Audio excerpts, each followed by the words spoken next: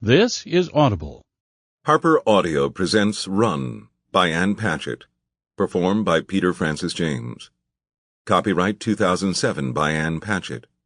Production copyright 2007 by HarperCollins Publishers. Excerpt of I Have a Dream, reprinted by arrangement with the heirs to the estate of Martin Luther King, Jr., care of Writer's House as agent for the proprietor, New York, New York. Copyright 1963, Martin Luther King, Jr. Copyright renewed 1991, Coretta Scott King. Excerpt of Mass Meeting at Holt Street Church in Montgomery, Alabama. There comes a time when people get tired. Reprinted by arrangement with the heirs to the estate of Martin Luther King, Jr. care of Writer's House as agent for the proprietor, New York, New York.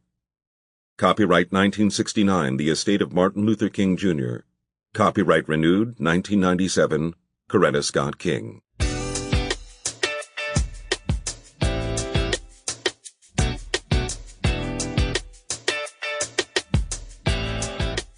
Chapter 1. Bernadette had been dead 2 weeks when her sisters showed up in Doyle's living room, asking for the statue back. They had no legal claim to it, of course.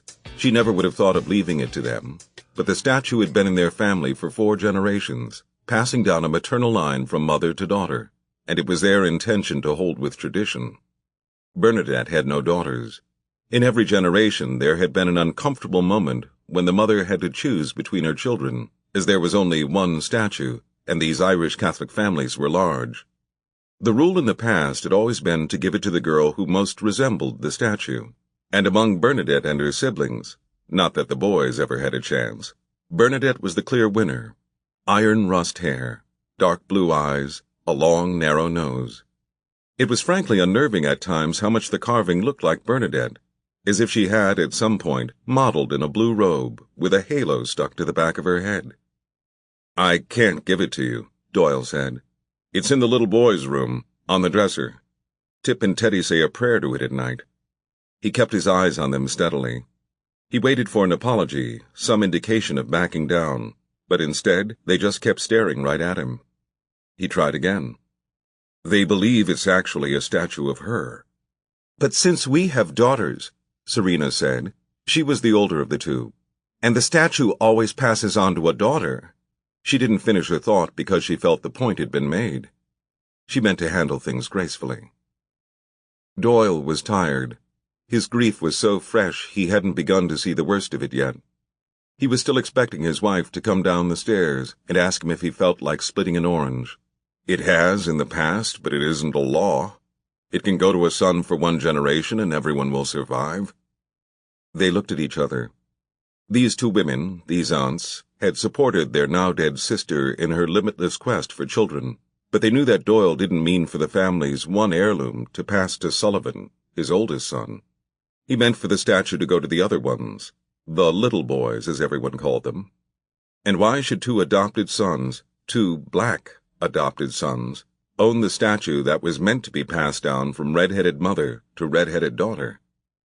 "Because," Doyle said, "I own it now, and so I'm the one who gets to decide.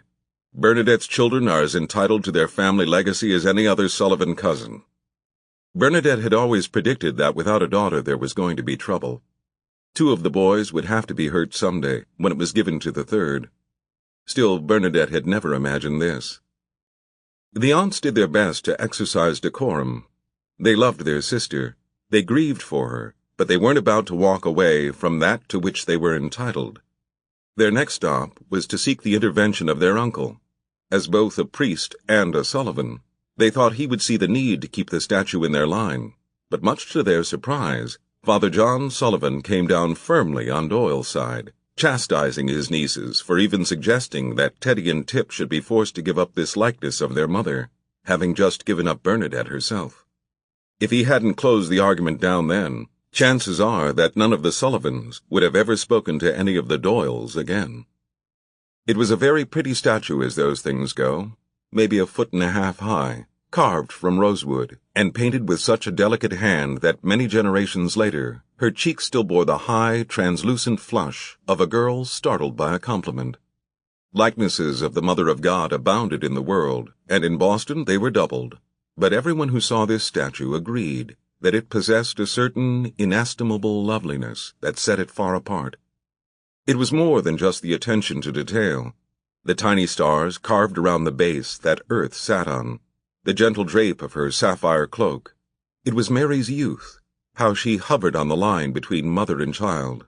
It was the fact that this particular Mother of God was herself an Irish girl who wore nothing on her head but a thin wooden disc the size of a silver dollar and leafed in gold.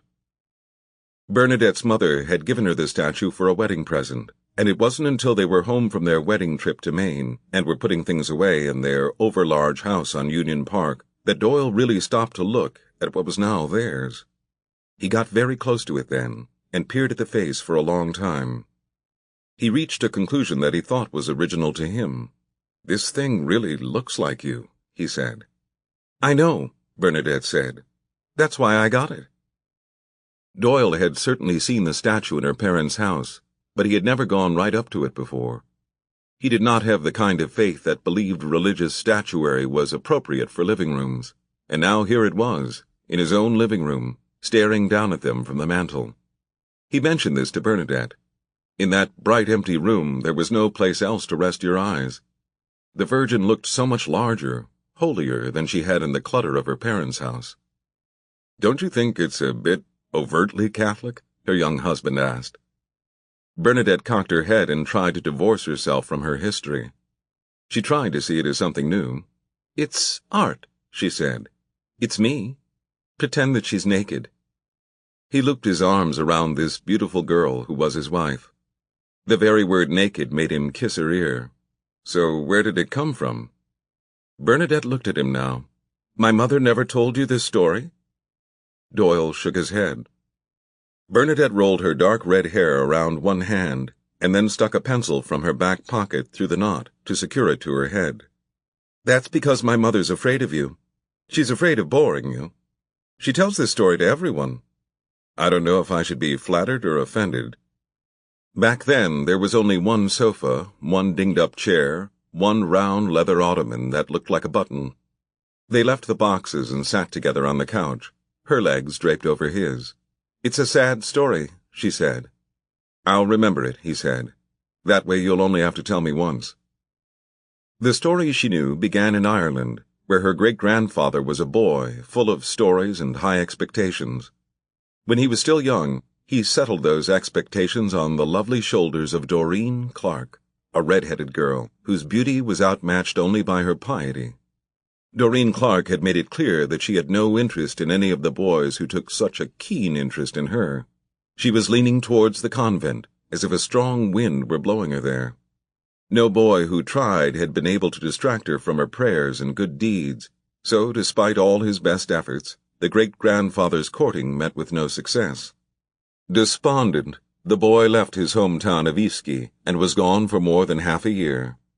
If Doreen Clark ever noticed his absence, she did not mention it once, even to her sisters. "When he came home again, he was 17, Bernadette said. "He looked leaner, handsomer than anyone had remembered, and he had a lumpy bundle tied to his back. He said he had traveled all over the world, trying to put Doreen out of his mind, but the cause was hopeless.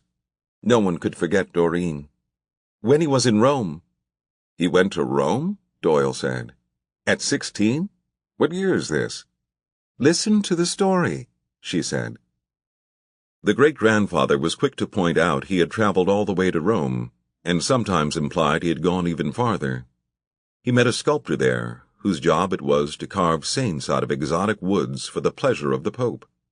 On one especially golden Roman afternoon, the great-grandfather, sick of his own loneliness, sat down beside the sculptor, who was turning a block of rosewood into St. Francis of Assisi. He told this man, a stranger, the story of Doreen's beauty. There was a pleasure in hearing himself say the words. No mention was made of there being any sort of language barrier between them. It was only said that the sculptor was so moved by the descriptions he heard of her slender neck, her delicate ears, the red wings of her eyebrows, that he set St. Francis aside in order to carve a likeness of Doreen Clark. But the statue, because he didn't want anyone to think he wasn't doing his job, was also a statue of the Virgin. In the end, it was this merger of the two women, one an Irish teenager and the other the Mother of God, that made the finished product seem to speak of both heaven and earth. The great-grandfather had no money to pay for the statue. "The suitors are always poor," Bernadette said, and she smiled at Doyle, a promising lawyer who had not been poor at all. But the sculptor insisted he take it on the one condition that it be carried home and presented to the young woman as a gift. It was clearly implied that the sculptor himself had fallen more than a little bit in love with the face he had made. To win the heart of a beautiful girl, have her represented in art as someone of even greater beauty. To win the heart of a pious girl, have her be the model for Mary, Queen of Angels. Not a chip of paint was knocked from her long blue cloak, not a single fingertip on her graceful hands was missing.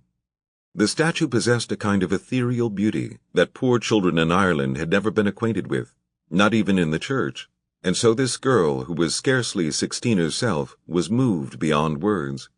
She had been good her whole life, without any thought of reward, and yet a reward had come to her. She could reach out her finger and touch it. Standing at the front door of the bakery in the center of town, where the great-grandfather had begged her to meet him for just 3 minutes, Doreen Clark fell in love with the statue. While he told her his story, he batted away a bumblebee with his open palm as it tried to menace Doreen Clark, drawn, as they all were, to the vague lemon scent of her hair.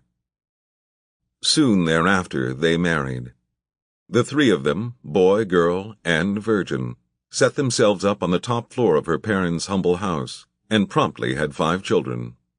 Every morning the girl, who was now a mother and a wife, knelt to say a prayer to her own likeness, and was happy.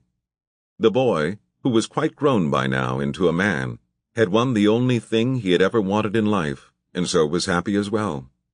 People came by their little apartment on the pretense of visiting, or borrowing some tea, or admiring a new baby. But really, it was just that they never got tired of seeing Mother Mary as Doreen.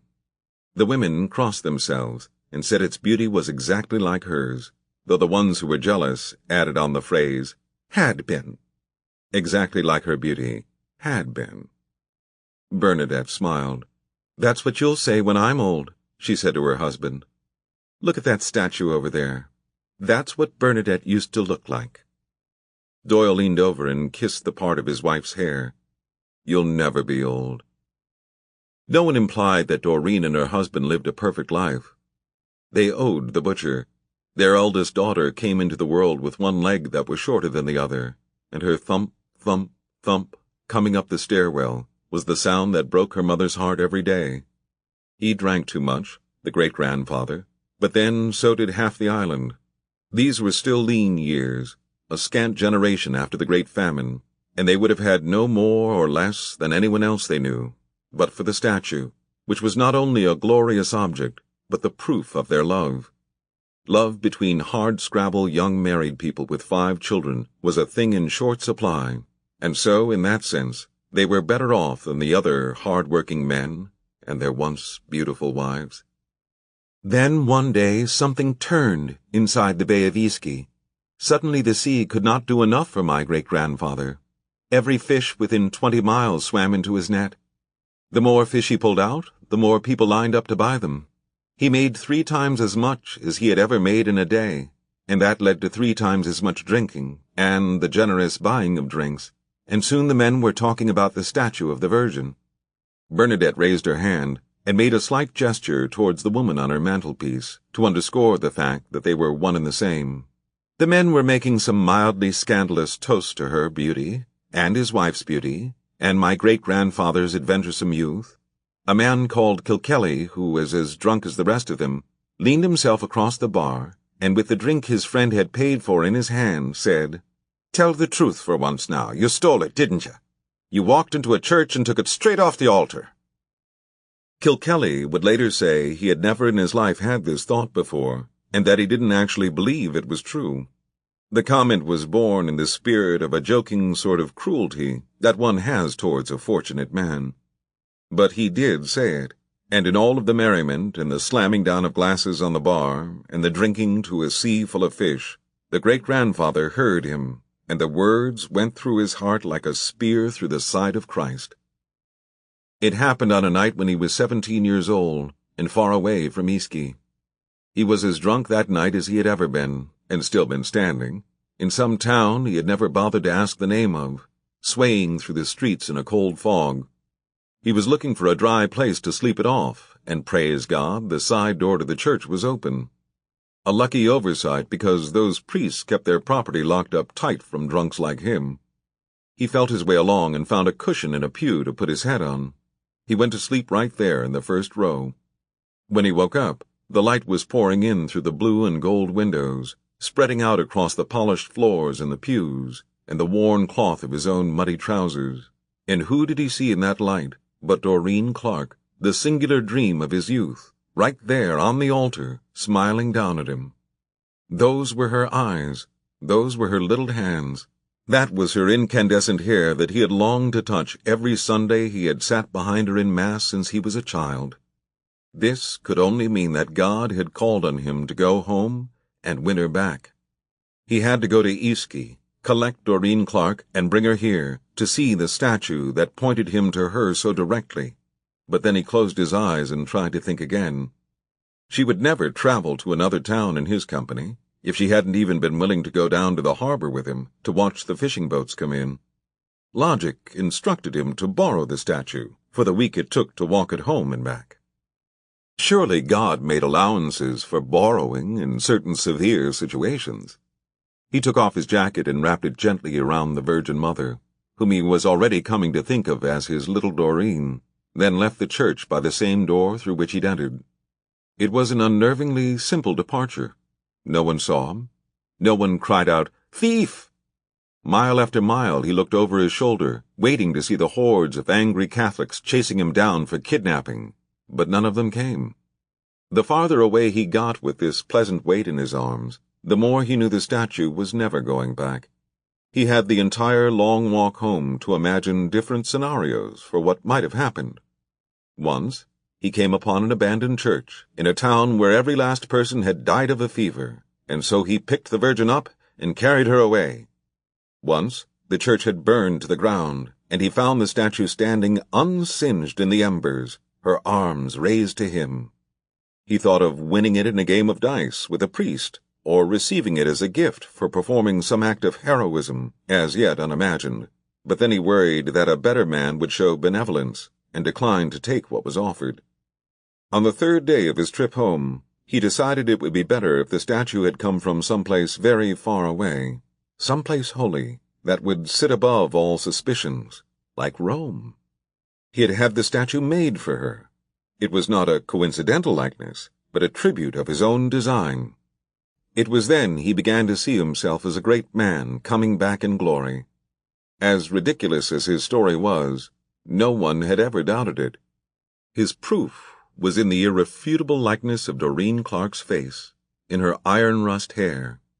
His proof was in the fact that when he finally found his way home and told her the story, she'd agreed to marry him.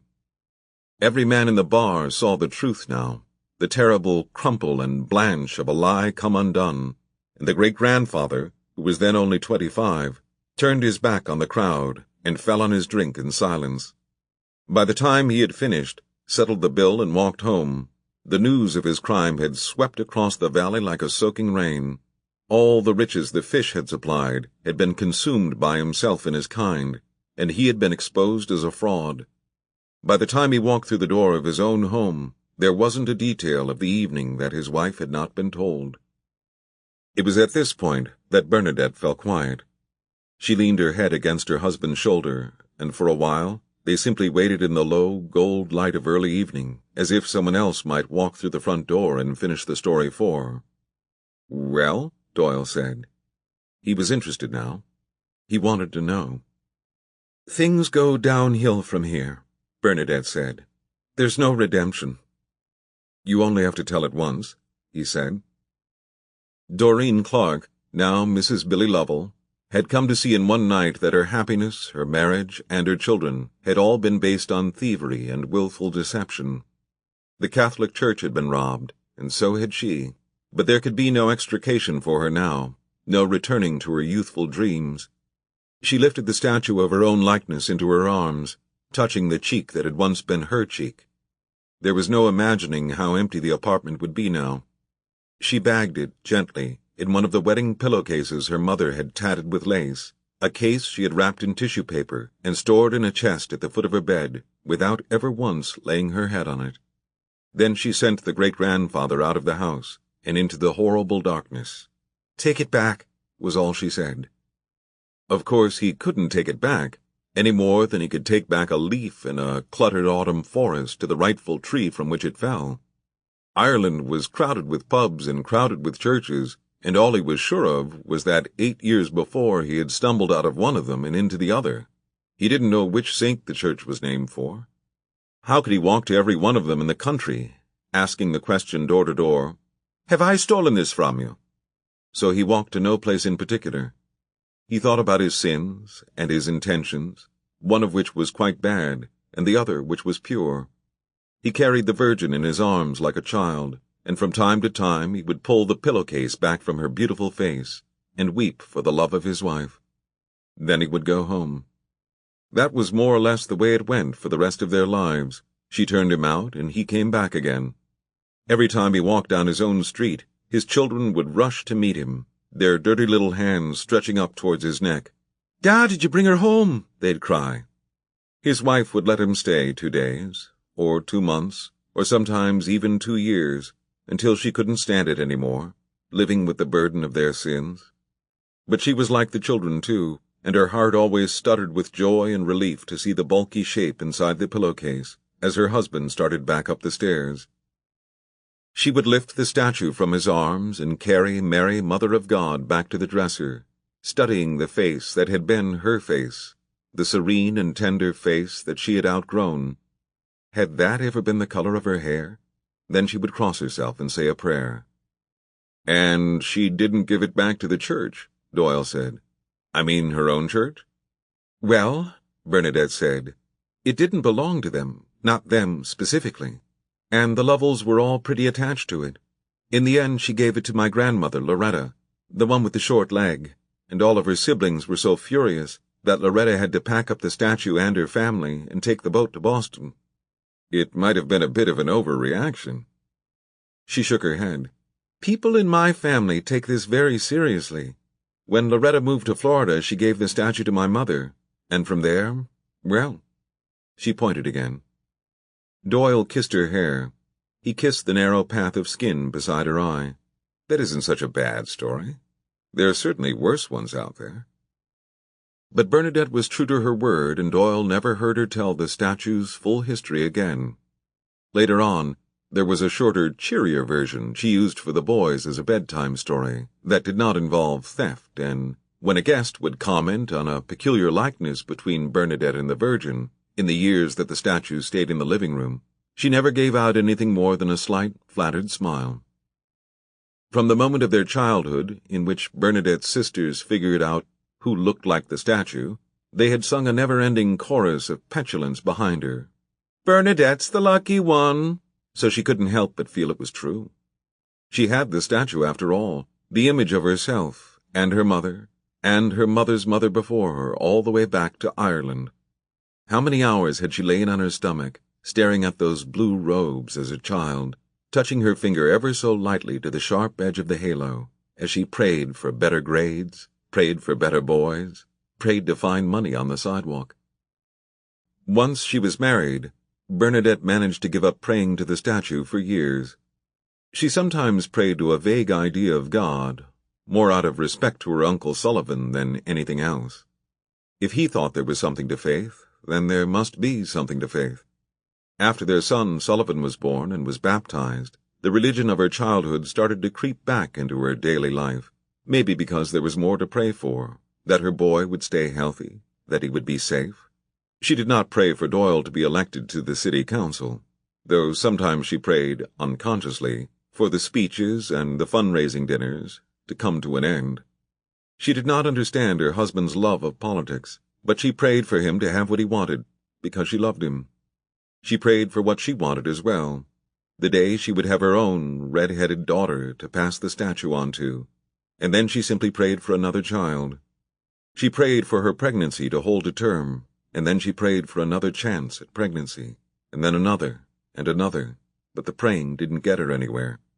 She prayed for the strength and the wisdom to be satisfied by all that she had, a beautiful son, a loving husband. She prayed to accept God's will. She prayed to stop praying, a pastime that never failed to make her feel selfish and childish, but she could not stop.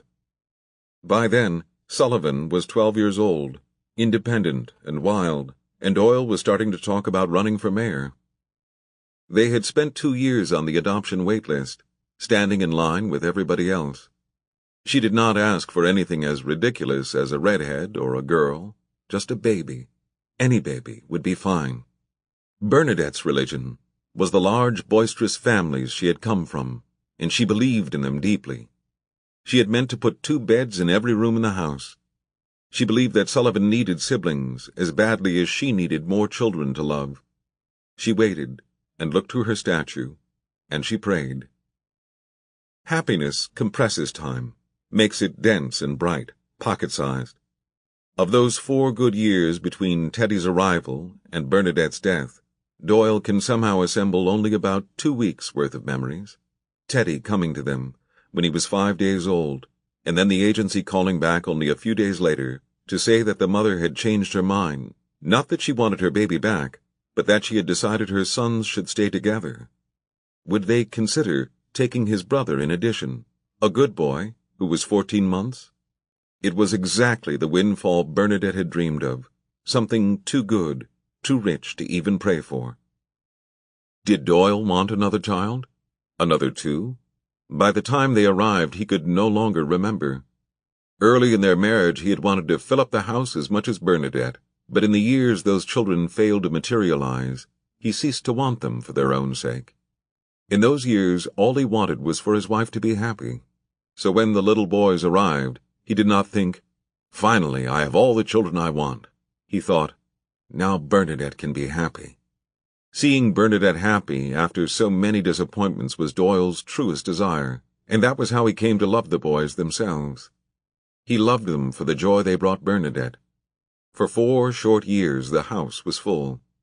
The Virgin moved into the little boys' room and watched them from the dresser while they slept. It was in January, after the extravagant rush of Christmas, that Teddy got a cold. There was nothing unusual about that. Teddy always caught things first. Then Tip's cold leapt into strep throat, and Sullivan started to cough. Sullivan got strep throat, and then it went to Doyle, and they passed it around like that, one to the other, back and forth, with Bernadette doling out antibiotics and taking temperatures and running herself down, further and further down, as she climbed the stairs with popsicles and bright shivering bowls of jello. In taking the children to the doctor, she never went to see a doctor herself. It was the pediatrician who touched her neck. He reached up from Tip, who was sitting patiently on the table, turning the pages of a picture book, and put his hand on Bernadette's neck without asking first. "Do you feel this?" he said, touching the lump that was there. Chapter 2. In the basement of the Museum of Comparative Zoology, Tip stood alone with the fishes. Threats of bad weather that had not yet materialized sent everyone else home early, and while he was quietly fond of the people he worked with, there was always something thrilling about having the place to himself. He walked through the catacombs of dead fishes, filing back the jars that had been taken out for study that day. Over the dull thrum of fluorescent lights overhead, Tip kept listening for the sound of his brother coming down the hallway. All he heard were his own feet on the cement floor, the squeal of tennis shoes, and the musical clink of the glass jars touching in his basket. Teddy was late, a fact so basic and essential to his nature that Tip could hardly believe he had ever expected it could be otherwise. His brother was late. The sun would come up in the east. One would think he could remember that. "Just meet me and Da at the lecture," he had said on the phone that morning, thinking then at least one of them would be on time. "But I'll be at the museum by 5, and the lecture doesn't start until 7. Teddy had sounded perfectly logical. "I'll just sit at your desk and study while you work." A 2-hour margin of error. Even Teddy could manage that. But now it was 6:45. If Tip left this very minute, he'd barely be on time himself, And he couldn't do that anyway because then Teddy would have walked all the way to the museum just to find a note taped to the door saying he'd left. Teddy had lost his last 4 cell phones and had not pursued a 5th, so there was no way to head him off. It wasn't that Tip minded being late exactly. He didn't have the slightest interest in hearing what Jesse Jackson had to say. It was only the knowledge that their father would already be in the auditorium by now, looking at his watch, that made Tip feel uncomfortable about the time. How much better the night would have been if the sky had thrown down the bank of snow that was predicted and locked him in with the fishes. He took a jar containing 8 small warmiths from his basket and put them back on the shelf where they belonged.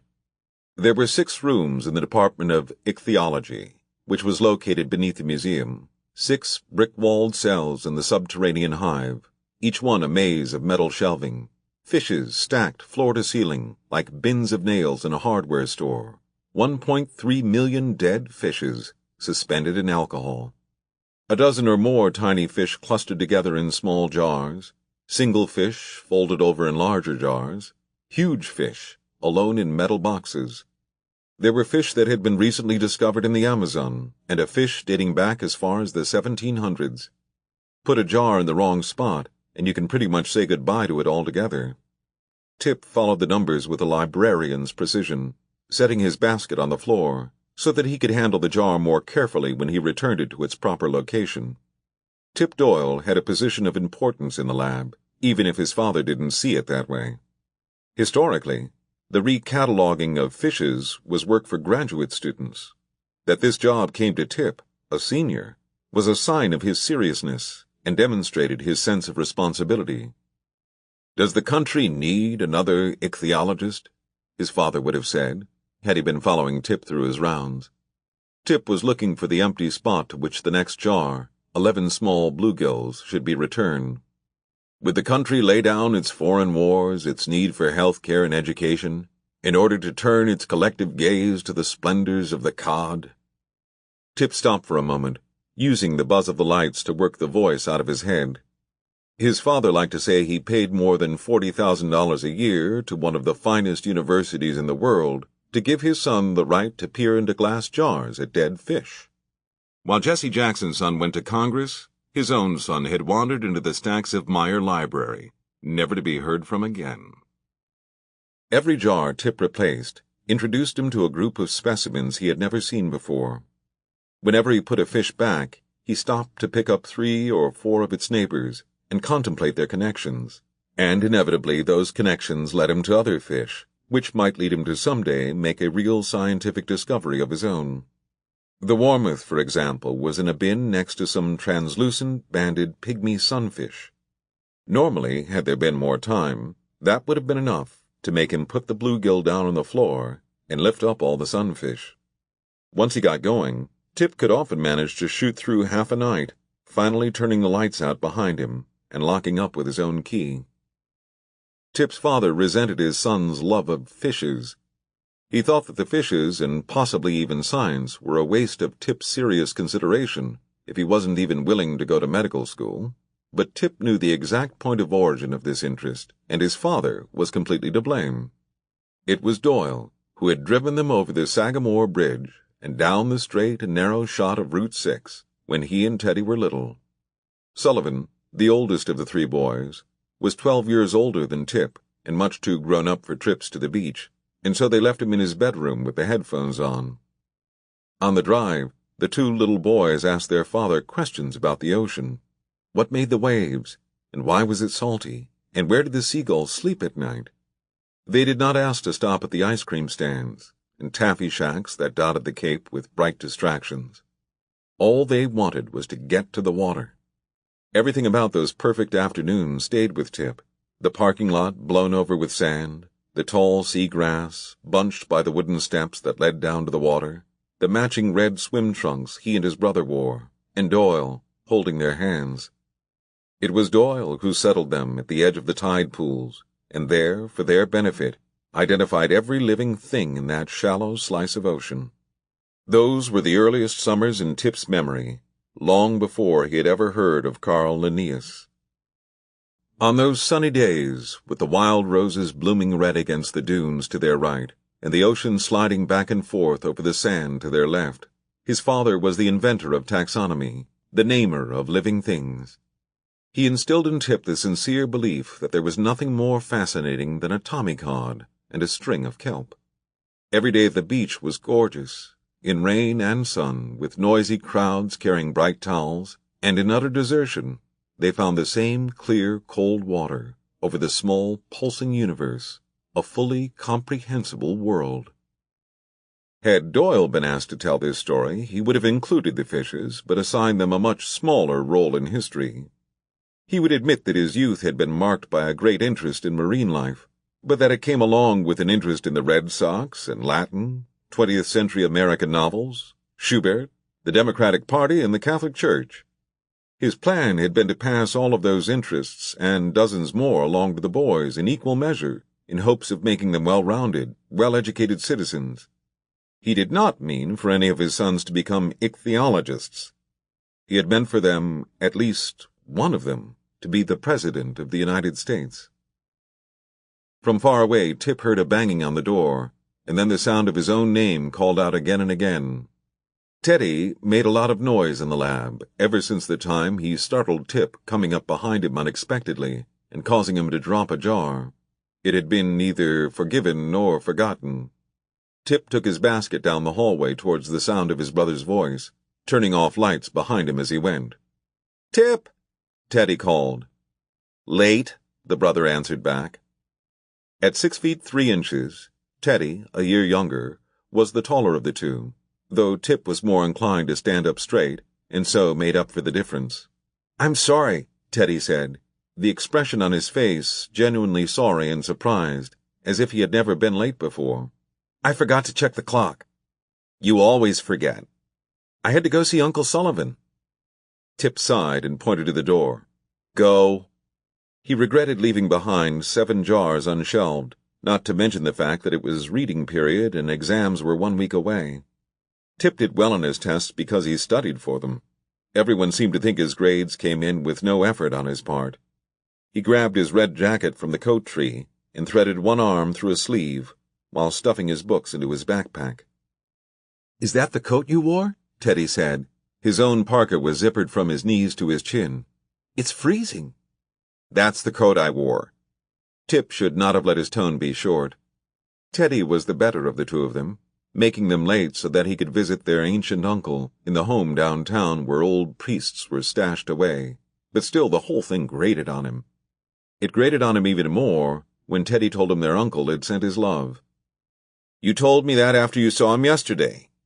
He wiped his hand across the last row of light switches, casting the kingdom of fishes abruptly into darkness. Teddy stepped behind his brother through the open door and followed him down the hall. "It's crazy down there," Teddy said, shaking his head. "It's completely out of control. There were so many people lined up to see him when I got there today, I could barely get to his room. Sick people, people in wheelchairs, women with screaming babies. A regular miracle at Lourdes." Teddy was talking faster now, and he raised his volume slightly, as if it needed to keep pace with his words. "Sister Claire told me a news crew came today to do a human interest story. It was bad enough when they put it in the paper. Once it's on television, no one is ever going to leave him alone. It's like he's being crushed by a stampede of sick people. If I'm not there to make them go, he never gets any rest." "So you cut class." Just because his brother went to Northeastern didn't mean he didn't have to show up. In Tip's food chain, academics sat on the top, and everything else was there to be eaten. In Teddy's food chain, nothing even came close to their uncle. "Why doesn't he just tell these lunatics he can't actually cure the sick?" "He tells them every day. He tells everyone who walks in the door." "Well, he ought to be more convincing. And you ought to go to class." Tip could not abide the Regina Clary home. There was some vague antiseptic odor in the hallways that all but brought him to his knees. Tip, who spent half his life elbow-deep in dead fishes, could not endure the smell of old people. "Didn't you hear the weather report?" Teddy said. "We were supposed to get covered up. I didn't think I'd be able to get there tomorrow, maybe not even the next day." Tip locked the final door behind him, and together they walked out of the museum and into the clear winter night. "So where's the snow?" Teddy looked up at the sky. Both boys had wanted the same thing, to be stranded in the place that they loved, to have the situation taken out of their control by nature. The storm missed us. Well, tell it to Da. He's the one who's going to be pissed off. Take my hat, Teddy said, reaching up for his stocking cap. The air was hurtful, too cold to breathe. I'm not taking your hat, Tip said. He had found a pair of mittens in his pockets. At least that was something. Doyle would be irritated that the boys were late, but it was Tip who was angry. Not really at his brother, but angry because he hadn't paid attention to the weather, and it was at least 20 degrees colder now than it had been when he'd left for class that morning. Without his winter coat, the wind fell down the back of his collar like handfuls of snow. He was angry to have to leave his work unfinished, and with every step they took towards the Kennedy School, he thought of something else in the lab that needed his attention, another set of notes that deserved a review. How much longer could he afford to waste all this time on his father's naive obsession with politics? It was one thing when they were little boys, a captive audience happy to be dragged along in tow, but now Tip had other things to do. He started to grouse about it all to Teddy, but when he looked back, he saw his brother was lagging, nothing more than an outline behind him. He squinted. It was already dark as midnight. Hurry up! Tip waited until Teddy trotted up beside him. Do you think we need to be later than we are? Teddy was almost too preoccupied with his own thoughts to walk a straight line, but he kept quiet about it now. The farther they went through the cluster of chem labs, the music practice hall, with 4 bars of music slipping out a half-open window, it was Schubert, a piano sonata, but Tip could not think which one. The Applied Science Center and the Economics Building, the more they passed, the more certain he was that tonight was the night he would tell his father, enough. This had to stop.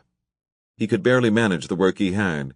He couldn't keep dropping everything to hear some politician who hadn't been viable for 20 years just because it was what his father felt like doing on a Tuesday night. If he had gone to Stanford, every minute of his day would have been his own. Even at Princeton, he would have stayed mostly out of reach.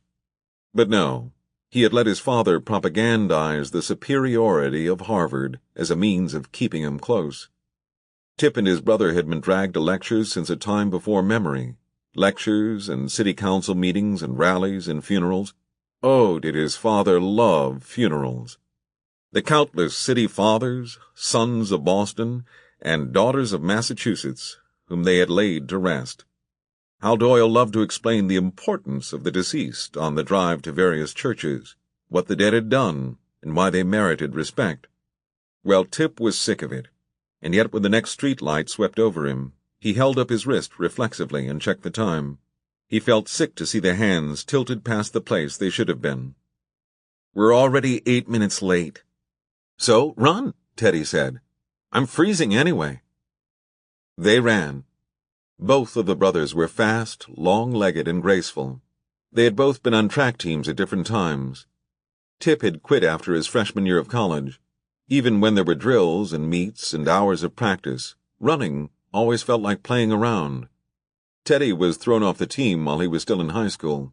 Fast as he was, he had no talent for showing up.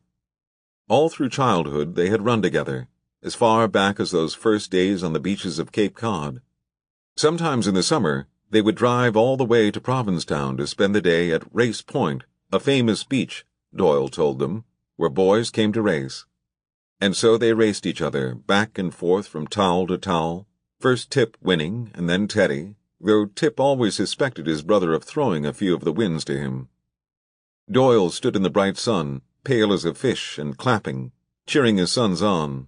They thought of that now, both of them separately, wordlessly, as they cut through the yard, passing the freshman dorms, avoiding the hard, white lumps of old snow, frozen solid to the tough winter grass.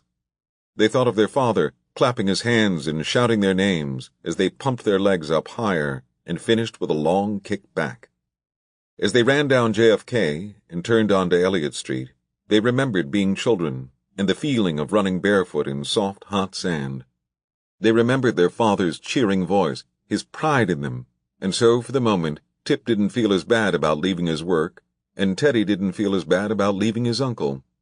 They saw the crowds of people still pouring into the building, and were pleased to think they weren't going to be so late after all.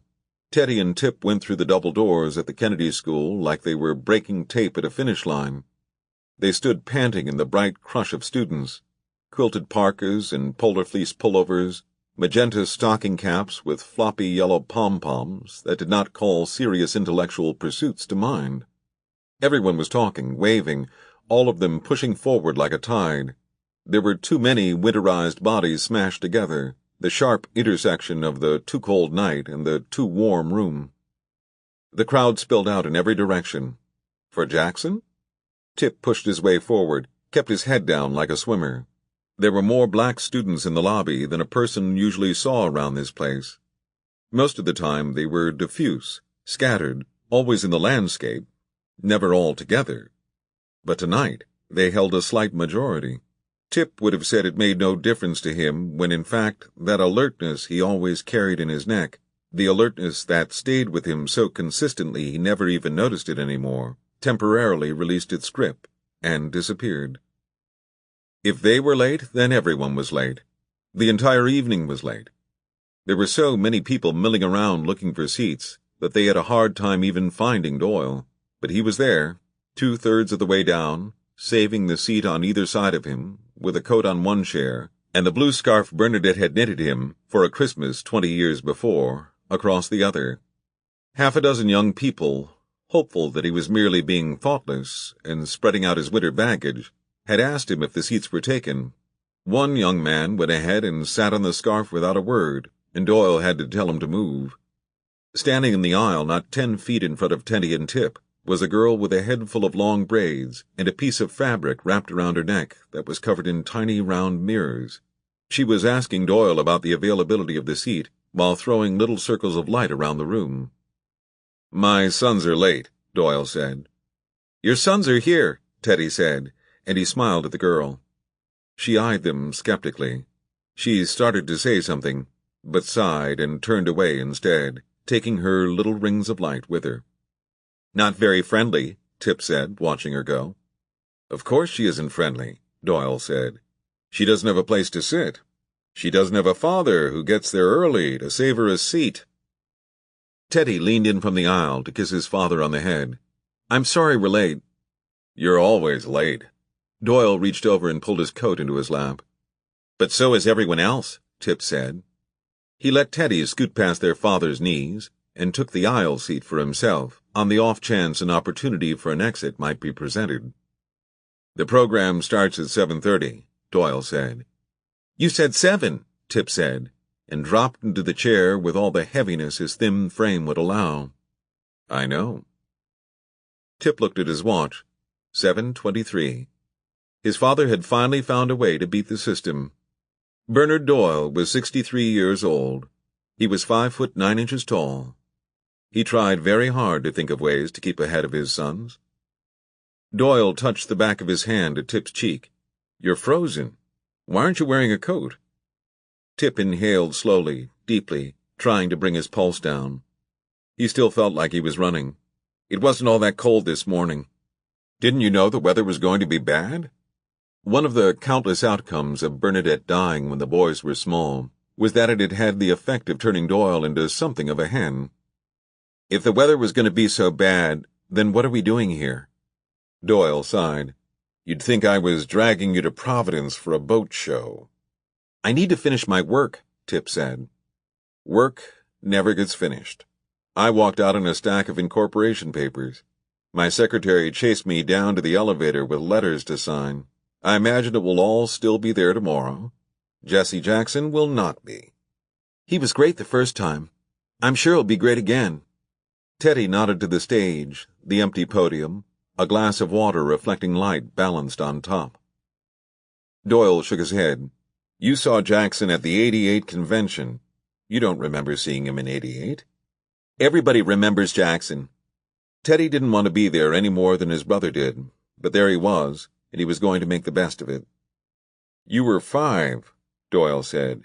"You remember him from television, not San Francisco." "Common ground," Teddy said, his voice too loud even in the crowded hall. "Easier said than done." Where do you find common ground at the point of challenge?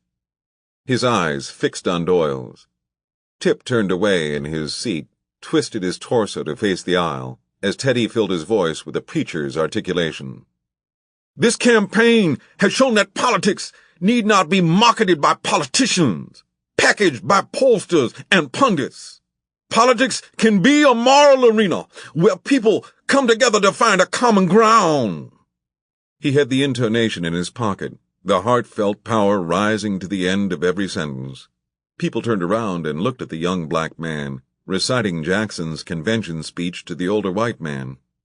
Jackson himself, in the front row, turned back and looked over the top of his narrow glasses to see who was using his voice. He nodded at Teddy, who smiled and gave a small but enthusiastic wave in return. The people in the auditorium wondered if the younger man was mocking Jackson, or if he was crazy. There was always at least one crazy person at these talks. They wondered if he was making the older man uncomfortable. No one coming in late, searching for a seat that was not there, wondered if they were father and son. "Why do we need to stay for Jackson when Teddy can do the whole show over dinner?" Tip said. "You can recite it on the way home," Doyle told him in a low voice. He had come in the car, and as far as Doyle was concerned, Teddy could say anything he felt like saying in the car. Teddy often worked on his memorization while riding back and forth on the T. He thought it was a good use of time, but Doyle worried that people would take his son for a schizophrenic. Teddy shook his head. "I don't know the whole thing." But when he thought about it, he had almost all of it. Only the part about Michael Dukakis was a little fuzzy. "This is insane," Tip said to no one. "It's reading period." But no sooner had he spoken than the lights dimmed briefly and came back up again, signaling the audience for their attention. The ones who were still milling around created a fire hazard by sitting down in the aisles where they stood. Teddy was going over the rest of the speech in his head. There were so many different versions. He knew it was time to stop talking, and so he mouthed the words silently. "My right and my privilege to stand here before you has been won in my lifetime, by the blood and sweat of the innocent." Doyle didn't hear his other son, the one who was longing for fishes, because his attention was now at the front of the room and what was to come. The man in the herringbone jacket who approached the podium was Lawrence Simons, called Lawrence and never Larry, a friend of Doyle's. He stood motionless, staring out into the crowd, until the audience noticed him, finished the last half of the sentence they were speaking, and quieted down. Lawrence Simons was the one who had told Doyle about Jackson's lecture, knowing that he was always looking for things like this for Teddy and Tip.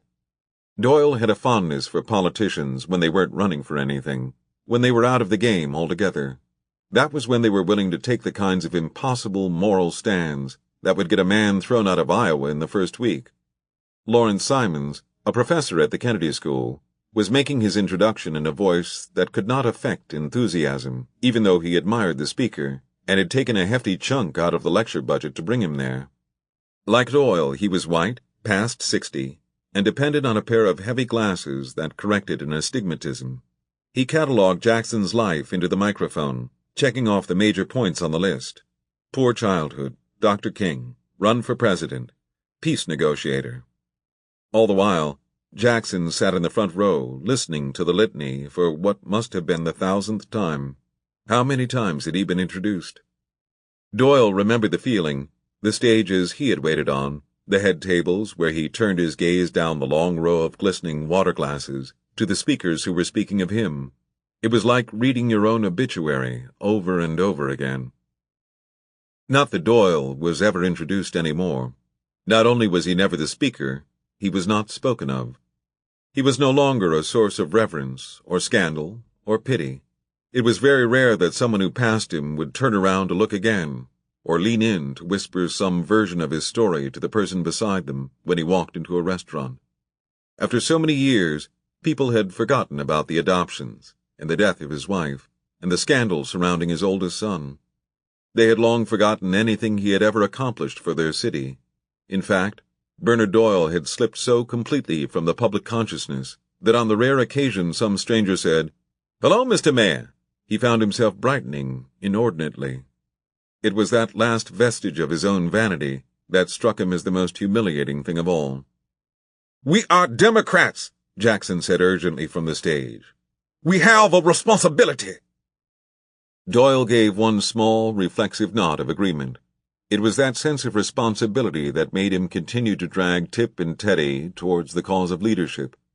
They didn't want to go, but then they never liked having their teeth cleaned either.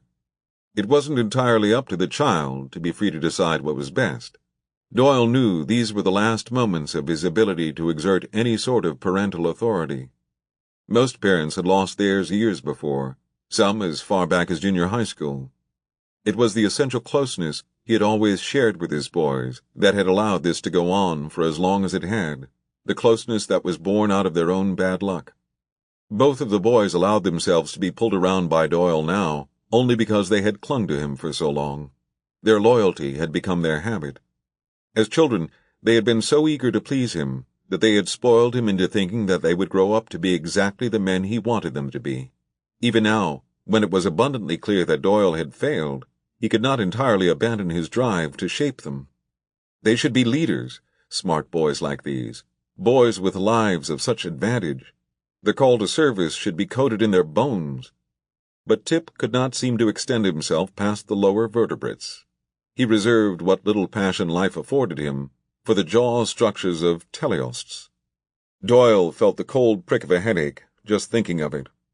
What profits a man if he saves a fish and yet loses his soul? That, of course, led him to Teddy, the sweetheart, the darling, who was poised to give his most valuable of souls away to the Catholics. Had Doyle known what would be enticing to boys, he would never have shown them the Cathedral of the Holy Cross, or the Atlantic Ocean, for that matter. Doyle blamed his late wife's uncle, John Sullivan, for Teddy's dreamy infatuation with the Roman Church, though Father Sullivan always replied to the charge with a big song and dance about having a calling and how he wasn't in the business of minting priests. These days, according to what one reads in the paper, he was in the trickier business of raising the dead, and Teddy could not get enough of it. Lose Teddy, and you'll find him sticking around for the second Mass of Sunday morning, or visiting the sick in the home for decrepit clergy. He had to be pulled out of there, the way boys of Doyle's generation were collected from pool halls. If Teddy was given to leading, couldn't he think to lead something more ambitious than a Boston flock? Doyle sighed and shifted in his seat. And then, of course, there was Sullivan, but where Sullivan was concerned, even Doyle was a realist. Teddy and Tip would each hold a second term in office before his oldest child ever managed to become a notary public. "Suffering breeds character," Jackson said from the stage. "Character breeds faith. In the end, faith will not disappoint."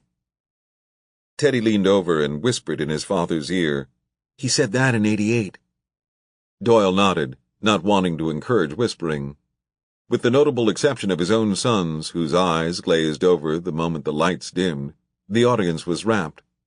None of the other children were rustling in their seats. Jackson didn't lecture so much as hypnotize. Once you gave over to the swinging cadence of his oratory, you found yourself agreeing with ideas you could never completely remember. Bit by bit, Jackson took over Doyle, washed him down in the waves of mellifluous repetition until the speaker and the listener were one. But Jackson never got to Tip. Tip was still in the MCZ, reviewing the notes he had taken that afternoon on the jaw structure of regional fishes. That's what it meant to concentrate. Jackson's voice was nothing but a metronome in the background, the steady ticking that regulated the artistry of science in his head. Politicians would always be talking. They had been talking forever. If Tip had chosen to listen to them every time they chose to tell him something, he would have gone out of his mind by the 7th grade. That was the way it was in any room where one person took the center stage. Some of the people would listen with concentration, while others couldn't tell you a single thing that was said. It didn't really matter who the speaker was, or if they were boring or passionate.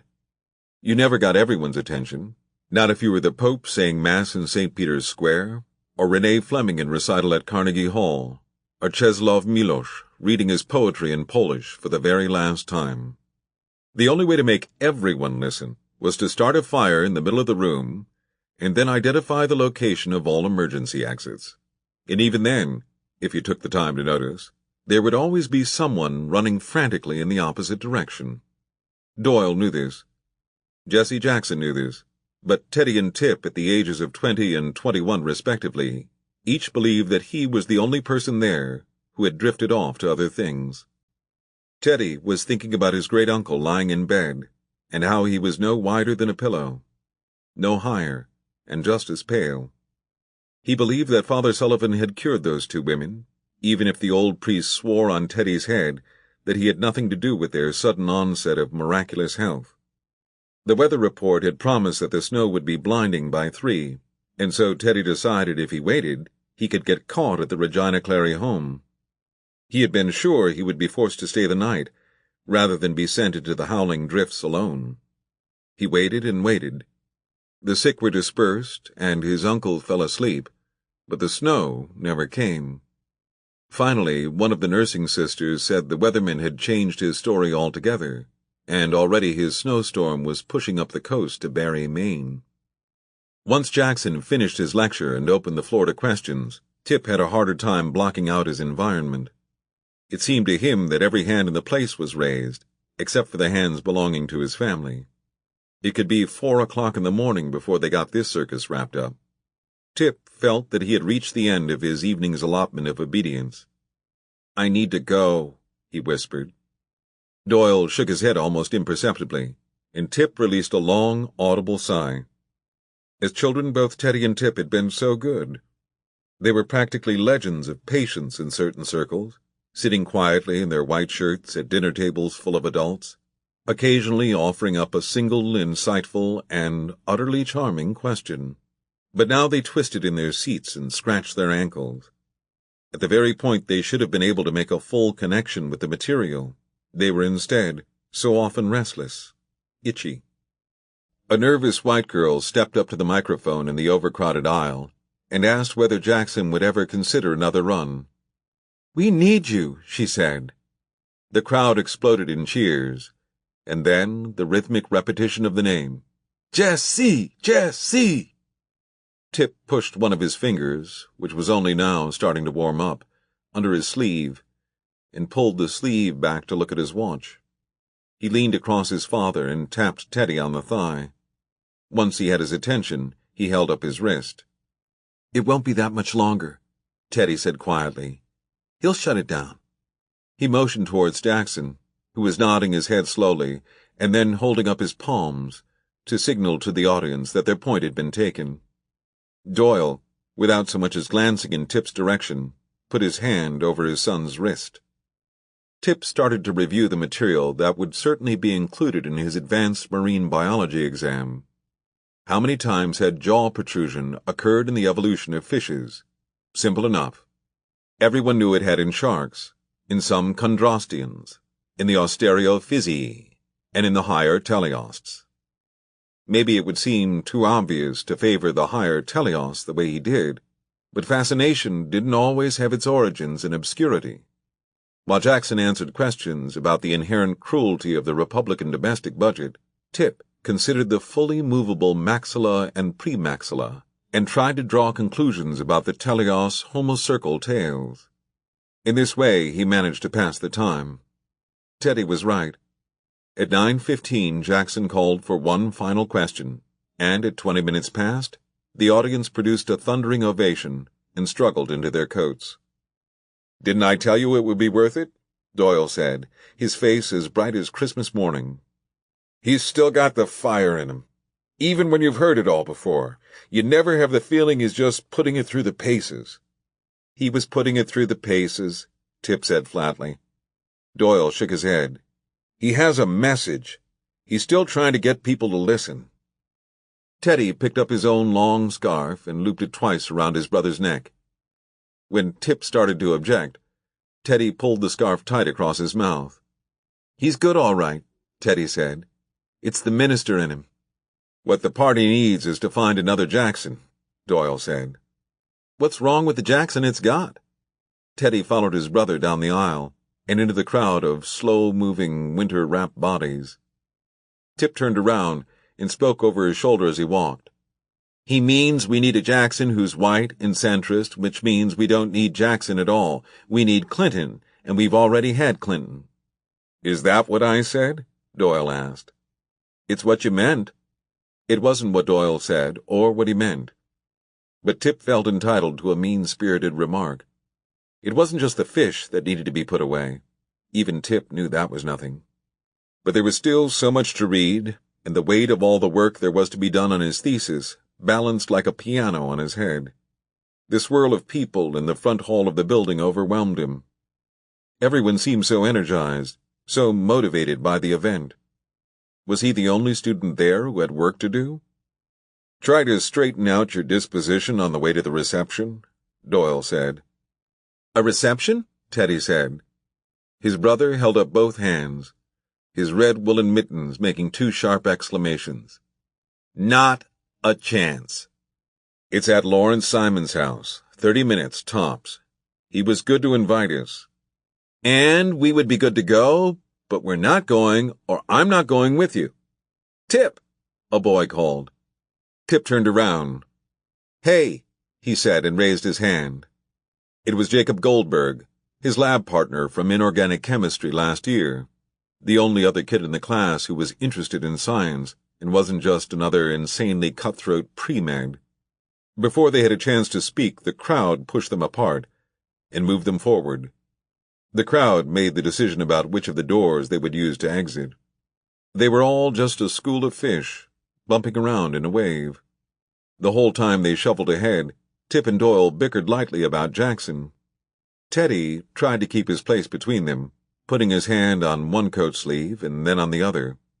When they were finally pushed out of the warm foyer of the Kennedy School and into the great cold world of the night, it was snowing.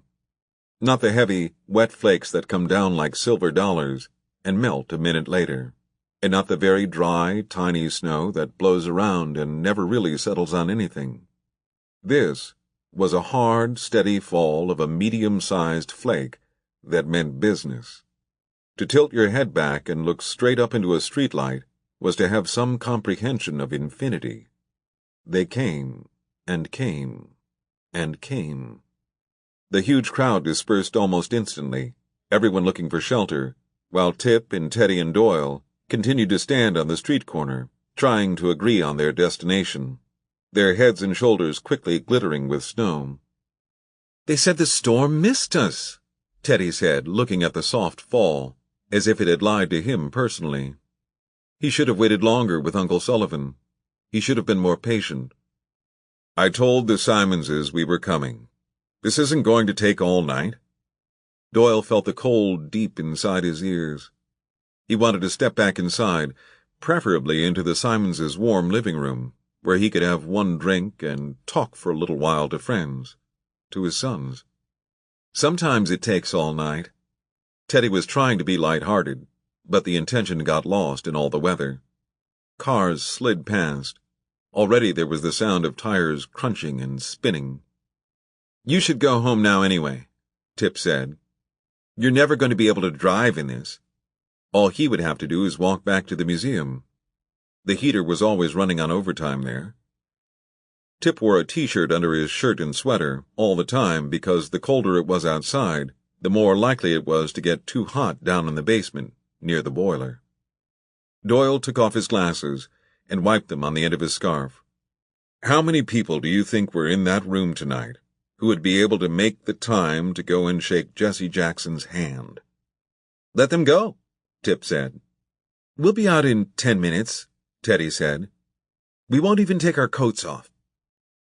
For a minute, Tip closed his eyes against the snow's luster. He thought about the teleosts, about jaw structure, about what mattered in his life. "I'm not going to do this anymore." "Why, is your schedule?" "Not tonight, not anymore." Then Tip opened his eyes and looked at his father. There, he had said it. And it wasn't even that difficult. Other people from the lecture trudged about them, past them, muttering about the weather. No one stopped and stared. "You don't care about the things I care about. I don't care about the things you care about. I'm not dragging you over to look at bluegills." "I'm trying to teach you about something that matters," Doyle said. Tip nodded his snow-covered head, and the snow-covered branches of the snow-covered trees leaned over and bent down close to him. He was walking backwards, away from his father and brother. Snow like this took away all the familiar markings. It erased the environment, the place where Tip and Teddy and Doyle had all grown up. They were on Elliott Street, but it snowed so hard they could have been in a forest outside of Copenhagen. They could have been on a city street in St. Petersburg. They could have been anywhere in the world, where snow fell in endless repetition. The three of them together, having this very conversation. Tip was wishing his brother would walk away with him, because he knew Teddy was tired of politics too. This wasn't what he wanted for himself any more than Tip wanted it. "I'm going with Tip," he would say to their father, and they would walk together back across campus to the MCZ, maybe stop in one of those cappuccino places on the way to warm up from the snow.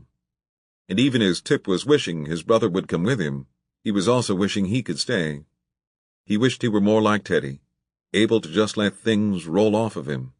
Be pleasant. Think of the good. If they were alone, Teddy would have brought up Sullivan. "Remember all that Dad has been through with Sullivan," he would say, and the thought of their brother would shame Tip into keeping quiet. Tip was right in between those two thoughts as he was backing away, as he was hit by someone he thought for a second had just slipped into him in the snow. But the hit was much harder than that, hard enough to push all the air out of his lungs. His fall to the ground was soft with all the snow, and still it stunned him. Immediately he heard the sound of another hit, and then another. He was far from where he'd been standing, down on the ground, and all he could see was the endless field of white gliding towards him. He felt a pain in his leg, but the pain, like everything else, was very far away. There was a girl somewhere screaming, and his father's voice calling out to him, "Tip! Tip!" But when Tip opened his mouth, he found he didn't have the breath to answer. He closed his eyes and felt the snow melting on his tongue.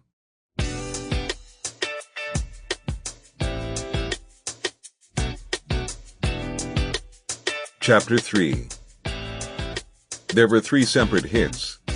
They were so close together that someone who was not directly involved might not have been able to see them distinctly, but for Kenya, time slowed down and gave her the chance to think of each one as its own act of a play. In the first, her mother left her on the sidewalk and ran to the older boy, Tip. She blindsided him with the full force of her body, the momentum of the blow knocking him very nearly clear of the car. The second one was the car hitting her mother, and this hit was made up of many smaller hits. Her hip against the high front fender, bang. Her chest against the hood, bang. And then she rolled up until her head struck the windshield with a single clear crack, just at the moment when the car slid to a stop. The third act was the worst to see, because it was the whole scene played back in reverse. Her mother's head leaves the windshield. Her body rolls backwards across the hood. And then she falls to the ground with a wet, heavy thump, and lies there face down in the snow, in front of the tires of a light-colored SUV. One of her mother's arms was still in its coat sleeve, but the rest of the coat was turned inside out and fanned the ground next to her, the slick green lining facing up. Kenya, who was capable of moving like lightning, of leaping, of vaulting, of being her mother's little gazelle, was there beside her before the coat had settled out across the snow. Not only was Kenya fast, she had trained her young reflexes to snap like springs. Crack the starting gun, and she was off the blocks. She ran. She was down on her hands and knees calling, "Mama, Mama!" But it didn't come out anything like the word. It was just a long, high sound that started with the letter M. She put her hand beneath her mother's cheek to turn her head. She needed to see her face. When did her mother's head get to be so heavy? "Don't move her," a voice above her said. It was an adult voice, but she did not regard it. One of the first rules of safety in scouting was not to move a person after an accident, but that knowledge came second to the fact that no one can breathe face down in the snow. When she had turned her mother just enough, she brushed the snow out of her nose and eyes.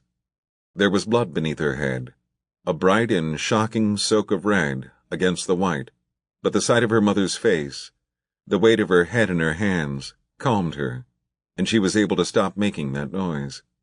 She could hear a car door open, and then there was a man's voice that everyone quieted to hear. Over and over again he said, "I didn't see you. I didn't see you." Doyle and Teddy ran to Tip, who was still on the ground. The other white man, the one who did not see her, just stood there repeating the only sentence he knew. And then Teddy, whom she had always especially liked, left his brother and came and crouched down right beside her. He put his arm around her, like she was someone he knew, and for a second he held her tight, so that her shoulder pushed against his ribs. Then he let go, and took off his own coat in the snow, and put it over her mother. He put his own hand beneath her mother's head, to keep it from being too cold. "Will you get somebody to help?" Kenya said. "Somebody will be here in just a minute." Again he spread his arm like a wide wing over Kenya's back, and they crouched together, their knees touching very close. He was a big man, tall and big-shouldered, and though she was tall for her age, she felt like a little girl beside him. Both of the boys were handsome and tall, and even though she liked Tip and knew he was very smart, Teddy had always been her favorite of the two brothers. He had a softer face. Several times in her life, he had smiled at her when their eyes met in a crowd, not because he knew her, but because he was the sort of person who didn't mind smiling at people he didn't know. He was only wearing a blue pullover sweater now, and he did not shiver, even though it was freezing. Sitting like this beside him, touching him, would have been the most remarkable thing that had ever happened to her, except that now she could not think of him at all. Her mother hadn't opened her eyes, and Kenya had to keep brushing the snow off her face. Teddy took off one of his mittens and pressed it tightly to the long cut across her forehead. Cars had stopped all around them, and people stood in the snow and waited for something to happen. It seemed that there were almost as many people clustered on the sidewalk as had been to hear Jesse Jackson. "I didn't see you," the man from the car told someone. "What was she doing in the middle of the street?" "She's your mother," Teddy said. The way he said it, not as a question but as a statement of fact, made Kenya wonder for a second if he knew this was her mother, but then she realized that wasn't the way he had meant it. She told him yes, and even though she couldn't put any volume behind the word, she saw her mother's chest very clearly rise and fall at the sound of her voice. "What's her name?" "Tennessee," Kenya said, and she added, "like the state," because that was the way her mother always said it. If she didn't introduce herself as "Tennessee like the state," then someone was always bound to ask. "That's not one you hear every day," Teddy said. "No, sir," Kenya said. Doyle came over to them then, crouching down in the snow. He wasn't wearing a coat either. He had spread it over the other brother, who, for some crazy reason, was only wearing a jacket. "Tip's okay," he said to Teddy. "I think he's broken his ankle, but he's okay. The damn car went over his ankle." "She pushed him out of the way." Kenya's voice was soft. The headlights from the SUV cut her into a silhouette. "He was going to be hit by the car." Doyle nodded solemnly, and Kenya could tell that he was thinking, "Yes, I saw it too." He looked down at her mother and very gently touched her forehead, next to the place where Teddy was pressing down the mitten, and at that moment, Tennessee blinked open her eyes. She looked at Kenya for a minute, and the sides of her mouth bent up the smallest bit. Kenya took hold of her mother's hand. It was cold and bare. Her glove had fallen off. "Sleep," Kenya said. "They're going to be here to get you in 1 minute." And the mother, who had no energy to do anything but listen to an 11-year-old, closed her eyes again. If she had seen just who it was that Kenya was huddled up against, she gave no sign of it. Teddy sat and watched the whole thing. He had no idea if the woman whose head he now held in his hands would live, or how badly she was hurt, and he was sorry to think this little girl had to sit there and watch it all. Even if it had to happen, she shouldn't have to see it. Your loved ones were daring and brave, Teddy said quietly. And they had that special grace, that special spirit that says, give me a challenge, and I'll meet it with joy. Kenya looked up at him. She had no idea what he was talking about, but the words were beautiful. They had a hunger to explore the universe and discover its truths, Teddy said. They wished to serve, and they did. They served all of us. Oh, for God's sake, Teddy, Doyle said, pushing himself up from the ground. Not Reagan. Not now. When the ambulance came, it seemed like only a minute had passed, and it seemed like a day. One man came straight to the mother, and one man went to Tip. Tip sat up and pulled his father's coat around him. He shook his head. I'm fine, he said, and pointed to the woman lying a few feet away. He didn't look entirely fine, but the man didn't ask him again. He also went to see about the woman. Now there were 3 policemen on the scene, and they scattered the crowd and spoke to the man who had struck Kenya's mother with his car. He was back sitting in the driver's seat in order to stay out of the weather. Teddy rested the woman's head into the snow and pulled the girl back so that there was room enough for the 2 men from the ambulance to work. The first thing they did was slide her onto a board, a flat sled that kept her off the ground. The lights on their truck stayed on, cutting wide red circles around them. Are you her family? The ambulance driver said to Teddy. His family, he said and pointed to Tip. And she's yours? The driver now pointed to Kenya. Teddy looked down at the girl, who was tucked under his arm like a permanent resident, and she looked back at him. He had forgotten to ask her name. She belongs to her, Teddy said, and motioned his head slightly to the black woman on the ground. This was how their connections were established. No one asked Doyle if he belonged anywhere in this group. In fact, there was a moment when a policeman tried to shoo him away. My son stepped in front of the car, Doyle told the policeman. It was snowing so hard I don't think he even saw the curb. None of us saw the car.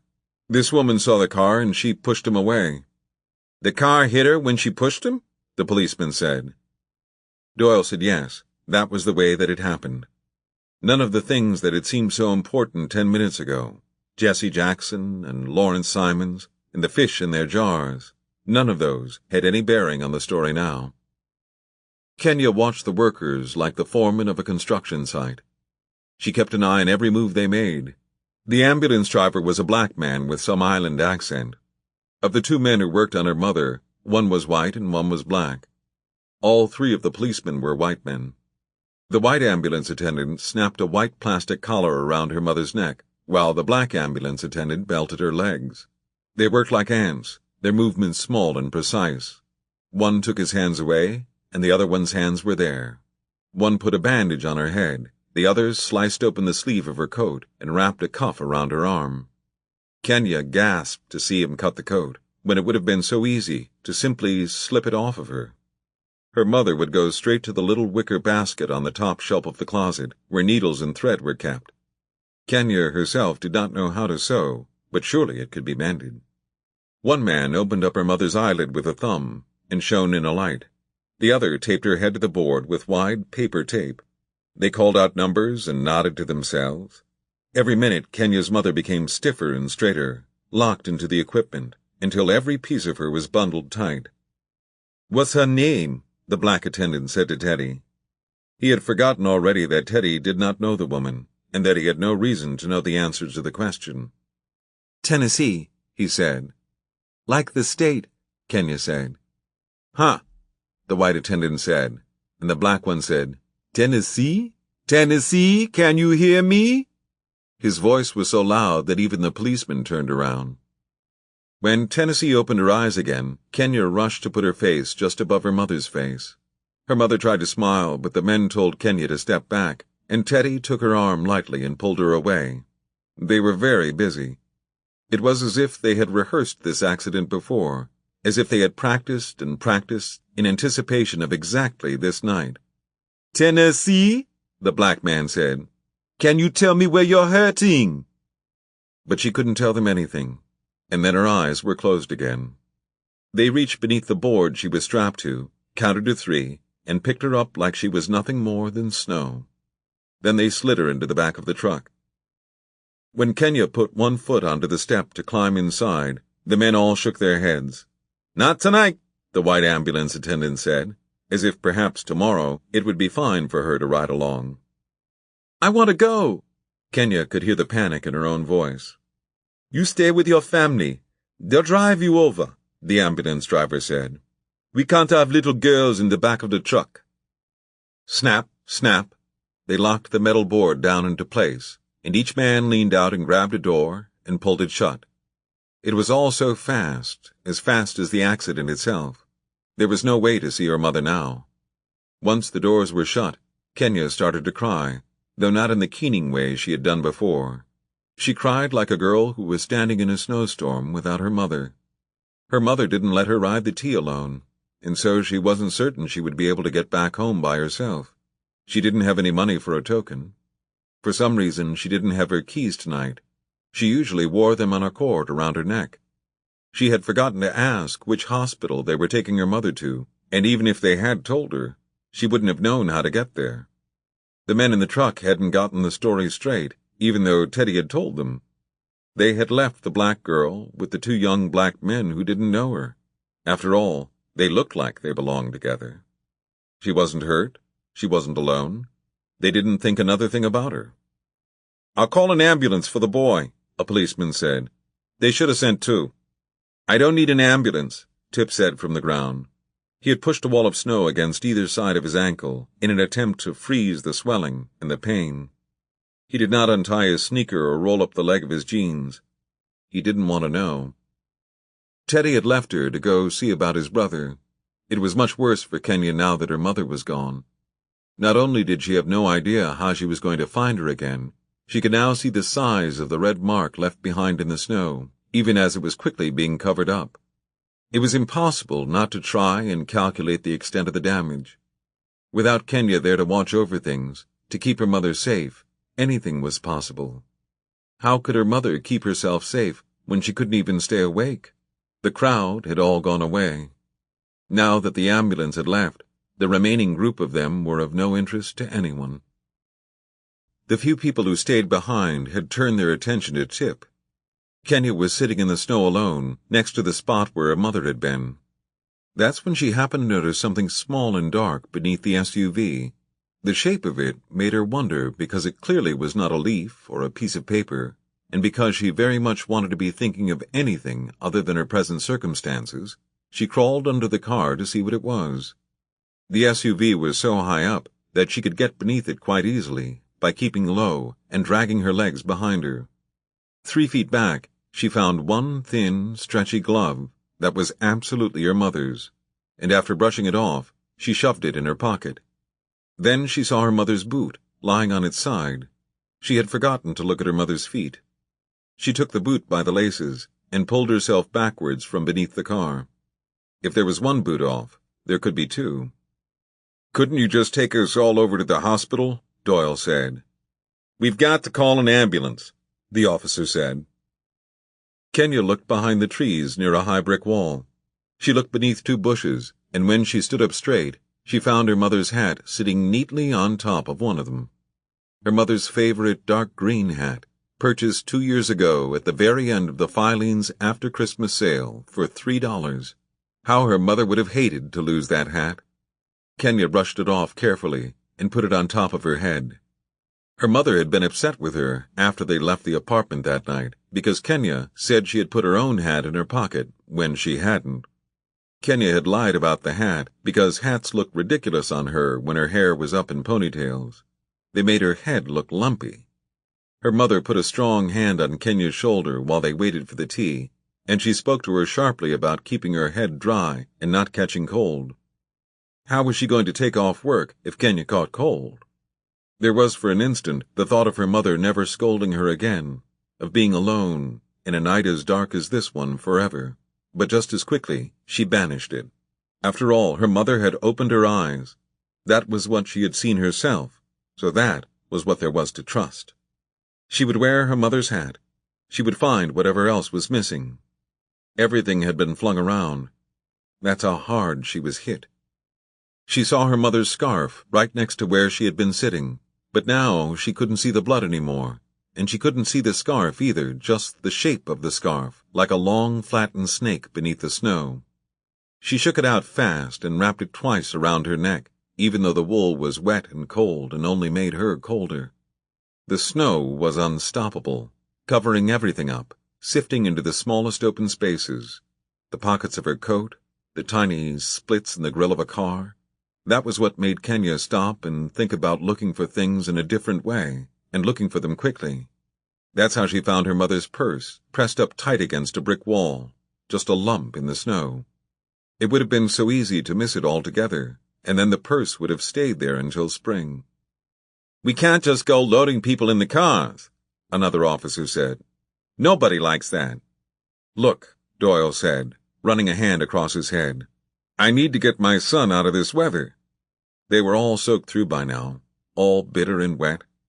"I'm Bernard Doyle. If you could help us out here." "Mr. Doyle?" said the oldest of the three, a man not so much younger than Doyle himself. He smiled hugely, and then remembered himself, and stuck out his thick, snowy glove. "Mr. Mayor? Of course you are. Man, I've been looking at you all night, trying to figure out—" And then it was done. For one shining moment in history, Cambridge extended its hand to help Boston. Teddy got on one side of Tip, and one of the younger officers got on the other, and they lifted him up and put him in the back seat of the black and white. Suddenly it seemed hard to believe that they'd left him on the ground all that time. Tip Doyle, Teddy and Tip, they remembered them now. The black and white had been running all this time, the heater cranked up to high so that the car was tropically warm. Doyle got in beside Tip and called to Teddy. "Get the girl and let's go," he said. But when Teddy looked up, she was nowhere. He had her with him not 2 minutes ago. In every direction it was nothing more than an empty block, filling up with snow. All of the people were gone, the SUV was gone, the footprints were all filled in. The street was shimmering, mirror-like. Even now, the place where Tip had lain for so long was smoothing over. "Come on," Doyle said. He was shivering in the warm car. His hands ached. "Just a second." The two younger officers got back out of the second car. It was late, but the streetlights poured generously across the snow and lit up the night in resplendence. She was a skinny girl and tall, 10 or 11 or 12, with her hair in 4 high braids or 6 high braids, and her coat was a dark color. Not that it mattered. There was only one little girl on this street on this night. They couldn't leave her out there in the cold. They couldn't lose her, whoever she was. For an awful moment, Teddy tried to remember if he had seen her since the ambulance left. Had she followed it? Even though he saw nothing in any direction, he put his hands up to his mouth and called out as loud as he could, "Hey, Tennessee's daughter!" And out shot a head from beneath a snow-covered Buick parked on the side of the street 15 feet away. The child was underneath the car. "What are you doing, girl?" Teddy said to her. Kenya raised up her hand to show him. "I found her other boot." She was trying to shinny out, but the snow was making a fast wall, and she struggled.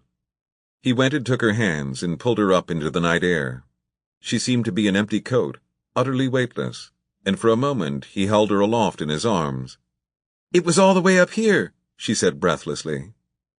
"Kenya like the country?" said the officer driving the car. "Like the country," she said. Kenya and Teddy sat up front with 2 boots, 1 purse, 1 hat, a scarf, 1 glove, and her mother's cut coat. "You was smart to go looking for that stuff," the officer said to her. "Especially the purse. That's sharp thinking. Most people don't think so sharp when there's an accident." "It was everywhere," she said. "Things get thrown around, I'll tell you. The things I've seen." He whistled. "You wouldn't want to hear it." Everyone in the car stayed quiet, because none of them wanted to hear it. "I only found 1 glove," Kenya said. "She may still have the other one on," Teddy told her. "Maybe not," Tip said. "So then I'll know what to bring her in the hospital when I come to visit." Tip was sitting with his back against the door and his leg up in his father's lap. The car had the wet, woolly smell of soaking overcoats. It didn't make any sense. A Chevy Tahoe had run over his ankle, and someone else had been hit straight on, trying to push him out of the way. They were all headed to the hospital in a police car, and yet he was in a much better mood than he had been earlier in the evening. He thought about saying this, but it would have been disrespectful to the girl. Kenya turned around to look at Tip over the back seat. He was shivering. It made her feel shy all of a sudden to see him hurt. "I think she wants to know how you are," Doyle said. Tip smiled at her. Poor kid, she had it worse than he did any day. "I think my ankle's broken, but it can't be too bad. I can still move my toes." Or he could move his toes just after it happened. He couldn't move them now, though that was very likely because he was too damn cold to feel them. Kenya winced, in part at the thought of the pain, and in part at the thought of her own ankle. A break would mean a whole season out of track. All of the events that she was bound to win this year would go to someone else. Maybe, if it was very bad, it would mean no more running for years, maybe until high school even. If that were the case, she didn't know who she would be at all. The policeman's windshield wipers made a high squeak as they slapped the wet snow back and forth. All along the front of the dashboard were radios and thick curling cords. It wasn't like the dashboard of any car she'd ever seen before.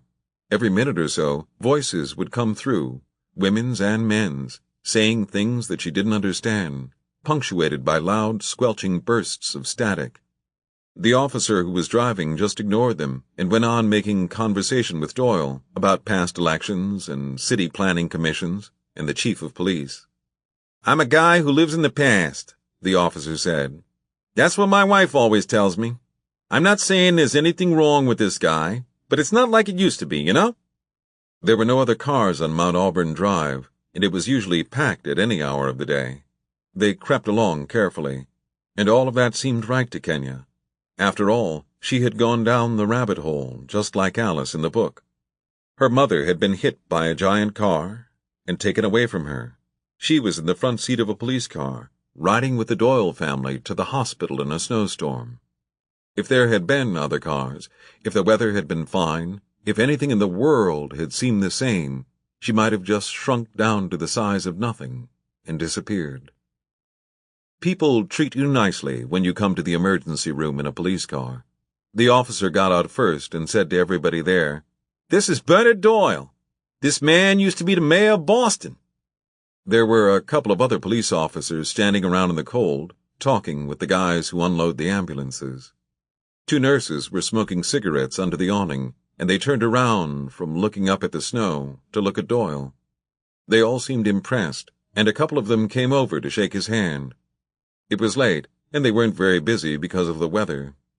People who were sick decided maybe they weren't so sick that they had to go to the hospital, and people who would have been out getting into trouble that could lead them to a hospital chose to stay home as well. They put Tip in a wheelchair, and he made a sorrowful sound when they touched his leg. Tip was feeling worse now than he had in the car, or out on the street in the snow. "I'm going back with Tip," Doyle said to Teddy, but he was looking at Kenya. Doyle had never looked at Kenya before. All the countless times she had seen him, he had never so much as glanced in her direction. Her mother said that was nothing to take offense at. "He shouldn't see you," she said. "If he sees you, then you're doing something wrong." "We'll wait for you," Teddy said. "I'll check on your mother first," he said to her. "As soon as I find out how she's doing, I'll come and tell you." Kenya thanked him, but once he was walking through the swinging electric doors, she remembered something. "Wait," she said. Doyle stopped and turned around to look at her again. It was almost too much, the way he saw her now, the way he looked at her like she was someone he knew. "You'll need this." She dropped to the ground and fished through her mother's purse for her wallet. It was big and brown, and it looked like a dog had been chewing on it, though they didn't have a dog. The zipper on the change purse and the snap on the billfold had both broken last year, and her mother kept it together by putting 2 big rubber bands around the wallet at either end. As soon as Kenya had taken it out, she was sorry, because she knew that her mother wouldn't want anybody to see the rubber bands. But it was too late. She had asked him to come back, and now she had to give it to him. She held it out in her hand. What's this for? Her cards, Kenya said. They're going to ask for her cards. Doyle hesitated. I think we can wait for that. They won't see you without the cards. She stretched her hand out to him. Don't worry. They just copy everything and give it all right back to you. Kenya wasn't sure which cards they had to copy, but she was certain they would be in there somewhere. The attendant had already wheeled Tip through the door, and so Doyle nodded his head and took the wallet. Then he went inside. I think we should go in too, get warm, Teddy said. There's bound to be some hot chocolate in there somewhere. Teddy liked children. He liked this Kenya, who surely was having the worst night of her life, but still managed to think so clearly, gathering up boots, handing out insurance cards. How old was Teddy before he understood anything at all about insurance cards? To be honest, he wasn't sure he entirely understood them now. How old are you, anyway? 11, she said. I'm 20, he said. I know that. They were under the cover of the awning, and she was looking at her toes. She used the heel of her boot to punch down a hard pile of dark gray snow that had fallen off the underside of a car. How do you know that? She looked up at him and blinked. She had said something stupid. She was stupid. She reached up beneath her hat and gave an uncomfortably hard pull on one of her braids. I'm a good guesser. How old do you guess my brother is? She thought about lying, saying 16 or 30, but her mother always said that a lie never got you any place in the end, that it would always double back to bite you. 21? She asked. The girl looked nervous. Teddy was worried that she didn't want to be alone with him. Who knew the best way to comfort an 11-year-old whose mother had just been hit by a car? He reached out and took the boots she was holding. You're a good guesser. Most people think Tip's older than that. Because he's serious. That's right. He smiled at her like he was a teacher and she had just worked the math problem correctly on the board. You know a lot of things. Kenya shrugged. Not really. I just thought he seemed serious. Teddy looked out at the snow for a minute. It was still streaming down every bit as hard. He wondered how they would manage to get home when the time finally came to go. I don't know about you, but I'm freezing. Teddy had picked his coat up off the ground after the ambulance left, but it was wet all the way through now, and he didn't want to put it on. I really hate hospitals, Kenya said. Everybody hates hospitals, but that doesn't mean they just stand outside all night. The truth was that Teddy had no issue with this hospital at all. This was not the place where his mother died. This was not the place they took Uncle Sullivan when he needed Lasix. No one he had ever loved had been sick at Mount Auburn. He thought the place was fine. Doyle wasn't in the waiting room, and so they went to the main lobby, where there was a coffee shop and a wide bar trimmed in chrome. They ordered hot chocolate in big styrofoam cups and brought it back downstairs to sit and wait. Kenya was wearing thick white tights and running shoes, with her winter coat. She stretched out her long, thin legs as far as she could, and then slumped back in her chair, taking small, quiet sips of her chocolate. Then she took off her mother's green hat and held it in her lap. Isn't there somebody you ought to call? Teddy said. Somebody who could come and get you? I'm going to stay here, she said. Her eyes went around the room. She was looking at the sick people, the ones who were waiting to be seen, and the miserable people who were waiting to hear the news about somebody else. Emergency room waiting rooms were never nice like the ones they had in other parts of the hospital. Those were for the people whose families were already checked in and had a room. This place made its message clear. Don't get too comfortable. You're only passing through. Shouldn't you call your dad? Nope, she said. Teddy took a sip of his chocolate and then tried again. Then who are we going to call? Kenya shook her head. Nobody. I'm going to stay with my mom.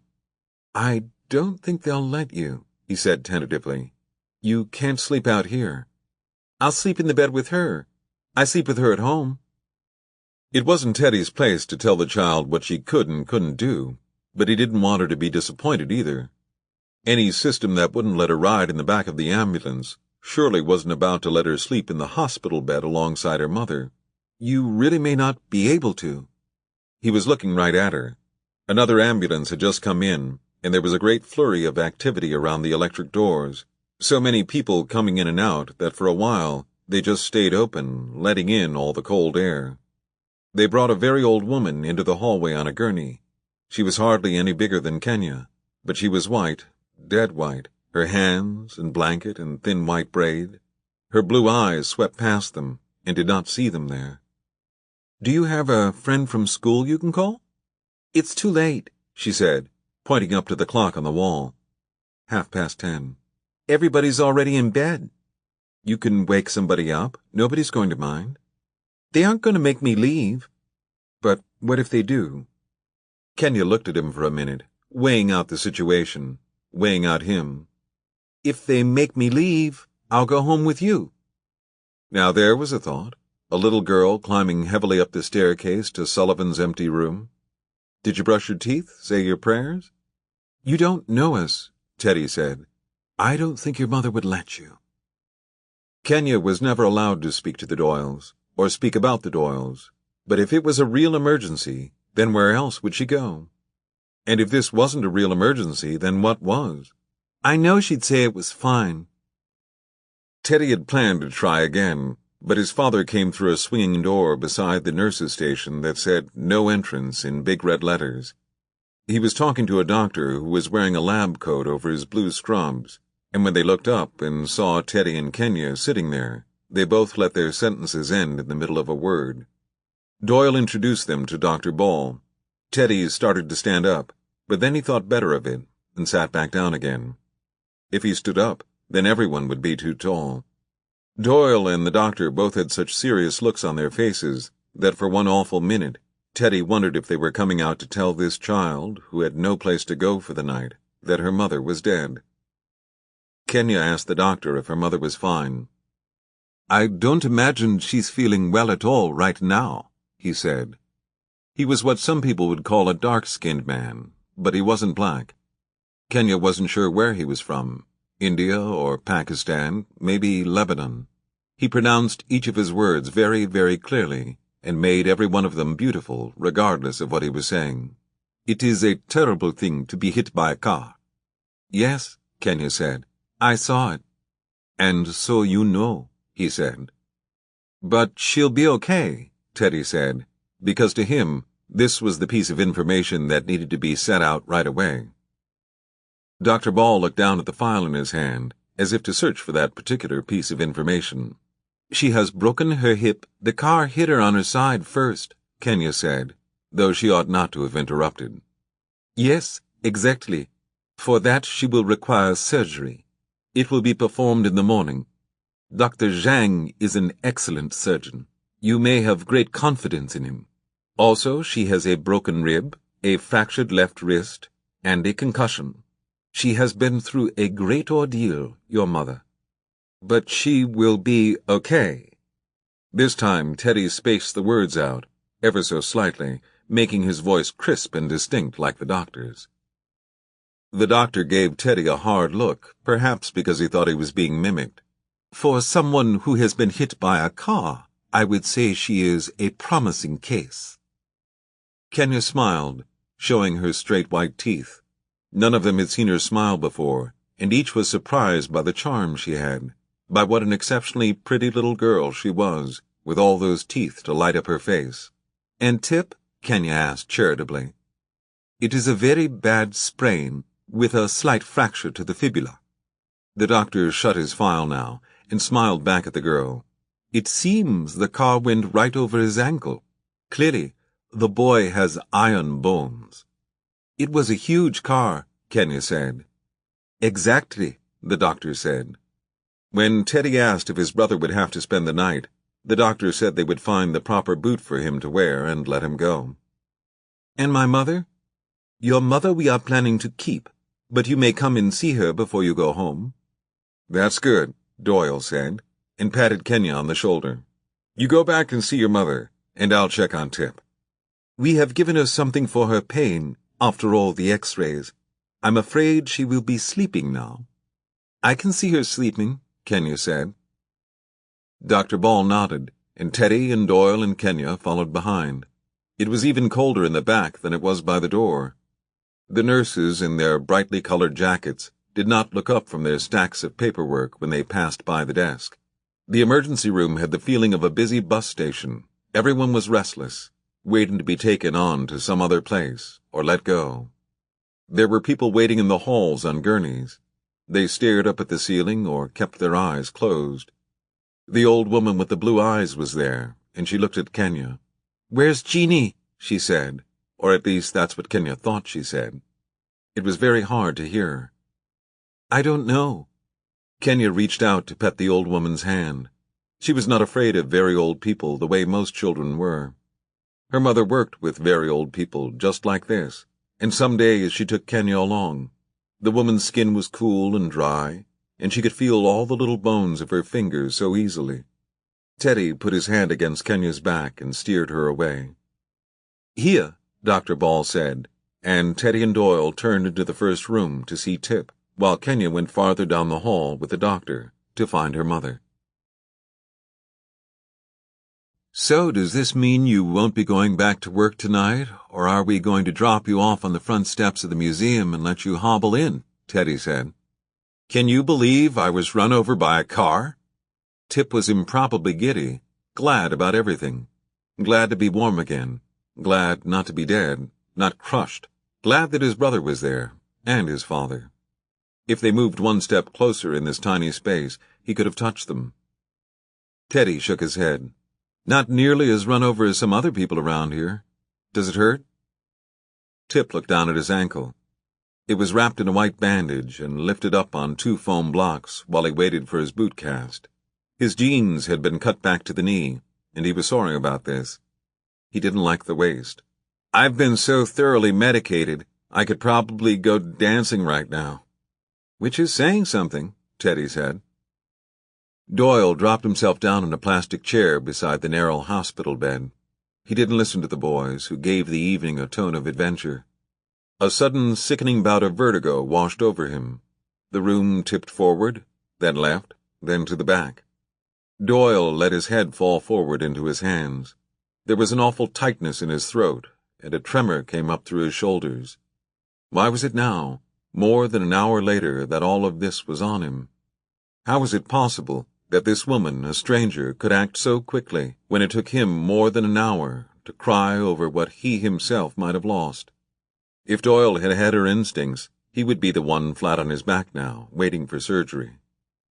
"Oh, Dad, stop," Tip said. "Look, I'm fine. I was barely run over at all." He still had the wallet in his lap. Doyle took off his glasses and wiped at his eyes, but now that he was crying, he found it difficult to stop. It was embarrassing. He was grateful that it hadn't happened out in the waiting room in front of the girl.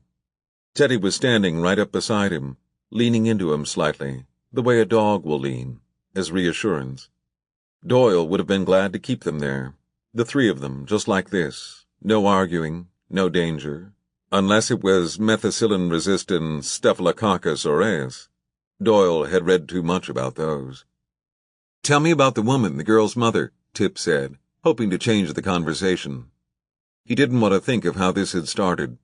His walking away, his raised voice to his father for the right to get back to the basement of the MCZ, some poor woman getting hit by that behemoth because he couldn't be bothered to pay attention. "Is she all right?" "She has a broken hip," Doyle said, clearing his throat. He found a handkerchief in his pocket. "I think that's the worst of it. There was a broken rib, a slight concussion, something else I can't remember. The doctor says she'll have surgery in the morning." "A fish wouldn't have done that for you," Teddy said. Tip shrugged, looking dreamy in his light coating of Demerol. "The question is, would I have done it for a fish?" "You would." "I don't know if I would have done it for anyone," Tip said. "I might have wished I had in retrospect, but I don't think I could have gone from thought to action so quickly. Or maybe she didn't have time to think. It all happened so fast." "I would have pushed you," Teddy said. "So would Dad." Tip raised up awkwardly on one elbow and smiled at his brother. He said, "but you didn't." "I didn't see the car," Doyle said. And yet he must have. Even in the snow, he would have seen the headlights. He tried to remember the moment. He wanted Tip to come to the party at the Simons' house. Tip was walking away. They were arguing. The snow was coming down so hard. Doyle squinted his eyes. He did not see the lights behind his son. All of a sudden he felt quite certain that there were no lights. The driver did not have his lights on. For the rest of his life he would tell himself this, and it would help to ease his grief. "The little girl was very brave, I thought," Tip said. Teddy slid his back down along the wall until he was sitting on his heels. There wasn't another chair in the room, and it wasn't meant to hold 3 people anyway. "I'm not sure she has any place to go. She said she didn't have anyone she wanted to call. If they won't let her sleep here, she said she wants to come home with us." "I don't think they'd let us walk out of here with a random little girl," Doyle said. "Not a random little white girl," Tip said from his hospital bed. "But a random little black girl? I don't think anyone's going to stop us at the door." Doyle stared at his second son. "Why would you even say such a thing?" Tip turned his empty palm up towards the ceiling. He meant no harm whatsoever. "Because it's true. When will we get out of here? Midnight? 1? I'm just saying there probably isn't a child welfare agent parked at the front door of the emergency room. The ambulance driver was happy to turn her over to us, as were the cops. If she wanted to come with us, I don't think anyone would stop her." "I'd stop her," Doyle said, lowering his voice. "We can't bring home a child we don't even know." "You've done it before," Tip said. "If she really doesn't have any place else to go, we might just have to take her," Teddy said. Doyle shook his head. "It wouldn't be right." Tip moved his toes slightly, but it hurt him. "More right than leaving her in the waiting room to work it out for herself, I suspect. We do owe her a favor." "Then it might be right, but it wouldn't be legal. I don't mean it wouldn't be legal the way double parking isn't legal. Walking out with somebody else's child is kidnapping, even if there's no one at the door who wants to stop you." Neither Teddy nor Tip said anything to that, and so they conceded the point to their father. Doyle slid the rubber bands off either end of the wallet and looked at the driver's license. "Tennessee Alice Moser, 5 feet 7 inches tall, born September 16th, 1966. Lives in Roxbury." "Maybe there's somebody in there we could call," Teddy said. Doyle did not feel right about going through this woman's wallet. He did not feel right to notice how very little it contained. $7 in cash, a card for the tea, several crumpled receipts, a few pictures of the girl, Kenya, taken at department stores, 1 MasterCard, 2 Visas, no one to notify in case of emergency. There was no insurance card either. The girl had been wrong about that. "We'll make sure she has some place to go," Doyle said, and put the rubber bands back in place. "We aren't going to just leave her here." But none of them had any idea what they would do with her. "Speaking of which," Teddy stood up and stretched, "I should go and check on her. I'll come back in a little bit." When he opened the curtain, the same doctor was there, leaning over a chart at the nurse's station. Teddy stood and waited until the doctor noticed his stillness and looked up. He pointed to the cubicle across the hall and down from Tip's. "Good that you are here. It is time to take the child out now. She should not stay back there for too long. Mother needs her rest." Tennessee Moser was in a room with a door rather than a curtain, making her seem like someone who was in for a longer stay right from the start. Teddy tapped lightly on the frame. "Hello?" he said. Kenya came and pulled the door open just a bit, peered out. She looked like a girl who was playing house. "She's sleeping." Then she pointed at the doctor. "He's the one who should keep his voice down if he wants her to rest." There was nothing especially loud about Dr. Ball's voice, but every sound came through. Call bells chimed, while a scratchy voice called indecipherably for Dr. X or Y over a loudspeaker, but Kenya's mother slept deeply, unaware and undisturbed. "We need to go back to the waiting room now," Teddy said. "Don't you want to see her? You could come in and say hello." "I'll say hello when she's awake." Kenya looked over her shoulder and then back at Teddy. "Say hello just for a second. I think she'd like it." Teddy walked into the tiny room and saw that the woman was sleeping. She looked so different in the bright fluorescent overhead lights than she had in the snow. Teddy wasn't even sure he would have recognized her. She was older than he had thought at first. She looked tired, average, not at all heroic, or at least she didn't look like the sort of woman who would be pushing people away from cars. Not that he knew what such a woman would look like. She was tall, and she wore her hair straightened and pulled back. She had a white bandage on the right side of her forehead, and it covered up half of her right eye. On her right arm, there was a cloth splint, held in place by Velcro fasteners, and her other arm had an IV tube running into it that connected her to a plastic sack that hung above her bed. Her heart monitor beeped with comforting regularity. She was so still, so profoundly asleep, that Teddy had to watch to make sure her chest was moving slightly. "They're going to take her to a room in just a little while. That's what they told me," Kenya said. "That would be good." "A nurse came in and asked me a lot of questions. There were all sorts of forms to fill out, but I told her your dad had the cards." "He'll take care of it." "They wanted to know what she's allergic to. The nurse said that was really important, but I don't know. I don't think she's allergic to anything. There are things she doesn't like. She doesn't like olives, but I don't think she's allergic to them." Kenya turned her eyebrows down in a way that made her look particularly concerned. "They probably won't be giving her any olives tonight," Teddy said. Kenya gave him a quick look that made it clear she wasn't a fool, and then she let it go. "Did you know they put 15 stitches in her forehead? I don't think it's going to make any difference, though. It's so far up it's almost in her hair." Teddy didn't follow her line of reasoning, but he didn't think it mattered. "It won't make any difference." Kenya stroked her mother's foot beneath the white sheet. "She's so pretty." Teddy thought of the picture of his own mother that he carried in his wallet, how he would take it out to show people when he was younger, and how he would ask them, "Don't you think she's pretty?" "She is," Teddy said. Kenya leaned over and kissed her mother on the cheek. "You keep on resting, and we'll be back to see you in the morning. Don't worry about anything." She walked over to the door and stood next to Teddy. She touched her fingers lightly to the sleeve of his sweater.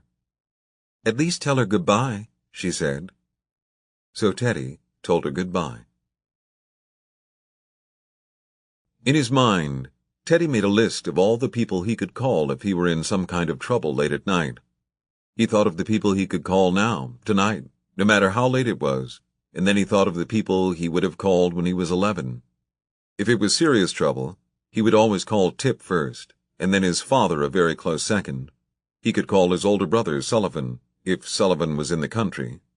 Even though his father wouldn't agree, Teddy knew that Sullivan would always come through to the best of his ability.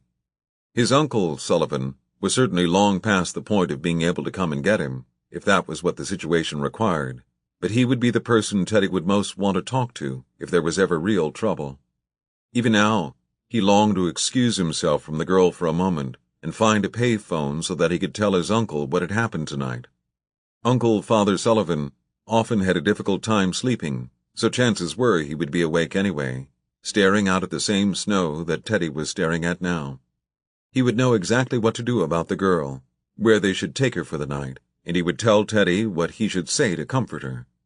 Father Sullivan didn't have a phone in his room anymore, since that story about him had run in the Herald, and the office at Regina Clary had been overrun with calls. Still, Teddy knew that for him, the nuns would take the phone up to his uncle's room. Even in the very unlikely event that Teddy couldn't find the members of what he considered to be his immediate family, he could always call any member of his mother's family, 4 uncles and 2 aunts, their husbands and wives, their children, his cousins who were scattered all across the country now. He could call his father's brother in Chicago, or any of his uncle's daughters who were Teddy's favorite cousins. He could call his friends, or Tip's friends for that matter, and they would come to him and take him home with them for as long as he needed to stay. So how was it possible that Teddy could conjure up an entire phone book of people waiting to accept his collect calls, and Kenya could think of no one? Every time Teddy asked her, all she said was no. He decided that she must have people, plenty of people, but for whatever reason she was holding out as a way of giving them no alternatives. She wanted to stay where she was, a short hallway away from the steady beeping of her mother's heart monitor. As they stood together by a large window, Teddy could think of no way at all to push her towards confession. "Aren't you sleepy?" he asked. She shook her head.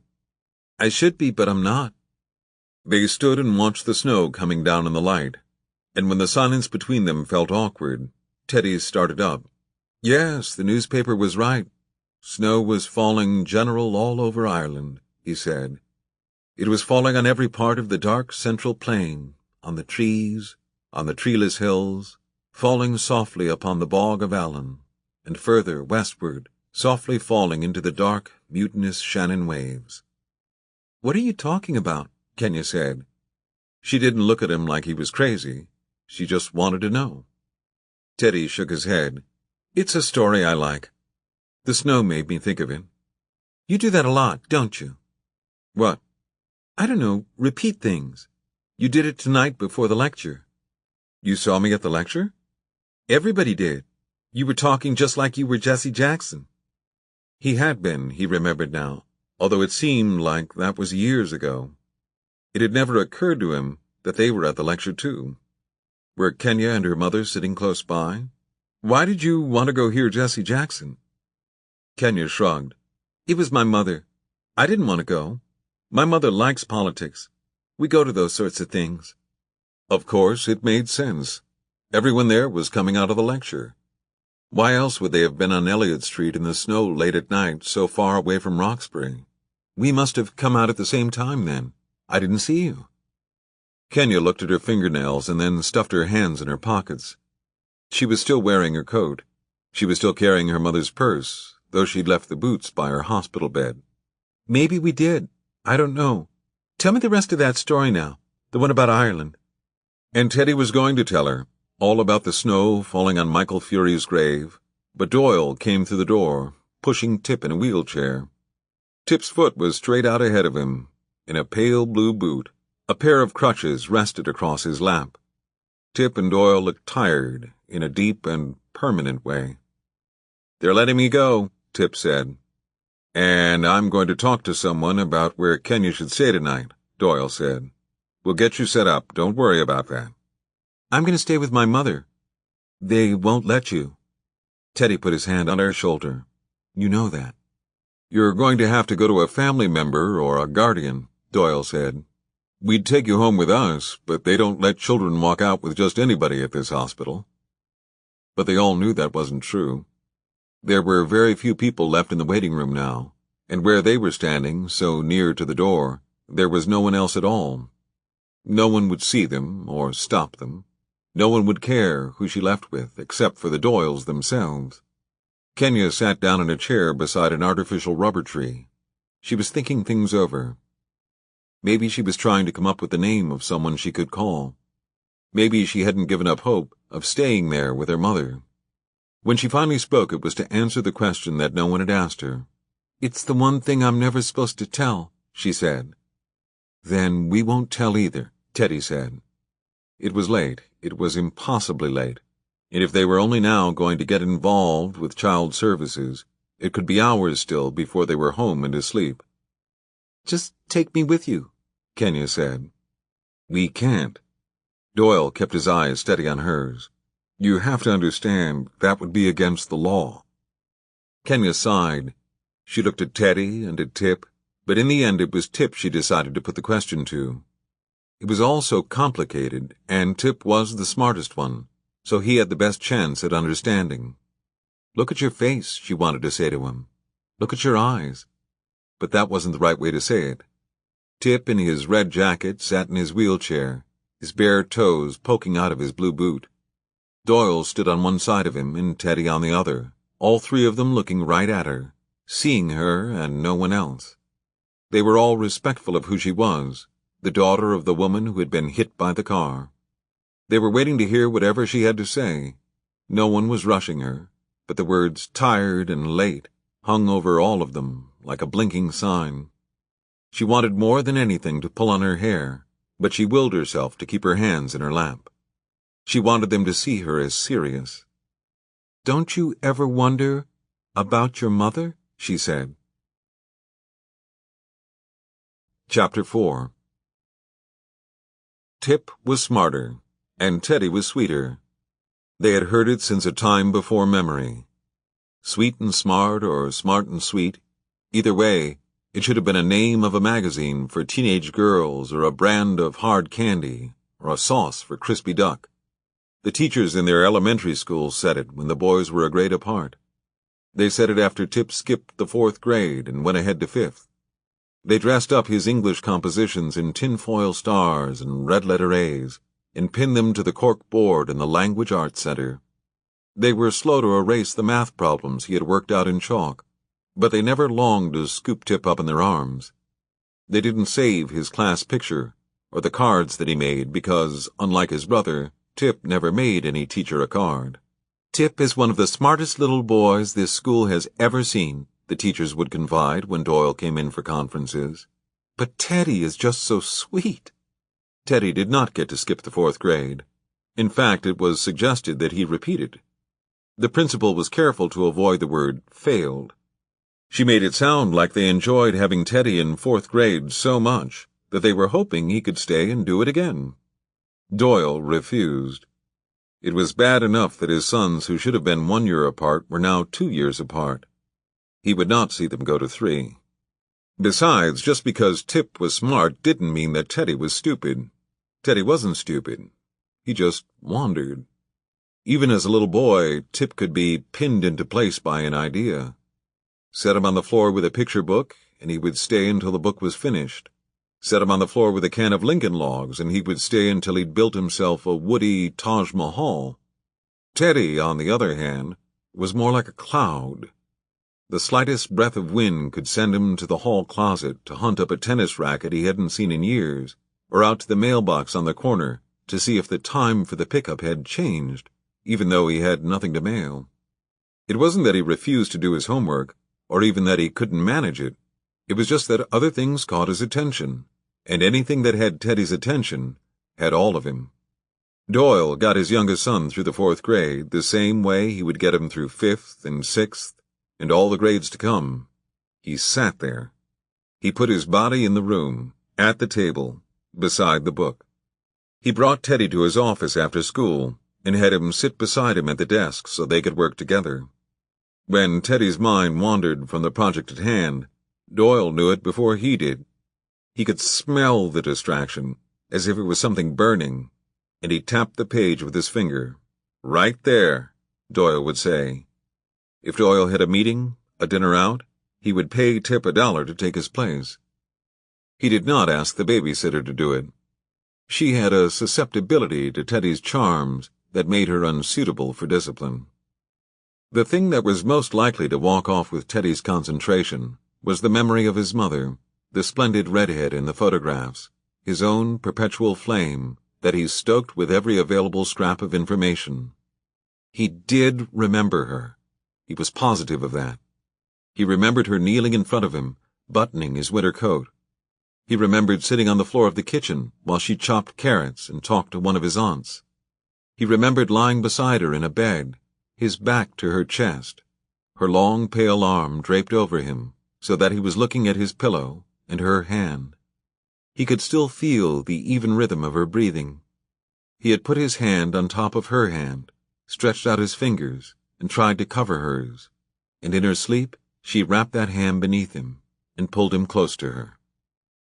There were many, many times that Teddy tried to mine his father for information, because surely Doyle had enough stored away to keep his memory burning forever, but Doyle would always just tap the open math book with his finger. "Right here." It was, in fact, a misunderstanding between them. Teddy wanted to talk about Bernadette. Doyle wanted to keep Teddy from spending his life in the 7th grade. He tried to ask Tip, but all Tip would ever say was, "I don't remember." He said it curtly, like Teddy was nagging, and he didn't want to be bothered. That must have been the case, since it was impossible that Tip, who was a year older and certainly smarter, would actually remember less. Sullivan would have told him about their mother, but Sullivan was never around, and when he was around, he tended to stay in his room with the door locked. Other people in the family, aunts, uncles, various older cousins, would cry when he asked them what they remembered. They would pull the boy to their chest and weep in his hair until Doyle had to tell him not to ask any more. That was how he came to be so close to his great-uncle, Father Sullivan. It turned out the priest had stories stacked up like dinner napkins. Father Sullivan said that they belonged to Teddy, hundreds of stories waiting to be unfolded. They all started simply, beautifully. When your mother was 9, she got a yellow dress for her birthday. I was at the party. Everything she asked for that year was yellow. She wanted a canary and a lemon cake. Somewhere along the line, Teddy's love for his mother had become his love for Father Sullivan, and his love for Father Sullivan became his love for God. The three of them were bound into an inextricable knot, the living and the dead and the life everlasting. Each one led him to the other, and any member of the Trinity he loved simply increased his love for all three. The question wasn't, did he ever think of his mother? The question was, did he ever think of anything else? Doyle called for a taxi to take them home. When he asked how long it was going to be, the dispatcher told him to look out the window. Everyone who was out in the city tonight was stranded. Now it was clear that he should have made the call an hour ago. None of them even considered going back for Doyle's car, which by now was surely buried. Driving home was the smallest of the plans that had been laid aside. With everything that had happened, the only thing that stayed consistent was the falling snow. The streets had been swept into a single luminous valley. It was Teddy who announced that Kenya would spend the night with him, and neither Tip nor Doyle countered with the subject of kidnapping, though Doyle wondered if the child herself would bring charges against them later. Tip had signed all of his release papers, and now he sat in the wheelchair and quietly ground his teeth. His left shoe, a puffy white Puma sneaker, rested uselessly on his lap, beneath the 2 crutches that balanced across the wheelchair's arms. The wheelchair would only go as far as the front door. The crutches had been written out as a prescription and filled from a storeroom at the hospital. The boot, a complicated blue fiberglass construction trimmed out with Velcro straps, had been purchased and charged to the insurance company. It was Tip's to keep. They sat in the waiting room and looked out the window. The sets of headlights that slid slowly past the hospital were few and far between, and the Doyles pinned their hopes to every one of them. Kenya yawned and then yawned again, until her eyes were damp with exhaustion. She did the fingerwork for Furalise against her knees. It helped to keep her awake. "How long have you known?" Teddy finally asked, because of the million questions flying through his head at once. This was the only one he could shape into words. "About you?" Kenya shrugged. "I don't know. A long time." "But what was a long time when you're 11? 2 months? 3 years? Teddy couldn't bring himself to ask her, and so he said nothing. Tip wrapped and unwrapped the shoelace of his empty sneaker around his finger, while Doyle kept watch for the cab. It came sooner than any of them expected, the first piece of good luck all day. Together they set through the electric door that sprang open to return them to the weather. Teddy helped his brother into the back seat, and Doyle rolled the chair through the door of the hospital and said goodnight again to the nurse. Kenya sat by one window, with her mother's purse in her lap, looking out, and Tip sat by the other window, with Teddy in the middle. Doyle got into the front seat. "We'll come back tomorrow," Kenya said, looking at the sprawling building over her shoulder when they finally drove away. "First thing," Teddy said. "What if she wakes up in the middle of the night? How's she going to know where I am?" "The nurse will tell her you're with us," Teddy said, though they had forgotten to tell the nurse anything. "We'll have to call someone at your school and tell them you won't be coming in," Doyle said. In the morning, he would return her to the place he had taken her from. He would let her sleep, and then it was right back to the waiting room. Now that they were in it, that was the only thing to do. "I don't think they'll have school tomorrow," Kenya said. The taxi was only going about 10 miles an hour. It pushed through the snow like a sleigh. "No," the taxi driver said. "No school tomorrow." "Good." Kenya put her head against the frosted window and watched the snow. Doyle kept his eyes straight ahead until they ached from trying to focus on so much whiteness. He had felt a leap of viciousness inside his chest, the very viciousness that had made him a good prosecutor when he was a young man, when the girl first made her claim. He managed to catch himself before he laughed at her. He was able to remember the circumstances of this night, and that she was only a child. He did not blame the child, but that didn't mean they weren't sitting in the middle of some elaborate ruse. Even if he was no longer the mayor, theirs had been a public life. An old white mare with 2 black sons. They were almost impossible to miss. People had delusions. Women had called the office all the time when the boys were young and proclaimed their maternity. Everybody sees themselves at the center of the story. Still, the defense could find holes in his argument big enough to drive a herd of cattle through. The woman had put herself in front of the car to save Tip. That was true. But who knows what she was thinking at that moment? The girl, Kenya, was more troubling, as she seemed to be the very body of evidence. Long legs, long neck, the warm color of her skin.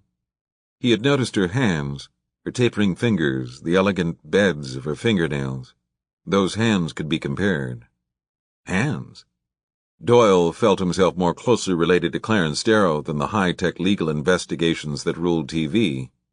It was only a matter of DNA these days. The mother was, or she wasn't, as far as Doyle was concerned. Even if she was, she wasn't. His boys had a mother, and their mother was in the old Calvary Cemetery in Roslindale. What Doyle wondered at, even more than this sudden reappearance, was his own lack of vigilance. Why had he never thought of a mother returning? Why was it that once the adoptions were finalized, he never wondered about her again, never speculated about her to Bernadette? Even the claims of crazy women never drove him to consider the possibility of a mother waiting out there somewhere. How had he let himself be so emptied of any past, as if the boys had been pulled from out of the air? And why was it the boys had never asked about her either, never said, as children in similar circumstances surely must, "What about our real mother?" Maybe because it was natural to wonder about the one who was missing, the one who left you, and for their family that would always be Bernadette. It was enough to hold one absent mother in your mind, to love completely and completely believe in the love of this woman you never see. No one could be expected to hold up 2 empty places. The weight of it would surely crush the life out of a child. "It's late for a little girl to be up," the cab driver said, looking back at Kenya in his rearview mirror. He was Jamaican. It was not a country that afforded any practice in driving through snow. "I get to stay up late if there's no school," she said, though not late like this. Even on a Saturday night she was asleep by 11, and if her mother was working a late shift, she called Kenya and told her it was lights out, and Kenya would do what she was told. She would go to sleep, but still keep one ear cocked. What she would have given to hear her mother's keys right now, the jingle that preceded the deep click of the lock. Heaven would be home to walk into their apartment together right now. She would barely get out of her shoes. She would sleep in her coat and her dress if her mother would let her. She would collapse into their shared bed, melt into familiar sheets. Home, bed, sleep, mother. Who knew more beautiful words than these? "Anyway, I'm not even tired." "That would make one of us, girl," the cab driver said. Just saying the word tired made her eyelids flutter down. How glad she would have been to sleep in this cab. But then she remembered her vigilance. That was the word her mother taught her. Don't stop looking around. Don't stop watching. Every moment you've got to know where you are, what's coming up behind you, who's staring you down. That's what her mother would tell her now.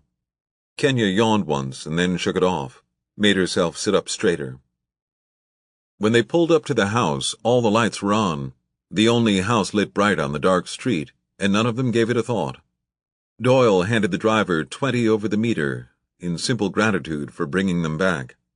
The street was a snow globe, a Christmas card.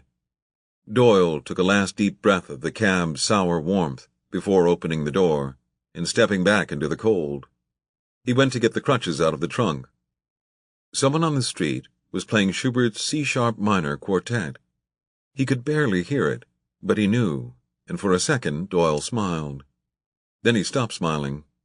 To reach the front door of the house they would have to climb 14 steps, and while they had once been distinct, they now blurred into a single slope of snow, a perfect bunny run. Back in the taxi, Teddy put his hand on the girl's shoulder. "We're here," he said. Kenya blinked, looked at Teddy, and then looked down the street, suddenly utterly awake, though she would swear that she hadn't been sleeping. "We're here," she said.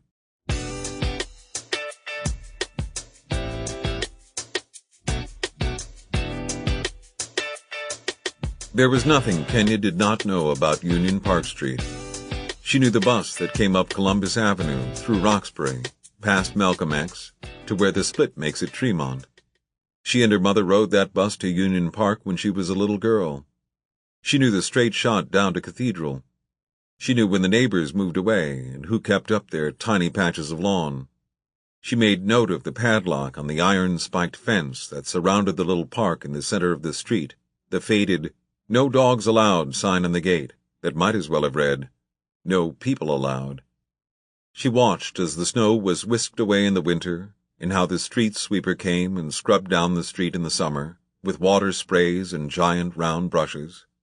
Where she lived, what fell on the street stayed on the street, if it was precipitation or a Coke can. Doyle and Teddy got Tip out of the car and stood on either side of him. Tip dug in his crutches and tried to hold his foot up, but his bare toes touched down behind him and dipped into snow. "Who thought it was a good idea to put the door so far away from the street?" he said. While they looked at the stairs and tried to figure out the logistics of transport, Kenya shot up ahead. She bounded and leapt. Never had she climbed these stairs or been allowed to sit on them, to catch her breath on a hot day, though people everywhere sat on steps that did not belong to them. People sat on these steps that did not belong to them, a fact that she pointed out to her mother often, and to no avail. She wasn't even allowed to walk on the same side of the street as this house. She turned her eyes away from it every time, but there was not one thing she didn't know about the window casements, the knocker or doorknob, the woman's face carved out of stone above the front door, or the two urns on either side that were filled first with violets, then hydrangeas, then zinnias, then chrysanthemums, just this summer alone. If anyone had asked her yesterday how it might have felt to be right there, at the top of the stairs, like she owned the place, she would have said, petrifying, paralyzing, and she would have been wrong. It was electric. It was king of the world, first place in the 500-meter. She could have roared, "Look at me here!" her hot breath making a geyser of white steam. But she remembered herself. She looked down at the Doyles, there on the sidewalk looking up at her, and saw that they were stranded, waiting helpless for her lead, and so she started dragging her foot back and forth like a broom. "I have a snow shovel," Doyle said. "I've got big feet," Kenya said. Back and forth she traveled, down each step until there was a wide swath cut from the center. "You're going to get snow in your shoes," Teddy said, but he admired her resourcefulness, the meticulous nature of her work. "I already have snow in my shoes." "Sacagawea." Tip put his crutches on the first stair, while Teddy and Doyle stood close by to catch him in case he fell over backwards. Once, when Teddy was 13, he had a cyst in the back of his knee that had to be removed, and that cyst put him on crutches for 6 weeks. It was during that time that maybe twice, when the crutches were very new and still seemed glamorous, Tip took them for a spin around the kitchen. That was the full extent of his crutch experience.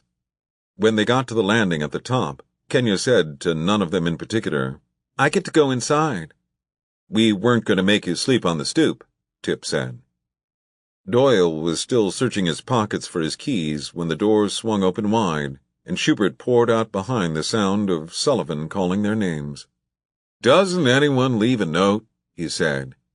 He was wearing Doyle's red plaid bathrobe, and a pair of bedroom slippers cut from an old oriental carpet that none of them had seen before. He put down his drink on the front table to put his arms around Teddy. Teddy, for embracing, was always the logical choice. "Who knew you were coming home?" Doyle said. "You knew it," Sullivan said. "I told you I was coming home." They hobbled into the front hall, wet and covered in snow. Doyle took off his hat and scarf and handed them to his oldest son. Then he went to help Tip out of his jacket. Sullivan tonight? Think of all the nights they waited up, waiting and wanting Sullivan to come, and then tonight, there he was. They should have slept at the hospital. "When did you get a boot?" Sullivan asked. He had put a fire in the fireplace, but the flue wasn't open far enough. Everything in the room was dim and slightly blurred with smoke. Teddy coughed. "Tonight. That's where we've been. You said you were coming home for Christmas." Tip had had all the mysterious reappearance of family he could stomach for one day. Surprise, it's your mother. Surprise, your brother shows up too. He felt like hobbling down the street after the Jamaican and hiring the taxi to take him back to the lab. Sullivan patted Tip on the back, a little too heartily, given the circumstances of Tip's balance. It's practically Christmas. On my calendar it was 3 weeks ago, Doyle said. Could you turn the stereo down? One child understood Schubert, only one of them, and he managed to make Schubert a point of irritation. And now you've adopted another child, Sullivan said to his father. I think that's marvelous. Doyle looked at him, a look that Teddy or Tip would have understood instantly, but Sullivan simply turned away to shut off the stereo. This is Kenya, Teddy said, his voice sounding abrupt in the new silence. Kenya, Kenya, he said. What a beautiful name. I've been to Kenya. I was living not too far from there, in Kampala. You've been to Kenya yourself? It was her own name. She heard it every day, and still, it was thrilling to attach it to the place. This is Sullivan, by the way. Teddy was always glad to see Sullivan. He loved his brother, and besides, Sullivan had the brilliant ability to turn all of the focus and anxiety in any room onto himself. Do you have a last name? Moser, she said, and shook the hand that he held out to her. Kenya had only seen Sullivan a few times in her life. He had dark red hair and dark blue eyes, and his skin was tan with a red undertone like a deeply polished wood, though she remembered it as being very pale before. They stared at each other without embarrassment, Kenya and Sullivan, while they held each other's hand. Sullivan spoke to his father, but he kept his eyes on the girl. If you were going to adopt another child, it seems remarkable that you found one who looks so much like the other two you've already got. We didn't adopt her, Doyle said. You think I look like them? Kenya was awfully flattered. It was something she liked to think sometimes, but when she asked her mother, all her mother would say was, You look like yourself. Not him, of course. He pointed to his father. But those other two. Sullivan, Doyle lowered his tone. A first cousin, at least. Tip crutched his way into the living room and fell into the sofa, pulling his leg up to the coffee table as he stretched against the cushions and closed his eyes. What happened to you, anyway? Sullivan asked, following behind him. Did one of the fish bite you? He was hit by a car, Kenya said. Sullivan raised his eyebrows, and it served to make him look halfway impressed. If you were hit by a car, then I'd say you came through pretty nicely. It was her mother who was hit by a car, Tip said in a flat tone, though he looked like he was already asleep. Her mother. Let's be abundantly clear on this point. Her mother. Sullivan, who wasn't as tall as either of his brothers, crouched down to his knees in front of the girl. He pushed his hair, which had gotten too long, back from his eyes. Your mother was hit? She broke her hip, she said. Her wrist, a rib, and she cut her forehead here. She ran her finger along her hairline, in the place that her mother was cut. But she's going to be fine. The doctor said she was going to be fine. She pushed Tip out of the way. He didn't see the car. Doyle clapped his hands. All right, enough stories. It's very late, and there will be time for all of this tomorrow. He stood behind Kenya and lightly touched her shoulder. He saw then that her coat pulled across her shoulders and was short in the sleeves, last year's coat. We should let our guest get some sleep now. But Sullivan did not stand up. Your mother must be very brave. I would never step in front of a car for someone else. Kenya started to say something, but every single word she knew was inadequate for the necessary response. Her mouth simply opened and then closed, empty. Sullivan looked at Kenya, and then he picked up her hand and held it again. Do I know you? He said. She blinked. Teddy turned around to face them, and for a moment Tip opened his eyes. I don't think so, she said carefully. Where had Sullivan gone to, all those years he stayed away? That was the thing Kenya and her mother couldn't figure out. One day he was there, and then they never saw him any more. Sullivan, let her go to bed now, Tip said. You can grill her for details tomorrow. Your mother won't appreciate our keeping you awake all night, school or no school." Doyle gestured one hand towards the staircase. At that moment, Kenya remembered where she was. There was so much happening, and it was all going by her so quickly. "I haven't seen anything yet," she said to Doyle. Here was the living room, 2 identical sofas with carved legs facing each other, bright throw pillows, big and soft, one that was needle-pointed with a picture of fish, a real piano in the corner, a big one, photographs in silver frames. The draperies, whose lining she had seen so many times before, were striped on this side, red and blue and green, on a heavy cream cloth.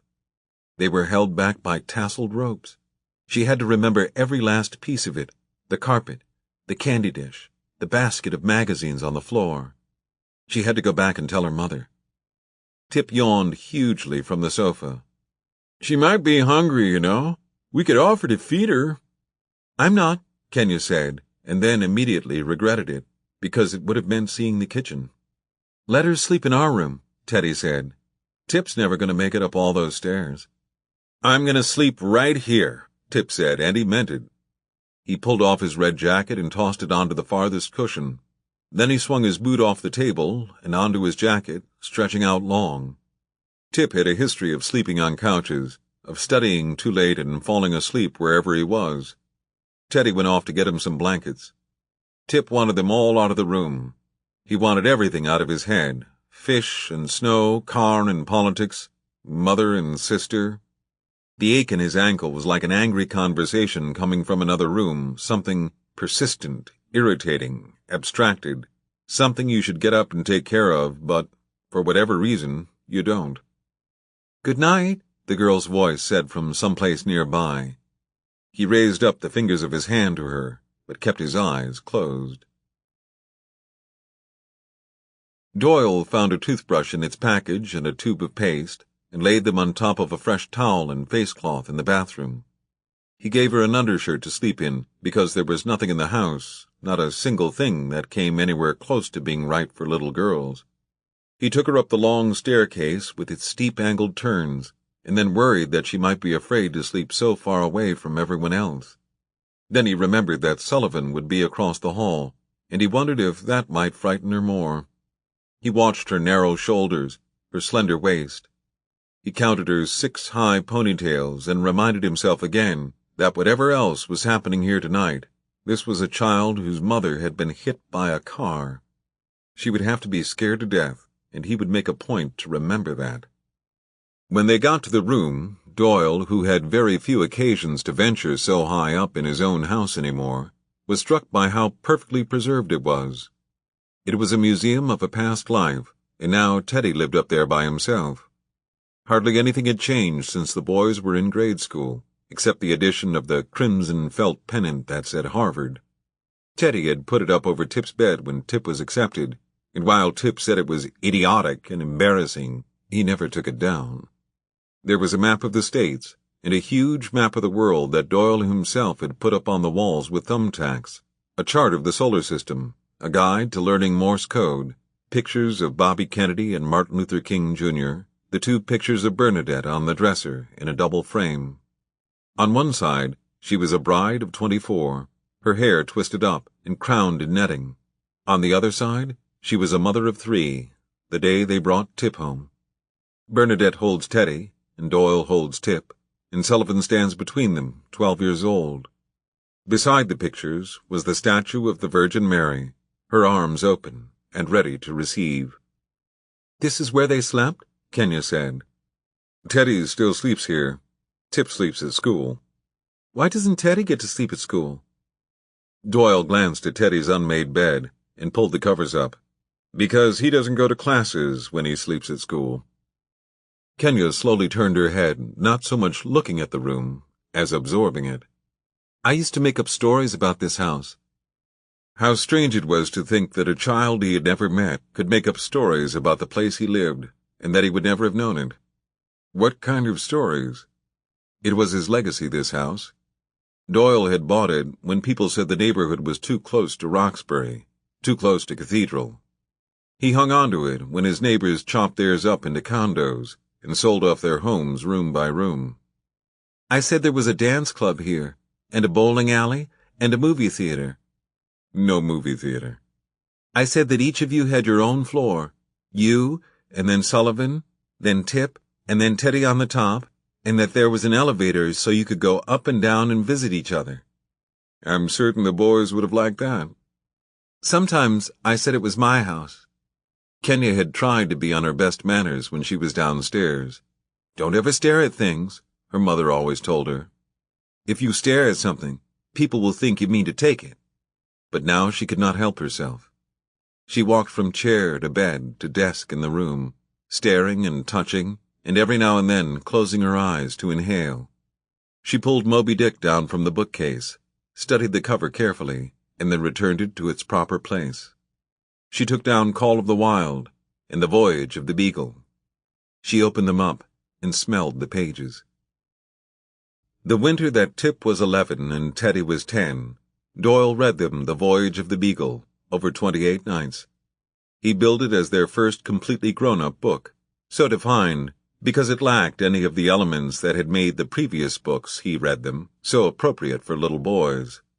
There were no dogs, no beggar orphans, no Lilliputians, and no illustrations.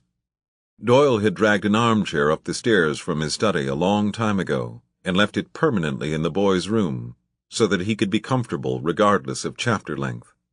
There the chair sat, now awkwardly pushed into the corner and covered in clothes that the housekeeper would pick up on Thursday.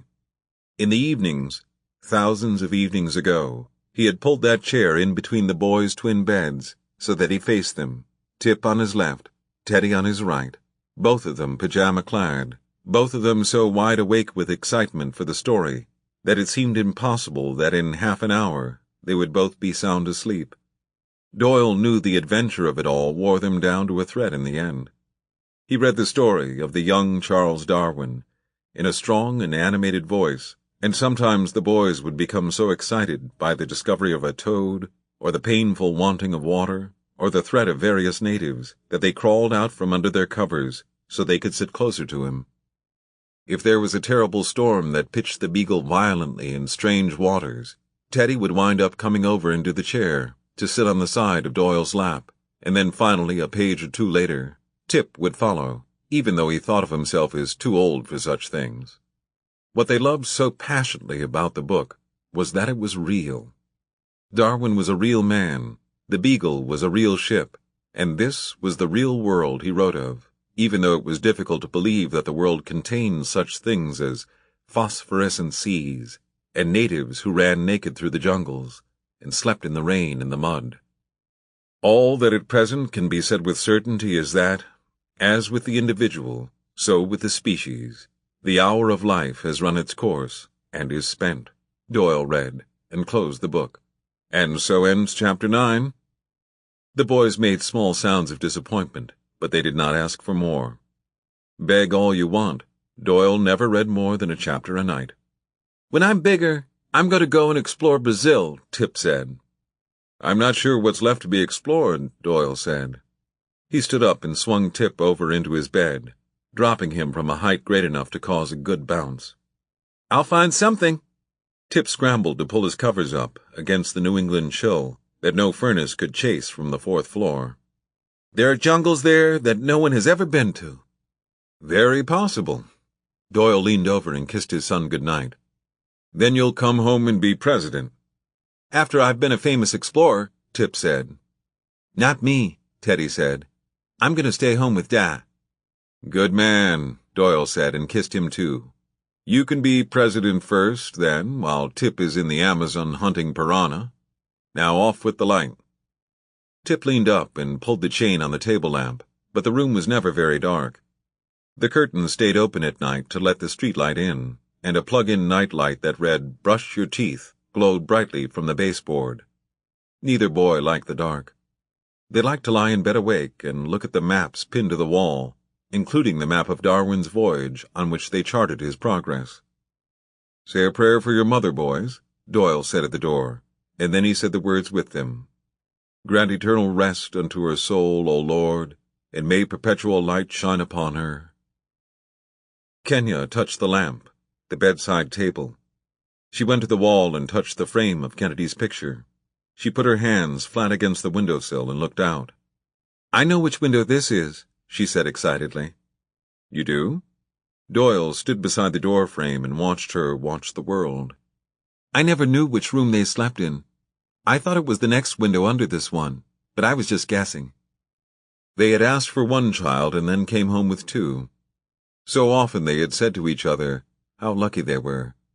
They hadn't thought of it before, but it was so much better, infinitely better, having them both. Each brother would keep the other from feeling alien or isolated in this white jungle. But if there had been another call, the agency saying there was one more sibling in the set, and this one was a girl, a daughter for Bernadette, oh, he would have given anything if she could have had a daughter. Even if she had come at the very end, even for a week. Doyle sat down on the edge of the bed and closed his eyes. "This is your wife?" Doyle looked at the pictures of his wife. "That's her." "She's so pretty." "She was," Doyle said. "And this is her too?" Kenya touched her fingertip, ever so lightly, to the fingertip of the Virgin. "This is her after she died?" "Yes," Doyle said. "That's her too." Chapter 5. In Teddy's and Tip's room, Kenya slept open-mouthed and dreamless, one hand falling over either side of the twin mattress. She did not snoop in drawers or say her prayers, the two things she had planned on doing once she was safely alone. This sleep had caught her off guard, swept up like a wave and pulled her in. Wearing a t-shirt that seemed to be the size of a ship's sail, she slept in Tip's bed. Doyle told her to because the sheets were clean. Tip had made his bed where he said he would, in front of the smoky fireplace, on the couch where he had first collapsed upon coming home. Teddy got an oven mitt and stuck his hand up the chimney to wrench the flue open wider, scorching his sweater slightly for his troubles. Then he stretched out on the couch across from Tip in case his brother should wake and need something in the night. Besides, his room was occupied. Neither boy had taken off any of their clothes, and the hems of their pants were still wet from snow. Their socks were damp and cold. "Awake?" Teddy said. They had been saying it to each other all their lives, sleeping in their opposite beds, or in this case, opposite couches. It meant, "Are you there? Are you listening to me? Will you talk to me now?" "I can't imagine why, but I am," Tip said. "So what do you think?" "About what?" Teddy pushed himself up on one elbow. "Come on, there's nothing to talk about. The car, the girl, your ankle, your mother, take your pick." Tip kept his eyes closed. He would have liked to have been asleep. He was tired enough. But his brother, once he got on a scent, would be relentless with his questions. There was really nothing to do but give in to him. "The car, didn't see it. The girl, I have no idea about the girl, I'm skipping that one. The ankle, hurts more than you might think. The mother, whomever's mother she might be, absolutely no concern of mine. Even if she saved your life? No one said I was dying. Tip, seriously, our mother showing up like that out of nowhere? You can't just write that off. Not if she really is our mother." Then Tip did open his eyes. He rolled over to face his brother, whose face he could make out quite clearly in the light coming in from the street. Teddy, serene, hopeful, open-minded, every word of it was written out on his face. If Tip had had the energy, he would have pulled himself off the couch to slap him, but since he didn't have the energy, he would have to try and explain. "There are two choices as to what you can think. You can think this is a sad person or a dangerous person who has been following us around for God only knows how long because of something she read in the paper 20 years ago. She watches us go to school, she watches us pick up bagels, she tails us through the bookstore. I don't love this thought. In fact, I find it singularly disturbing. Next thought. This is our biological mother, the woman who didn't take you home from the hospital and set me out on the curb at 14 months. And now she's following us around for whatever reason, jealousy, regret, who knows? What part of that am I supposed to embrace?" Teddy sat with this a long time. Tip's logic was always going to be stronger than his own. Tip knew how to put words to things, while Teddy knew how to follow what was in his heart. "But she pushed you away." I appreciate that. Maybe we can call it even now. You have to at least give her a chance. If she's some crazy woman, then no, I don't have to give her a chance. If she has a biological connection to us, then I already did. I gave her a chance for 14 months. Tip leaned into the void between the couches, the side of his face barely illuminated by the final licks of orange light from the fireplace. You want to think she's our mother? Then who's our father? Did you ask yourself that one? That's where babies come from, Teddy. A mother and a father. Open the door to one, and you're going to have to start looking for the other. He let his head fall back to the pillow. It was deep and sweet. I'm not interested. Nobody's talking about fathers here, Teddy said, feeling a rush of loyalty to Doyle. There had been moments in his life when Tip had considered another father, more so than he ever considered a mother. Whenever he got angry at Doyle, he would try to imagine that other man, the one who was coded in his genes, but it was never very satisfying. He could not picture him as a scientist, a brilliant herpetologist or entomologist who had given his son away. He could only see a boy, no older than he was now, walking through the streets, his hands shoved deep into the pockets of his sweatshirt. Go to sleep, Tip said, and dismissed the image from his mind. It will be every bit as confusing in the morning. Teddy would have pressed the point, but then he heard their father coming down the stairs, and they fell into silence. There was nothing they meant to keep from him, but it was their habit, from the days when they used to hear his footsteps coming back up the stairs, to tell them it was late and time to stop talking. Doyle trained them this way, until the sound alone of his footsteps would quiet them. Doyle came into the living room with extra comforters in his arms, and draped one over each of the boys. Looking at them there, he thought of when he used to carry them, both of them together, when they fell asleep in the car coming back from the beach, how he balanced one on each hip and felt their shins tapping together. They were always so slight, so long-legged and weightless. He did not know how they could have grown into such enormous men. He unlaced the one shoe Tip was wearing and rested it on the floor. By the time he was finished, both boys had fallen for their own trick. Both of them were asleep. Doyle knew for certain he would be awake all night. He had planned to worry about Tip's ankle and the little girl sleeping in Tip's bed. He had also meant to analyze the best way to extricate his family from the girl's mother, while at the same time being fearful that she had come to take from him the very thing he could not bear to lose. He told the story quietly to Sullivan in the kitchen, after covering up the boys, about Tennessee and Kenya, and how they had always known where Tip and Teddy had been. To hear this girl, you think that she and her mother have been standing on a street corner every night of their lives, making sure the boys got across. Sullivan took it all in, nodding slowly while Doyle talked, and when Doyle was finished, Sullivan yawned. I guess that's why she looked familiar. He poured himself a glass of grapefruit juice from the refrigerator.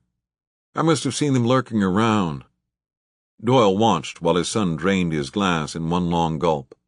That's all? Sullivan's blue eyes were bloodshot and damp, and he pressed them down with his fingers. No, I'm sure there are other things to say. How shocking, or what a surprise. He scratched hard at his head with both hands. It's just the jet lag. I'm standing here, but I'm sound asleep. Doyle tried to focus his attention on his first son for a moment, but it was an effort. Bernadette was always telling him to think about Sullivan. You can't make everything about the little boys, she would say. But right from the beginning, Doyle saw the little boys as a fresh start, a chance to do a better job. It was remarkable in retrospect, seeing as how Sullivan was, at that point, still more than a decade away from complete ruin.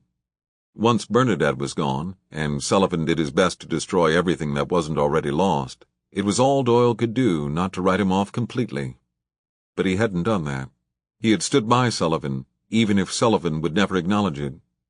He had been an imperfect father to an imperfect son, and as far as he was concerned, they were even. Now that Sullivan was back, Doyle would do his best to walk the line between extending himself and playing the fool. He tried to make his voice sound kind. You know, we expected you home 3 weeks ago, and I can't remember the last time you picked up your phone when I called. Are there problems in Africa? Sullivan's failure to materialize at Christmas had barely been commented on in their house. Sullivan not showing up when promised was the rule rather than the exception. I would say that the entire continent is nothing but one mammoth problem. Thus is the nature of Africa. He yawned again, this time like a lion. His head went back, his mouth opened wide. When it was finished, he shuddered. I'm going to sleep. Doyle said good night and let him go, feeling certain that whatever had gone wrong this time, it was serious. You could tell by the crispness of his manner. Even when Sullivan was a teenager, he had a certain formality when things were very bad, as if he was preparing to serve as the counsel for his own defense.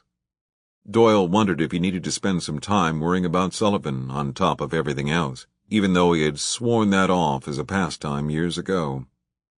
Once he was in his room with the door closed, Doyle realized he wasn't going to get to anyone on his list. He took off his shoes and socks and draped his suit over a chair, but when he sat down on the bed to pull off his tie, he knew he had reached the end of the evening.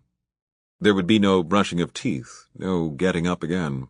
He barely had enough time to pull a blanket over his shoulders before he had fallen into a sleep so peculiarly untroubled it would last until 9 the next morning. As the hours passed in the tall house on Union Park, only Sullivan stayed awake. The clock in his chest, that was still set to African time, had left him in a restless state of wakefulness. After spending half the night thinking that exhaustion would surely win, and looking hopefully in his dope kit for the sleeping pills he had run out of months ago, he finally gave up. He blinked into the darkness of his childhood room, made out the shape of his oak dresser and the narrow door of his closet, and realized that coming home had been a mistake. He'd only gotten half the equation right.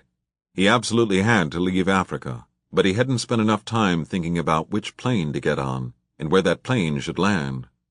This was not a late Christmas visit. He had forgotten that he had ever volunteered for Christmas at all.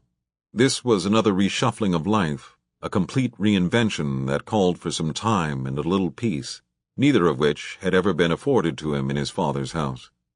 Sullivan kicked off his covers, closed his eyes, and for a brief moment tried again. But sleep was a mirage, a wavy blue line in the desert that you never actually got to. He pulled himself out of bed and went to the window. The snow had stopped, and even though it was dark outside, the world below the house was oddly bright. No one had driven down the street yet.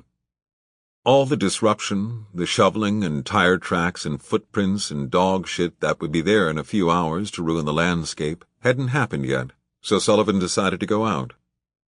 Because his exit from the African continent had been hurried, there wasn't much luggage involved, just his computer and some papers, a handful of books, a few sentimental pieces of clothing that worked well in Uganda, but offered up no defense against a Massachusetts winter. Sullivan looked in his closet and in the dresser drawers and found sweaters and jeans and boots that had been left behind more than a dozen years before. He felt at once irritated because the clothing implied his eventual return, and relieved because he needed something to wear. He found the mossy green sweater he had loved in high school and buried his face in the wool to see if he could find any residual traces of pot smoke. It smelled like cedar. He got dressed in the darkness and stepped out into the hall. Through the door that was left half open, he could see the girl asleep in Tip's bed, her head and arm dropped over the mattress's edge, the fingertips of one dark hand curling just above the floor. It was so damn cold up there. They had always referred to the 4th floor of the house as the meat locker, and not without cause. He went back and took the comforter off his bed, spreading it over the girl, who did not so much as change her breathing beneath this new weight that settled on top of her. Sullivan thought of all the strays he saw in Africa, the endless streams of parentless children who cycled through the various AIDS clinics he supplied, freshly minted orphans who had given up looking for extended family and were now trying to find a place to spend the night. They bore no resemblance to this Kenya, who appeared to be utterly at peace in her sleeping. She did not twist herself in a ball or stuff herself beneath a cabinet. She did not sleep with open eyes the way the most unnerving children had learned to do. He had forgotten how American children slept. They stretched out long and wide, dreaming of sugar plums while they waited for handouts from tooth fairies. Even he had to admit that a clean bed on the top floor of the Doyle home on Union Park wouldn't be such a bad shore for someone to wash up on, no matter how cold it was, as long as that someone hadn't grown up there. Sullivan went down the stairs in the dark. He thought he was moving quietly, but when he passed the living room, Tip raised a hand and waved. "Leaving so soon?" he whispered. "Can't settle down. I'm in the wrong time zone again. I'm going to go look at the snow." "Well, in case you don't come back, it was good to see you." Tip had not seen Sullivan in over 2 years. "You should learn to be sweeter," Sullivan said, drawing on an old joke. "More like your brother." They both turned and looked at Teddy, who was still sound asleep. Sullivan thought of the girl in the bed upstairs, her cheek pressed against the pillow in such a similar way. "Do me a favor," Tip said. "Bring me a glass of water." "Sure. I don't want to get up. This thing is killing me." Sullivan came back from the kitchen with the glass. He watched Tip sit up enough to pull a bottle from his pants pocket and tap out a pill the size of a small bullet into the palm of his hand. "I'll trade you," Sullivan said. "One for the glass of water. Are you in some sort of pain?" "Enough." "You don't even know what it is." Sullivan shrugged. "I'll assume they aren't passing out buffering." Tip looked at his brother, held him still for a minute with his eyes, then they made that most basic exchange. Narcotics for water. "At least you're making me work for it. That's good." Sullivan put the pill in his pocket and then patted his hip. "This is for later, when it's time to go to sleep." Tip looked up at the clock on the mantel. There was barely enough light in the room to tell the time. "It's 5 in the morning. You better take it soon." "How's the ankle?" "Hurts." Tip swallowed his Percocet. "It's a hell of a story," Sullivan said.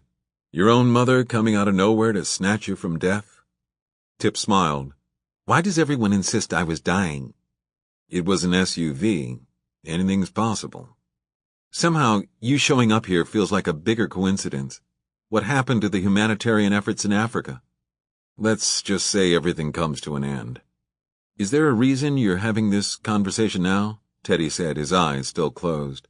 He pulled the comforter over his shoulders, and then brought his hand back inside. "Just to annoy you," Sullivan said kindly.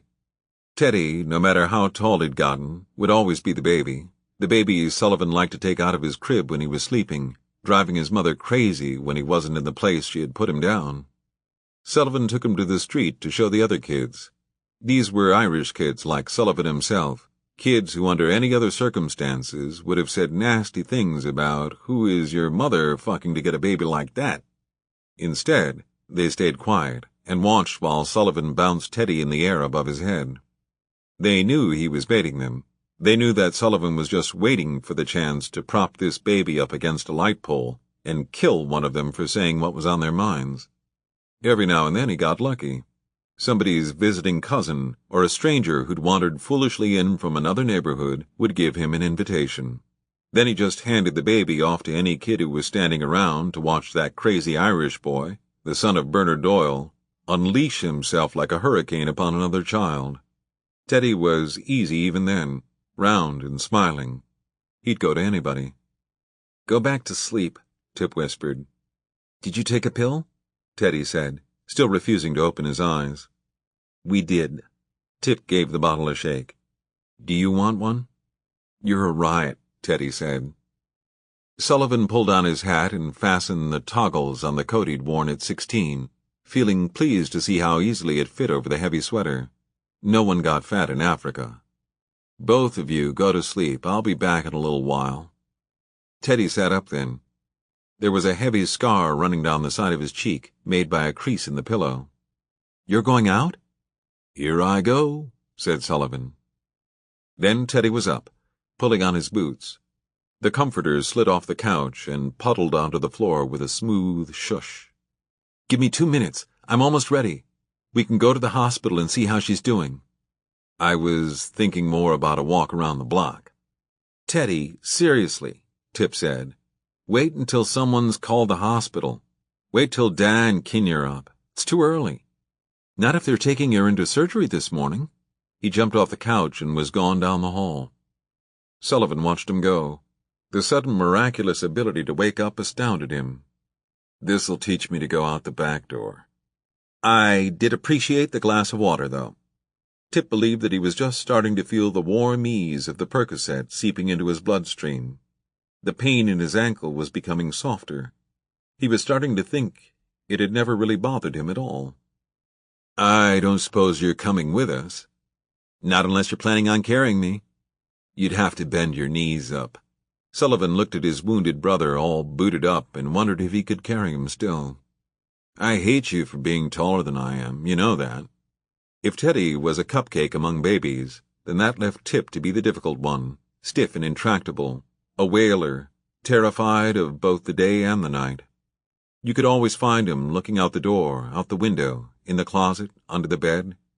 Nobody knew if he was looking to see if there wasn't somebody else coming to take him away, or if he was trying to find the person who'd left him behind. Sullivan wondered if he would remember any of that now. Probably not. Tip wasn't easy like Teddy. He was suspicious, didn't want to be touched. And who could blame him? This kid had a memory. He was 14 months old when he showed up on their doorstep like a basket of fruit. For 2 months in a year he had been somewhere else, had been used to someone else. Then he came to live with strangers who called him by another name. "What's his real name?" Sullivan asked his mother. "Tip," she said. "Thomas." Sullivan shook his head. "I mean before that. What was his name where he used to live?" She was bathing Teddy in the kitchen sink. Her hair was in one long braid over her shoulder, and the baby kept reaching for it. She said she didn't know. "You have to know. It has to be written down somewhere." "Maybe his name was Tip," she said. But Sullivan knew this wasn't the case. He had called out the name when Tip was sleeping, and he never opened his eyes. Sullivan invented a game for Tip that he called the Cape. "Where's my cape?" Sullivan would roar, and then get down on his knees, and here would come Tip, if Tip was in the right kind of mood. He would latch himself around Sullivan's neck and hang down his back, his head turned to the side and pointed down. Sullivan would hold onto his feet, and then he would careen through the living room, screaming. For a while, a year or two, that worked for both of them, but it didn't make them any closer, really. Tip was the kind of kid who could hang from your neck and still maintain a critical distance. When Teddy rushed back into the room, he was wide awake, pulling on his coat and moving through the front door. "I'll call you if anything happens," he said to Tip. There was a great rush of cold air that blew through the entry hall and into the living room.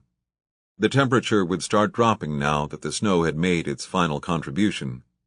Sullivan leaned over and picked Teddy's comforter off the floor and threw it on top of Tip, though he wondered if he wouldn't be better off taking it along for himself. "We won't be long," Sullivan said. Tip smiled at him. "You will be if you're going with Teddy." The snow was soft and deep and dry, and it came very nearly to Sullivan's knees. January nights were epically long in Massachusetts.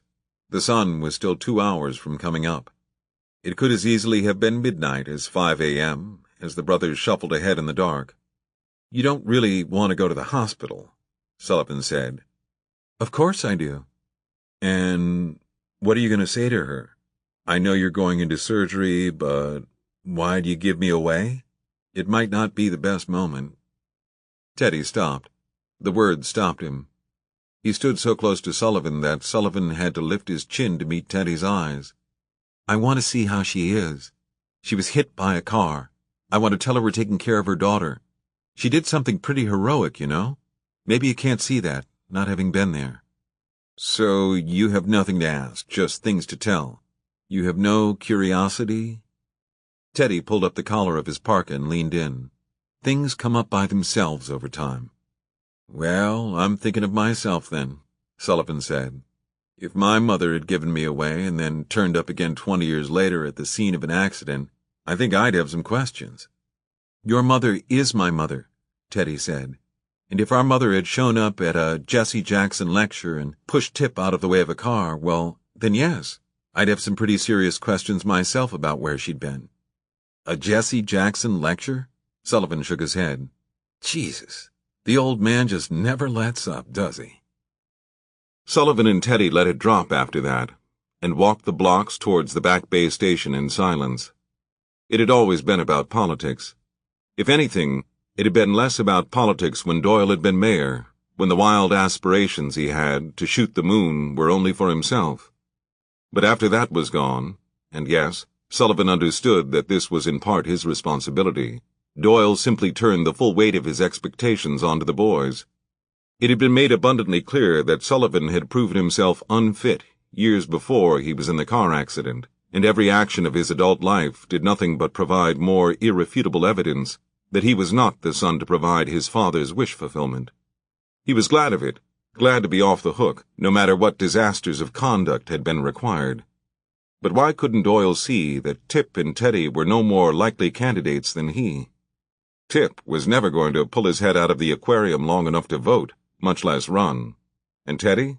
Teddy had all the political acumen of a koala. Still, Doyle continued to persist with their political education, their sentimental education. Once he admitted that Teddy and Tip were hopeless causes, he would have to face the fact that there was no one else coming up behind them, no one else who was willing to be crushed by the heavy mantle of his expectations. "What are you going to do?" Sullivan asked his brother. "I'm just going to talk to her." Teddy pulled off a mitten and fished around in his pocket for a Kleenex. "No," Sullivan said, thinking of the conversation in his head. "I mean with your life, assuming that you don't have any plans to be the next Jesse Jackson." It was so absurd a thought that it caused Teddy to laugh. Then he shook his head. "I don't know." "You do too, no? I'm 20. And I'm Jack Kennedy." They walked along for a while, their feet shushing in the snow. They were alone in the city, with the moon sitting high above their left shoulders. "I think sometimes," Teddy said, and then he stopped. "Sometimes I talk to Uncle Sullivan about the love and fellowship of our Lord Jesus Christ." "Forget it. Just say it. You can talk to me. There's nothing to talk about." Sullivan clapped his hands and let out a howl to wake the street. "I knew it! Dear God, you're going to sign on with the child molesters." "Sullivan, stop it." He laughed. "I think it's fine. You might as well make one father in the family happy." "I didn't say I was going to be a priest."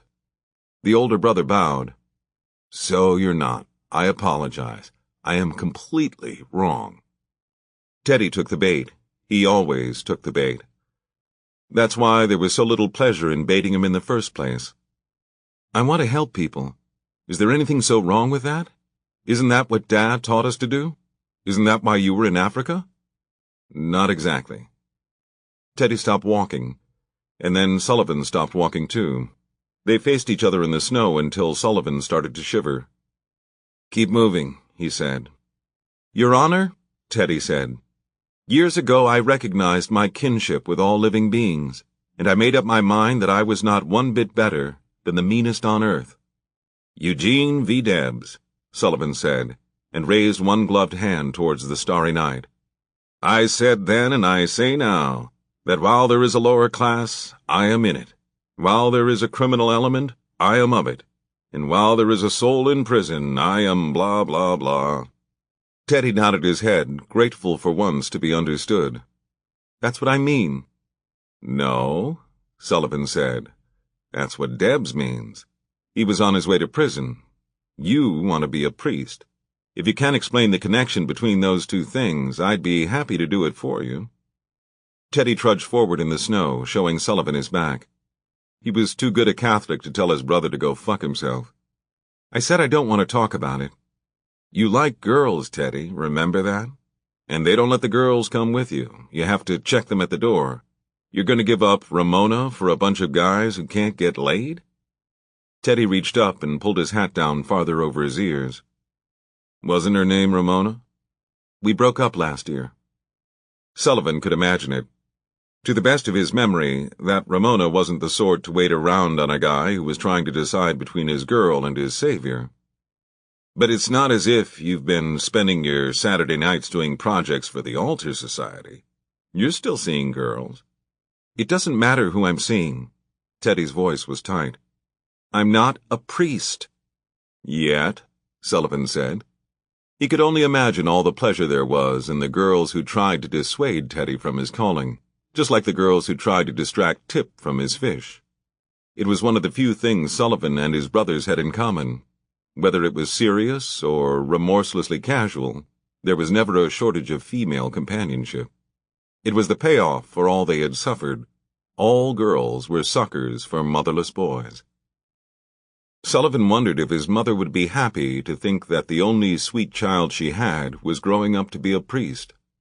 He wondered if she would be horrified. He was genuinely sorry that he had no idea what she would think. He remembered his mother in the snow, when he was still her only son, pulling him behind her on a bright blue plastic disc. He remembered the snow in her hair, and later how, when they were back in the warm kitchen, she would rub his hair dry with a towel. He remembered how she sang to him, "To know you, is to love, love you." She was pregnant then. He could see her belly pushing out against her sweater. One more thing that never came to pass. If Bernadette had shown up, Teddy had said, but that couldn't happen, even though at some point Doyle was bound to throw that possibility out to him. What would your mother say, if she knew what you've done? But his mother wasn't there, and as long as the universe continued to operate in the same way it always had, there was no chance she was coming. If she had shown up even once just to him, he believed that things wouldn't have turned out like this at all. And if she had lived, there was a chance that even Sullivan might have gone so far as to make someone proud. He might have been a politician or a scientist, even a priest. He wouldn't have made the same mistakes because he would not have been in those places at those moments. If his mother had lived, the chain of events would never have begun. There never would have been an accident. He would not have been sent off in the world by himself. Surely, he would still have made mistakes, but they would have been smaller ones. He shook the thought out of his head. It got him nowhere. When they arrived at Back Bay, Sullivan dug his hands in his pockets, but all he found there was a Percocet. It was a very small thing, but still, something to look forward to later on. He looked at Teddy. "I've got it," Teddy said, and pulled out his wallet. His face was soft again, and he smiled at Sullivan. Teddy, unlike the other members of the family, never held a grudge about anything. Like Sullivan, Kenya's mother had been awake, off and on, for most of the night. Every time she fell asleep for a second, there was someone there to wake her up. It seemed to be the responsibility of every person in the hospital to wake her up, and they took their job seriously. They shook her shoulder, and called her name, and shined a light in her eyes. "Miss Moza, how you feeling? Can you tell me how you feeling?" But Tennessee couldn't say how she was feeling. The only word that came to mind was suspended. She was hanging off 1,000 tiny wires. She didn't tell them that. It wasn't worth the effort to make the words. She couldn't take in a proper breath. How was she feeling? She looked at the woman standing over the bed. She was tall and bony, with jet-black skin and 3 gold chains around her elegant neck. African, you could hear it in the voice. That wasn't a Boston voice. That wasn't Roxbury. She closed her eyes and wondered where in Africa she was from, but when she started to ask, there was an Asian man holding her wrist. He wasn't as tall as the African woman, but he was even thinner, no bigger around than a 6-year-old. Didn't anyone eat in this hospital? Did they hire starving refugees to come in and wake you up at night? "Miss Moser, can you open your eyes for me now?" It was an Irish girl, fat and sickly pale, who was checking the line going into her hand. Tennessee thought of Ebenezer Scrooge and wondered if this last girl was her ghost of Christmas future. She had a vague memory of Christmas, Kenya sitting cross-legged on the floor, with a present in her lap. She could see her tearing the paper, but she couldn't be sure if the Christmas she was seeing in her mind was the most recent or a year ago. She had a terrible feeling she had left Kenya someplace she wasn't supposed to, that she had forgotten her, though how could that be possible? She would never forget her daughter. Had Christmas come and gone? It was winter. For all of her uncertainty, that was the one thing she was sure of. She had been so cold in the snow. She blinked her eyes, and everything shifted like magic. People were there at a distance, and then touching her, and then she was alone. She was awake in one room, and then later on, she was awake in another, or at least she thought it was another room. It seemed larger and not nearly as bright. She didn't think there had been any window before. She had no memory of being moved, but that didn't tell her anything either. She had no memory of coming to the hospital in the first place. The room was mostly dark, except for a long, thin light that was mounted on the wall above her headboard, and that light fell directly into her eyes. She would have liked to turn it off, so that she could better see out the window, but turning off a light seemed like the single most impossible task she had ever considered, and so she left it alone. She could never seem to remember to ask anyone about the light when they were there. What she thought about, what consumed her, past the point of speaking, was the pain. There was a web of pain that extended from the top of her head down to her knees. First she tried to stay very still, so as not to disturb it, but then it would get disturbed anyway, and so she would experiment. She moved a hand, she flexed her toes. She was at all times very careful to keep her pelvis straight and pointed up, as she knew it was her pelvis, or more precisely her stomach, that was the center of what was wrong. "Miss Moser, I'm taking your blood pressure now. You're going to feel a pressure." When there weren't people talking directly to her, there were still people talking. Their voices came out of the ceiling. People called for doctors. People called code blue. Bells rang out a little symphony. Again and again they woke her up. And then Tennessee woke up alone in a room, and everything was different. As soon as she opened her eyes, she remembered.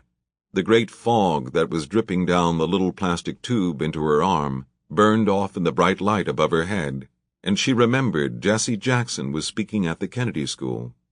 She had barely made it in time, rushing home from work to pick up Kenya. She made them both peanut butter sandwiches, standing in the kitchen with her coat on, and put the sandwiches together in the bottom of a paper sack with an apple. "I don't know why we can't stay home," Kenya had complained. "It's freezing cold and I've got homework." "You should have done your homework already," Tennessee said. "You can do it on the train." "I can't do it on the train because then my handwriting gets all sloppy and it's points off." Kenya bent over and put her hands on the floor, then straightened out her legs.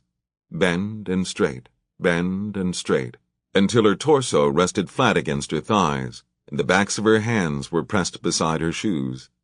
"There was an extra short recess today because it was so cold outside, so I went and ran circles in the gym until Miss LaPiana came and said I wasn't allowed to be in there by myself and that I had to go back to the cafeteria with everybody else." She was like a dog that had spent the day penned up. Tennessee had to figure out a way to get her into a better school. Cathedral Grammar had offered her a scholarship of $4,000 last year, but that wasn't any more helpful than offering $4,000. She had to figure out a way to make them pay for all of it. She had to get someone from the school to come see Kenya run. Kenya could be their fleet-footed child star. She could run and earn her keep. "I could run all the way to Cambridge if you'd let me," Kenya said, turning a deft finger inside the peanut butter jar. "I could run beside the bus, and then beside the train, and you could watch. I'd stay right next to your window. Quit horsing around and put your coat on. Wash your hands first. Did you get your hat?" Kenya said it was in her pocket, but once they were halfway to the stop and Tennessee told her to put it on, Kenya admitted leaving it at home, saying that it made her head look lumpy. The child went out into the freezing cold night with no hat on, and Tennessee scolded her while they stood on the corner and waited for the bus that would take them to the Park Street station. She saw the lights of the bus coming from a long way off. She saw the lights of the car. Kenya had been on the sidewalk, she was sure of that. She could not say where her daughter was now. Asleep in the waiting room, probably, not too far from here. But she was positive that when the car came, Kenya was nowhere near the car. She was less sure about Tip. She had been half surprised to see them at the lecture. More and more often now, she saw Mr. Doyle alone. The boys were growing up. They were busy with school. Tennessee had not been able to find a seat, and she watched the boys from high up in the auditorium, where she stood behind the back row against the wall. There was nothing she did not know about the backs of their heads. She listened to Jesse Jackson, but her eyes stayed fixed to her sons' heads. Why was Tip only wearing a jacket? She wanted to ask Jackson a question, but she never raised her hand when the Doyles were there.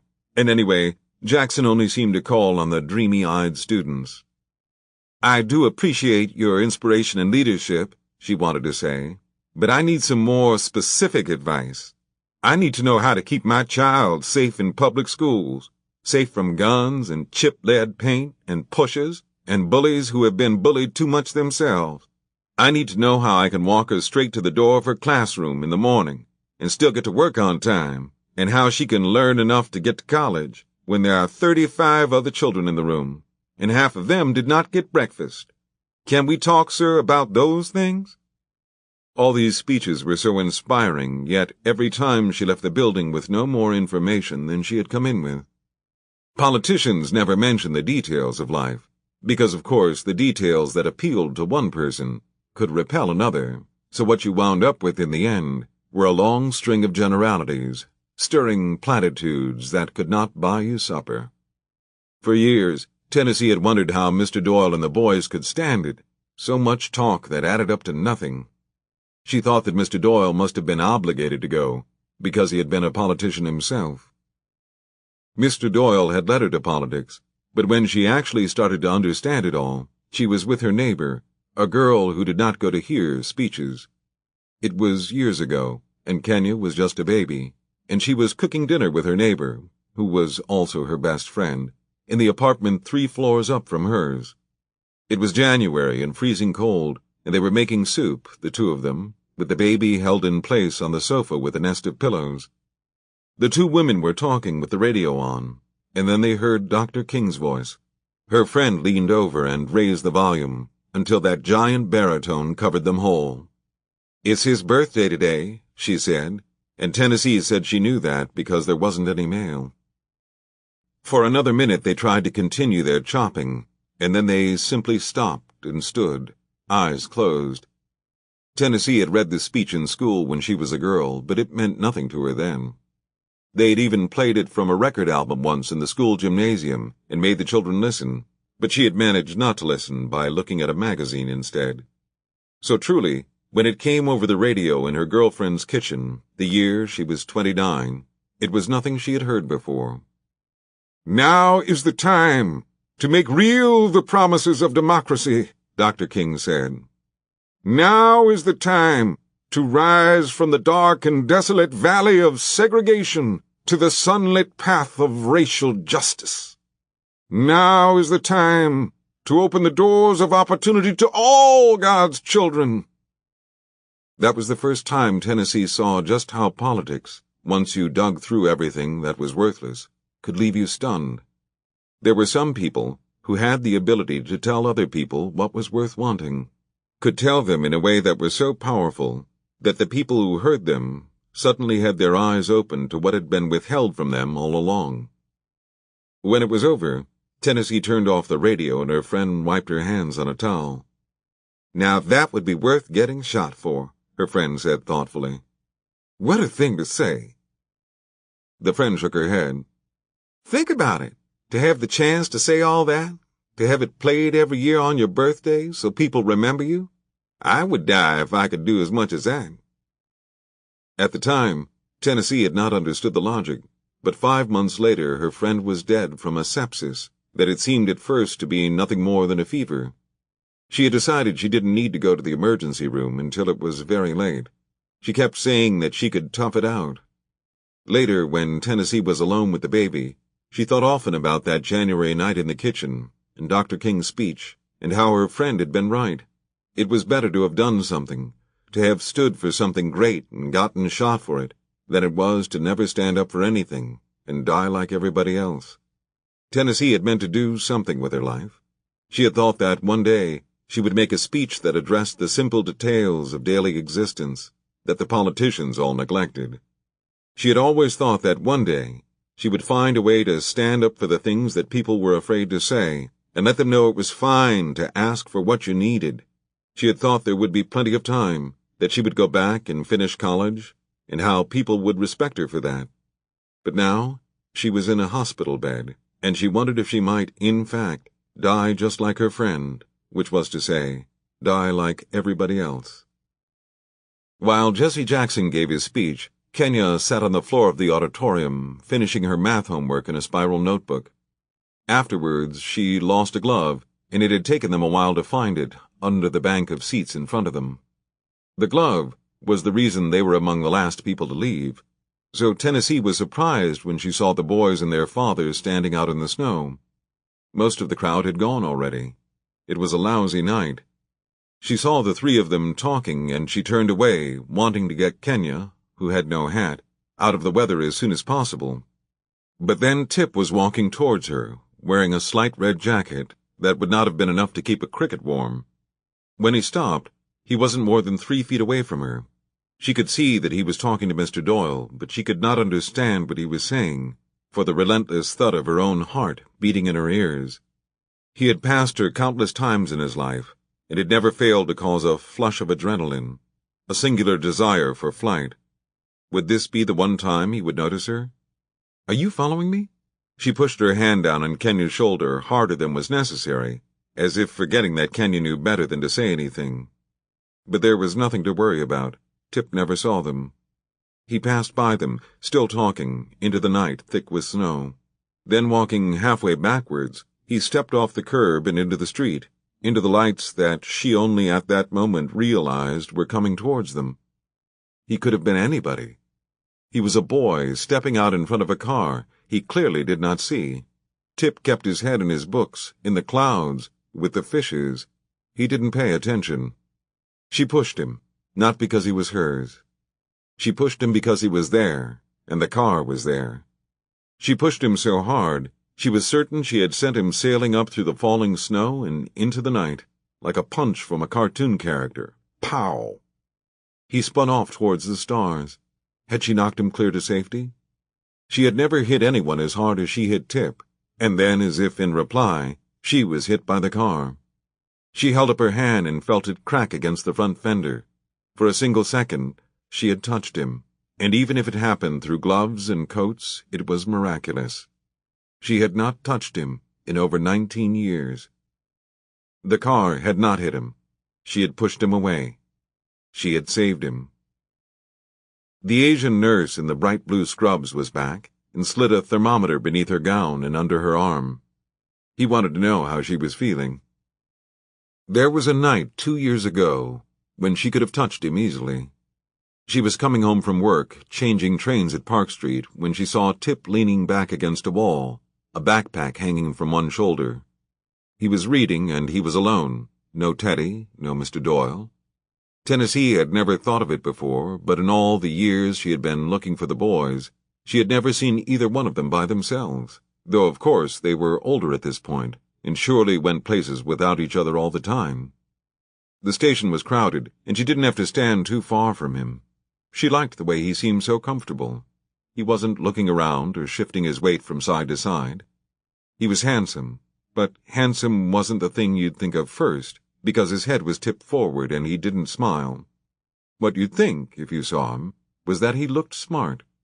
He looked like someone who had a purpose in this world. He wasn't some kid who was hanging out riding the trains. He looked exactly like he was, a college boy. While he was waiting, a pretty Spanish girl walked by, black hair long down her back, and big gold hoop earrings, high heels on her black boots, and for a second she glanced back over her shoulder at the boy who was reading, the boy who didn't notice her, and Tennessee smiled.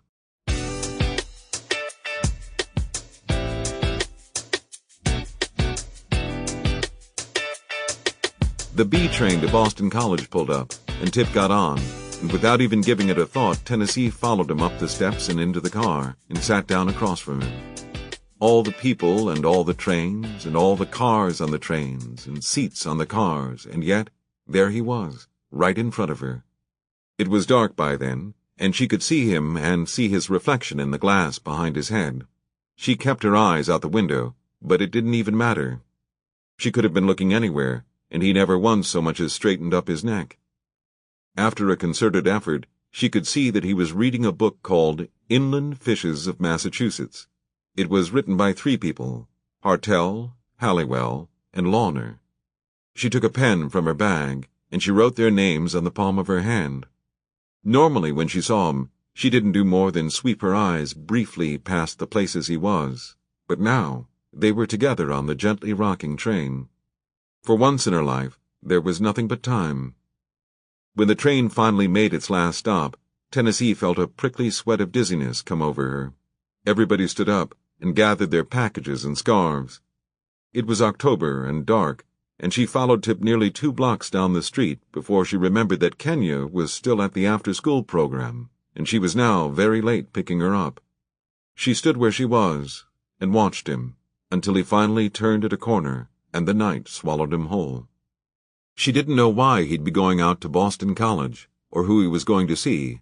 It wasn't her business to know, and she paid a second fare to get back on the train going home.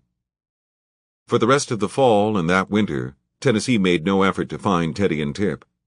She didn't take Kenya to lectures or political rallies. She did not save her money to buy symphony tickets on the rare nights they played Schubert. Something had shaken her on the train. It was time for her to think of the boys as grown now, time to focus her attention on the daughter she had. She did, however, work hard to get a copy of Inland Fishes of Massachusetts.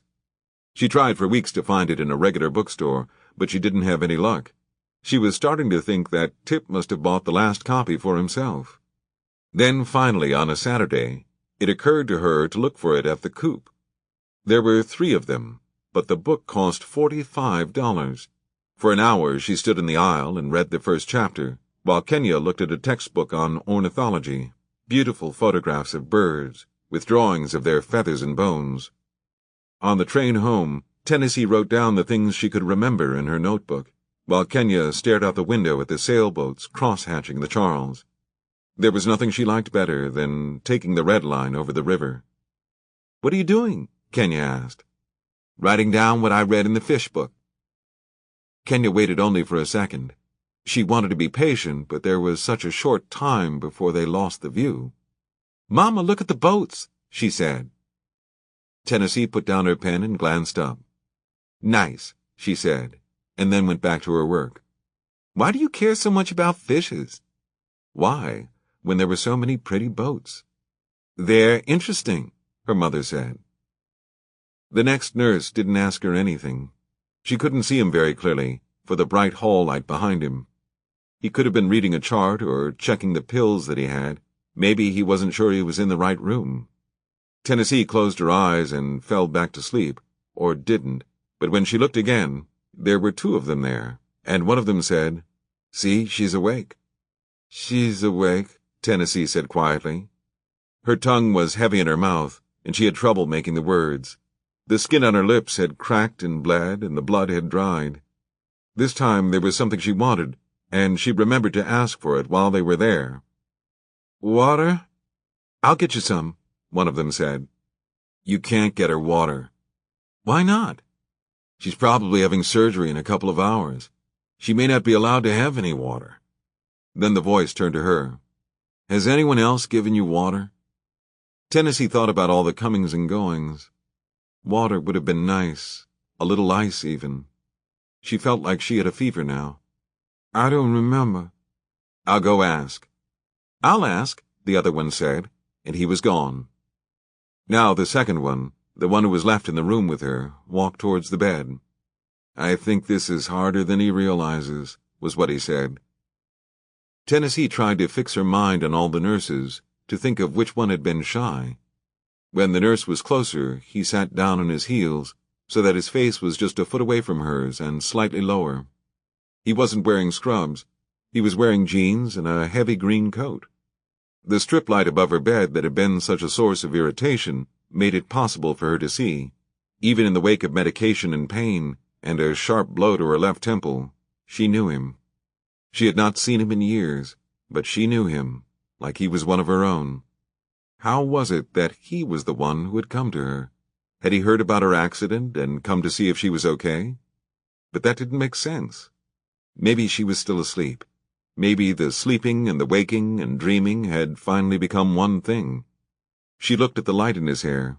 It was still that same strange, dark red color it had been when he was a child. Tennessee pressed her eyes closed tight. "Are you in a lot of pain right now?" Sullivan said. "Where have you been?" "Excuse me?"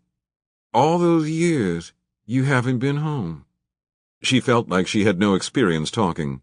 Her mouth was hot and dry. "I've been a lot of places. I've been in Uganda for a while now.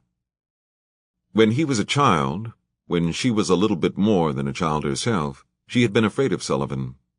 Everything Sullivan could do to her boys could be done secretly, with no way for her to protect them.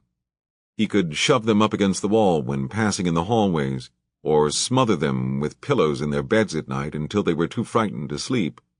Did he pinch her boys when no one was looking? Whisper in their ears that his parents had reconsidered the adoption, and now the orphanage was coming to take them away?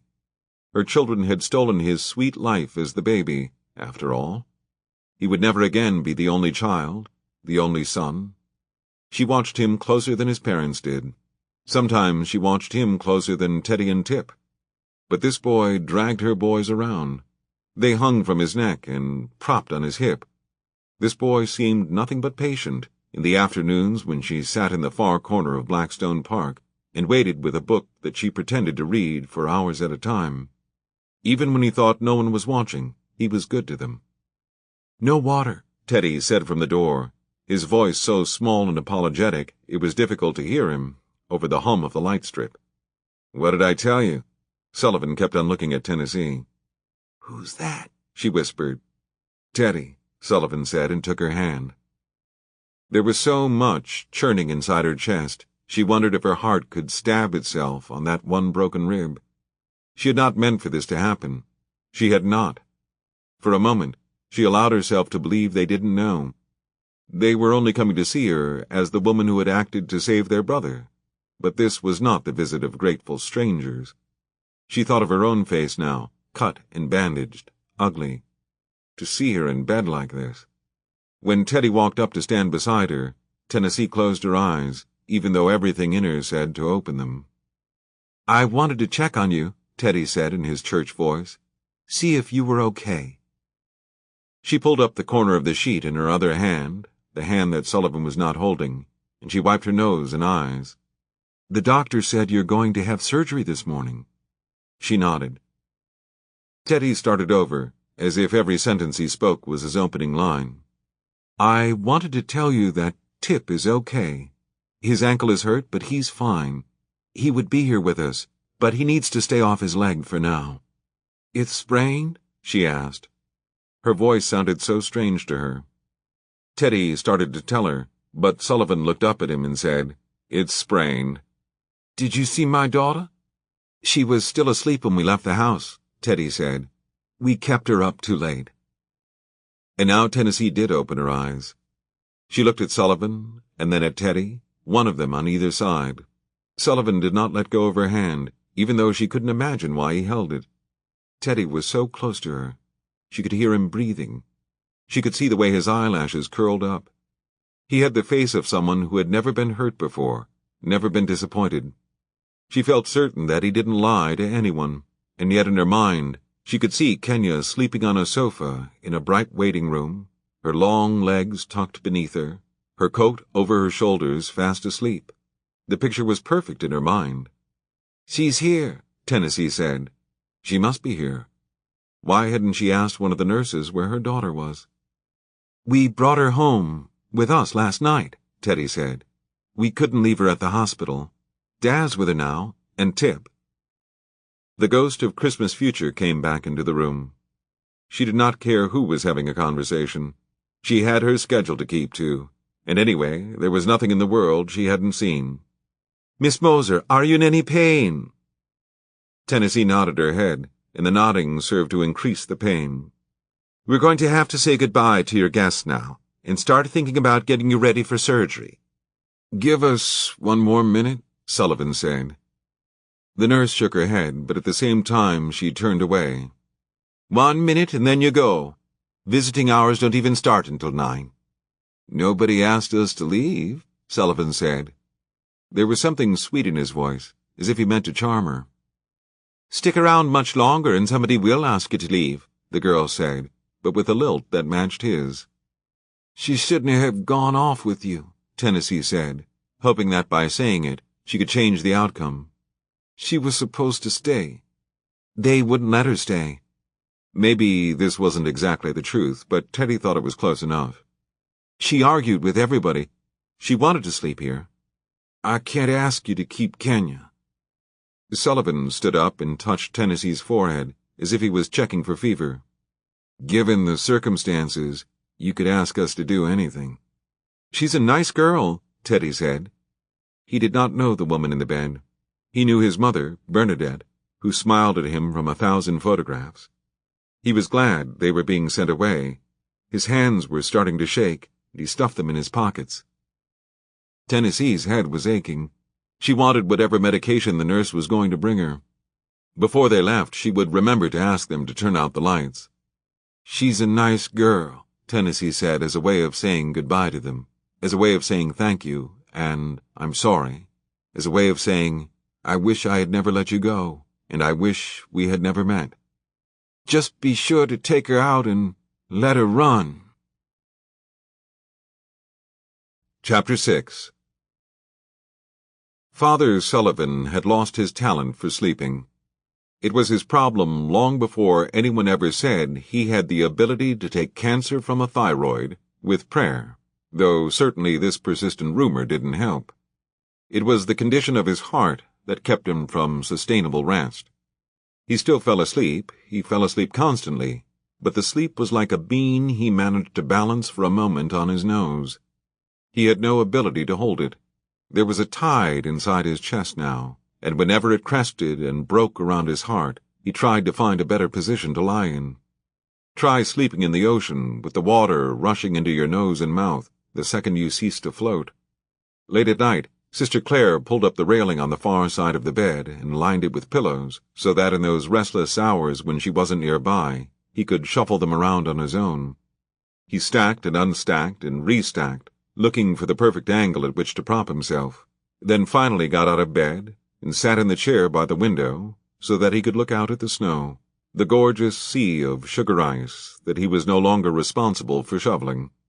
His heart woke him up to remind him that in life there was never a limitless number of nights. The floor was cold on his bare feet, but getting out of bed had been effort enough. He didn't want to spend the little energy he had left walking over to the closet for his slippers. Let cold feet be the worst of it. Little Johnny Sullivan, the fastest Catholic boy the South End had ever seen, climber of trees and chain-link fences, the ruler of ice hockey and hardball, now weighed out the benefits and perils of walking 5 feet across linoleum, and wisely decided against it. When he was a pirate boy of 10 and 12, the Apostle Paul himself could not have convinced him that this was where it would all wind up one day, and if he had been convinced, he no doubt would have thrown himself into the Charles to drown. So sure was Johnny Sullivan's belief in God's impassioned love for him, that he had felt certain he alone would never age. Not that the misconceptions he held dear to his heart as an adult were any more advanced than the ones he had had as a child. There was a time when Father Sullivan would have thought this confinement was God's retribution for the enormous restlessness that had driven his life, or the cigarettes he managed on the sly. He believed in a carefully ordered universe, action and reaction. But now he could no longer picture a God who kept track of such minutiae, or would think to punish anyone for it.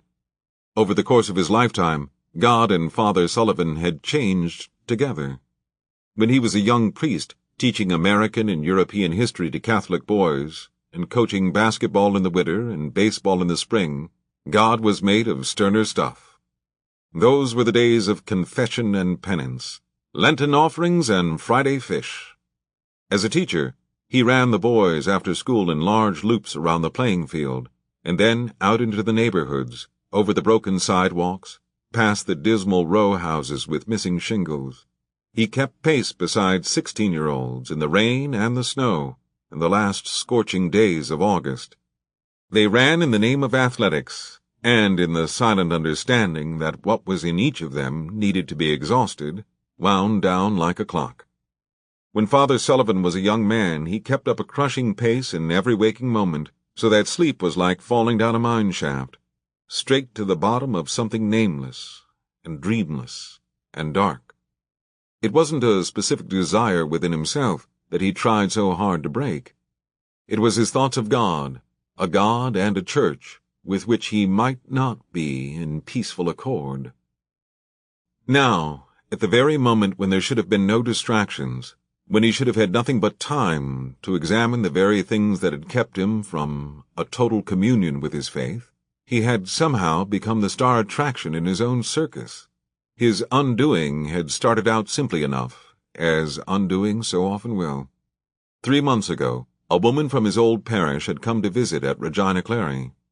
Nina de Matteo brought him some banana bread and a book of crossword puzzles, and sat by his bed to talk.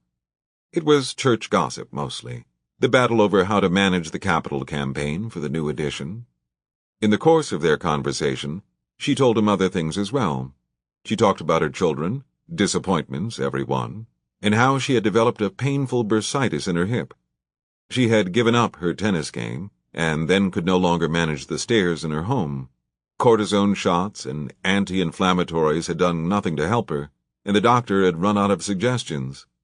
Nina asked Father Sullivan to pray for her, and he said of course he would. When she was leaving, she stood for a moment beside the priest's bed, and he reached up and touched her left hip, exactly where it had been hurting, and the hurting stopped. The way she told it to the newspapers later on, it had startled her, the way a sudden silencing of unendurable noise is startling. She shifted her weight from side to side, gently experimenting with the absence of pain, and then she thanked the priest and said goodbye. Nina passed the elevator in the hall, 68 years old, and her legs carried her down the stairs and out to her car with the even clip of a girl. After a week spent without the slightest trace of discomfort, she came back with her friend, Helen Kane, who had been diagnosed with thyroid cancer. They said nothing to him of Nina's recovery. They brought another loaf of banana bread and a crossword puzzle book, by way of superstition. "If you could touch a neck," Nina said, in what she hoped would be an off-handed manner, "and say a prayer for her health, it would mean a lot." Father Sullivan thought nothing of the request. He had been putting his hands on sick people since he was 23 years old. He believed in the comfort of human touch. He was sitting up in his chair by the window that day, and Helen Kane, who was barely 40, with 3 small girls at home, leaned forward, and he touched her neck, and closed his eyes, and prayed that she would have peace. That was all he asked for. That was all he had ever asked for. Later, Helen would say that she felt something at that moment, a small shock in her throat, and 3 days later, when she went to the doctor, the cancer was gone. "How should I know where it went?" Father Sullivan said to the bishop when the bishop came to Regina Clary. "It's not as if I hid it in my chair." Awash in their health and good fortune, the 2 women had talked, to each other, to their families, to the press. Soon the hallway outside his room was clogged with the suffering and the sick. Women with colicky babies crying in their arms, a man with leukemia in a wheelchair, his young wife standing behind him, looking sicker and more exhausted than he did. There was a 10-year-old boy who had been blind from birth. Blind? What did they expect? Sister Clare would let them in, one at a time. Father Sullivan would explain over and over that there was nothing he could do, but of course the person would insist that he try. He was a priest, after all. He could at least offer up a prayer. So Father Sullivan spent his days praying, trying and failing in seamless continuum, until finally Teddy would come and shoo everyone away. He had come by just this afternoon and driven them out, enduring all of their bitterness in stride. The sick were a ferocious lot. They'd walk right through you if they thought that health was on the other side. "He's sick himself," Father Sullivan heard Teddy say out in the hallway. "You have to understand, it's not going to do anyone any good if he dies trying to make you well." That's telling them, Father Sullivan thought. When every last one of them was gone, the boy came in and sat down beside his bed. "Give me your hands," the priest said. "I can't, they're freezing. It's freezing outside." "If I can give sight to the blind, I should be able at least to warm up your hands. Anyway, mine are cold too." And so they sat there, the 2 of them alone, holding each other's frozen hands. "You should try and get some sleep," Teddy said. "Not when you've just gotten here." "I'll stay and study. If I sit right here, no one will bother you. When they look in your door, I'll shake my head at them and they'll go away." "Shake your head gravely." "I will shake my head so gravely They won't even think of coming again for a week." "Ah," Father Sullivan said, the very thought of rest sweeping over him in a warm wave. "That would be good. You would wake me if there's something very important. If it's life and death." He thanked him, and then closed his eyes. "Now, give me a speech. Something nice to send me off." Teddy asked him what he had in mind, and Father Sullivan thought about it. "Something with a little conscience, shall we? But nothing too stirring. I mean to rest." There were so many good choices. He considered something perfectly classic, maybe the Gettysburg Address, but then he thought of all the pleasure that came in being surprised. Teddy said he knew just the thing, simple and true, full of humility, all the qualities his uncle admired. Teddy leaned forward and began. "Your Honor, years ago, I recognized my kinship with all living beings, and I made up my mind that I was not one bit better than the meanest on earth. Dorothy Day," he liked to guess, though he never got them right. "Eugene V. Debs." "Debs, of course. Day was hardly one for speeches." Father Sullivan yawned. "What I wouldn't give for a good American socialist now." Teddy continued this speech, meant for the judge about to hand down Deb's prison sentence, in his best bedtime story voice. "I said then, and I say now, that while there is a lower class, I am in it. While there is a criminal element, I am of it. And while there is a soul in prison, I am not free." Night after day, Father Sullivan was awake with his thoughts. The visit of the two women, and all of the subsequent visitors that followed, had shaken him. It made him realize how helpless he was to do anything of substance for anyone. He tried to see what was ahead for each of them, and he could see nothing at all. It would be incorrect in every sense to say that so near the end of his life he had lost his faith, when in fact God seemed more abundant to him in the Regina Clary home than any place he had been before. God was in the folds of his bathrobe, the ache of his knees. God saturated the hallways in the form of a pale electrical light. But now that his heart had become so shiftless and unreliable, now that he should be sensing the afterlife like a sweet scent drifting in from the garden, he had started to wonder if there was, in fact, no afterlife at all. Look at all these true believers who wanted only to live. Look at himself, clinging onto his life. Look at a squirrel, scrambling up the icy pitch of a roof. In suggesting that there may be nothing ahead of them, he in no way meant to diminish the future. Instead, Father Sullivan hoped to elevate the present to a state of the divine. It seemed, from this moment of repose, that God may well have been life itself. God may have been the baseball games, the beautiful cigarette he smoked alone after checking to see that all the bats had been put back behind the closet door. God could have been the masses in which he told people how best to prepare for the glorious life everlasting, the one they couldn't see, as opposed to the one they were living at that exact moment in the pews of the church hall, washed over in the stained glass light. How wrong-headed it seemed now to think that the thrill of heartbeat and breath were just a stepping stone to something greater. What could be greater than the armchair, the window, the snow? Life itself had been holy. We had been brought forth from nothing to see the face of God, and in his life Father Sullivan had seen it miraculously for 88 years. Why wouldn't it stand to reason that this had been the whole of existence, and now he would retreat back to the nothingness he had come from, in order to let someone else have their turn at the view? This was not the workings of disbelief.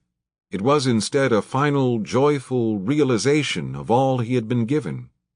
It would be possible to overlook just about anything if you were trained to constantly strain forward to see the power and the glory that was waiting up ahead. What a shame it would have been to miss God while waiting for him. The old priest shifted in his chair and pulled the blanket up high on his shoulders. All around him, Boston was waking up now. He could see the lights outside his window switching on one by one. He thought of all those people in their beds, burrowing down for a last minute of sleep, and his damaged heart went out to them. Small wonder people longed to stay alive, that they would line up in his hallway on the misinformation that he could save them. Father Sullivan did not believe he had been a part of any sort of miracle, but wouldn't that be a glorious transition to make so late in the day, to go from the business of saving people's souls to the business of saving their lives? If he was right, and God showed his face to the living, then it was the surgeons to whom we should offer our novenas. Let us pray to the ones who keep our tired hearts pumping. More than anything, Father Sullivan wished he could say all this to Teddy, but he worried that suggesting an absence of afterlife would be like killing off poor Bernadette all over again. After so much time, he could hardly suggest that he no longer believed his mother was waiting for him. If he could have wished a second life for anyone, it would be for his favorite niece. She would have made such good use of eternity. At her funeral, Father Sullivan had promised the congregation that they would all be together again, as if Bernadette had simply run ahead to secure good seats for her family. Now, when he should have had thoughts of joining her, he found his own words to be foolish and hollow. "We always said that Bernadette was the lucky one," he had told the weeping crowd, "and now we know it is her greatest luck to be sheltered in the arms of Christ." But was that even true? Bernadette's luck had been her life, her love for her husband and her sons, the joy in her home. Her existence did not add up to a handful of tests meant to win her a place in heaven. Father Sullivan had come to these conclusions too late to put them to any good use. His health would never be such that he would once again clip a lavalier microphone onto the front of his vestments and expound on his theories of the day. But Teddy wasn't even at the start of his vocation yet. If he did become a priest, he would have his entire life to direct people away from some incalculable unknown in favor of valuing the lives they led. Father Sullivan smiled to think of how much he sounded like Bernard Doyle, looking to his son for the fulfillment of his dreams. Maybe that was the definition of life everlasting, the belief that the next generation would carry your work forward. Had he wasted his life, or far worse, wasted the lives of the people who had entrusted him with their faith? Father Sullivan shifted in his chair, trying to find a better angle to breathe. No good would come of exhausting himself, not when the sick would be at his door early. If he couldn't heal them, he could at least show them the courtesy of his full attention.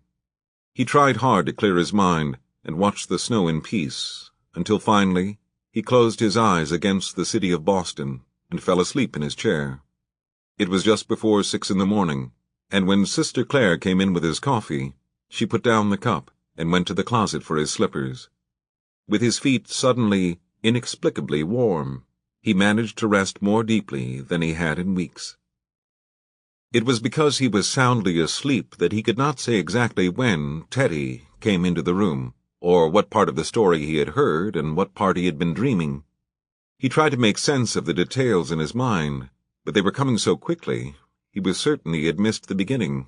Another mother, someone other than Bernadette, a little girl, an accident, Tip and Doyle, even Sullivan was there.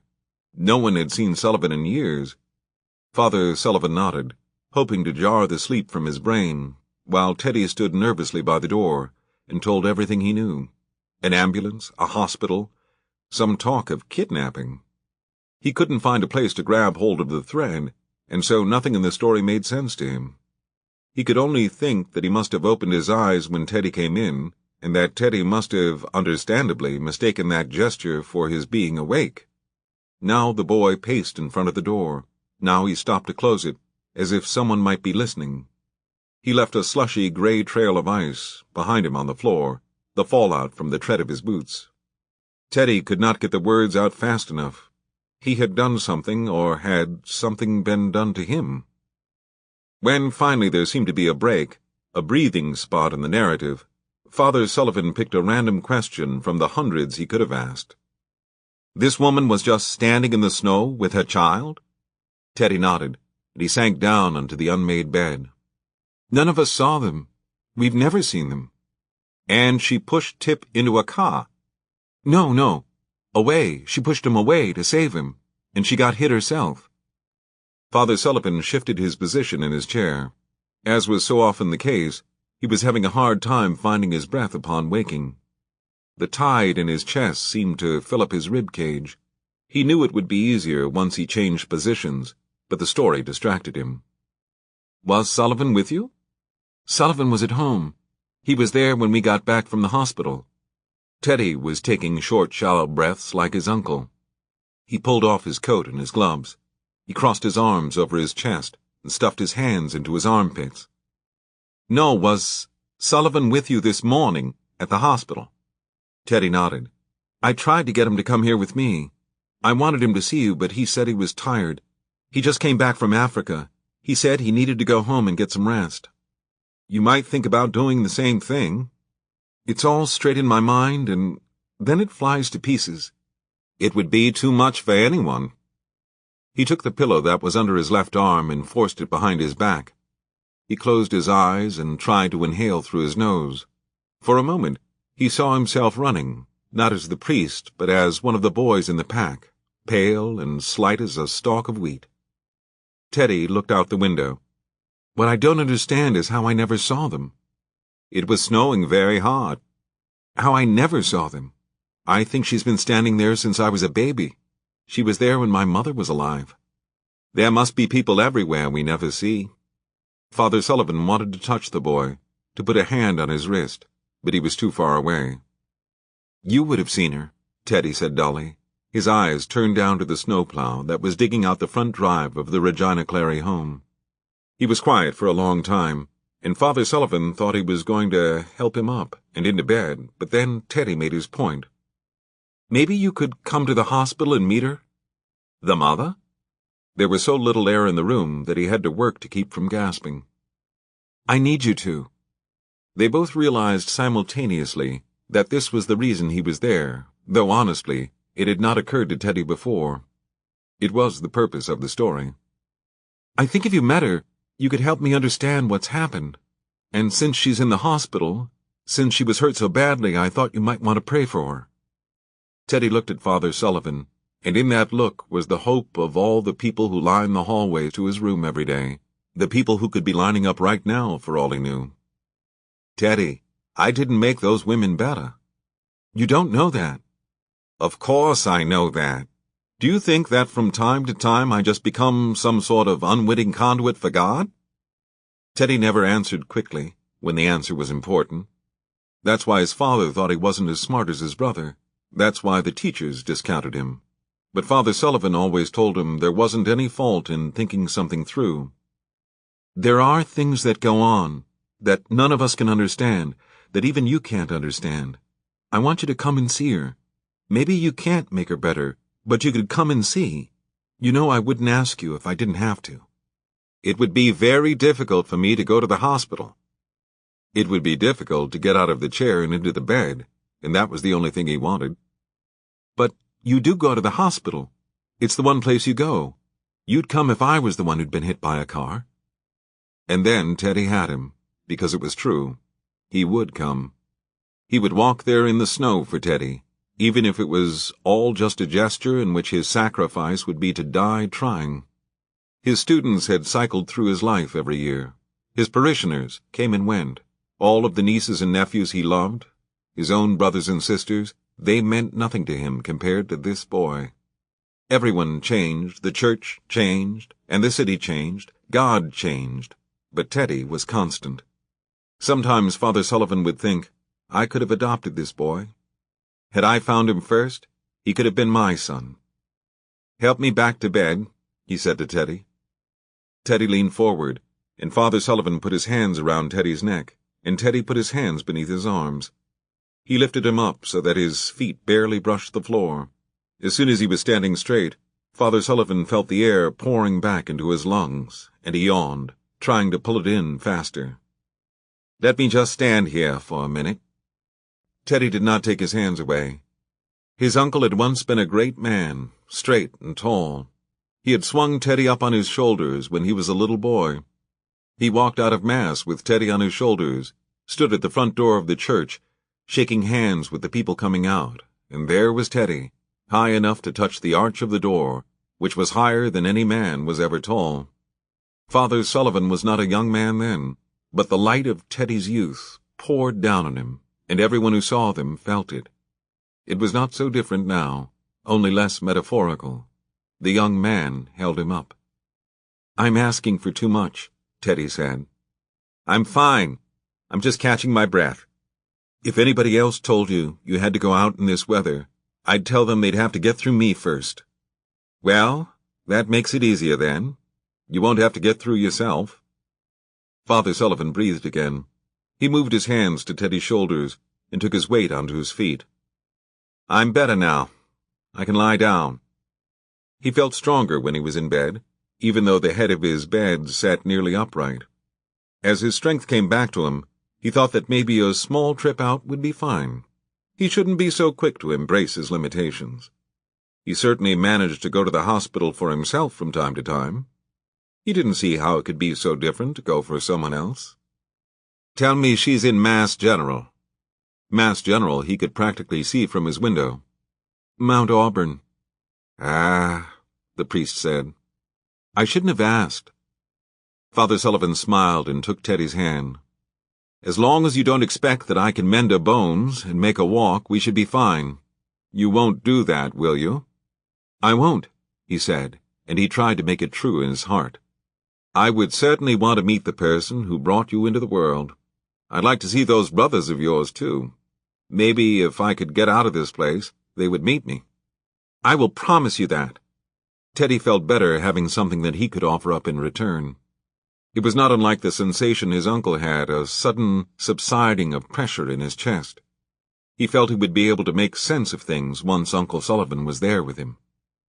There was a light tapping on the door, and before anyone spoke, Sister Claire put her head in the room. Father, are you up now? There are people waiting to see you.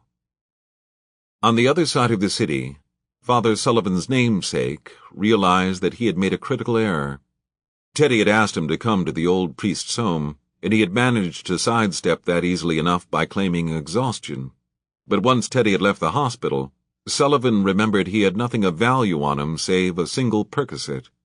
In the course of one transatlantic flight, he had gone from being a moderately well-to-do man in a poor country to being indigent in the land of plenty. His wallet, which was sitting on the bedside table of his boyhood home, had been exhausted by the wildly overpriced taxi ride from Logan.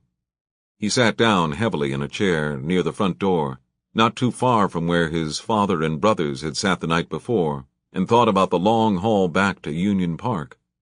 Boston was a walk-in freezer, turned to its lowest setting, and the men with shovels and blowers were only now starting to venture out to cut a path where the sidewalks had been.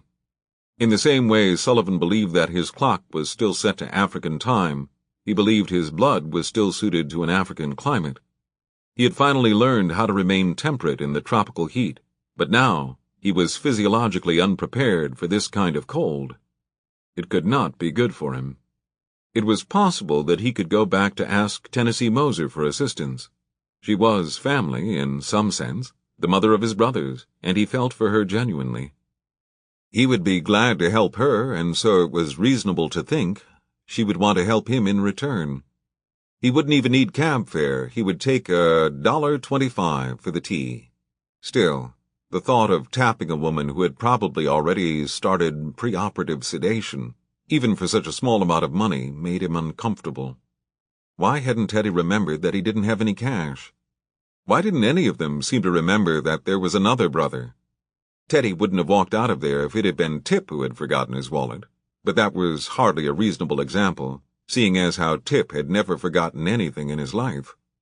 Tip probably had a stash of backup tokens sewn into the linings of his pockets.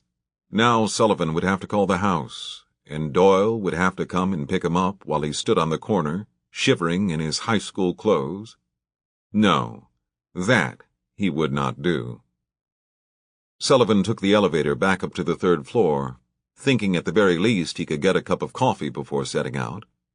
The day shift would be coming on soon, and he might as well go up while there were still people working who had seen him before. None of the nurses and doctors understood what they had in this hospital. Certainly the patients didn't. The clean floors, the working elevators, whose doors opened and closed without complaint, the drugs and the beds, the water and light, such abundance that the situation practically demanded waste. Had he taken something from a hospital like this one, it would never have been missed. But then again, There would be virtually no market to sell what was stolen. Everything was too readily available in America. Nothing was contraband. "Is there some coffee around here?" he said to the young Asian man in bright blue scrubs behind the desk.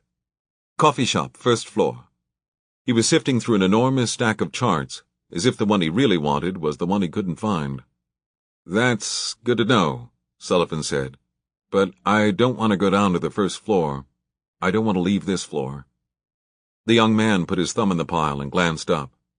"She's on her way to surgery?" Sullivan said.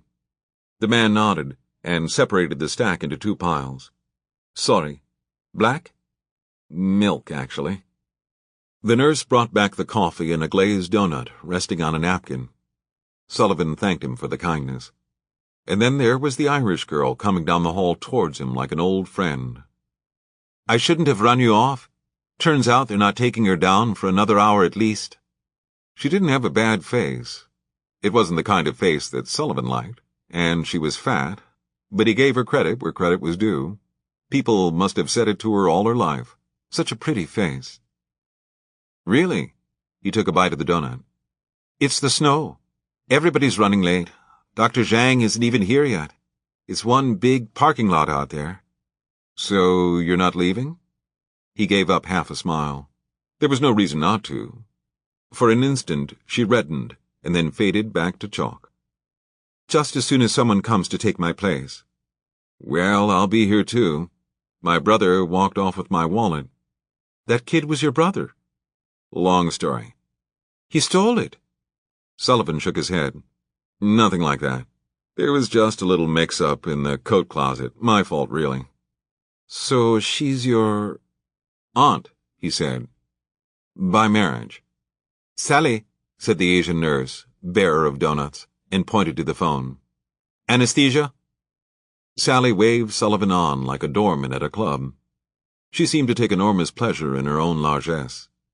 "Go back and sit with her. She seems pretty out of it, your aunt." Sullivan nodded and took a long sip of coffee. "She was hit by a car," he said by way of explanation, and he headed down the hall. The electrical light that had burned over the bed was off now, but the sun was pulling up over Boston, and the walls and the floors were washed over in strips of gold that fell through the tilted Venetian blinds.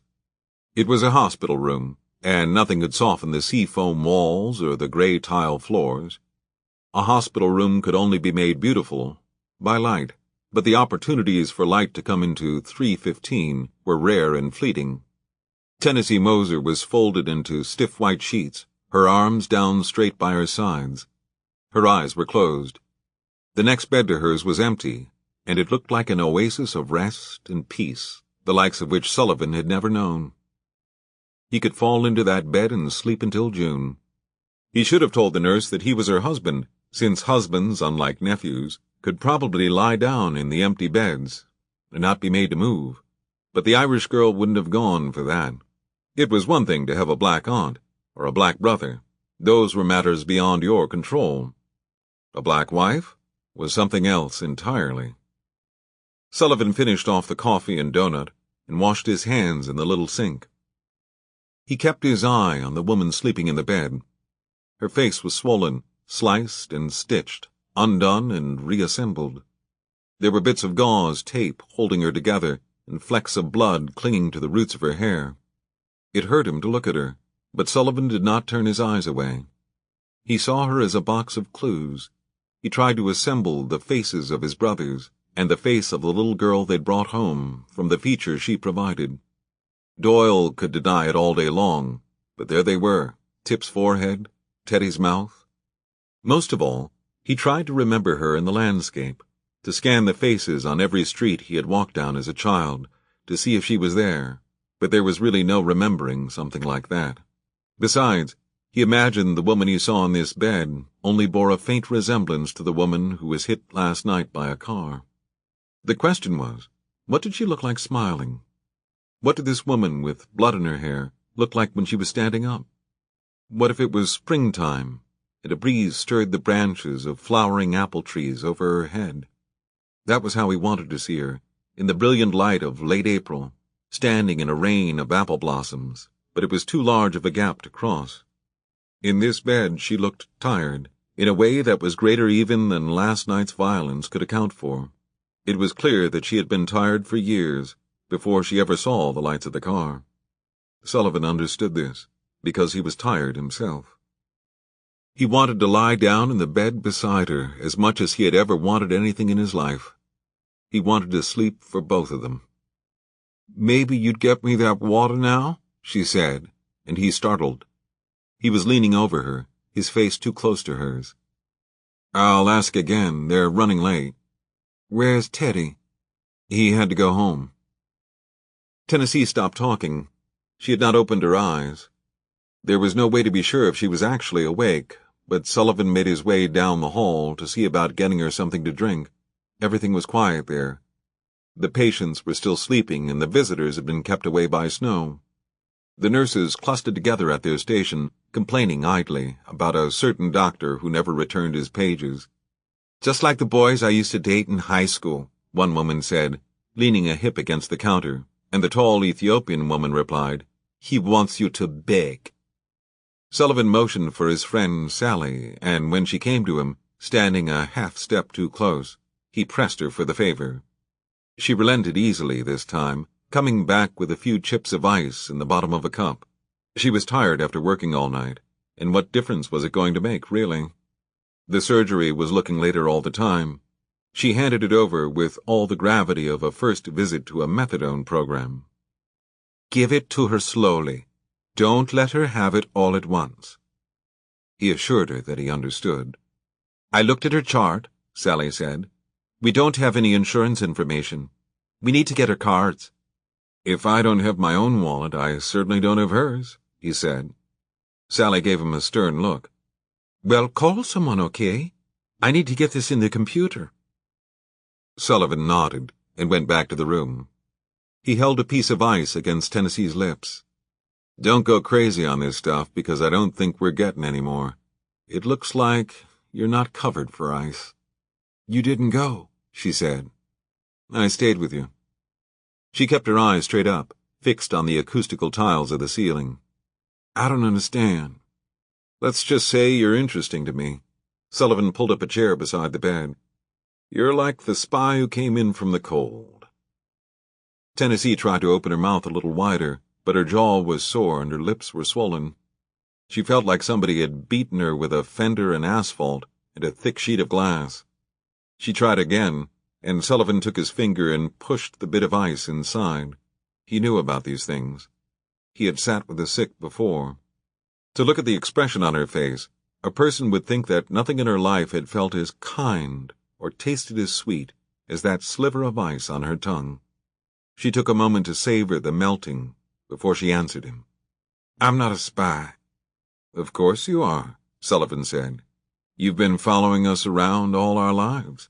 What else do you call it?" Tennessee thought for a minute. She tried to get the right words because words were so hard to come by. "Wanting to make sure your boys are okay." He shook his head. "You knew they were okay. If anything had happened to the sons of the former mayor of Boston, it would have wound up in the paper. Our entire life winds up in the paper." She sighed then and closed her eyes. She said what every woman said. "You don't understand." Sullivan considered the assessment and found it to be fair. "I probably don't. I probably couldn't understand why you were spying, but at least I know that you were. And believe me, you have my complete admiration. You've been at this for a long time, and none of us knew you were there. I don't think you ever would have slipped up if that car hadn't caught you." Tennessee stayed quiet, and Sullivan shook his head. "People like you never open up. You just get used to not telling anything. Spies always have a lot more information than they let on to. There are lots of spies in Africa, you know. You don't see them for a long time, but they're always there. Contractors, tour guides, kids with backpacks. They blend in, like those moths whose wings look like dried-out leaves. It was all a sort of game for me, learning how to spot them. The good ones were just like you, very low profile, very discreet. You won't find one getting drunk in a bar and going on about Dubai. You just get a sense about them. Spooks, they're called. As soon as you notice one, They're gone. What were they spying on?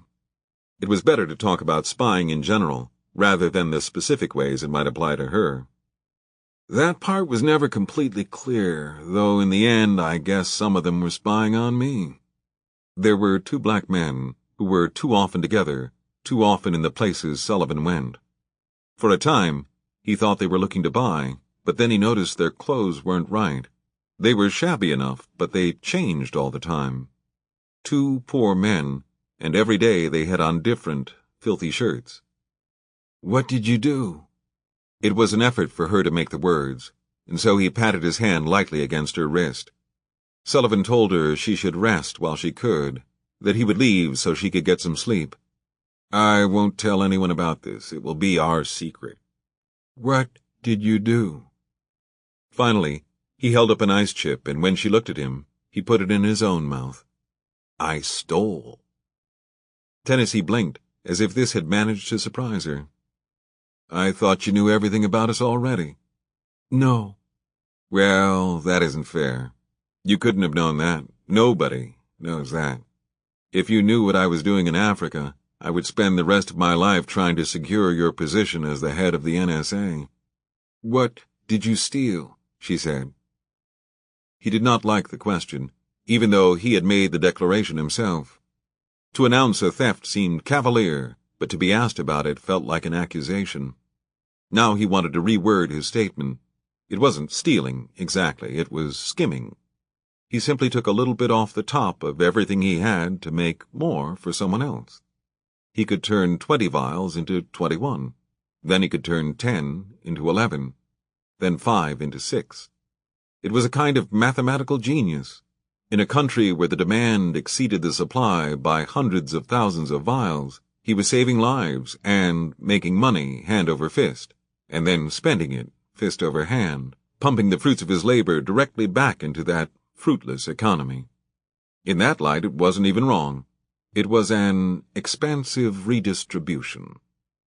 Retrovir, he said, but there was no reason she would have heard of Retrovir unless she was HIV positive herself. Antiretrovirals. He waited for her shock and reproach, but she just kept staring at the ceiling. One of her eyes was full of blood where a vessel had broken the night before.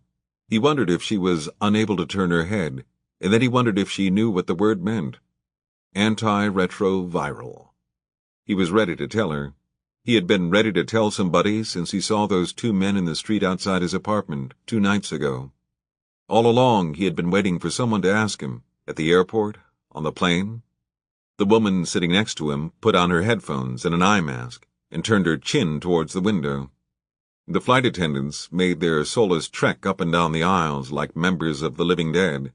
Someone should have turned to him and asked what had happened. Why was he leaving so quickly? What had he done? Had the balance of the scales tipped over from the living to the dead? Had he, without ever knowing exactly when it happened, started taking too much medicine out and putting too much purified water in?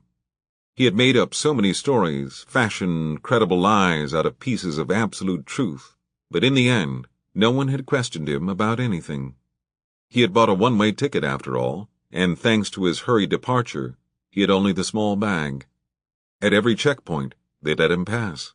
In Logan, the customs officer stamped his passport and said, "Welcome home." No one took a firm hold of his upper arm. No one asked him to step aside. He had steeled himself for the barrage of questions from his father, from his brothers, who would certainly pull him off into the kitchen and whisper to him when they were alone, but then there was that scene that blew in through the front door with the snow, Tip in his boot, Teddy and Doyle so shaken. There was that doe of a girl who remained the focus of everyone's attention. No one was asking him anything. He wondered if this was the way it felt to the spies. They wanted to tell what they knew, but they were doing too good a job, and so nobody ever asked. Criminals lingered near their crimes like narcissistic teenage girls who longed to unburden their souls with talk. But he wasn't a criminal, nor was he like them. The drugs were his to begin with, or at least they were in his control. It wasn't hard. He delivered to the hospitals, to the doctors. Tip was not the only one who had a grasp of basic science in this family. It wasn't all fish. Measure out what you need and what you have, and it becomes perfectly clear that they allow for a certain amount of waste in the dosage. All you have to do is take the waste off the top. Is there any more ice? Sullivan slid out a piece and gave it to her. It was small. You should take what's left. It's melting. I don't feel well, she confessed. Should I go get the nurse? Have you been in Africa all this time? He wondered if she had heard anything he'd said to her. She must be at least as tired as he was. She had been hit by a car and was pumped full of what he imagined to be a complicated cocktail of painkillers and antibiotics. It was even possible that her hearing had been damaged in the fall. They probably hadn't understood a single word the other one had said. I'm going to let you get some sleep. Why did you leave? I told you. Boston, she said. Why did I leave Boston? It's your home. It had been a long, long time since anyone had asked him that. Leaving Boston for Sullivan was just a given. What amazed people was that he ever came back at all. It was the weather, he wanted to say to her. I couldn't stand the way they pile the snow up in walls between the sidewalks and the streets so that you spend half the winter wandering around like a goddamn rat in a maze.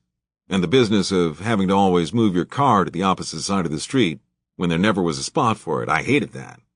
I hated all the colleges and their sweatshirts, the self-righteous liberalism that made all the children feel so good about themselves while their parents coughed up $45,000 a year in fees to keep them safe. There was also the construction. It would never be finished in my lifetime. I left because my father gave up on me, as soon as there were those other boys for him to bank on. And I hated those other boys, your sons, because they took his attention and his love without any effort at all. Besides, everything reminds me of my mother. That was reason enough to go. Every day I am in Boston, I think of how she died, and I will tell you that the Christ to whom you pray knew nothing of suffering compared to what she endured at the end. Outside of Boston, I do not see her face on a daily basis. He could come up with a list that was longer than the phone book, and every bit of it was true, but she was a spy, and the only answer she'd settle for was the answer she already knew, and so he told her. He left because of the accident. Tell me. What am I supposed to tell you? If you know where we eat dinner, then you certainly know I was in a car accident. People who don't even know my name know I was in a car accident. Sullivan stopped and rested his forearms against her bed. There was always that sound of the lights in a hospital. He could hear them from the hallways, and for a second it made him think of Africa, that relentless buzzing just off in the distance, and how in Africa it was another thing entirely. How long ago? He closed his eyes. Certain things exist outside of time. It was 10 years ago. It was this morning. In that way the accident was like his mother's death. It did not recede so much as hover, waxing and waning at different intervals, but always there. It happened in the past, and it was always happening. It happened every single minute of the day. I was 23. I'll be 34 in June. You were hurt. You know this. I read some things. Oh, Sullivan said. But you want to know what happened because you never believed that story anyway. No one believed that story. She stayed quiet then, and she waited. Sullivan admired her tactics. He thought of the snow outside. The sky was bright blue now, and the wind, coming straight down from Toronto, would be bitterly cold, but he could have walked it. Sally the nurse could have given him the fare to get home. He didn't know why he hadn't thought to ask her in the first place. He could have promised her something, a phone call later on. The promise of a phone call was worth $1.25 to a fat girl. Natalie always wanted to spend the weekend in Boston, but I liked to come up to Amherst. I had talked her out of spending her junior year abroad. Her 3 best friends had all gone to Paris, and I managed to talk her into staying, even though I had graduated. I wasn't even there, and I made her stay. Sullivan tilted back the styrofoam cup and took the little bit of water and the last shards of ice down the back of his throat. Tennessee Moser was right about that ice. It was brilliant. It's funny, but when I think about Natalie and everything that happened, the thing I feel worst about in some strange way is that I cheated her out of a year in France. I never came right out and said she had to stay, but everything I did made it clear. My mother left me, and everybody leaves me, and now you're leaving me too. She was 20 years old, and she was so bright, A's in everything, but she wasn't smart enough to see through such a simple bit of bullshit. The truth is, I would have been fine if she'd gone. I would have sulked around and slept with other girls, and she would have memorized every painting in the Musée d'Orsay, and spoke French like Simone de Beauvoir, and we both would have had a great time. But I missed being in college. I liked going back on the weekends and sleeping in her little twin bed in the dorm room. I liked the idea of a girl giving up something as big as a year in another country for me. That was the kind of proof I needed in those days. That was love. Natalie was a Jewish girl from Cleveland whose paternal grandfather had brought home the unfathomable surprise of a Japanese bride from his peacekeeping tour of the Pacific. And while no one would have been able to name it by looking at her, the 1/4 Asian blood swimming around amidst the 3/4 Eastern European, there was something quietly exotic in the planes of Natalie's face and in the heaviness of her hair that she wore in a braid down her back. There were a million boys like Sullivan, Irish all the way back to the dawn of time, but Natalie was a singular genetic concoction. The finest elements from every part of her heritage had managed to step forward. No matter how many grandchildren those 4 quarters produced, there would never be another with Natalie's balance, the warm light of her skin, her intelligence and grace. She was not the girl you saw at first. She did not turn heads coming into a room. But once you saw her, really saw her, there was no looking anywhere else. Natalie died. You know she did. I'm sorry. We should be talking about you anyway, Sullivan said, and suddenly he was irritated with her. This is what spies do, after all. They get you going on about yourself. She was flat on her back and barely able to open her mouth, and still she had got him talking about things that should not be discussed.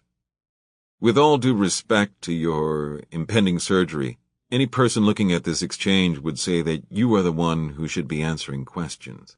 We could start with the simplest one. Why did you give up your children? Teddy, I can see. Maybe you're poor and you're young and you've already got one kid, and so you have to give the second one away, but then to give away the first one too.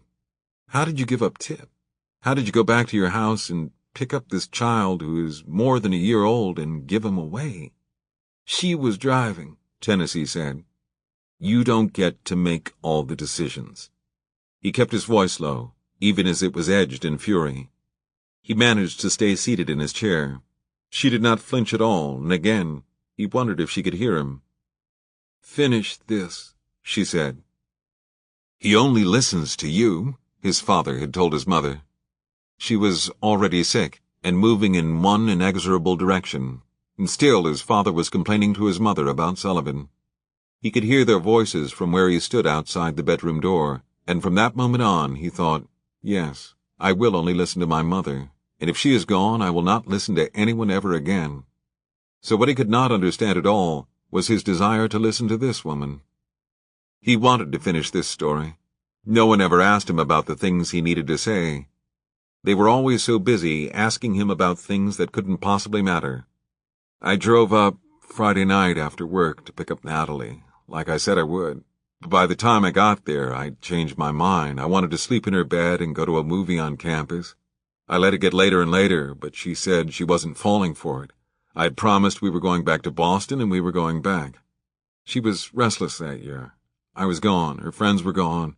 I was in a bad mood. I'd taken something, a couple of Darvocet Natalie had in the bathroom, from when she'd had her wisdom teeth out over winter break. We were drinking Jack Daniels out of teacups. She kept laughing, even though I knew she was getting mad at me. She was saying, "You're not doing it this time. We're going to go. We're going to go." Until finally there was nothing I could do. I had to take her back. I had promised to take her back. The rest of it, he really didn't remember. Whether that was the time or the drugs, the concussion or the loss, or the willful release of knowledge he may once have held, he couldn't say. He walked into the winter night with Natalie, snow blowing in circles around them, a soft enveloping sweep. She held his arm. He had her suitcase, a quilted bag containing a toothbrush and a nightgown, underwear and extra sweaters, a copy of The Magic Mountain, that she was reading for a course called 20th Century Classics in Translation. Sullivan had taken the class himself 3 years before and had done well in it.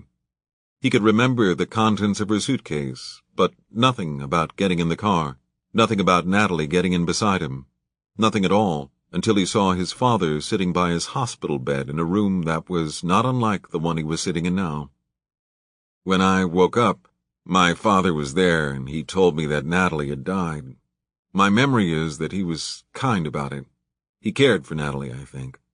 He saw her as a good influence. I honestly didn't understand at that point that she had died with me, or that my being in the hospital was connected to her death. The accident had shaken everything loose in my head, and it was very difficult for me to figure out what part of what was happening was real. "I know," Tennessee said. He nodded. "Yes, exactly like that. So it was a while, a few minutes or an hour, I don't know, before I put it together. Natalie, me, the car, and I asked my father what I had done." At this, Sullivan stopped for a minute, because it was not a sentence he ever said, not to himself, not to anyone. He tipped back the cup for some water, but it was already gone. "In my memory, and I don't know if this is true or not, because there were only 2 of us in the room. God knows we never talked about it again. In my memory, my father took my hand and leaned over the bed." And Sullivan, in a moment of genuine feeling, took Tennessee's hand and leaned towards her. He said, "She was driving the car. If you don't remember, that's fine, but I'm telling you, Natalie was driving the car." "Maybe she was." Sullivan shook his head. He didn't think about her so much anymore, not like he thought about his mother.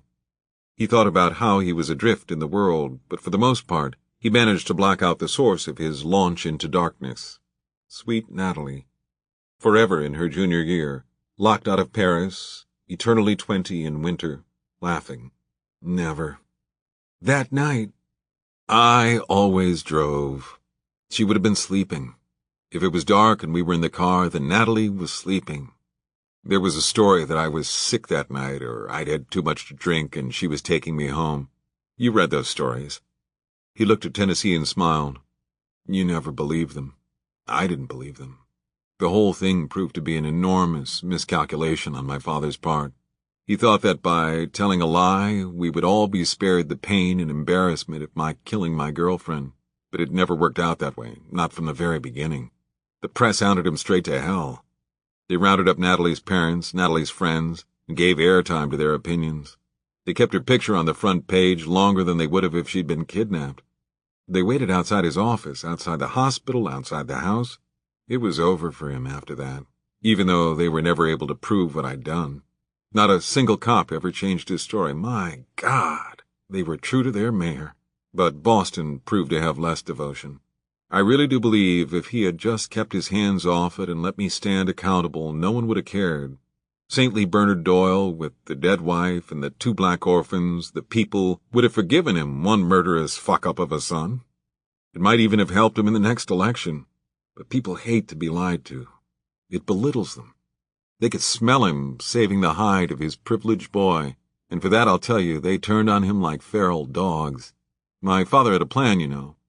He was already set to run for governor. He had it laid out like a chess match.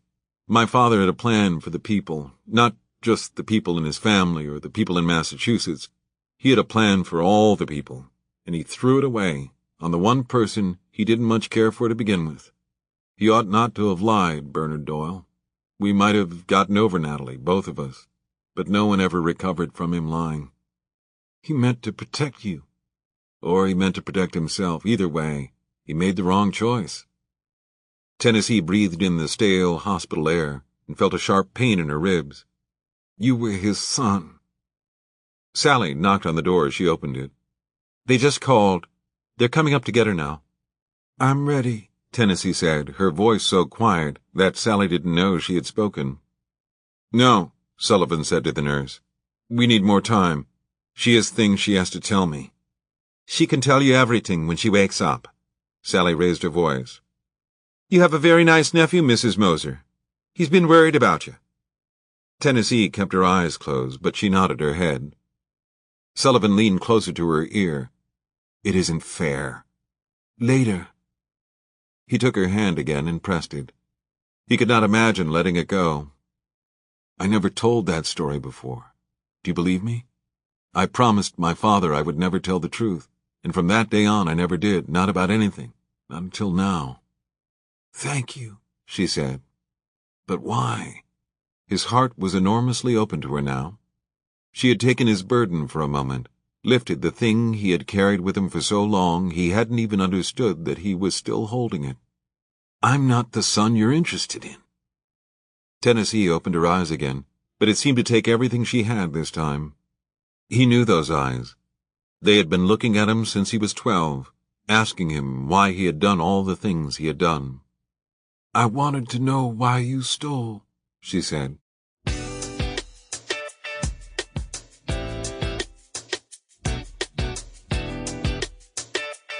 Chapter 7. When Kenya opened her eyes, it was to a flood of astonishing sunlight. So bright was this room, so radiant, that for the first few moments she was awake, she did not consider her mother or the Doyles at all. She did not think of where she was or what had happened. She could do nothing but take in the light. It had never occurred to her before that all the places she had slept in her life had been dark, that her own apartment had never seen a minute of this kind of sun. Even in the middle of the day, every corner hung tight to its shadows and spread a dimness over the ceiling and walls. Draw the curtains back as far as they could possibly go, and still the light seemed to skim just in front of the window, without ever falling inside. No matter what time of day it was, she had to switch on the overhead bulb to do her homework, or her mother would shout at her, "Your eyes!" But in the light that soaked this room, a girl could read the spines of the books on the very top shelf. "The double helix," she said aloud. "A separate piece." She stretched her arms down the comforter and admired them. She spread her fingers wide apart and took her fingernails under consideration. Every bit of her was straight and strong and beautiful in this light. She glowed.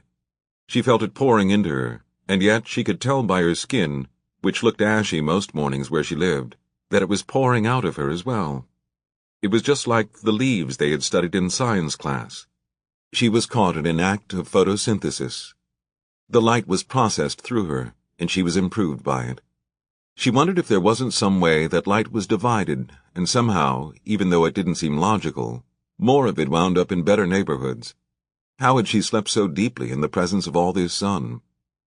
She sat up and pulled the blankets up with her. The room was cold, but not as cold as it got when the radiator shut down at home. It shut down more reliably than it came on. Besides, there were plenty of nice things to offset the chill. For example, it was a very comfortable bed, something she hadn't taken the time to notice when she had collapsed into it so late the night before. It was a very fine pillow. She knew she had been tired beyond any tired she had achieved through running in her life, but that didn't account for her good night's sleep. She swept her gaze around the room. She saw the pictures of Mrs. Doyle and Dr. King, the maps tacked into the wall, the enormously high windows through which light poured in to saturate every surface. She saw that lovely statue, with her arms open wide, and saw how the light painted the side of the woman's face and made the halo, shining on the back of her head, seem almost like a living thing. She would like to have a statue of her own mother to take with her through life and put on various dressers as she grew up. It was a comfort to sleep beneath that watchful eye. The woman on the dresser made everything peaceful and quiet. And with that thought, Kenya realized what was so strange about this room. Stranger and more wondrous than the light or the pillow or the bed. It was the quiet. Not a single sound floated up from Union Park. Not kids screaming, not the drivers of passing cars laying on their horns, not the shouts of men arguing with each other, or crazy women arguing with themselves. The radiator did not hiss or clang or make that awful sound like there was someone standing right there beside you, wailing into it with a metal bar. There was nobody banging around in the halls, saying things her mother told her not to listen to, banging on their door, either by mistake or because the person wanted to come inside without knowing them at all. There were no car alarms or police sirens, no fire station engine 3, no inconsolable babies wailing. All the sounds that woke her up in the morning, and woke her up half a dozen times every night, were gone. How would the Doyles manage to take all of the light and none of the noise? She got out of bed and pulled the comforter around her like a cape against the cold. She went to the window to see if it was a holiday of some sort, and no one was allowed outside, the one day a year when everybody had to stay in and keep their thoughts to themselves. But what she saw from that fourth-story window was the snow, beautiful and silent, as deep as the second step on the house across the street. She had forgotten the snow, but the minute she remembered it, she remembered everything. A sudden gasp came up in her throat, and she made a small sound she could not hold back. She leaned her forehead against the frosted glass and closed her eyes, though her tender eyelids were ineffectual at blocking out so much light. What she wanted more than anything was to take time back one day to her own dark apartment, where she would just now be waking up with her mother. Kenya got dressed quickly. The doors in the hallway were open, and she could see that the bed in the room across from hers was empty and unmade, and she went back and made her own bed up. She knew that her mother would want her to show them that she had been raised to know better. She heard her own footsteps on every stair coming down, no matter how weightless she tried to make herself. Was she supposed to come downstairs at all, or should she have waited in her room until they called her? The entire house was luminous. It was clean down to the dowels that held up the banister and the corners of the baseboards, so clean that it was impossible to believe no woman lived there. The glass in the windows looked like something you could put your hand through in order to touch the cold air on the other side. She came down into the front hallway and then stretched her neck to look around the door into the living room. There was Tip, sitting on the couch with a textbook in his lap. As quiet as she was, he looked right up, like he had been expecting her. "Where is everybody?" she whispered. "Teddy and Sullivan went out for a walk a long time ago," Tip said. "And my father I don't know about. He may still be asleep." She stared at him, her eyes enormous and round. "Did you sleep?" "Like I was dead," she said. "You can come in here, you know." Kenya had lost some of the bravado she felt under the cover of last night's snow and darkness. She moved slowly into the room and sat on the couch where Teddy had slept, carving a modest place for herself in the jumble of pillows and blankets. She made a point of keeping her feet hanging just above the floor instead of sitting on them, when sitting on them was her natural inclination. "How's your ankle?" "It's going to be fine. I just have to get used to it." "Any news about my mom yet?" She hadn't heard the phone ring, but maybe the phones didn't ring on the fourth floor. "Yours is the first voice I've heard since Teddy and Sullivan left at 5. They might know something. They were talking about going to the hospital. We can ask them when they get back." They stared at each other, both of them thinking the same thing. "Thank you for letting me use your room," Kenya said, feeling that she was minding the depths of whatever manners she had. Tip nodded. "It's cold up there," he said. "I should probably sleep down here when I come home anyway. It's so much warmer." He waited a minute, and when she didn't jump in, he managed to add, "I always liked this couch." "It's nice." Kenya ran her hand over the fabric of the couch she was sitting on. All her life she had thought about this, sitting in the living room, talking to Tip, but she realized now, for as many times as she had dreamed about it, waking and sleeping, the movie in her head did not include sound.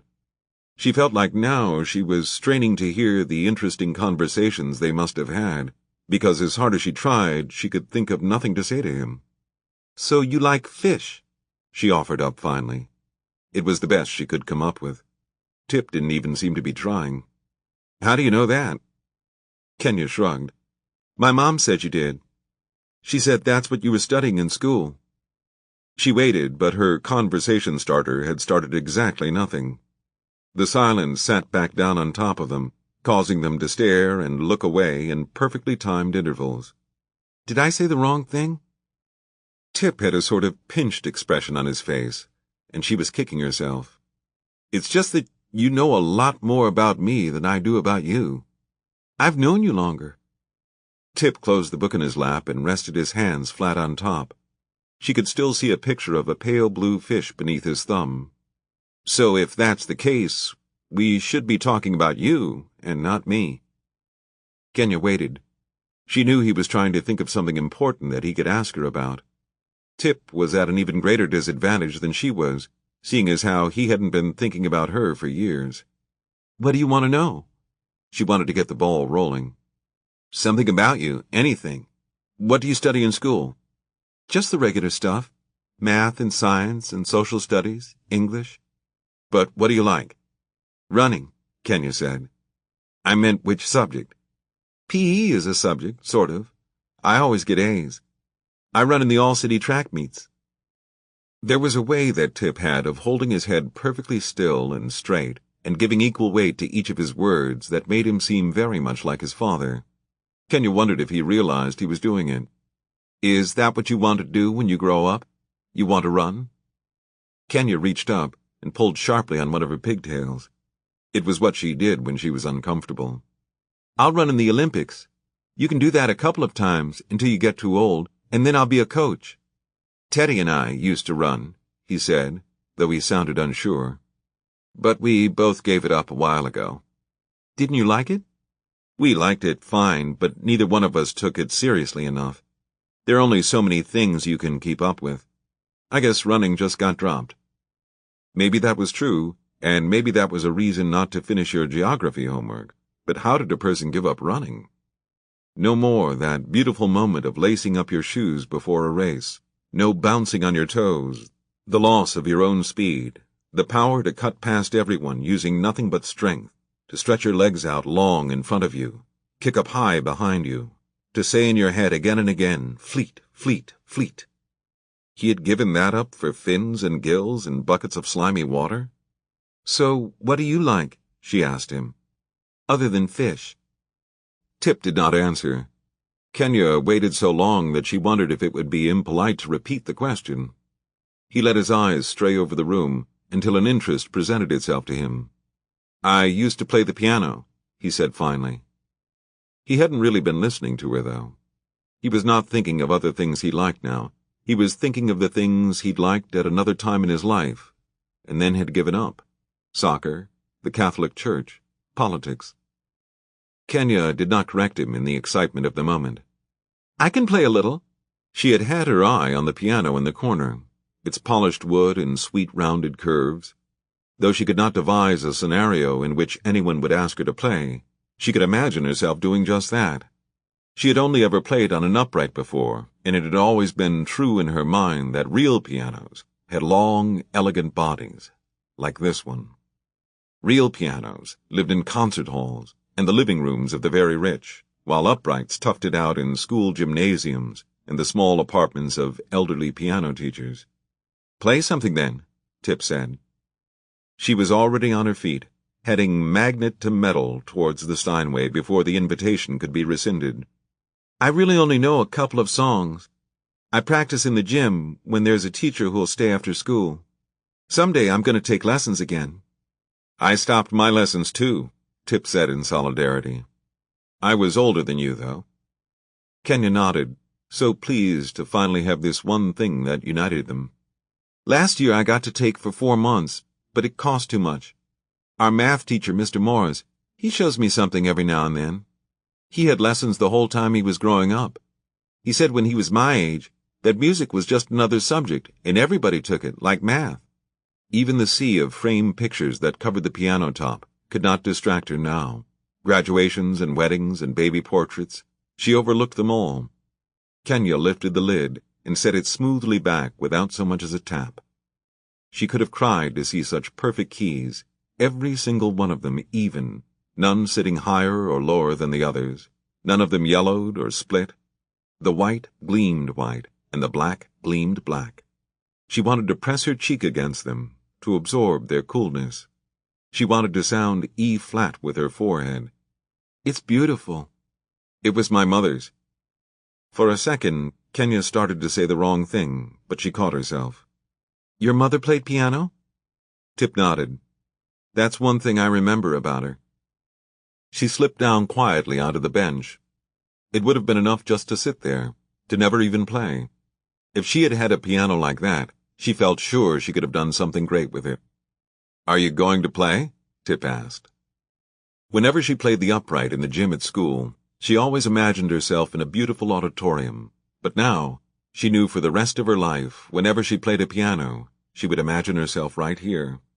She set her fingers lightly on the keys, pulled in all of her breath, and played as much of Clair de Lune as she had in her head. She could not believe how beautiful it sounded, how good she was on that piano. When she got to the end of what she knew, she doubled back and played it again, hoping that Tip wouldn't realize she was just repeating. She could not break away from the sway of the melody and force herself onto the other songs in her modest repertoire. She might have gone on all day if Teddy and Sullivan hadn't come in then, their noses wet, their faces stiff from cold. She pulled up her hands and let the last notes rise slowly, and wait, and then release. Christ in heaven, but it's cold out there. Sullivan slammed the door and stomped the snow from his boots onto a mat in the entry hall. You're missing the concert, Tip said. We heard someone playing. Teddy bent down to begin the business of unlacing. We thought it might have been you. Tip laughed at the thought. That was a ridiculously long walk you took, by the way. Shackleton came back sooner than that. Sullivan shook his hair out from underneath his hat and pulled off his coat. You don't know the half of it. So, how is our little Van Cliburn this morning? Can we go to see my mother now? Kenya asked Teddy. We might want to wait a little while, Teddy said. Kenya shivered, either from the dull tone of his voice or the wind that followed them in through the door, she didn't know. She left the piano bench with regret and went to them. Is there something wrong? Nothing wrong, except what you know about already. She was just going into surgery when I left her this morning.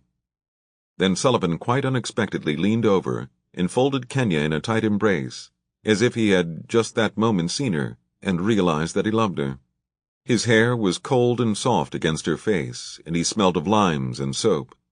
When she looked up at him, surprised, he kissed her cheek.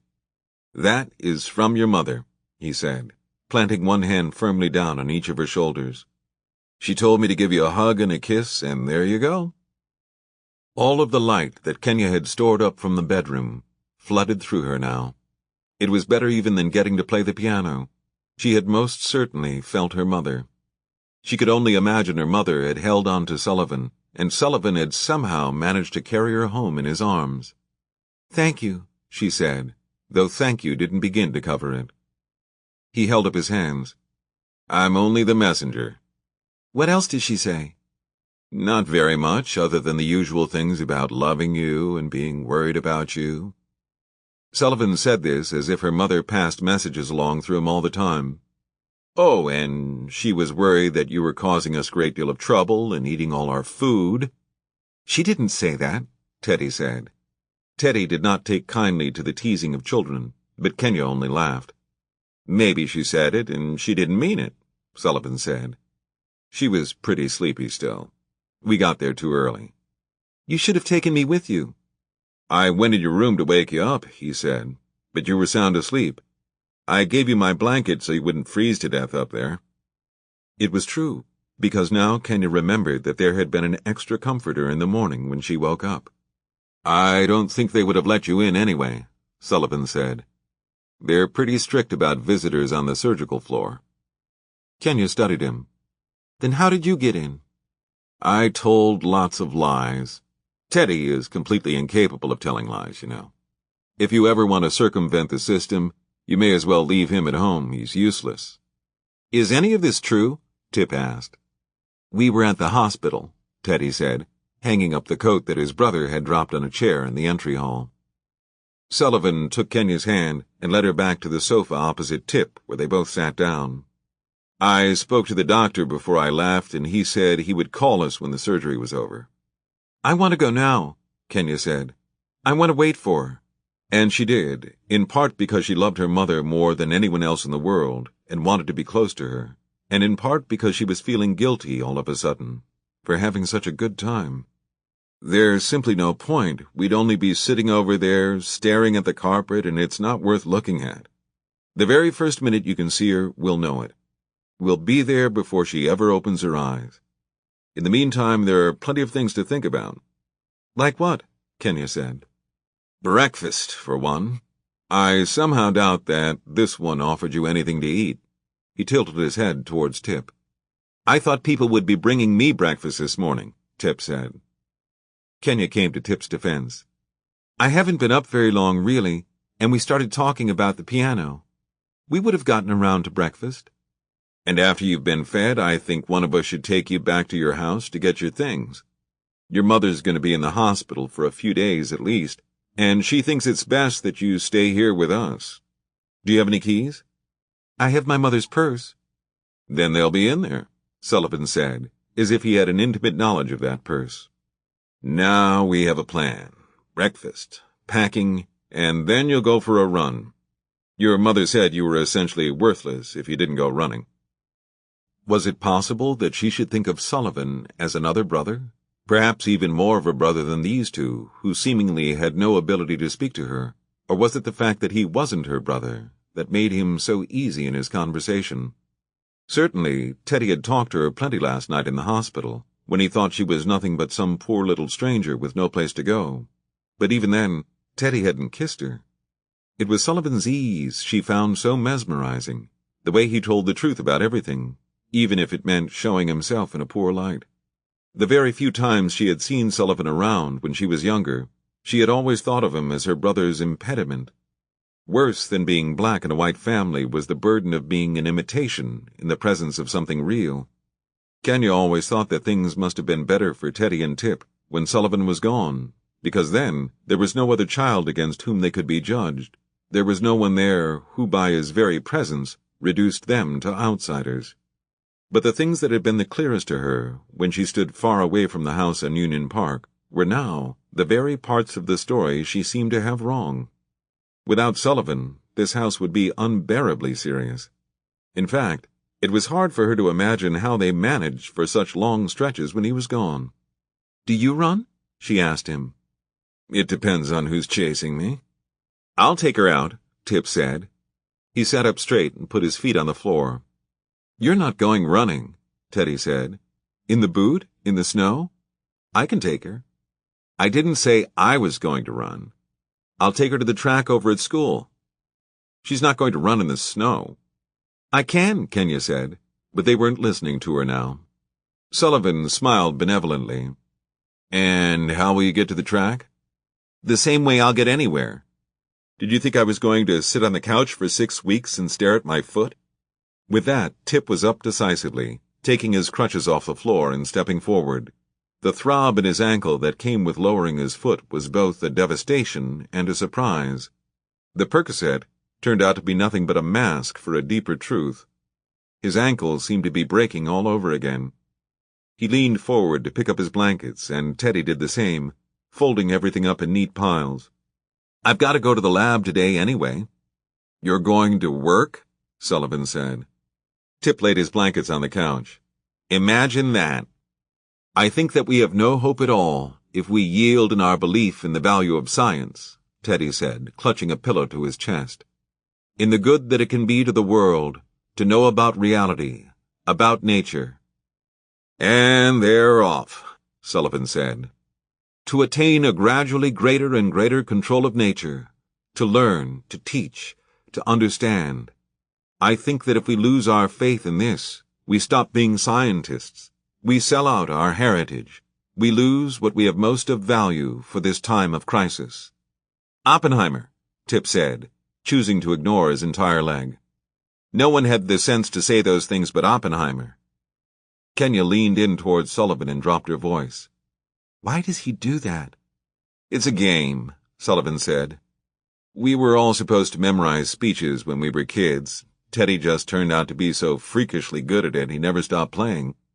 "Do you know any speeches?" she asked. Sullivan shook his head. "I make a point of forgetting everything." "I'll start breakfast," Teddy said. "What do you eat?" "Anything," Kenya said. "Peanut butter toast and cereal?" Tip said. "That's what I eat." It was as if Tip was extending his hand to her as best he could, and so she nodded. "That's good," she said. The truth was that she liked peanut butter toast quite a lot. "I'm going to make mine to go if that's all right." Sullivan stood and stretched and yawned. "I suddenly feel like I might be able to go back to sleep now. You wake me up when you hear anything from the hospital?" "Sure we will," Teddy said, but even he wasn't able to make himself sound very convincing.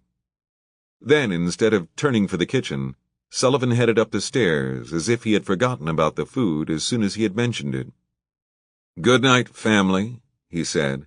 "I'm going to put every blanket in the house on my bed and go to sleep and dream of Africa."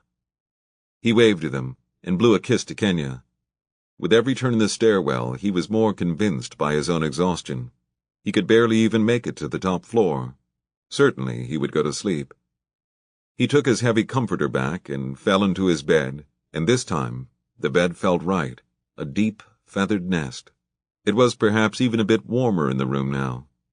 He would stay asleep for the entire day and dream of the hot sun coming down on the dark red earth, of the children in the Catholic orphanage who wore those bright white shirts, of the pale green house geckos that clung to the walls of his room. But for the first time in nearly a dozen years, Sullivan dreamed of Natalie instead. "You were at the hospital all this time?" Tip asked his brother. He was sitting at the table in the center of the bright kitchen while Teddy filled up the 4-slice toaster. "What can I do?" Kenya asked. What she wanted to do was open up the cupboards and look at all the plates. "Make the coffee," he said. "I can't make coffee." "Of course you can. I'll walk you through it. First step, the filters are in the drawer, and the coffee canister is the second one over. We went to the hospital for a little while, and then we both left. I wanted to tell Uncle Sullivan what had happened, and Sullivan didn't want to go. No surprise on either count." Teddy closed up the plastic bag and returned the loaf to a smart wooden bread box, whose front panel scrolled down like a garage door. "I ran into him again when I was coming home. He said he had stayed in the hospital because I'd forgotten to leave him a token. He'd left his wallet at home." "So how did he get on the tea?" "One of the nurses gave him the money." No surprise there as well. "Okay, now put the coffee filter in the basket and put in 5 scoops of coffee." Kenya closed the drawer with some hesitancy. Everything in it was interesting. A tin of mints, a handful of old corks, long wooden matches. "I can make the coffee," Teddy said. "So can she. Everybody has to learn how to make coffee," Tip said. "Heaping, not level. So Sullivan stayed with her all that time?" "Her." Kenya thought the pronoun was cold. "He said they talked." "What did they talk about?" Kenya asked. Both of the brothers turned and looked at her. "Water. Fill up the whole pot with water, and then pour it into that hole on the side." Teddy put boxes of Cheerios and Raisin Bran on the table, and got the bowls and spoons. "Sullivan said they talked about me. I don't believe him, though. I think he was just giving me a hard time. But you saw her. What did you talk about when you were there?" Teddy stopped to think for a minute, and then he looked at Kenya. "We talked about you," he said. "She wanted to know if you were all right. She'd gotten confused from all the medication. She thought you were still at the hospital." The words came down on Kenya like a blow, and she lowered her arms to her sides and rested her fingers on the edge of the countertop. "I should have waited. Nobody ever knows what time it is in a hospital. It was dark outside when we were there. She probably thought it was still night. I think she thought that everything had just happened." Teddy looked over to Tip. "Turn the power switch on now," Tip said. "The red button, right in the front. There, perfect. Now you know how to make coffee. When your mother comes home from the hospital, you can make her coffee in the morning." "We don't have a coffee maker," she said dully, when what she wanted to say was, "Shut the fuck up about the coffee." There were tears sitting up high on the lower lids of her eyes, and she tried her best to hold them there. She should have stayed at the hospital and never said a word to any of them. She should have brought her hat with her, the way her mother told her to. She knew right from wrong. She knew what she was supposed to do and what was expected, and she didn't do it. "I'll buy you one," Tip said. The 3 of them sat at the table and ate their peanut butter toast in silence, one of them trying not to cry, and the other 2 holding their breath for fear she might start. Would it have been like this if they'd stayed together? The breakfast table, the talking and ignoring one another. 2 brothers alone was nothing like 2 brothers and a sister. If they had had a sister all along, they would have been better talkers. They would have known when to take things lightly. If she had had 2 brothers, she would have been protected. All of the kids who gave her a hard time in school, in the apartments, they would have known to stay away from her with 2 brothers who were so much older and so much taller than everybody else. She would have gotten respect, because Tip did well in school, and all the priests knew Teddy. Being an only girl meant being resourceful and strong, but to have two brothers would have meant not always having to work so hard at being safe. They would have all protected one another, teased and softened and shaped one another. But if they had stayed together, then either the boys would have had to have stayed with their mother and never known Bernadette, or Kenya would have had to give up her mother and been adopted out to the Doyles. For the three of them to stay together, one of the mothers would have had to lose completely. If that had been her mother, then she would be alone in the hospital, with no one to look after her. But who was looking after her now? At that thought, a second wave of tears pushed up and knocked out the ones that were waiting, spilling those well-held tears down her cheeks and into her cereal bowl as fast as she could wipe them away with her hands. Teddy put down his toast. "What?" Kenya shook her head. She held her hand up to shade her eyes as if the light was suddenly more than she could bear. "My mother," she said. The two boys looked at her with genuine feeling, but neither of them was able to do the thing that for Sullivan would have come so naturally, put a hand on her wrist or touch her hair. "She's going to be fine. She'll come through the surgery okay." Tip handed her a paper napkin from a basket on the table so that she could blow her nose. "They fix broken hips all day, every day at the hospital." "But what if she had given me away, too? She'd be all alone now." The boys hadn't realized that she was crying for what her mother was enduring, or might have endured. They had thought that she was like any other child, and so would be crying for herself. They had cried for themselves when their mother died. They were younger, of course, they understood less, but they had never cried because their mother was suffering. They cried because they wanted her to take care of them, the way she always had before. They cried for her reassurance. "She didn't give you away," Teddy said. "She saved you. She loves you." They were all three sorry he had put it that way, since it raised the question of people only keeping the children they loved. Similarly, they were all three relieved when Doyle arrived in the kitchen and threw them off their conversation. He was dressed in dark wool pants with a shirt and sweater, an outfit that said that the snow had defeated him and he had no intention of going into work today. The law office was closed due to weather. He looked rested and calm, like someone who had been up for hours, possibly sitting in a chair in his bedroom reading after a long night's sleep. "Is this what happens when you come down so late?" he asked. "Someone else makes the coffee? I would have started sleeping late years ago." "Kenya made it," Tip said. "I thought she looked like a clever girl." Doyle had resolved to stand by his pledge of the night before. He would not put his hesitancy and doubt off on the child. When he smiled at her, she pressed the wet napkin into a ball in her fist and tried to breathe through her nose. "Are you feeling all right?" he asked her. "You didn't catch a cold up there." She shook her head. "I didn't wear a hat last night in the snow," she said. "My mother told me to." Mothers always turn out to be right about these things. "I'll make you some tea and honey. You don't drink coffee, do you?" She told him she did not.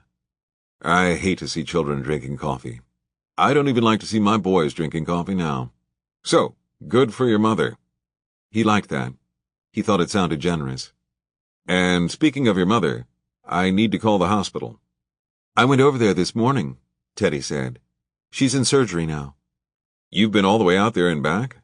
I didn't even hear you." Why had Teddy gone to the hospital? What could he have wanted there? Doyle did not ask. Instead, he went over to fill up the kettle, and for an instant, the three of them looked at one another with conspiracy. They had not had to explain Kenya's crying. "Sullivan couldn't sleep. We were going to take a walk together, and then we decided to go to the hospital and see how she was doing." She, Kenya thought.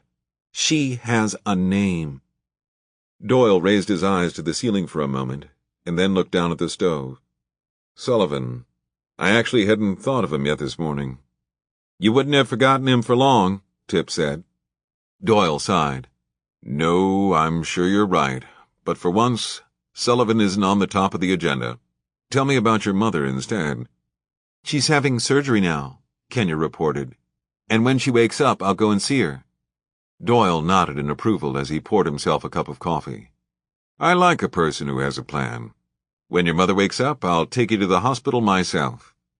And then it might be nice to take a trip, take Teddy and Tip to Paris for a week, leave a note for Sullivan by the door. I'm going to take her over to the track to run first, Tip said. Burn off a little energy instead of just waiting around. Do you run? Doyle asked her. Everything about him seemed animated, interested. How was it she had always imagined him to be so stern? In her mind, she could see him walking through lecture halls and museums, outside in the lobby just before the symphony was about to play. He was always wearing a suit, and he never looked at anyone. Over and over she had smiled at him just to see if he would ever smile back. More than once her mother had to tell her to stop it. How could they be happy with him? Kenya asked, even though the boys looked happy enough. Now she wondered if she had been right about anything at all. I run all the time. These two are both excellent runners. If they'd stuck with it, I think either one of them could have been real contenders. They're not too old now, Kenya said. Tip nodded to her for the vote of confidence. I'll take you over to your apartment, Teddy said. That way you can get some things to stay over. You can get your running clothes. She would not be staying over again, but they would work that out once they got to the hospital. Doyle lifted up from the table. I'll call for a taxi. We might as well learn a lesson from last night and get a jump on it this time. The wait's going to be even longer this morning. I don't need a taxi, Kenya said. Doyle shook his head and picked up the phone. I'm not going to have you walking over to Roxbury, and you don't need to take the bus. We'll have the taxi wait for you. You can just run in and get your things. But I don't live in Roxbury, she said. Doyle put his hand over the receiver. Taxis will go pretty much anywhere. Where do you live? Kenya pointed south towards the dining room. Cathedral. The church? Doyle cocked his head. When he thought about it for a minute, he hung up the phone and moved backwards, drawing himself down to the table again. The three of them were staring at her. When they did something all together at the same time, it was very clear that they were family. No, Tip said, keeping his voice measured and slow. The housing project, Cathedral. That's what you mean, don't you? You live at the end of the street. It's not the end of the street, Kenya said hesitantly. It's more than 3 blocks over from there. She could have run it in 5 minutes, 4.5 without the coat and the snow. She had done it before. Her address should not have been a betrayal, and yet she could feel them each pulling away from her. It was too close. She had been too close to them all along. It wasn't just that she came to their neighborhood from time to time. She lived there, just on the other side of that narrow line that divided them. Sometimes she and her mother went to church at the Cathedral of the Holy Cross when her mother didn't have to work on Sunday morning and Kenya didn't have a track meet. But they almost never saw the Doyles anymore, and the Doyles had never seen them, so what difference did it make? That was Boston. On one block there were houses so beautiful the mayor himself could be living in one. And 3 blocks away there was a housing project, where it maybe wasn't always so nice, but it was still a lot nicer than some other places. Her mother had waited for years for an opening at Cathedral to come up. They had been lucky to get in at all. They had waited in line with everybody else, and they got their spot fair and square. It wasn't like they bothered anybody. They stayed down there like mice. They didn't take any of the air away from the Doyles, any of their sunlight. Doyle took off his glasses and pressed the bridge of his nose between his forefinger and thumb. Then the kettle began to whistle, and he got up and turned off the burner on the stove, without making Kenya her tea. Her driver's license said Roxbury, Tip said. They had gone through her wallet after all, looked at its sad contents, counted her money. I don't know. Kenya's voice was breaking apart.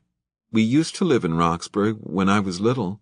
What difference does it make where we live? Doyle, who should have had the presence of mind to lie, instead said, It's very close, that's all. Kenya looked at her hands. She wanted to ask them how far away she and her mother were supposed to stay, but she knew she wouldn't be able to make the words come out of her mouth without some kind of bleating sob, and she would not do that. Doyle would have preferred not to know any of this. If given the choice between yesterday and today, he would have opted for yesterday, when Tip stood on two solid ankles and complained of having to see Jesse Jackson speak about the responsibilities inherent to democracy. Yesterday, Doyle only worried about Teddy cutting his American history survey in order to seek out the company of his uncle. Yesterday, Sullivan was scarcely a thought that crossed his mind, seeing as how he never returned phone calls from Africa. Yesterday he did not know that this girl, Kenya, and her mother lived in unnerving proximity to his family. They could have brushed past him in the aisles of the grocery store, or stood beside him on the train, and it never would have mattered. After all, he had apparently spent the past 20 years in a state of complete oblivion to their presence, and if he could roll back the clock, even slightly, then he could slip back inside the comfort of all he didn't know. But no one was offering him yesterday over today. No one got to choose anything, where time was concerned. If time could be rolled back, then what would be the point in stopping someplace so close? He would go all the way to the year before Bernadette died, and find another outcome for her illness by catching it sooner, and in doing so, he would lay down a different set of cards for Sullivan as well. This child, who presently sat at the wide plank kitchen table that Bernadette had purchased in Vermont and lashed to the roof of her car, would return to the crowd scenes, another face that blended in with so many others, were it not for the fact that too much of life unfolded beyond his control. But then he looked at his son, picking at the edges of his peanut butter toast. Had all of their circumstances been different, he doubted very much that Tip would have been different. Tip's interest in ichthyology was a transcendent force. No matter what had happened in their life, Tip would have grown into a man who saw Jesse Jackson as a waste of his evening, and he would have stood in the snow to argue against attending a reception.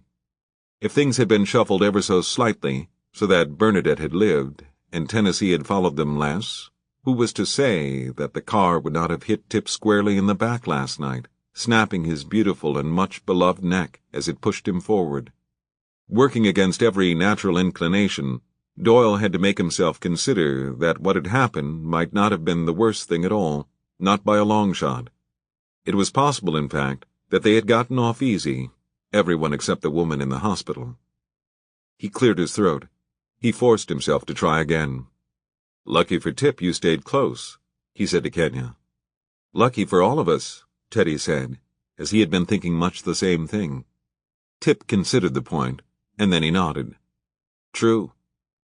Kenya put her hands flat under her thighs and sat on them. She wanted to compress herself, be smaller. "We weren't even looking for you last night," she said, her feelings stung. "It's not like all we do is follow you around." "Then why were you at the Jackson lecture?" Doyle asked her. "You're hardly ever at the lectures anymore. We go all the time. We go lots of places where we don't even think about you." Kenya knew that her tone was rude, but she meant every word of it.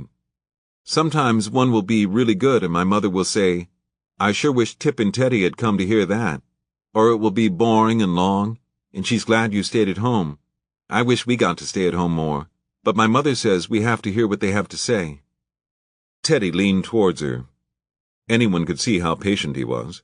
He looked like he wanted nothing more in the world than to make sense of what she was talking about. "You have to hear what who has to say?" "You know, the guys who make the speeches." "Why in the world do you have to hear all that?" Tip asked her. Kenya reached up and gave one of her braids a single sharp yank. "She likes politics, I guess." "So you're saying that she goes to hear lectures, not because she thinks we'll be there, but because she enjoys it herself?" Doyle felt an unmistakable flutter in his chest. No matter how he felt about this woman, he had a desire to slap his hand flat against the table and shout to his sons, "Are you listening to this?" "I don't know how much she enjoys it, but she thinks it's something that a person has to do." "If that's the case, then it proves that certain interests can't be passed on genetically or environmentally," Tip said. "I think it's brilliant," Doyle said. He patted Kenya's shoulder, and then set her up to the top floor to get her coat and her mother's purse. "And get the hat," he called after her. "You can wear her hat." They remained very quiet, the three of them, listening to her footfall on the stairs, going up and up. "We have an 11-year-old stalker," Tip whispered. "I don't think we can blame the child. The child just follows her mother," Doyle said. His coffee was cold and he pushed it away. Tip stretched his leg up into the chair where Kenya had been sitting. I was making a joke. Why do we have to blame either of them? Teddy said. Because they follow you, Doyle said. They lurk behind bushes without your knowledge. Even if they're doing it to save your life, it's not a natural relationship. Teddy stood up and stretched his arms over his head while he yawned. He had gotten up too early. Forget it. They're nothing to us, okay? They're political groupies following a former mayor, but I'm still going to take her over to her apartment and help her pack. Now that I know where they live, I don't suppose I'll be gone very long. Tip shook his head. I'll take her, he said. Then we'll go straight onto the track.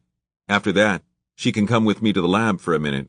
I still have some work to finish, and then we're practically there at Mount Auburn. I'll take her to the hospital and drop her off. You don't think the dead fish could manage one day without you? His father said, though not unkindly. If there isn't time, I'll do it later. You can't expect yourself to crutch all over Cambridge in the snow, Teddy said. So go dig the car out and meet me.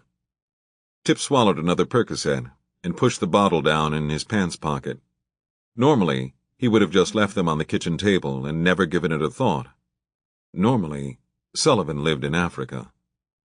You're exhausted, Doyle said to Teddy. Then he turned to Tip. And you've got one functional foot. I'm taking her over to Cathedral. I said I would take her running, Tip said. But Doyle wasn't going to budge. Suddenly, with some strong and nameless desire, he wanted the boys at home. You'll still take her running. I'll bring her back here and you can take her over to school in a cab. It will take you that much time to get cleaned up anyway. Then Teddy can get some sleep and we can all meet up at the hospital later on. At that moment, Kenya was back in her coat and her mother's deep green hat, whose brim swallowed up her forehead and shadowed her eyes. She held up the keys in her hand, 2 keys on a silver loop. I can go now, she said. Doyle stood up and put his cup in the sink. Good. I'm ready. It's okay for me to go by myself, she said. She hadn't thought it would be Doyle who would walk her over. She was sure it would have been one of the boys. My mother wouldn't mind. But I would mind, and for the time being you're my responsibility. I don't want you getting caught in a snowdrift. Both Teddy and Tip meant to come along, but once Kenya was standing there in the kitchen, they didn't want to argue with their father anymore. What they found was that neither one of them was sorry not to go. By telling them they had to stay home, Doyle had made them feel younger than they were, and that, oddly enough, made them think how nice it would be to be younger again. They had liked being the little boys. There was an ease in obedience, never thinking past their father's instruction. For a long time after their mother's death, Doyle was able to protect them, and all there was in the world to worry about was what would happen that night on Darwin's Beagle. It made the brothers think for a moment that Kenya was the lucky one. At 11, not only could her life be ordered, she still had all those books to look forward to. She could be foolish enough to go to bed at night believing that one day she might grow up to be president. At the bottom of the steps, Doyle and Kenya turned in the same direction, walking down Union Park Street away from Tremont. It was not yet 10 o'clock in the morning, but most of the sidewalks had been cleared and the snow was neatly banked on either side. What I always wanted to know was what happened to the people who lived in that house, Kenya said, and pointed to a house that was exactly like Doyle's but 4 doors away. I don't think it was ever for sale, but one day there were different people living there. Doyle nodded. The Baumans. He was a lawyer. The house sold quickly. It might not have even gone on the market. I can't remember. I know they went to New York. They had twin girls. That's right, Scarlett and Lucy. I always thought that would be a lot of fun, having a twin. Did you know them? The girls? Kenya shook her head. Oh, no. The wind whipped across the narrow park, and Doyle snapped up the collar of his coat so it stood straight. It was so much colder now than it had been the night before. The leafless trees looked brittle, standing naked in this little park. The bowls of the 2 black fountains were filled with snow.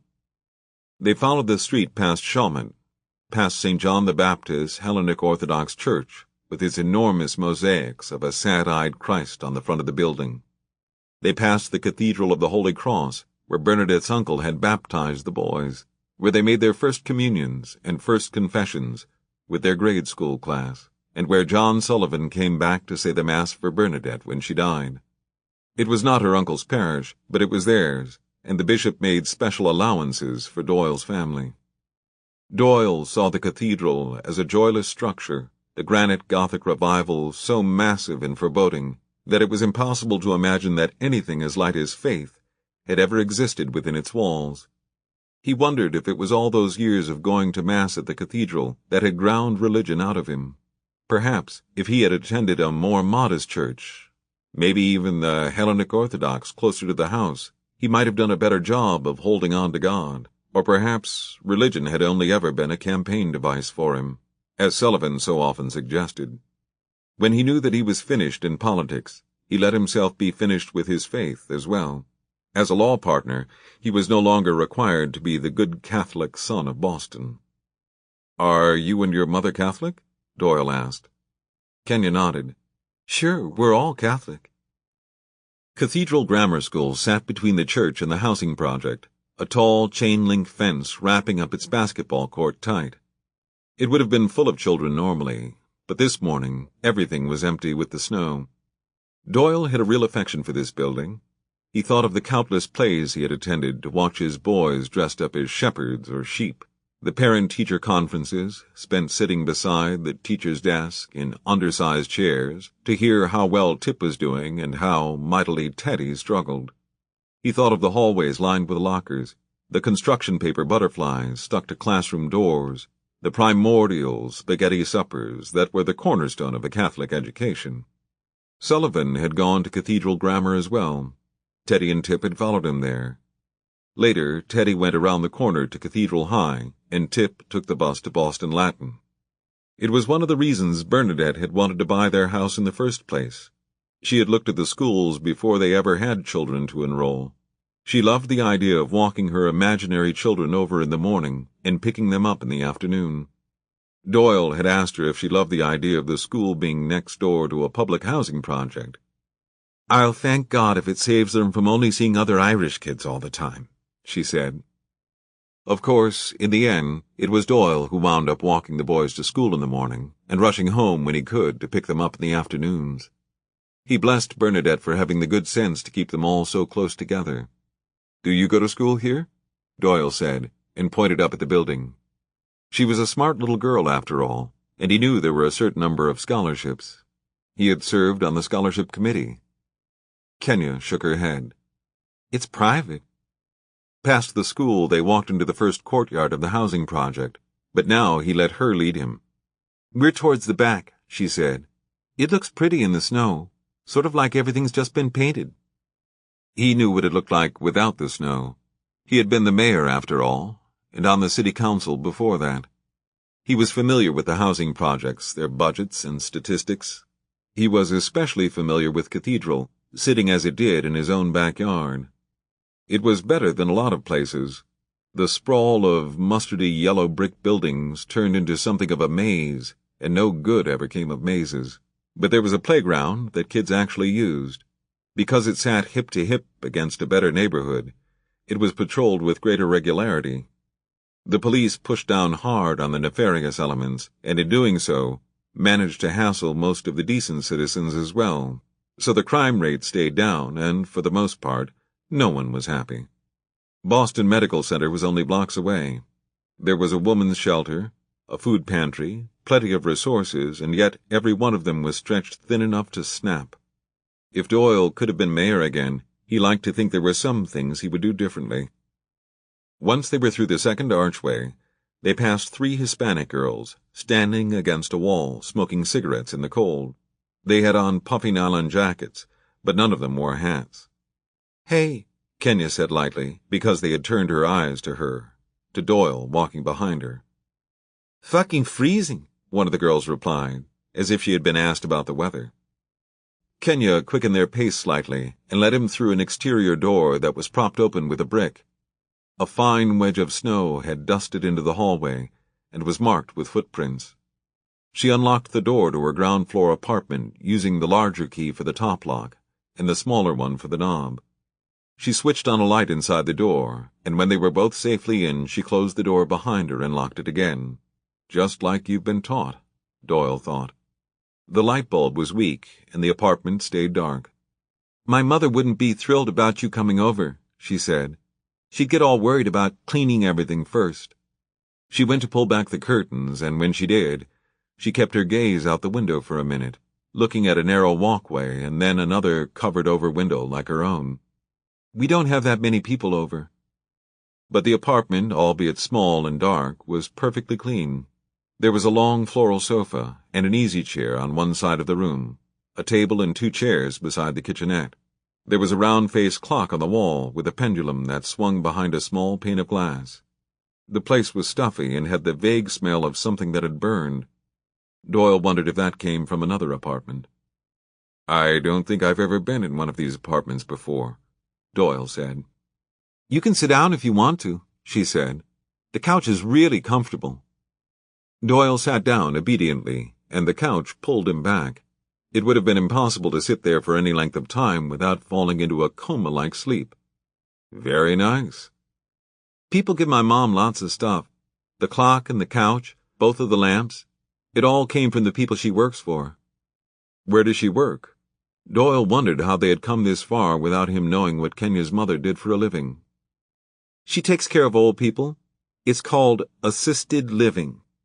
Kenya said the words carefully, because it was what she considered to be a grown-up phrase. "She used to work in a nursing home, but the assisted living place is a lot nicer. Sometimes, when the people die, their families give you furniture. It's still hard work, though. A couple of the old people are really mean, but my mother says they can't help it. They're frustrated." "I suppose old people are like everybody else," Doyle said. He had a sudden uncomfortable vision of himself as an old person, the furniture of his little apartment winding up in the little apartment of the women who cared for him.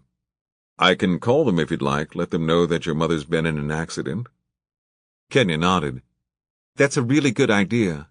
I've been worried about them firing her for not coming to work." Doyle looked around the little room. There was a door on the other side, surely a single bedroom, a bathroom. "Where do you stay when your mother's at work?" "I'm at school, or I'm at after school." Kenya swept her hand over the kitchen counter and pulled some loose mail, bills, and flyers into a neat stack. "On Tuesday nights, I go to the Girl Scouts. She tries not to work at night, but if that's the schedule, then I stay at home. I used to go with her to work, but if anybody finds out, she gets in a lot of trouble.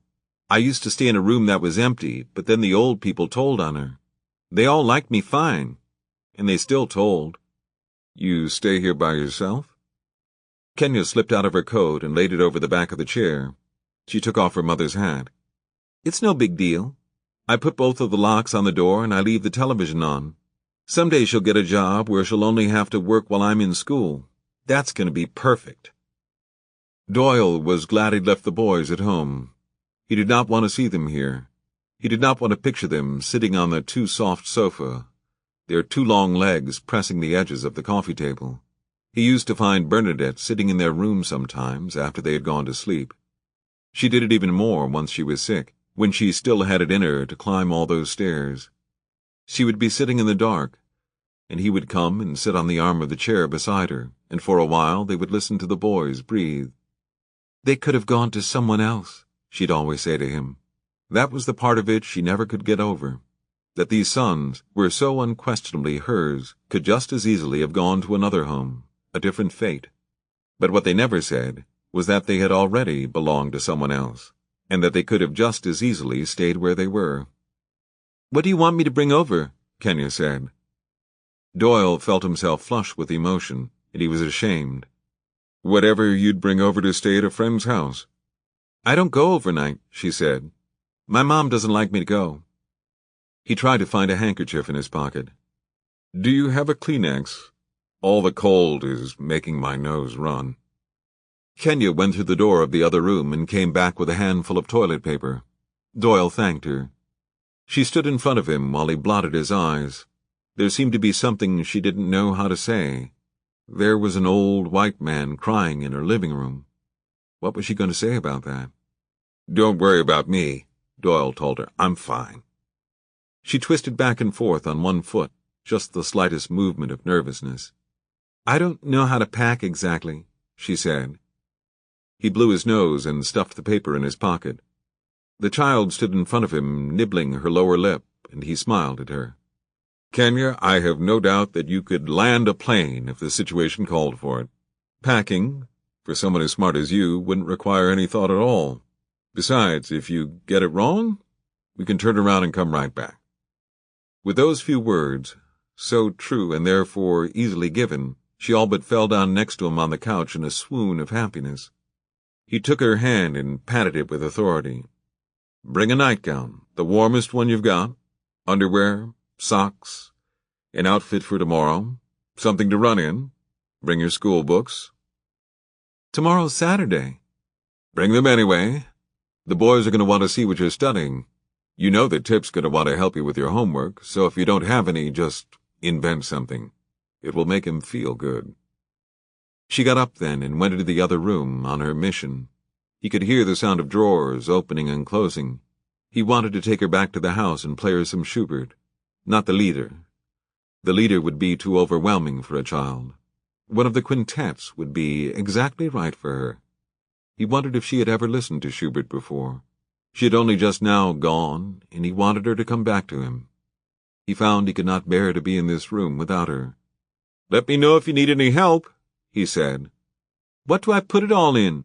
she called to him, and he was able to catch himself before he said the wrong thing. "Put it in a pillowcase," he said. "Then we're going home."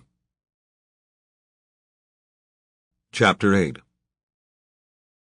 After all the pills, it was hard to follow the story, but it went something like this. 2 men came into her room, 2 different men, and they took the sheet she laid on at either end of the bed, and they said, "On the count of 3, and they lifted her. Sweet Mother of God, she had never known that pain could form a light, a bright and blinding pool of heat. It poured through her. It broke open in her hip, and flooded through her gut, her fingertips and teeth and hair, the rounded pads of her feet. Everything that she was belonged to the pain. The pain jarred loose the very deepest part of her heart, a place so secret that she never went there herself. The stone was rolled away from the mouth of the tomb, and in that moment she forgot herself, and called out the name of her friend, the one whose name she never called, the one she tried her best not to think of. "That's right," the man at her feet said, working to make his voice sound soothing, and being no good at it. He had already forgotten her name. He forgot it the second he crossed her off his list. "We're going to Tennessee." The hallway was paved in cobblestones, and they banged forth over them with inhuman violence, while rattling through every conversation 2 men could have about basketball. Full court and half-court pickup, NBA or college ball, Eastern versus Western Division. It was impossible that a hospital could be so enormous. She didn't know where they were going, but it would have taken less time just to wheel her back to Cathedral. It occurred to her they might be steering around aimlessly, just to have more time to talk. Every corner they turned put a knife in her side, and soon, she knew, that knife would cut her in half. "Celtics? Man, tell me you're making this up. You could not be interested in the Celtics." The man at her feet scolded back. "Loyalty," he said, "loyalty. Do you even know the word?" They chattered on like women, a basketball of happy banter thrown back and forth from head to feet. They weren't even interesting to each other. It wasn't worth the effort it took to make sense of the words, and after a while Tennessee stopped trying. She let the voices float above her like an unbroken string of lights. The entire room was going down now, abruptly stopping, starting again. People came in and stood very close beside her, not speaking to her, but laughing with the basketball men.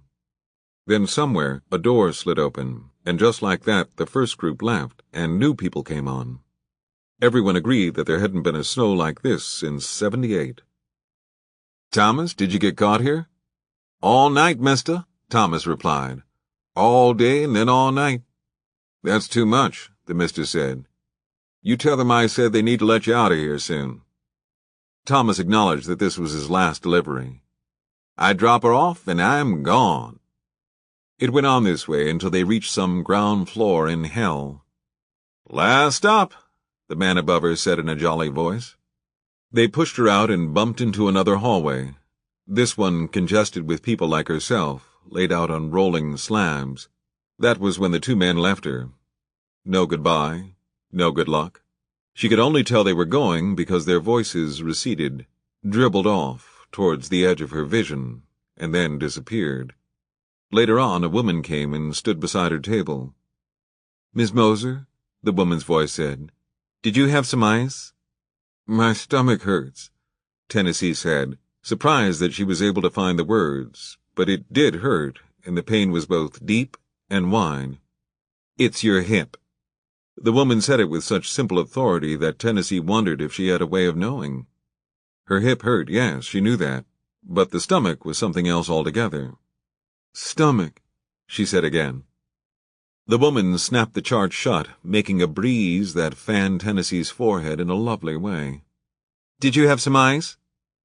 Drop the curtain. After that there was nothing, maybe some sleep.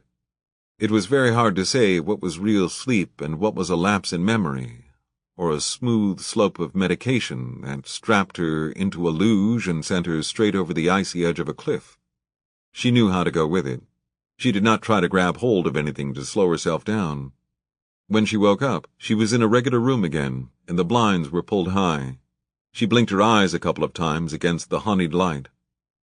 "You can flat sleep," a woman's voice said.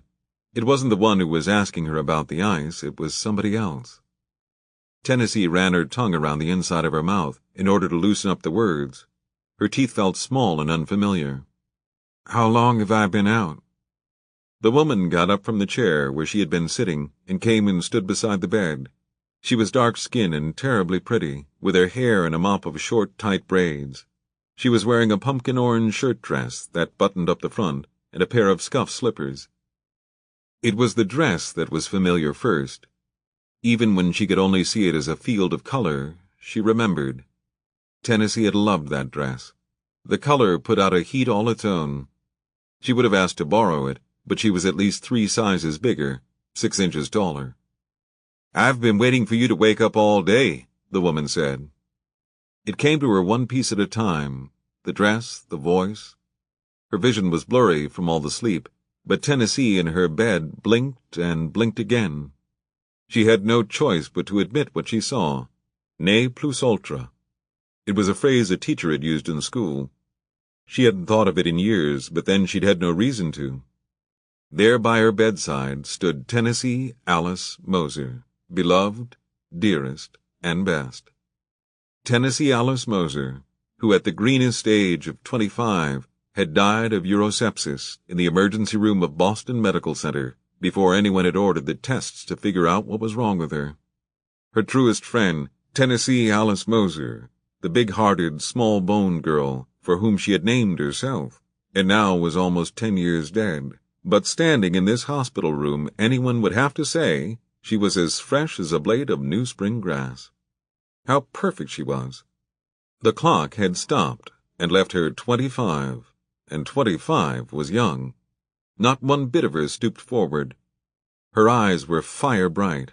Her shoulders were straight and back. She even smiled like a girl. "My God," Tennessee said, "how sweet you are." Tennessee Alice Moser touched the back of Tennessee's cheek with her hand. "You too, girl of mine." Am I dreaming or dead? Not that it mattered to her either way. It was fine if it meant getting to see her friend. She was always sorry she hadn't had those kind of dreams people say they have, the ones where the person you love the most comes back and sits by your bed and holds your hand after they're gone. She had not had a single vision of Tennessee Alice Moser since she had gone into the little cubicle of the emergency room to say goodbye to the body that was there. In that last moment, their roles were reversed from what they were now. Tennessee Alice Moser lay in her bed, eyes closed, chin tipped back, and Tennessee sat alongside, holding her cooling hand. Since that night, she'd only had a few small photographs kept safe in a field guide to North American fishes to rely on, and to tell the truth, she hadn't looked at those in years. They broke her heart. Tennessee Alice Moser looked down at herself, smoothed the sides of her dress with her hands. You are neither one exactly, sort of in between the two, or you can think of it as anesthesia. She leaned over and pushed the automatic button to raise up her friend's head. Is it all right to do that? Tennessee asked. I think I've just been operated on. Don't worry. I'll put you out flat again before I go. Thoughtful girl. That's surgery. She shook her head. Be glad you weren't awake to see it. Awful? Tennessee Alice Moser squinched up her eyes and then covered her face with her hands.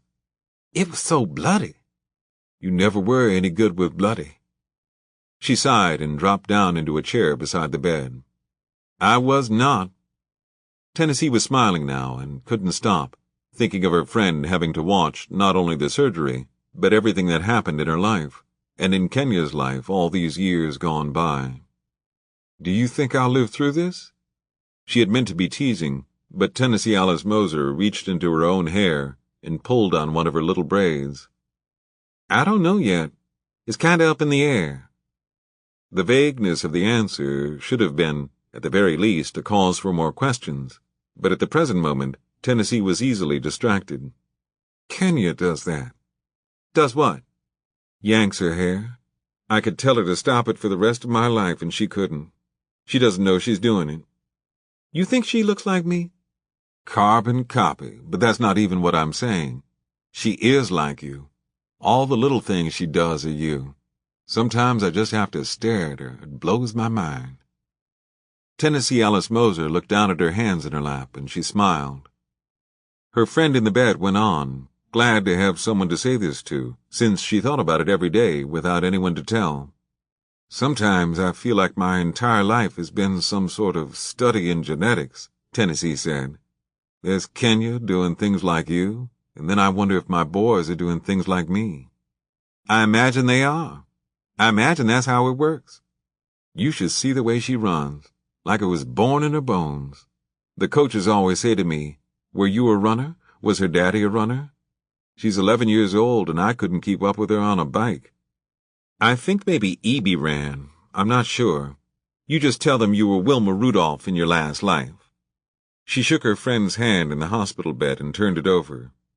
She lined them up palm to palm, then entwined the fingers until they were locked up tight. In my last life, I was somebody named Beverly, who had 2 little boys and gave them up. In this life, I'm you, and I have a daughter. You have my daughter, yes you do.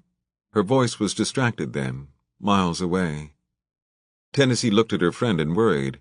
She had always worried if she'd done the right thing. I tried to find Evie, she said. What would you have done with him? I thought he might have wanted Kenya, she said, but she really didn't think he would have. He had hardly ever wanted Tennessee Alice Moser. He had been less like a boyfriend and more like a couple of weekends, a couple of good nights out. Tennessee had only met him once, in the stairwell. She did not exactly remember his face. What she could remember was Tennessee Alice Moser looking over her shoulder in that pumpkin-colored dress that fit her so neatly, her smile wide enough to show even her back teeth. She would not think ill of any man who had made her friend so happy, but who's to say he would have been interested in a baby he hadn't known about to begin with? Here you go, total stranger, she would say, handing Kenya over. Here's my beloved baby girl, you take her. Not that it mattered. She didn't find him. She searched and did not find. No, Tennessee Alice Moser said. I don't think Evie would have been right. I looked for your mother, too. Well, you would have had to look for her where I am now. Really? She's dead. One of my sisters, too. I guess we didn't turn out to be such a hearty bunch. The other sister, I would have to say, not a chance. I wouldn't have wanted her to get her hands on my girl. Tennessee Alice Moser sighed and scratched off a dried clump of blood that was clinging to the bandage on her friend's forehead. No, you're the one I'd have picked if I'd ever given the whole thing 5 minutes of thought. Unless, she said, and there she stopped. Unless. Well, didn't you ever think of putting her up for adoption? Tennessee was frankly stunned. Kenya, who she had stood by every minute of her life, as if she was her very flesh. Adoption? Her friend brushed the surprise aside without even considering it. It's not like it's a completely foreign concept. Your boys did pretty well in the system. They wound up in a big house. They went to good school. Don't get me wrong. I think you've done a wonderful job, and I'm grateful to you. I am. I know you love her, and I know that counts for everything, but I have to tell you I've wondered. You were the one going back to college. You were the one talking about law school. Then you take my baby, and all of that's gone? I couldn't give her away. She wasn't mine to give away back then. Tennessee worked to keep a steady voice. I kept thinking I'd find the right person she belonged to. You can't just take a baby back once you've adopted them out. Tennessee Alice Moser lowered her eyebrows and looked at her friend hard, just looked at her and said nothing, giving her time to come to her own conclusion, until finally Tennessee sighed and picked at the tape that held the IV line into the top of her hand. Okay, all right. So I didn't want to give her up. Is that what you want to hear me say? I was terrified that I was going to find one of those people I was looking for. But what you're forgetting is how sick I was over you after you died, and how Kenny and I made each other feel better. Don't you remember how good she was? I'd go and pick her up after work, and she would just smile and grab for me. I'd pick her up in my arms, and I thought I would die for loving her so much. I never wanted to put her down.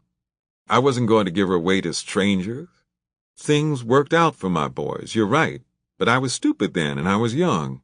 I didn't stop to think about all the really bad people there are out there who could wind up raising your child. I couldn't take that chance again, even if I had been lucky before. I'd already given up my own boys, you know. I'd given up my family. I'd given up you. At some point, it's just enough.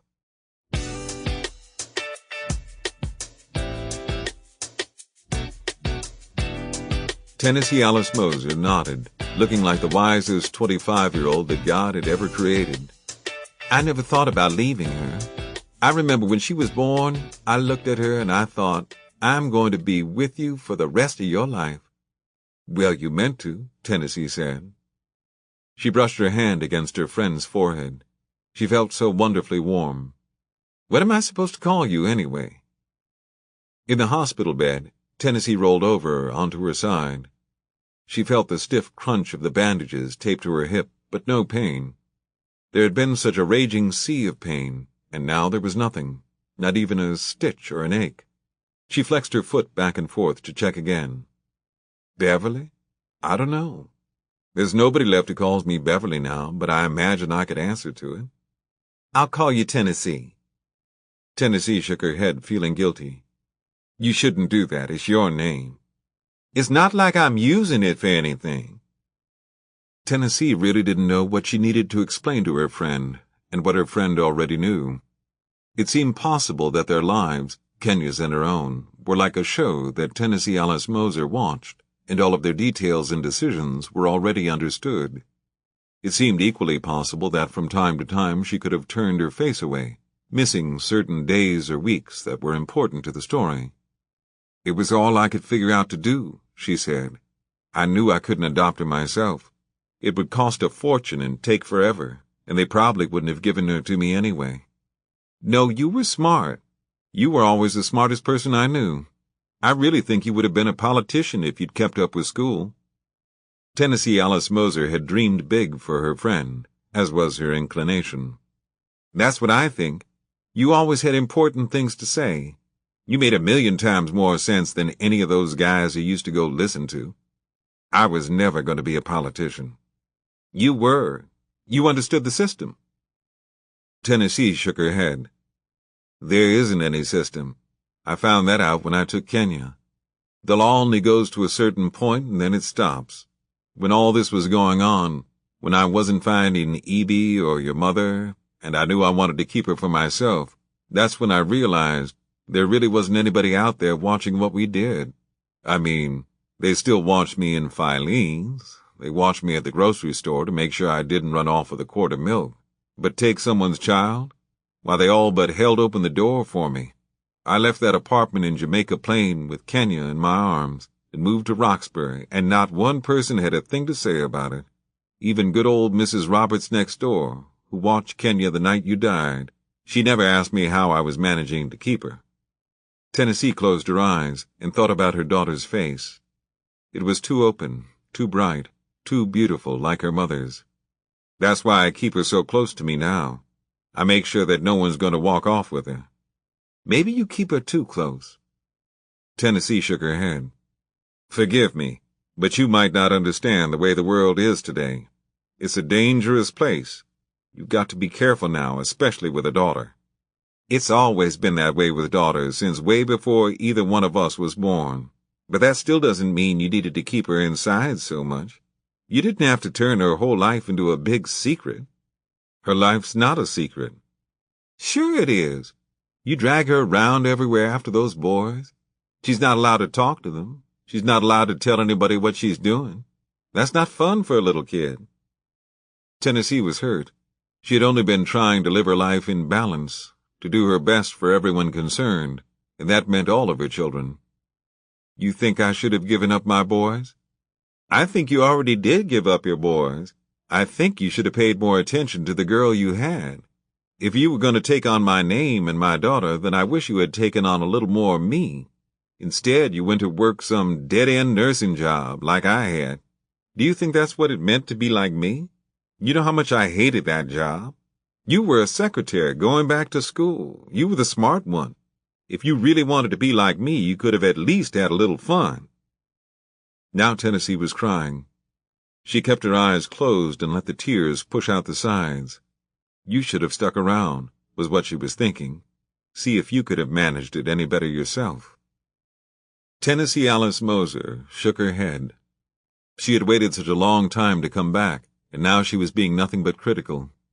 She had missed her friend terribly, this woman who had done everything she could to do right by her memory. You must be thirsty, she said in a conciliatory voice, and her quietly weeping friend admitted that she was. Tennessee Alice Moser poured out a cup of water from the little styrofoam pitcher on the night table, bending the straw down to reach her lips. What you realize after a while, she said, is that there are a lot of things you think you're going to do and it turns out you can't. I was going to keep Kenya with me, but then I died. You were going to keep her with you and you got hit by that damn car. So part of it is intention and part of it is luck. We've got very fine intentions, but our luck isn't so great. She smiled then, suddenly remembering the way she was wrong. Tennessee opened her lips to take in the straw. Except we did find each other, that was luck. That was the best luck I ever had. Tennessee could see them in her mind, two girls in that rotten apartment building in Jamaica Plain, passing each other on the sidewalk in the summer heat, in the hallway in the winter, bundled up in scarves, passing each other for such a long time before the constant recognition wore them down, and they started to say hello. I couldn't get over your crazy name. When you first introduced yourself to me, I thought, who would name their daughter Tennessee? My father used to tell me just be glad your mama didn't want to go back to Mississippi. I wouldn't have gone through with it if they'd named you Mississippi. Both of them laughed, like this was the craziest thing they'd ever heard, when really, they were just wanting something to laugh at to bring them together again. Now you're living out my curse. Everybody has to ask you the same stupid question they always asked me. Tennessee like the state, I say it every time. She reached up and put one finger on her friend's chin. You didn't get old. That's the way it works. I miss you all the time. I miss you more than I miss my family, my boys. Scoot over, Tennessee Alice Moser said, and then she climbed into the hospital bed beside her friend. She was always the little one. There was always room for her on the sofa, in a chair. She tucked her head down on the shoulder that she had known best in the world when she was alive. How is it being dead? Tennessee asked. It's good, she said, but she didn't look up. It's not like streets of gold or anything, but it's nice. I hardly ever think about being alive. But you must think of it a little bit, Tennessee said. I mean, you're here now. She put her hand on the back of her friend's head, touched the little ropes of hair. She was here. She could feel her. Well, yes and no. It's hard to explain. It really has more to do with you thinking about me. But I used to think about you all the time and you never showed up before. But now you're sick. Tennessee worked this over in her head, and concluded that either she was just imagining things or she was about to die. Neither thought appealed to her, but neither thought particularly troubled her either. Maybe it had something to do with the medication they had given her for surgery. "Did you know you were going to die that night?" "Not one clue. Did you?" "I did, but not until just before it happened. Even when we got to the hospital, I thought you were just crazy sick. I'd been sitting in the waiting room half the night, and all of a sudden I thought, she's going to die, just as clear as if someone had said it to me. About 10 minutes later, the doctor came out and told me." "I'm sorry about that," Tennessee Alice Moser said, and she meant it. It must have been awful for her, leaving that hospital alone. "It was nearly 3 in the morning by the time I got home, and I woke Mrs. Roberts up. I took Kenya back to your apartment, and we slept in your bed. She didn't even really wake up, just cried for a minute in her sleep and then settled down again. She was so good. She was right about 18 months then, not too much older than Tip was when he went to live with the Doyles. But somehow, when I looked at Kenya, it all seemed so much sadder to me. It seemed like the cruelest thing in the world that this baby had to lose her mother. I couldn't stop thinking that if we had just left for the hospital a little sooner. You tried to get me to go. I should have made you." Tennessee Alice Moser propped up on one elbow and looked at her friend. She brought her face down close. "You've been a mother too long. I said no, it was too expensive." She smiled. She had those pretty teeth, just like Kenya. God had given her a short, hard life, but a perfect set of straight white teeth to help her endure it. "You were the one who wanted to be a nurse. You should have known something about medicine." "Yeah, I knew I couldn't afford it." In those better days, when they were both alive together, Tennessee had the same apartment as her friend, but she was 3 flights down. They both faced the street. They had the same little closet in the living room, the same bedroom that was not much bigger than a double bed. Tennessee had a better refrigerator, because the guy who lived there before her was a junkie. He had torn the door off his refrigerator to put it in front of his window to block out the light, only it wasn't tall enough and never could do the job. When they finally got him out of there, the whole thing was beyond repair, and they had to buy a new one. It wasn't actually new, but it was newer than Tennessee Alice Moser's. By the time they got to be best friends, better than the sisters either one of them was born with, they had each other's keys. They would run up and down the stairs in their nightgowns to borrow some money or lipstick or salt. Everybody called them the girls, merged the two of them into one, even though Tennessee was older, taller, lighter. She came from Rhode Island, though nobody knew that except Tennessee Alice Moser. Tennessee Alice Moser was as slim as a girl, even after Kenya was born. She was darker, prettier, and launched into a state of perpetual movement. As close as they were, it was a long time before Tennessee told her friend about the baby she had at 18, and how, once he was born, she found she could not take him home, even though she had been planning to. She put down her story brick by brick, checking to see how Tennessee Alice Moser took what she heard before trying her out with the next chapter. There are some women to whom you could say, "I gave away my son," and they would finish up their glass of wine politely and ask you a couple of questions, but when they rise to say good night, they are gone permanently. She knew this because her mother was gone. Her sisters were gone. The friends she'd had back in Providence, gone. "Do you know where he went to?" Tennessee Alice Moser asked. Indeed she did, though finding out had been an accident. 5 days after her baby was born, she saw an article in the paper that said a Boston councilman and his wife had adopted a son. It was on the bottom half of the front page, human interest on a slow news day, and only news at all because the councilman was white and the son was black. She had walked to the Quick Trip to get away from her family and buy a Dr. Pepper, and saw it there, a big stack of papers by the checkout, and the top one turned over to a white man and white woman holding a baby, holding him up to show his shining face to the camera. They were that proud of him, she could see that. They were proud of his beauty. Tennessee put down the soda and took the paper instead. She went and sat on the curb outside the store, and she read. The article said they were naming him Edward, but planned to call him Teddy. He was 5 days old.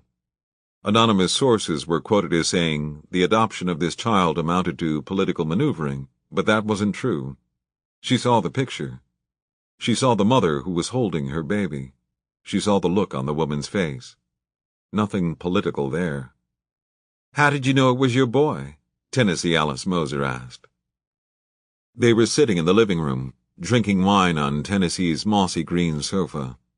All those years she had never told anyone, and now she was telling because her friend was just that trusted, that dear. It felt like letting go of the breath she had sucked in on the day the nurse came and took him from her arms. It couldn't be a bad thing to tell one person, not when you've been lugging the secret behind you all by yourself, year after year. I had seen him. I knew he was mine. I knew because the paper said he was 5 days old. But there must be lots of babies. He was mine, she said. I knew my baby. You would, her friend said with deference, because at that time she did not have a baby herself.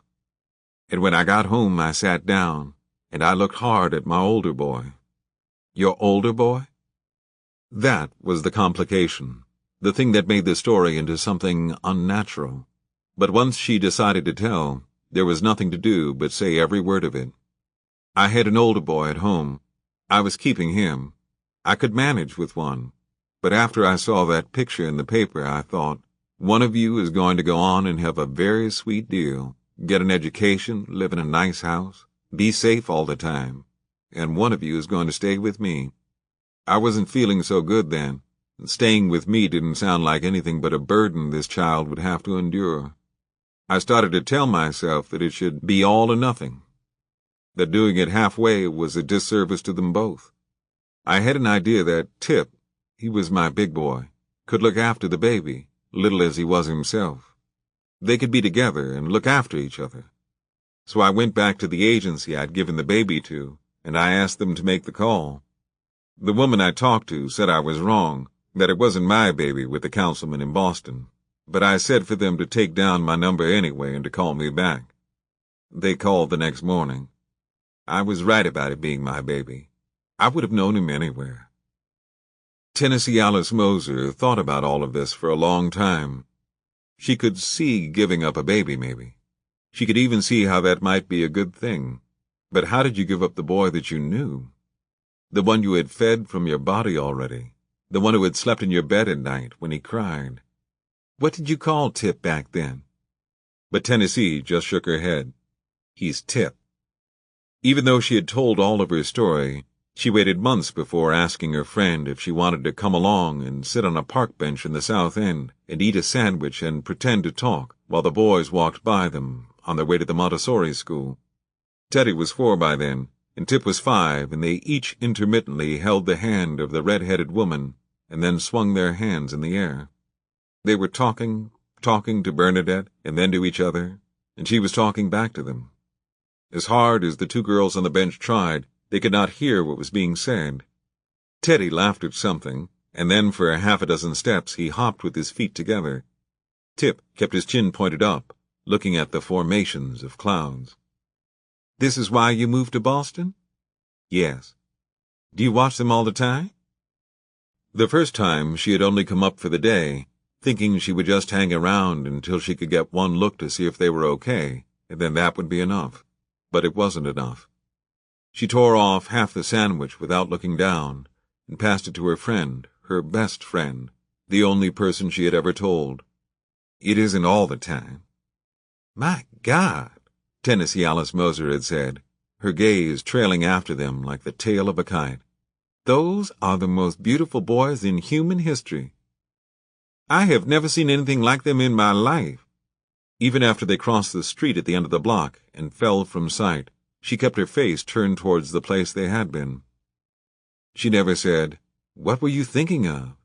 She never said, "How could you have let them go?" Sometimes now I wonder, Tennessee said. Wonder what? Tennessee Alice Moser was there beside her in the bed, and she pulled up the sheet and blanket as the room was cold. About what I did, giving up the boys? Tennessee was confused now. They weren't at the park. She wasn't really regretting having let the boys go, not at this moment. She was regretting it all those years before, She thought she was saying it on that day they watched the children pass. Tip looking up, Teddy looking down. Tennessee Alice Moser says, "They are beautiful." And she says in reply, "What have I done?" "You'll never know how things might have turned out," her friend said. "Look at me. I wish I'd gone to the hospital sooner, though frankly, I wonder if even then they would have put enough hustle into it to save me. I wish I hadn't died, and I wish that I could have been the one to raise Kenya. But then I think, look how nicely she turned out with you. Even though there were some things I would have done differently, I have to say she turned out golden. That's really all you can think. Your boys are good. They seem like happy boys. They may have turned out better with you, and they may have turned out worse. But when you look at what you have to work with, you look at the way things are now, you have to feel it all went pretty much okay." Tennessee tried to pull herself into this present moment. Her boys were grown. Her friend was dead, but here, she did not for the most part feel regret. She could look around the apartment she shared with Kenya. She could every now and then catch a glimpse of Tip walking into the Museum of Comparative Zoology, and she understood that the road from her living room to that museum would have been much, much harder than the road from Union Park. By offering them up, and by the blind good luck of where they landed, she knew she had given them something substantial, but that was not to say she didn't add up the losses every now and then. For some reason, the losses were presently sticking in her throat. "I know they're good, but I always wondered how much they suffered from not having a mother. I never thought about them winding up with no mother." Tennessee went through a time of terrible doubt after Bernadette died. That was not what she had bargained for, that Teddy and Tip would be motherless boys. She kept waiting, thinking Mr. Doyle would marry again, but all those years she never saw a woman with them at the symphony, at the lectures. The only woman she ever saw walking the boys home from school was the housekeeper. Sometimes she wondered if it was a job she should apply for. Tennessee Alice Moser poked her in the shoulder. "It's not as if they don't have a mother after all. They have a mother who's willing to get run over for them. You know what I mean. It does boys good to be around a woman." "Good-looking boys like that? I'm sure they've been around plenty. And anyway, you can't think about it like that. There's always going to be something missing. There is for everybody. If you gave them a mother, then they would have suffered not having a father," Tennessee Alice Moser said. "Unless you think their father would have stayed around." For a moment Tennessee remembered that boy, how young he was, how his back had felt beneath her hands. It embarrassed her now to think of him. "I think it would be nice if Kenya had a father," Tennessee Alice Moser said. "I'll try and find someone to marry." At this, her friend let go a laugh too long and too rich for a hospital room. "You don't think I could get married?" She sputtered for a moment, and then pulled the pillow over her face to calm herself. "Really?" she said. No, I don't. You don't tell anybody anything. Who's going to marry someone who doesn't talk?" "I talk. I'm talking to you." "You need to talk more. You should have made some other friends. Even if you didn't get married, you could have done that." "How was I going to make friends? I couldn't tell them about my boys, or about you, or Kenya, or even what my name was. I don't know how much there is after you take all that away." Tennessee Alice Moser ignored her and settled her head back into the cradle of her crossed arms. "It would have been nicest if you could have married Mr. Doyle. I always thought that one day he was going to look up and see you. He was going to say, 'Excuse me, miss, but we must have an awful lot in common, seeing as how we are always going to the same places.'" "He's old," Tennessee said. "He's white. He used to be the mayor." "None of those things have hurt your boys." "And he's never seen me. I've spent the last 20 years making sure of that." "He saw you last night." Tennessee covered her face with her hands. She could feel the gentle tug of the IV needle in her vein. "I don't know what I'm going to do about that." "Just be grateful. You're going to need help, and he's the person what's going to help you. I wouldn't take anything from him." "With Kenya," she said, her voice at once so certain and so calm, it seemed to take her by the hand and walk her forward. "He's going to have to help you with Kenya." Tennessee would never say it, not even to her best friend in the world, but she did in fact have a fondness for Mr. Doyle that was a sort of affection. After all those years, you get to know a person, even if you've never spoken to him. She could tell that his moods were consistent for the most part, and that he was fair. So many times she had seen him carry Teddy asleep to the car when he was young, or put a light hand on Tip's back when they were walking. He never pandered to the boys. He wasn't trying to make them into friends instead of sons, but he was proud of them, as proud as she was, and they had grown up in the light of his pride. She had seen him waiting for them. She had seen him frustrated, but she never heard him raise his voice or turn away when they were talking. As a mayor, there were things he could have done better, but as a father, she had never faulted him. She did not fault him for trying to steer them towards politics. Tennessee understood that. What Mr. Doyle couldn't see was that the boys, while bright and dear and brave, knew nothing of sacrifice. They had never been asked to give anything up, not like Mr. Doyle had, not like she had. Even the place where Bernadette had been, Mr. Doyle filled that up by giving them twice as much himself. And while she'd wished that he would find someone else, some nice woman who would replace what they'd lost, she often wondered if he felt that his wife was in fact irreplaceable. She imagined that he did not love her any less for being dead. She knew how possible that was. I guess Kenya could stay with them for a while until I was healed up. At least you know he'll look after her. Tennessee Alice Moser smoothed the covers out over them with the flat of her hand. It seemed like she was going to say something else, something important, but as long as Tennessee waited, it never came. The boys would be good to her. She's always wanted to know them. She wants to have brothers. And she'd have Sullivan, too. Sullivan, yes.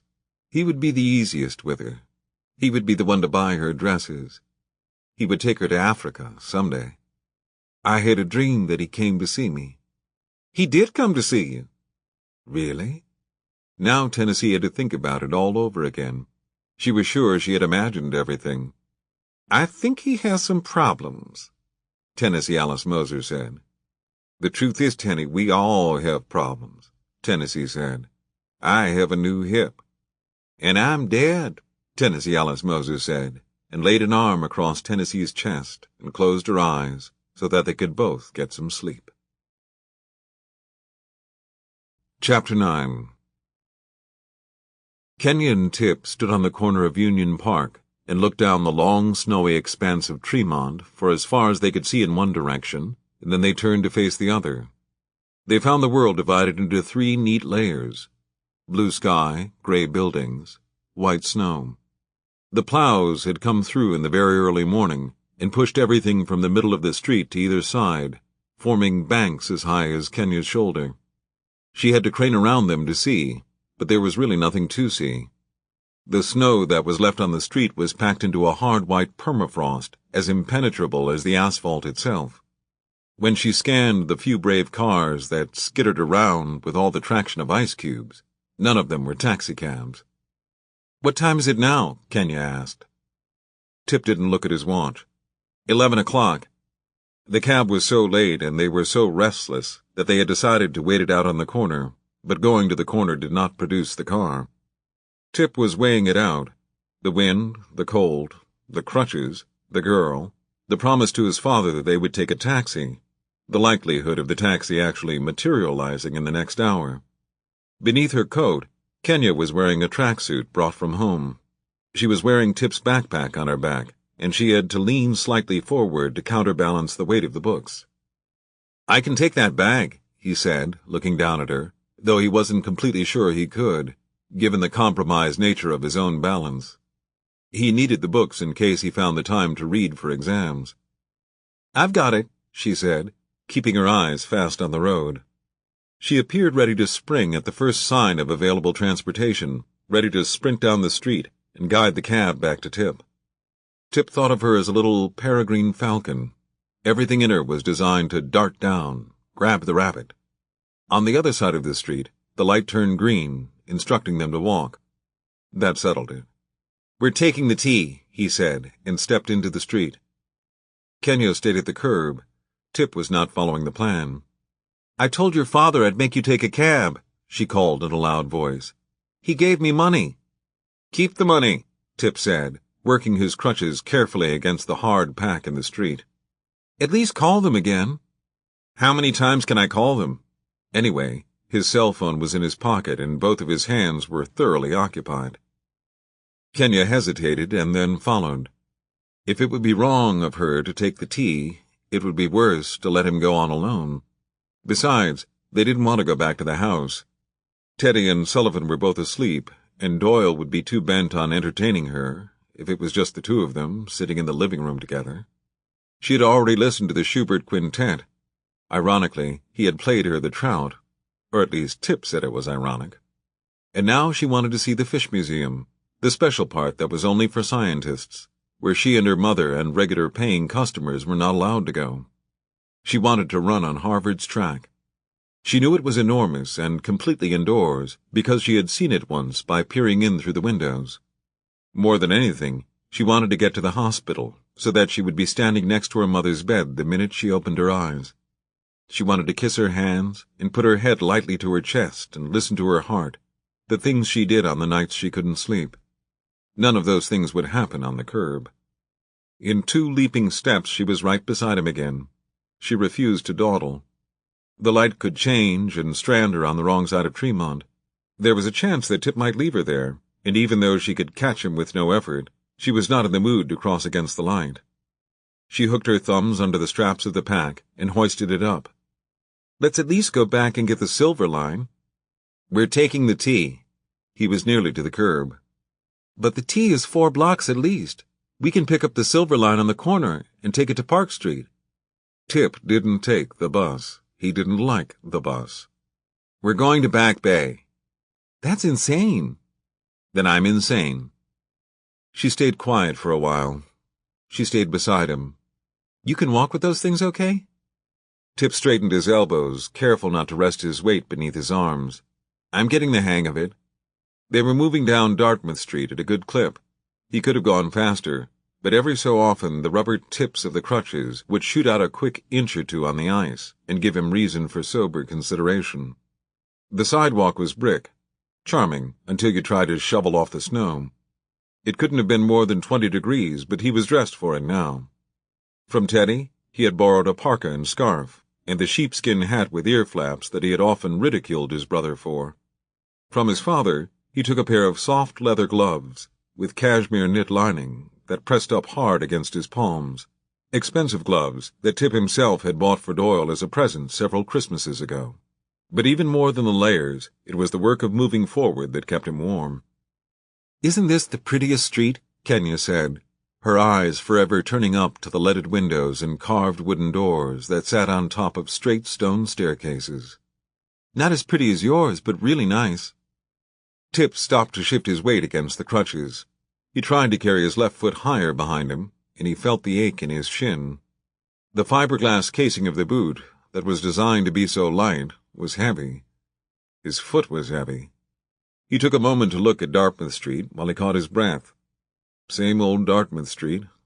A shrine to wealth and minutely polished taste, every narrow side street more precious and perfect than the one before it.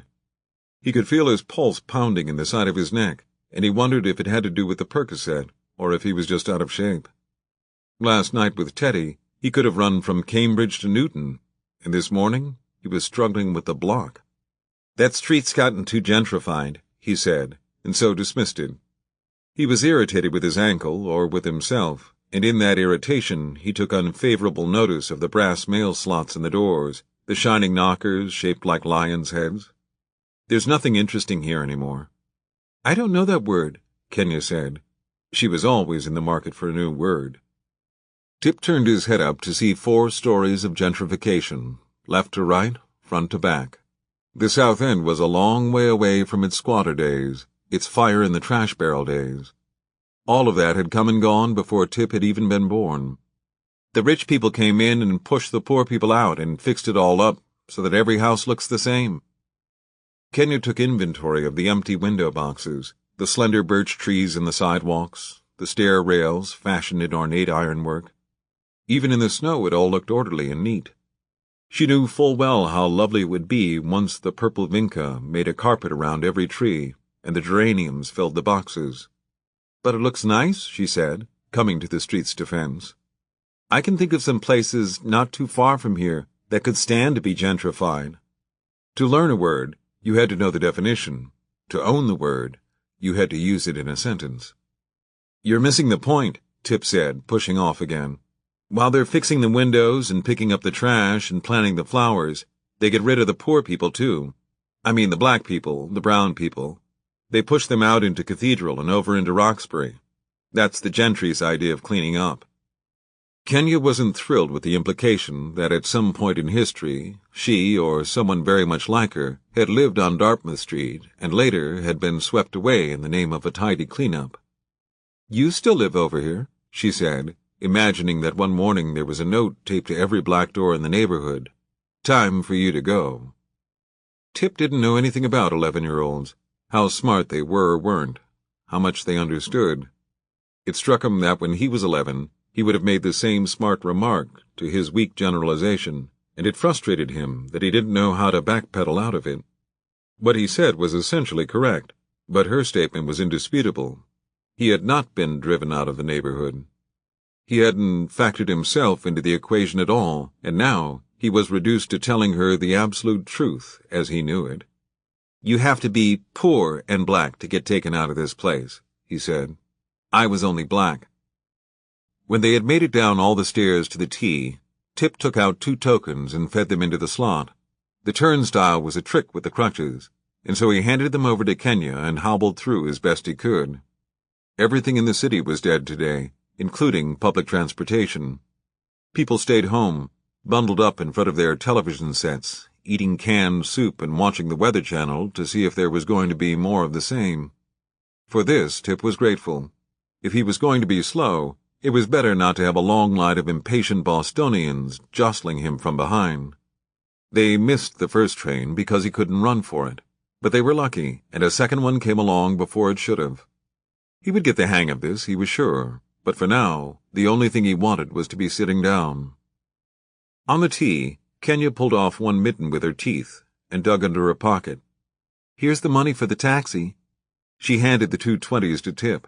She could not believe that Doyle had given her so much in the first place, but he had said there would have to be a taxi, not only to the museum but to the track, and then to the hospital, and it was very likely they would need that much in the end. I told you to keep it, he said, and put his hand over her hand and pushed it gently down towards her lap. There was no point in flashing money around. It's $40, she said, and held it up again. I'm not going to keep $40. What if Doyle thought she'd never told Tip about the money? What if somehow it got back to him that it was her idea to take the train? So give it to him when we get home. But the more she thought about it, the more nervous the money made her. Nothing good would come of her holding on to it. If something happened and she lost it, and she did lose things, no matter how hard she tried to be careful, she was thinking now about her favorite Red Sox sweatshirt left at a track meet last October. She would have to ask her mother to pay the money back. She straightened out the 2 soft bills against her thigh and laid them on the seat between them. Take it, she said in a quiet voice. You give it back to him. Tip sighed and put the 20s in his wallet. He knew what Doyle had in mind giving her the money. He wanted her to feel grown up. He wanted her to feel that he had chosen her for a job. He had given her too much in hopes that she would pocket the change and have a little something for herself, something he didn't know how to give her directly, but he had underestimated her.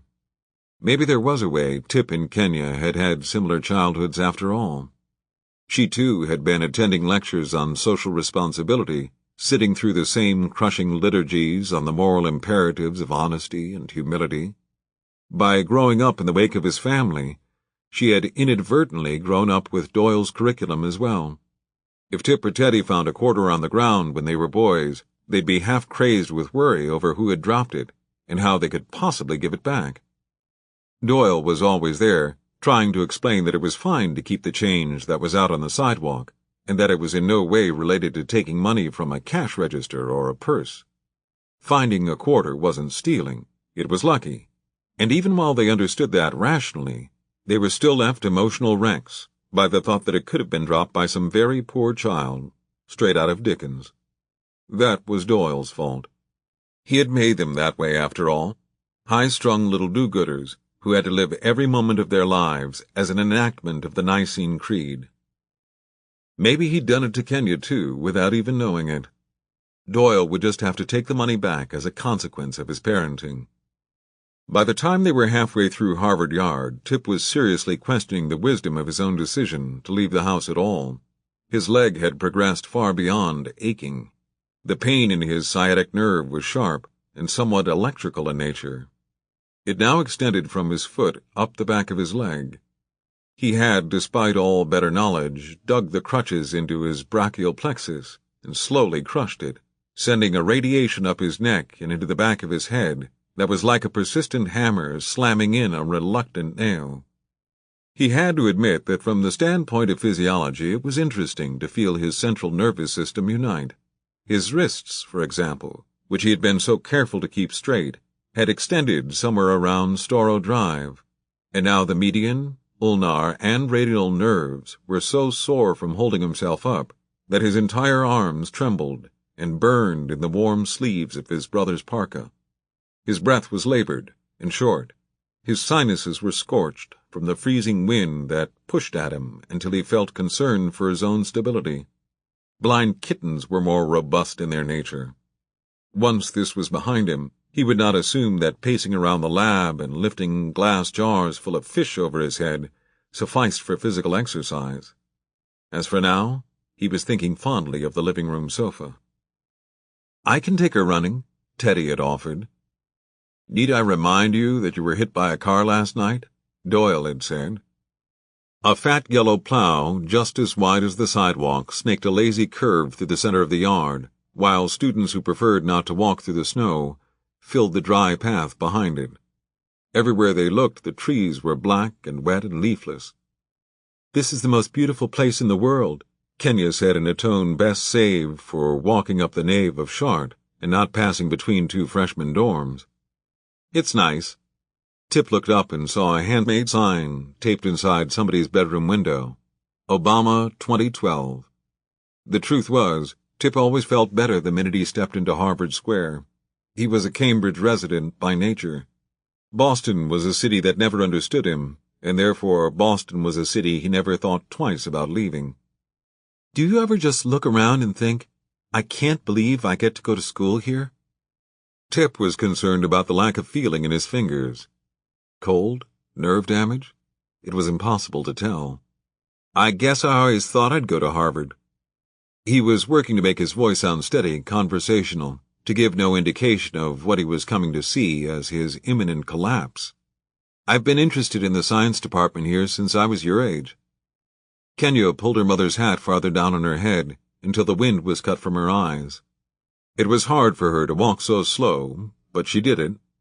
"It's not like they let you in this place just because you're interested." The Museum of Comparative Zoology must have moved. It had never been this far before. By the time they got to the side door, Tip didn't have the fine motor skills to put the key in the lock. After a few pathetic stabs of tapping the metal key against the metal door, he dropped the ring. "I've got it." Kenya plucked the keys from the deep burrow of snow. She shook them off and made a pleasant jingling sound. "Which one?" Once they got into the lab, he fell into a chair and let his crutches slide with a great deal of clatter onto the floor. The place was empty. The snow had kept everyone away. Tip's chin dropped forward, and he crossed his arms in front of his chest to try and stretch out the ache that was in his back. He had never been so grateful for a chair, for a room, for the warmth. Kenya dragged another chair in front of him and lifted up his foot very gently. She did not mind that the sole of the boot was encrusted in watery gray ice. She did not put the well-being of the chair before the well-being of the foot, as Tip would have done. She picked a coat off the coat tree, without any question of who it might belong to, and covered his leg, then took down another, and spread it across his chest. Tip didn't know who had left their coats behind, but they were always there, even in the middle of the summer. She pressed her small, neat fingers into the side of his wrist, and stared at the clock over the door. When she did the math, she pressed them in again to check herself. "It's bad," she said. "It's all right," he said, but his head was splitting. Kenya walked away from him, and a minute later she came back with a coffee cup full of water. "Drink this," she said. "Do you have any medicine?" Tip took a sip of water, and she held the cup. It was tepid. When he tried to reach in his pocket, he couldn't get his arm to bend back far enough, and she brushed his hand away and took the bottle out herself. "Child-proof caps," she said, snapping the bottle open. "I don't know who they think they're fooling." "They're fooling the people who can't read the instructions on the cap," Tip said, but even he could hear the slur in his voice. He took the pill from her hand and swallowed it with the water she gave him. "Oh," she said. He closed his eyes and took another breath. He would be fine. If he had to stay here another 6 to 8 weeks until his ankle had healed completely, he would manage. He knew how to sleep with his head on his coat. He knew which restaurants delivered. "Keep drinking," she said. "Little sips." When the cup was empty, she took it from him. She pulled off his gloves and rubbed each of his hands between the flats of her own small palms. He almost made a sound, it hurt so much, when she straightened out his fingers. Then she unwound her scarf and put his hands on either side of her neck. It was like settling his hands on a radiator. He jerked them away and opened his eyes. "What are you doing? You're going to freeze to death." But then, with admirable stoicism, she grasped his hands more firmly and clamped them around her throat, pressing them in with her hands so that, for all appearances, she seemed to be forcing him to strangle her. "Just be quiet for a minute," she said sternly. It was like holding a bird, a hot little bird cupped inside his frozen hands. She stood close beside him, her forehead practically against his chest. He felt every breath, every steady thump of her heart as it echoed through her carotid arteries. "Who in the world taught you to do this?" "Girl Scouts," she said, not lifting her head. "They give a badge for treating someone who's walking with crutches?" "First aid. You have hypothermia." She was speaking directly into his sweater. "I don't have hypothermia." "You think?"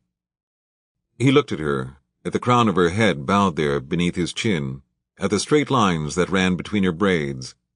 At some point she had taken off her hat.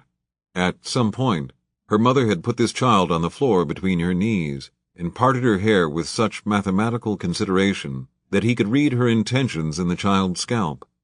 This was a girl who was cared for, who would not be sent out of the house with her hair gathered into unequal sections.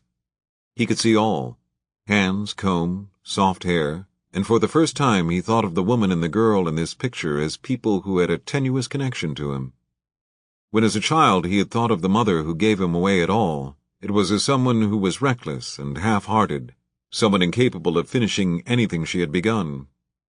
He pictured her apartment as a place that was full of half-read books, half-eaten sandwiches, a jigsaw puzzle of a clipper ship strewn across a table with only a dozen or so pieces fit together. By the time he was 6, he had named her lazy and selfish, and closed the door on her there. He realized that this childish answer to the question of why he had been given away had somehow gotten stuck in the back of his mind without revision, and now it seemed the equivalent of being a scientist who still held with the theory that thunder was the result of God moving furniture around. After the death of his own mother, he didn't have time to reconsider the mother who had given him away. He could only think of the one who had been taken from him forcefully, only think of the cancer that had started in her tonsils and then swept through her body in an irreversible tide. It occurred to him now, for the first time, with this girl in his hands, how the two mothers were linked by their absence, and a wave of loneliness of the sort he did not allow himself came over him. He wanted both of them back, both the one who was living and the one who was dead. He gave Kenya's neck the smallest squeeze and then let her go. "Let's stop this now before your neck freezes through and your head snaps off." She stood and looped her scarf back into position. Then she stretched her arms up towards the fluorescent lights, making herself as straight and slender as a ruler. "My neck will be warm again in just a minute," she said, thinking that she was no longer holding up her end of the bargain as a heat source. "You could put your hands on my stomach while we wait. That's the second warm place." Tip rubbed his hands together and pulled on his fingers until he felt the smallest indication that they were flexible and alive. "No, thank you." "I won't mind." "You're a model scout." "You're feeling better, aren't you?" He said that he was. "Maybe you could write a note to my troop leader? We get extra points for practical application." She bent back her shoulders and dropped the backpack to the floor. Then she took off her coat. Her tracksuit was the pink of a dime store budgie, with white stripes running up her legs and down her arms. "It's warm in here." "It feels good." "That's because you have hypothermia." Kenya picked up a jar from the desk beside her and looked inside, agitating it gently left to right, so that the long-dead fish rose up to swim. Her touch was so light that he didn't feel the need to stop her. She didn't shake them the way a child would. She simply reanimated them. "Do you want to help me finish up my work?" "Sure." She looked around at the long tables covered in papers and fishes. If they did everything that needed doing around here, she'd never get a chance to run. "I need to refile some of these, and I can't carry them with my crutches, so I was thinking that you could carry the jars, and I'd tell you where to put them back." "Just tell me where they go and I'll do it myself," she said. "I think you should keep sitting down." "Is that what the handbook says?" "Don't joke," she said. "You could have died." "Well, I didn't, and now I need to get a little work done." Kenya made an assessment of the situation. She looked down the hallway in front of them and looked at the chairs. They were by no means shoddy in their construction. The fish department at Harvard clearly wasn't skimping on chairs. She had rolled around plenty of old people in the place where her mother worked, and she knew a thing or two about how helpful a good set of wheels could be. "Okay," she said, giving her hands a single authoritative clap. "This is what we're going to do. You hold the jars, and I'll push you. I think you can even keep your leg up if you work to steer the second one yourself." "I'm too heavy for that." His lack of imagination made her impatient. "The chairs roll. I didn't say I was going to carry you." Kenya got behind him and gave a demonstrative push. There was the practical application of the theory. So Tip told her where the basket was, and which jars should go in the basket, and she brought them to him, stopping every time to hold the glass up to the overhead light and rock the occupants back into motion. "Lepomis macrochiris, immature bluegills," Tip told her when she asked. "Calceus plumbeus, lake chub." He didn't need to read the labels in order to know the occupants of all the jars on the desk. He didn't have to hold them, or for that matter, even get a very good look. "Do you know every fish in this place?" she asked. Tip shook his head, amused at the thought. "There are over 1 million fish here."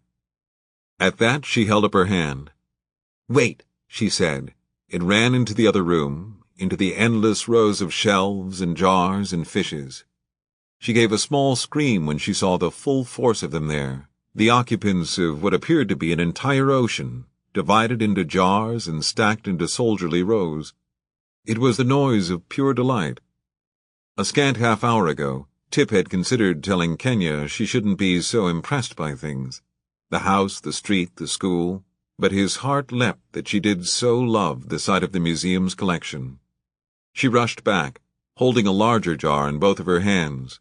One enormous fish, doubled over on itself, its pearly underside pressed tight against the glass so that every scale was clearly etched, its adipose fin pinned and snug to the body, its wide and rubbery lips kissing the bottom.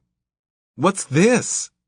She was giddy, drunk on the abundance of marine life the way other children would have spun manically at the entrance of Toys R Us if they were told they could have any one thing they wanted. "Don't go taking the specimen off the shelves," Tip said. "We're here to put them back." She raised the jar higher. "Name that fish!" It was a threat, a dare, a sentence that said in no uncertain terms, "You don't have a clue." "Catostomus commersoni," he said. "White sucker." There were easily 1,295,000 jars she could have grabbed. That would have left him with only an educated guess, and very possibly not even that. Her random choice had been his luck. "You're right!" she screamed in a voice worthy of a game show host, and did one twirl with the sucker pinned to her chest. "I thought that maybe you knew the ones that were out here because you were going to have a test on them or something."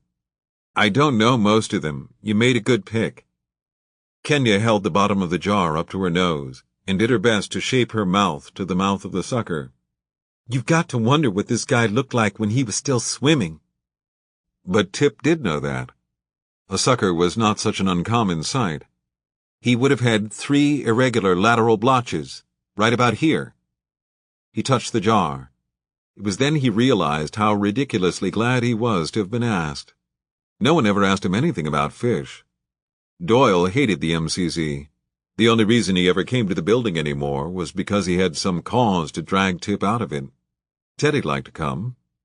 After he'd been upstairs to lose himself in the glass flowers, or stare at the skeleton of the giraffe, he'd follow Tip around, talking while Tip shelved the specimen, or he'd sit at Tip's desk to study, but he certainly never asked him what he was working on. He never picked up a jar and said, "Wow, look at this one," or formulated a single question about what Tip knew, or what Tip did. Teddy hadn't asked him a question about anything concerning school since approximately the 5th grade, as he assumed, incorrectly, that any answer would be over his head. Tip would have been so glad to explain it. The function of gills, the placement of fins, the evolution of his beloved jaw structure. As for Sullivan, he just thought the whole thing was hysterical. He saw Tip's work not as a legitimate scientific pursuit, but as some enormous cosmic cruelty leveled against Doyle for his desire to steer his smartest son into politics. Most of Tip's friends were in the sciences, and to them, the fish were just disgusting. They regarded ichthyology as an elaborate smokescreen, because for whatever reason Tip didn't want to admit that he was eventually going to apply to medical school like the rest of them. Yes, he had completed the prerequisites, but he wasn't going to medical school. He was going to stay in ichthyology for the rest of his life. Even the guys he worked with in the lab never pulled a jar off the shelf and said, "Name this." He didn't expect them to, but in truth, he was alone with a great deal of knowledge that he would put into papers and eventually publish in scientific journals, where his family and his friends and all the people he hoped would think well of him would never look at it. "Do one more," Kenya said. Tip could neither sigh nor affect a world-weariness of any kind. He would have played this game all day, were it not for his fear of lessening her love for it. "Put that one back first. It has to go exactly where you found it. Double-check the numbers, and turn the label face out." Kenya nodded, glad to exercise total obedience in Tip's domain, and then she was gone again, diving down to the crystal drink of alcohol solution. He listened to her tennis shoes lightly slapping away. She liked the fishes. She wasn't squeamish. She didn't make fun of the sucker or his name, but instead showed an interest that was more than a simple mimicry in what Tip showed interest in, although that in itself would have been enough. Maybe she had a real mind for science, and their shared predilection for evolutionary biology could be genetically linked. Not that a gene for scientific interest had been identified, but he imagined there was one. Tip had never given much thought to his own genetics before, since the only person he had ever known to share DNA with had less in common with him than most strangers he passed in the square. She was back again, breathless, smiling hugely. Those teeth! She kept one hand flat on the top and the other on the bottom, and held the jar out to him with straight arms, the label turned away. He knew it in a second. Apeltes quadracus. It was an excellent choice, not one made by an 11-year-old girl who ran to grab the first thing she saw. These fish were from the 3rd room. She would have passed several 100,000 possible candidates in order to find them. It was also a kind of choice, since the pectoral fin still showed the slightest trace of red, the giveaway of the 4-spine stickleback. In a living specimen, it was the fish's bad luck, a bright red flag hanging beneath the gut like a bloody lure. When Tip told her what they were, her face lit up with amazement. She looked at the label again, and then stared at the fish, as if she had no idea how they had appeared in her hands. "You could do this on stage. You're like a magic trick." "It helps that you pick out the ones I know," he said. "I bet you're lying. I bet you know every fish in there." They added the stickleback to the basket and decided it was time to go to work. She got behind him and pushed. It wasn't a perfect system. They had to keep stopping and realigning themselves, but the floors were smooth cement and good for rolling. Tip used his good foot to help maneuver them forward. The doors between the rooms were as heavy as the doors on mausoleums, and Kenya had to lean her shoulder into every one, But any way you considered it, it was a vast improvement over crunching. For every jar they put away, Tip gave a brief explanation of how their specimen related to the fish that sat on either side. It was so logical, after all. The red-breast sunfish beside the pumpkin seed beside the smallmouth bass. "What's the oldest fish here?" she asked. 1700s, all the way in the back room. Her eyes opened wide. "In the newest fish?" Tip shrugged. "We'd have to go to the prep room and see what's there." "I mean, when's the last time someone discovered a new fish?" "Last week, the week before." Tip picked up a slender jar of inland silver sides and turned it around so that the label was face out. He wondered who would have left them there so carelessly. "I don't know, people discover new species all the time." "I thought it was done," Kenya said, her voice sounding slightly panicked. "What was done?" "Finding things. I thought it was all finished. Everything was set." "Since when?" "I don't know. Since they found all the countries, since they found the oceans. How can there still be fish swimming around that nobody's even seen yet?" It unnerved her, the thought that things weren't settled, that life itself hadn't been completely pinned down to a corkboard and labeled. It made her feel cold, like anything could happen still. Why hadn't someone taken the time to name all the fish, and how many more fish were there room for? The shelves were already burdened. This place was like a submarine, dark and gray, with dozens of different-sized pipes running back and forth over the ceiling. Where were they going to put that many more fish? It would be one thing if he was talking about a dozen or 2 dozen, but if the number just kept expanding year after year, decade after decade, it was only a matter of time before the fish would have to go upstairs and take over part of the space that belonged to the birds. Then Kenya had a thought that seemed more terrible still. What if they hadn't found all the birds? "The bottom of the ocean is a long way away," Tip said. "There are all sorts of things we don't know about living down there. And it isn't just the oceans. Most of the new species come from the Amazon. Scientists find new fish in the leaf litter all the time." "Leaf litter?" "The dead leaves down at the bottoms of the rivers. You just need to take a stick and stir things around." "Are you going there?" The vision of him came very clearly, her brother standing in his waders on the banks of a wide, flat river, the jungle, sweet-smelling and sticky, stretching out behind him, the shadows filled in with darkly twisting tropical vines. "Don't you want to find your own fish?" It had been a long time since Tip thought about fieldwork. There was so much to do on the species that other people were finding that he didn't consider looking for his own fish anymore.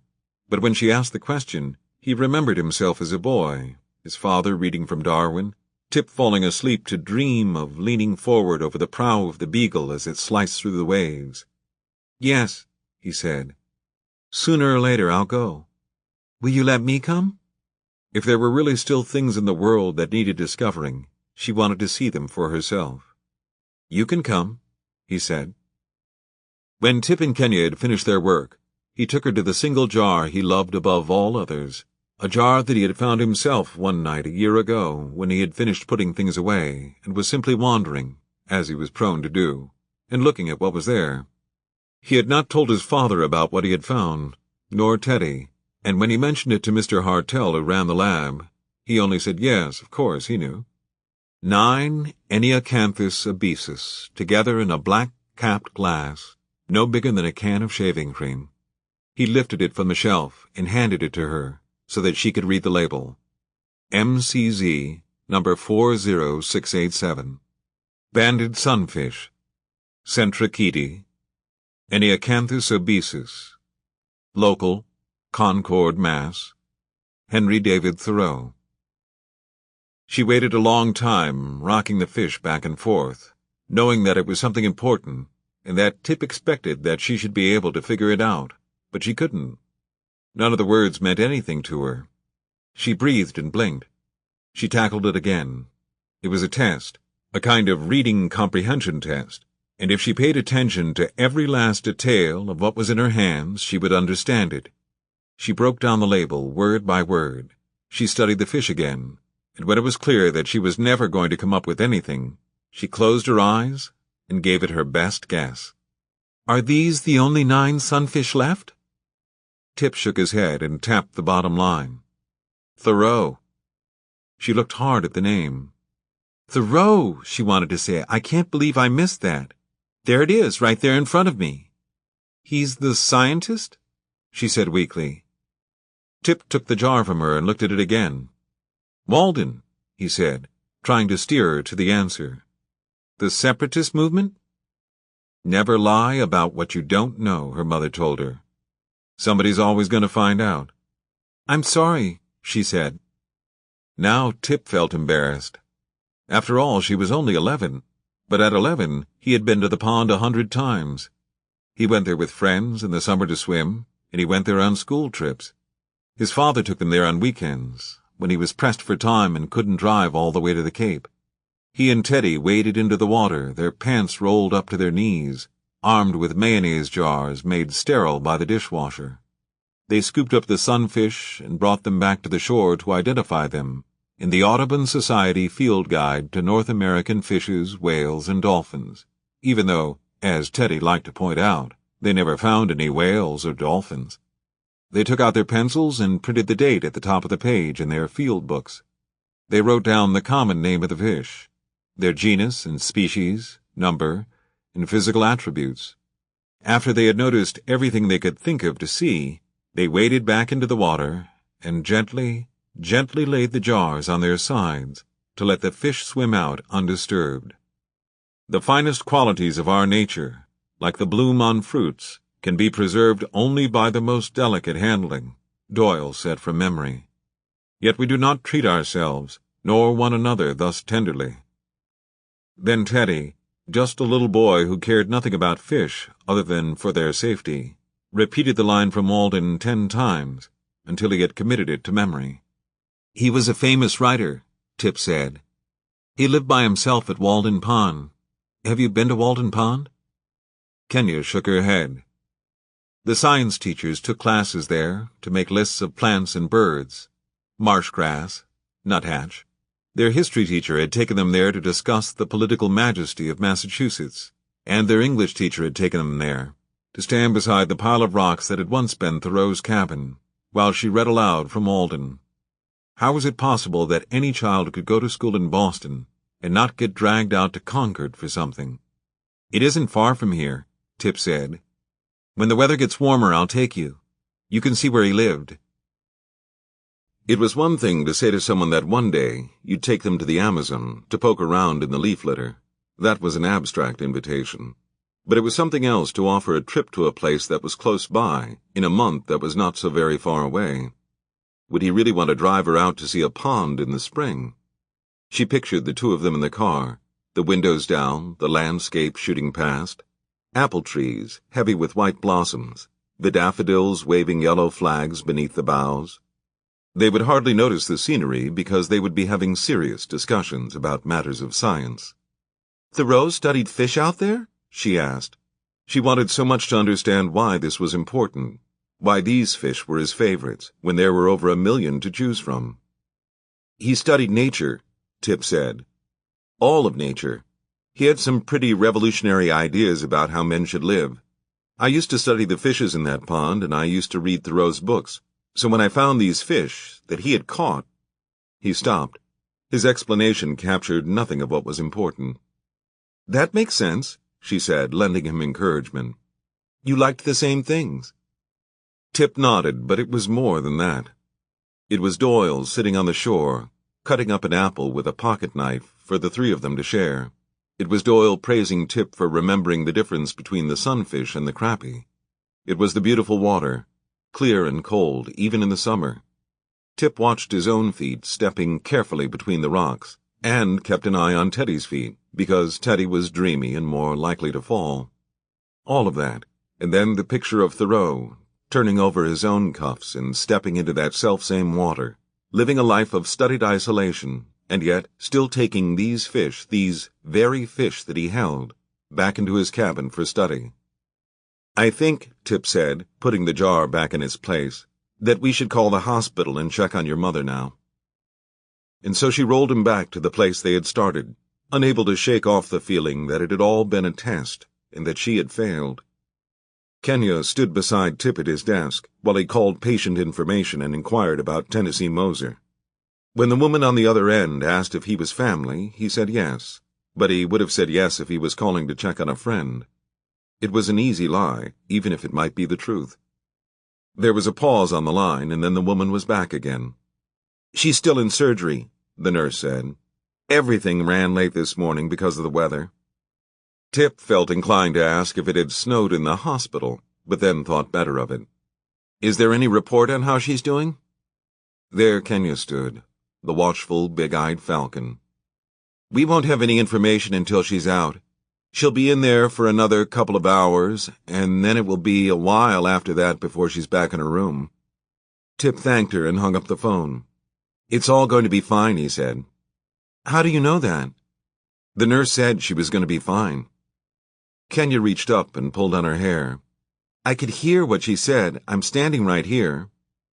Tip sighed and put his foot gingerly on the floor. Immediately the blood rushed down into the boot, and he knew there was going to be nothing good about standing up again. "Let's go running," he said. "We've still got plenty of time." Campus security was good for a ride over to the track. They knew Tip well enough, finding him as often as they did asleep in the lab when they were locking up. His wrists didn't want to take the weight of his body on his crutches anymore. Every nerve and muscle protested his departure from the MCZ. He felt a sense of accomplishment just making it out to the curb. "You must do a pretty mean mile in that boot," the driver said when Tip told him where they wanted to go. "Funny," Tip said. Kenya folded into the back seat behind him, his crutches in the middle, his backpack keeping her angled forward. He had wanted all those books, thinking it was possible that he could get stuck in a hospital waiting room for hours, but now he saw them for what they were. Dead weight that Kenya had to lug around on the off chance he might encounter boredom. On the other side of the river, the driver took them past the parking lot of Blodgett Pool, and beside the football stadium where Harvard lost its games like gentlemen, year after bitter year. "Lots of kids calling to say they need rides this morning, because it's so freaking cold," the driver said, looking in the rearview mirror at Tip, rather than at the icy road ahead of him. "I'm sympathetic, mind you, but this isn't a taxi service. I tell them if they want a ride, I'm going to have to see something broken." "Glad I could deliver," Tip said. Kenya kept her gaze fixed out of the window, counting light posts, counting starlings. It was weeks ago, wasn't it? The police car, and the snow, and all of them squeezed in there together, her mother taken off in an ambulance, and not knowing where to find her, not knowing anything. She had been out of her world for a long time now. She had been groping around in the dark, for a month at least, not just since yesterday. She felt herself shiver unnaturally, and she pressed herself against the door. "This is as close as I can get you," the driver said. It was mercifully close. Kenya bit down hard on her back teeth and came around with the crutches, handing them to Tip like the dutiful scout she was. Inside, Tip took his ID out of his wallet, and the girl behind the counter of Gordon Track, a girl who was simply fulfilling the contract of her financial aid package by working 20 hours a week, pointed at Kenya. "They're getting younger, aren't they?" "She's my sister," Tip said. "She needs to be a student." "She is a student. She goes to grammar school, and it's closed today because of the snow." Kenya stood wide-eyed and silent, praying that this stranger, who had the most enormous assemblage of black curls she had ever seen on a white girl, would look the other way while she slipped beneath the turnstile. She was his sister. He had said so. She was a student. She was minutes away from touching her feet to the track. "The rules are," the girl said, and held her open hand up to a large printed sign of rules instead of wasting her time repeating them. "Look at this," Tip said, and nodded down towards the boot that he was barely holding up behind him. The girl did him the courtesy of leaning over the counter. "I'm not running today. We will only be taking up one spot on the track. I'm giving her my spot. They're non-transferable. I'm the only one who'll get in trouble," the girl said. "Come in and watch her run. My sister's a track star. Nobody's going to ask her to leave." He used the word sister as a novelty. He kept expecting the girl to laugh at the joke. But instead, she sighed as if she had suddenly grown bored of the whole thing. Her calculus book was open, and she rapped her pencil on the page. She had her own studying to do. Go. Tip continued to look at her. He took his hands off the bars of the crutches and spread them out flat on the desk. I'm serious, he said, and for an instant he thought of Sullivan, and so he smiled at her. Sullivan would have had the kid on the track 5 minutes ago. Come and see her run. She pointed with her pencil and nodded, not to say that she would be watching, but to say that the show was over. Kenya darted ahead, too aware that goodwill was a temporary condition. Once she was on the other side of the gate, there would be no getting her back. He never came here anymore. Sometimes he ran by the river, if there was time, but he hadn't been to the track since freshman year. The light came down in a solid sheet from the high glass wall. It was lovely and quiet when there was nothing going on, just the occasional squeak of some running shoes. He could come here to study sometime. It smelled warm, like sunlight on pavement. You better run fast, Tip said to Kenya when he finally caught up with her. I've put myself on the line for you. Kenya was looking up to the banners hanging from the ceiling, Princeton and Columbia and Yale. She was looking down at the wide sweep of red track, so thick and soft she would spring halfway to the rafters with every strike. I do. There was a yellow-haired boy doing high step and lunge in the straight sprint lanes that lay in the center of the track, 2 girls doing easy laps on the inside lanes, a third girl by herself running fast with a strong kickback. The rest of the track was empty, and for a minute she wanted to go back to the girl at the desk and tell her, in case she didn't know, that only 4 people were actually using the facilities when there was enough space for every kid in her grade, and the grade ahead of her, plus all the teachers to run full on without bumping into one another. Who did the guardian of the gate think she was saving it for? Tip sat down on the front bleacher and put his crutches on the floor. Put your foot up, Kenya said, taking off her coat and hat and scarf. When did the Girl Scouts get so bossy? He said, and turned sideways to bring up his leg. She wasn't listening to him anymore. She was hopping up and down now, a manic pink spring, ready to spend the ounce of herself that she had been holding on to tight, tight, tight. She put her hands on the ground and tried to make herself stretch, but she didn't think she had the time.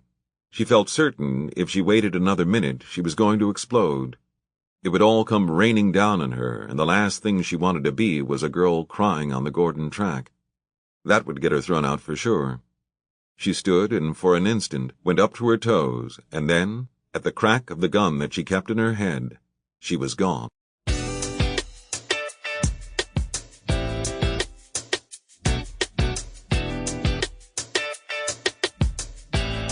She kept it light at first, swinging past the gently jogging girls who were locked in their own breathless conversation. And so I told him, past the curve where the high-step lunging boy kept his legs so even and straight he resembled a mechanical doll. If there had been endless time, she might have gone over and joined him, but the need to run was so strong now, she had to fight to hold herself back, keep herself from tearing out chunks of the soft red track with her heels. She needed to take it slow at first, to stretch down through her toes, to pump her elbows out behind her. The cold had settled in her bones, she felt it now. The cold from the high bedroom where she had slept the night before, and the cold that had built up in her skin even before that, crouching down in the snow beside her mother, holding her mother's cold hand. She had absorbed her mother's cold into her, and it had worked a frost along the inside of her veins. It had been cold at the hospital, in the little room where they hooked her mother up to monitors while she slept. There hadn't been time to think about it then, how cold she was, how her hands ached, how her head was splitting from the ice that had built up in her ears. It was cold in the hospital waiting room, with Teddy talking about the snow, and cold at the piano, though she had loved to play. It was cold in the kitchen, and cold when she went back to her own apartment. It was every bit as cold there as it was outside. It was unbearably cold, without her mother to wrap her in a blanket and fix her a cup of chocolate and talk about how the sun poured over everything in Kenya, the place for which she was the namesake, where they agreed they would go together someday. In Kenya, it was hot enough to make you forget that winter even existed. And this morning, she had been freezing every minute of it. Her coat wasn't half as warm as Tip's, and even though she'd brought a sweater from home, she hadn't been able to wear it under her coat, because then the coat was too tight to get her arms through the sleeves. Tip was on crutches. She didn't blame him, but he moved as slowly as the hands on a clock, and she was having to practically nail her feet to the sidewalk to keep from running over him every step. She was picking up her pace now on the track, but not to where she would take it. She could have run this fast in the snow. She let herself float forward, every step a leap, her legs stretching out like scissors opened wide. She was a swimmer, a gymnastics star. She was a superhuman force that sat outside the fundamental laws of nature. Gravity did not apply to her. Meditation in motion, her coach would say. She heard his voice in her head as she lapped the talking girls, as she swept past the one who was there to run. From the corner of her vision she could see the step lunge boy stand up straight and watch her pass. She dried off his forehead with the breeze she made. She wasn't even trying. She wasn't racing anything but the sight of her mother being hit by the car. That, and she raced the Doyles at their breakfast table, saying she lived too close, and the girl at the front desk, intimating that Kenya was not a person to be on this track, any more than she should have had a house on Dartmouth Street. She was racing Thoreau and his jar of fish, because he continued to hound her. How was she supposed to know him? It was her plan to outrun all of that, and somewhere in that running, she had started to fly. She no longer felt like touching all the dirt and the muck she had so patiently submitted herself to, so that people would think she was a very nice girl. She was not such a very nice girl. Nobody who was very, very nice would ever work this hard to take something they wanted only for themselves. Nice girls did not demand that everyone stop what they were doing and look at them, but that was exactly what she asked for, and what she got. All the other runners on the track had stopped now, the way dancers will stop when the soloist steps forward to dominate the floor. The girl from the front desk was there too. Kenya caught sight of her extraordinary hair as she blew past. Tip was there, his leg off the bench now, and straight out in front as if he thought at any moment he might have to throw a rope around her and pull her back. Anger and sadness and a sense of injustice that was bigger than any one thing that had happened stoked an enormous fire in her chest, and that fire kept her heart vibrant and hot and alive, a beautiful, infallible machine. They were no longer waiting to see how fast she could go. They knew how fast she could go. Now they wanted to see how long it would be before she crashed, and if that was what they were waiting for, they might as well sit down and get comfortable. Tip had never seen anything like it. Not just the speed, but the utter effortlessness of it all, the way the toes of her shoes barely touched down before she set off again. She was a sprinter, clearly. She was a sprinter, and yet she just kept going until he started to change his mind and wonder if she wasn't going to knock out a half-marathon on the track while he sat there waiting. "You weren't kidding about her," said the girl from the front desk. Tip didn't know how long she had been sitting on the bleachers beside him, and even now he couldn't turn his face towards her. "No," he said. "Are you a runner too? Did you hurt your foot running?" "I don't run," he said. "Something like that." She shook her head. "You'd think it would have to be genetic." "Maybe it is," he said, watching her shoot past them again. Kenya's hands were open.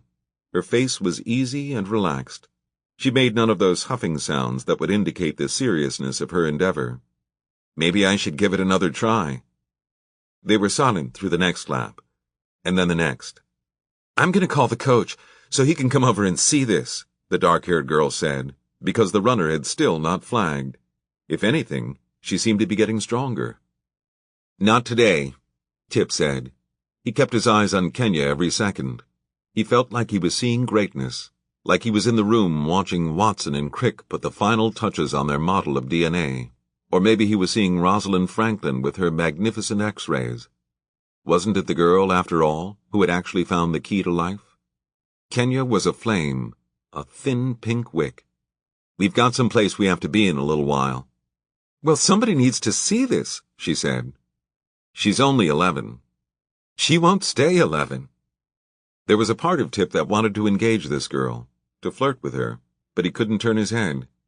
What would it be like to know at 11 the great thing you could do? This was what Doyle had always wanted from them, what Father Sullivan had wanted, a mission, a calling. Tip thought that he had found one in the fishes, but it was nothing like this. Kenya running was pure ability, strength, grace, concentration, and the odd thing was that Tip believed her skill must be transferable. It wasn't just that he was watching her run. He was watching who she was. It seemed perfectly reasonable to think that she could take this energy and pour it into anything. It was not too long after that the little bird started to land, her leaps coming back to a trot, her trot smoothing out into a jog. The black-haired girl began to whistle and clap, and the other runners, who had been pressed to the sidewall by Kenya's centrifugal force, clapped as well. Tip clapped for her, and she waved her hand, while keeping her eyes straight ahead. The blond boy came up and started walking beside her, and they talked back and forth, something Tip couldn't hear. This little girl from Cathedral and the Harvard boy were talking about, what? Training techniques? She said something that made him laugh, and he patted her on the shoulder and ran off at a modest pace, while Kenya rounded her last turn. The three girls all came up and shook her hand, and then she headed back towards the bench. "You're something, kid," the front desk girl said to her. "Thanks," she said, and took a giant inhale. "For letting me in." Tip shook his head. "Secretariat."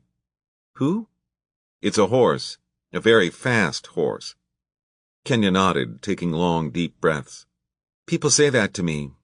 Not that horse, some other one." "See you, Kenya," the fast girl called as she left the track. Kenya waved. "We should probably go pretty soon," Kenya said. "You can come back and run any time," the dark-haired girl said. "If I'm not here, you tell them that Ariel said it was okay.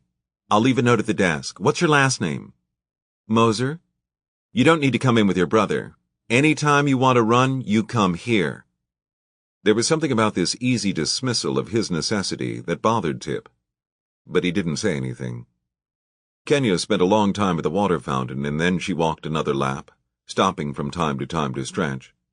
"I'm sorry it took so long," she said to Tip when she finally got back to her coat. "I had more running in me than I thought."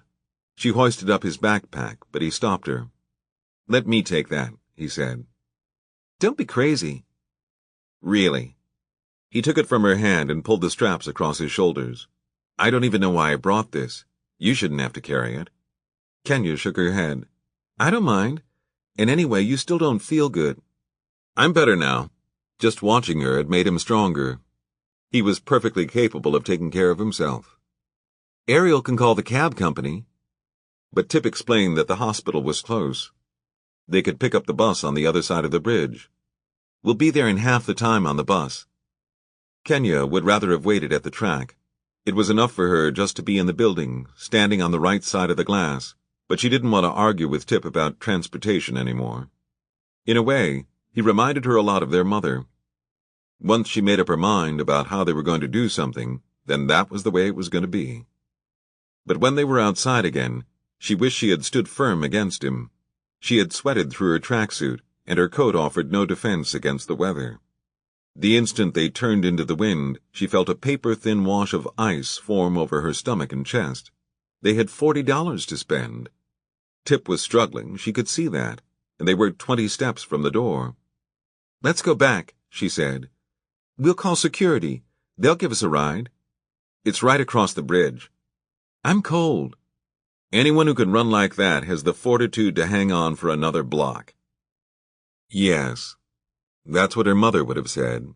"If you have the energy to run 5 miles, then I expect you have the energy to finish your homework. If you really are the fastest girl in the state, then let's see how fast you can pick up your dishes." "It's freezing," she said. She did not whine, but she wanted to tell him just in case the wind didn't get through the fancy down coat he was wearing. She could have been to the bus in 10 seconds flat, but instead they took steps that could be measured in inches. Tip was even slower now than he had been. She had to bite the inside of her cheek to keep from saying it. She could see the pain on his face, the sag in his shoulders as the crutches ground into his armpits. His foot was dragging behind him in the snow, but they kept pressing ahead. Crutch, crutch. They weren't anywhere close to the bridge, and the bus was on the other side of that. She said the word, "Stop," very quietly, but let the wind come inside her mouth and sweep the sound away. "Stop, stop, stop." And then, just like that, his left crutch turned against the ice and shot out as if it had been kicked away. and just as fast, the right one went as well, but he pitched to the left, the whole balance of his body thrown into chaos by the backpack. His left arm splayed out to follow the trajectory of the crutch, and Tip slammed into the ground without a moment to release his hands, to curl his hands up around his head the way anyone would do if they were falling. Kenya heard the sound of his head hitting, distinct from the heavy sound his body made, the sickening thud of shoulder and hip and boot and books, the rush of air being forced from his lungs. He was a big man. It was easy to forget that about a person until you saw him fall. "Shit," Kenya said, and dropped to her knees. They were still in the parking lot outside the track, and when Kenya looked around, she saw no one. Goddamn backpack. She pulled the crutches free from his hands, and then tried to get him turned in such a way that she could pull the pack off of him and get him straight on his back, but he was heavy. His left arm was at a bad angle, both above his head and behind it. It also appeared to be longer. Her head darted up, and she scanned every direction. At least he hadn't broken his neck. It wasn't that kind of fall. She moved his head and saw a smear of blood in the snow. "Tip!" "What?" he said. His eyes stayed closed, the left side of his face pressed into the snow as if it were a pillow, and she was the one throwing open the curtains. Wake up, it's time." "Can you move your arm and help me get this off you?" Tip took a big inhale. "1 minute." She kept on tugging, until finally she turned his shoulder the wrong way and he made a terrible face. His closed eyes pressed tightly down, and he pulled back his upper lip to show his teeth the way a dog would show its teeth. "Don't." She couldn't get anywhere without help. She struggled out of her coat, which seemed to be frozen to her torso, and lifted up his head. "Lay on this." He panted a couple of times, and then seemed able to compose himself. "You'll get another badge." Kenya looked around again, and then she filled her powerful lungs to their very edges with air cold enough to stop a life, and she screamed, "Help me!" "Shh," Tip said. "I'm going to get up."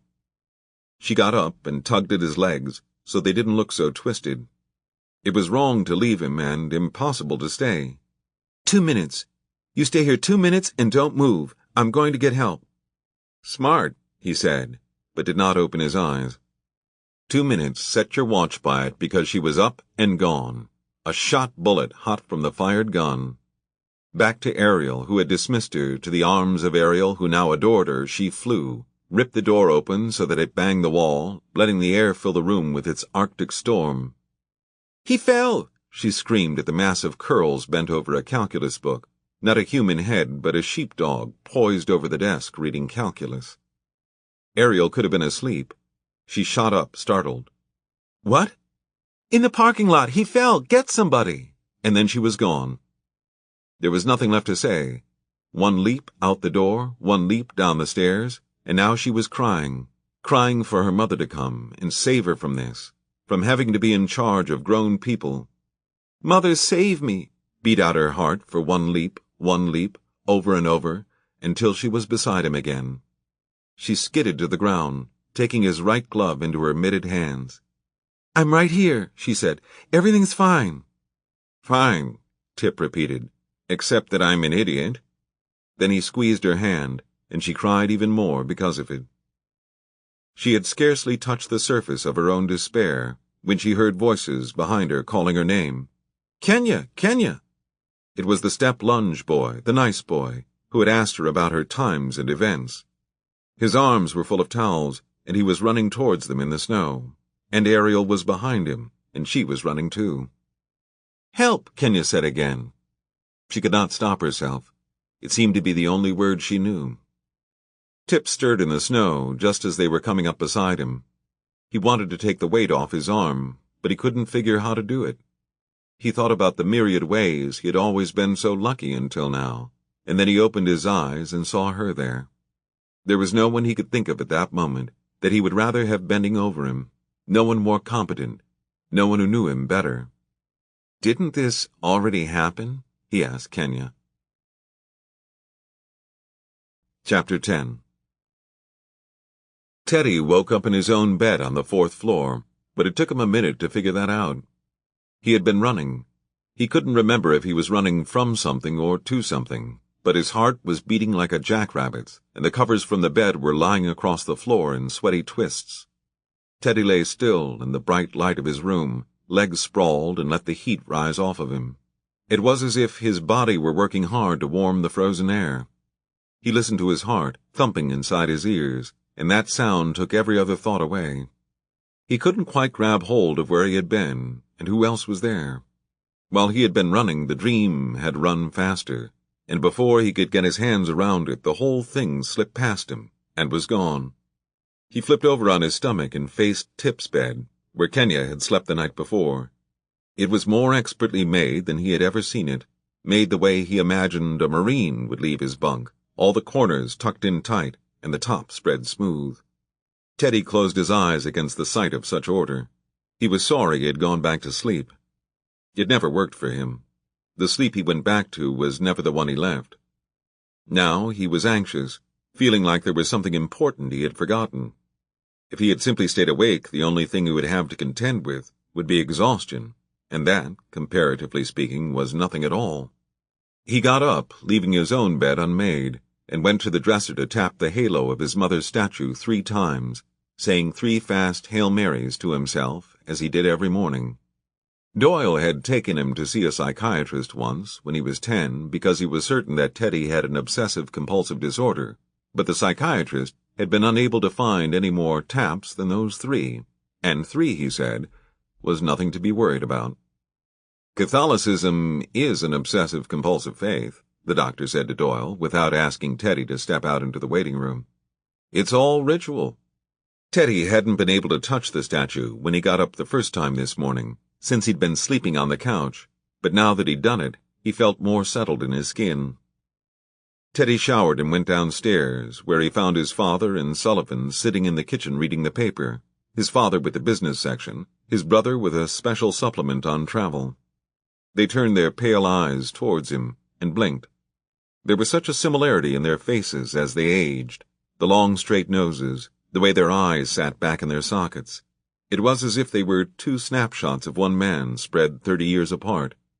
Teddy never thought about the ways his father and brother were alike, because even when Sullivan was around, they were so rarely sitting near each other. "I didn't think you'd be up," he said to Sullivan. Sullivan was fading. The honey-colored tan he'd brought home the night before seemed to be sliding into his socks, leaving behind a mass of darkened freckles on parchment backing. "I tried to sleep," he said, his voice exhausted. "It didn't stick." "No," Teddy said, opening up the refrigerator and peering inside, as if the answer to whatever was haunting him were lodged behind a carton of orange juice. "It didn't." "I called the hospital." Doyle folded up his section neatly and placed it back in the stack of paper. "She's still in surgery. She should be coming out soon." Teddy straightened up and closed the door without making any selection. Of course, the dream had something to do with her. Tennessee and the hospital, all of them there. But what was confusing was that the part that felt like a dream now was the part he knew was real. He had left the house with Sullivan before it was light, and they had gone to the hospital. He believed that the woman in the bed had been his mother, or was his mother. He didn't quite know how to phrase it in his mind. "By the way, the nurse asked me for her insurance cards," Sullivan said. "She doesn't have any. They asked me last night, but they weren't in her wallet." "Kenya said she had them," Teddy said. Doyle took off his glasses and wiped them clean with a napkin.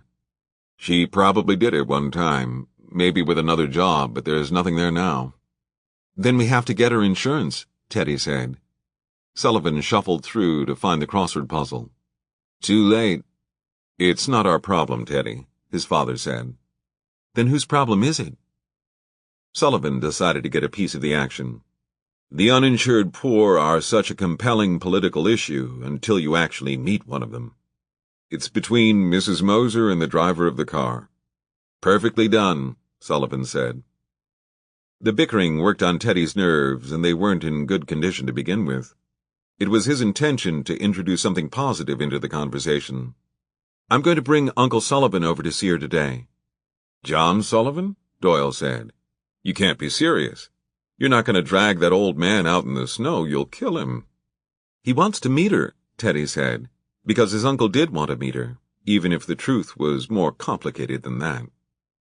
Did you stop to think about the fact that she might not want to meet him? Doyle said. She will have just come out of surgery, and anyway, we don't even know who she is yet. I don't think we need to bring in the entire extended family. Of course, he wasn't Teddy's extended family. Uncle Sullivan was the center of his family, the core, the magnet which kept the compass pointing north.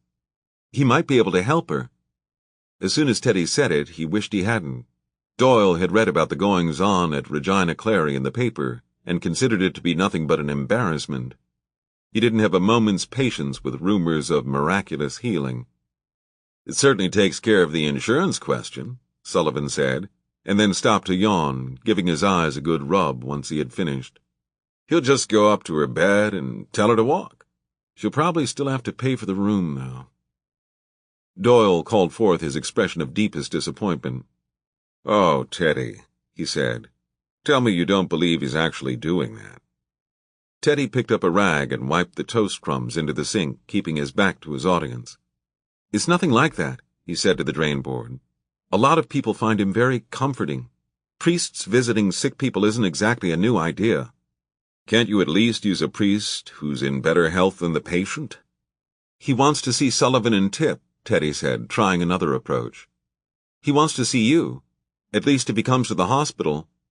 "I'm not going to the hospital," Sullivan said impassively, swiveling the handle of his coffee cup back and forth with his thumb.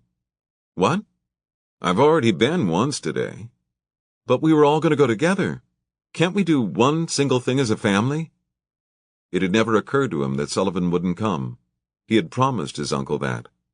Sullivan was, in some shabby fashion, the payoff. "She isn't my mother." He meant, of course, by simple mathematical extension, that his mother wasn't Teddy's mother either, which meant that Bernadette, for whom he had lit 1,000 candles, was the mother to whom his enormous love and devotion had no claim. A quaking rage rose up in Teddy's chest, and he wanted to reach out and pull Sullivan's head off his shoulders. His anger was startling, murderous, like death itself had glided into the room. It wouldn't take anything. Sullivan was smaller and weaker by half.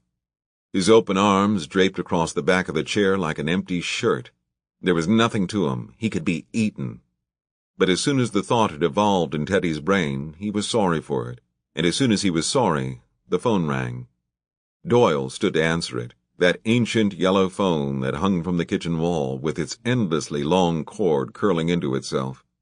All he said was hello, and after hello he was only listening. He didn't nod his head or cut his eyes back to look at his sons. He just stood there, all of the life pulled out of him, and listened to Teddy's punishment. Tennessee Moser was dead.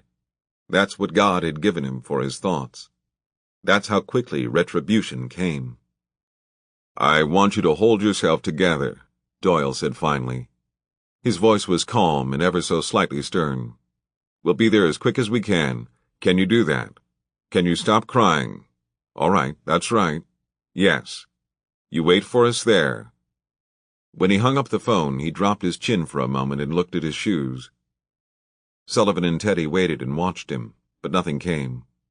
"She's dead," Teddy said finally, to save his father from having to say the words. Doyle lifted up his face again, shocked by the breadth of his son's imagination. "Oh, no, God, nothing like that. It's Tip. He fell on the ice outside the track. That was Kenya calling from the hospital. She said something happened to his shoulder." "An ankle and a shoulder," Sullivan said. "That's brilliant." Doyle ignored him. "Get yourself together. We need to get over there." Sullivan had only made it through the first syllable of his explanation, when Doyle raised his hand and stopped him cold. "I wouldn't care if you were 60, he said. "You've got 2 minutes. It was more than 2 minutes, of course. Doyle's car was still buried in Cambridge, and so they were again reduced to looking out the window for the taxi that had been called. Teddy walked around the room with his hands stuffed in his pockets, staring at the floor like he was trying to find change, while Sullivan lay across one of the living room sofas in his coat, his feet hanging over the arm, one hand covering his eyes. He was 33 years old. He did not understand how such a short time in this house could have returned him to adolescence. He could package this place as hell's interpretation of the Fountain of Youth and make a fortune. Just walk in the door and you're 15 all over again.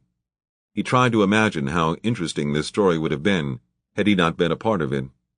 He could have just as easily come home 3 months from now, 3 years, and everyone would have gathered around to tell him the tale. Tip had been hit by a car. The missing birth mother had been found. There was a child, and she was lovely, but oh, the mother and the child had gone away again. He didn't think the entire story could possibly take more than 10 minutes, start to finish, and yet to live it, to actually be a part of its playing out, was an excruciating investment of time. Sullivan had used up his lifetime allotment for family drama by the time he reached 24. Other children had been adopted. His mother was dead. He'd killed poor Natalie, and in doing so, ended his father's career. The continent of Africa hardly knew such upheaval. By anyone's standards, his previous involvement with the family story should have been enough. From now on, he swore his visits home would be divided by decades and spent in hotels. This business of coming back to take your little part in the play you would never again be the star of was simply more than anyone should have to bear. Doyle pulled back the curtain and, after carefully assessing the empty nature of the street, stared at his watch as if it might have something new to tell him since the last time he'd looked. "I'm going to call the hospital back. Someone needs to tell Kenya why we're so late." "Ask her if they found out what's wrong with Tip yet," Teddy said. "Leave her alone," Sullivan said, but he hadn't taken his hand off his eyes. He didn't know that Doyle had left the room. After a minute, Teddy stopped pacing and came and wedged himself onto the couch where Sullivan lay, working his hip against Sullivan's hip until Sullivan was forced to push himself back into the pillows and make some more room. "I don't think Tip could really be hurt that badly, do you?" "Do I think he's going to die of his shoulder injury? No."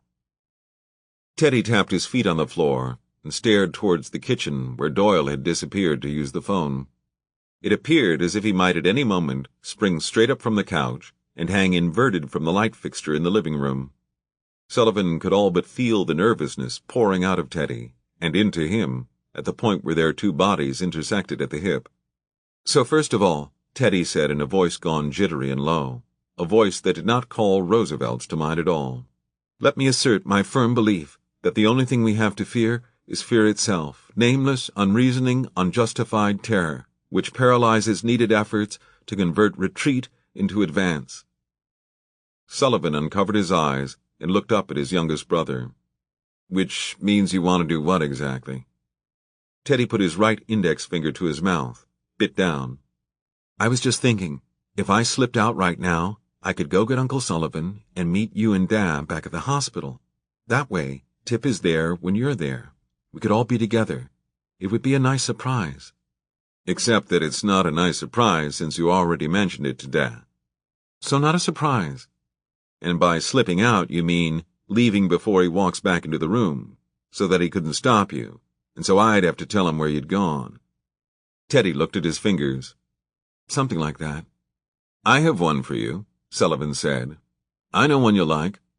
He cleared his throat and then stretched back his neck as if to achieve a more sonorous tone. "There comes a time when people get tired.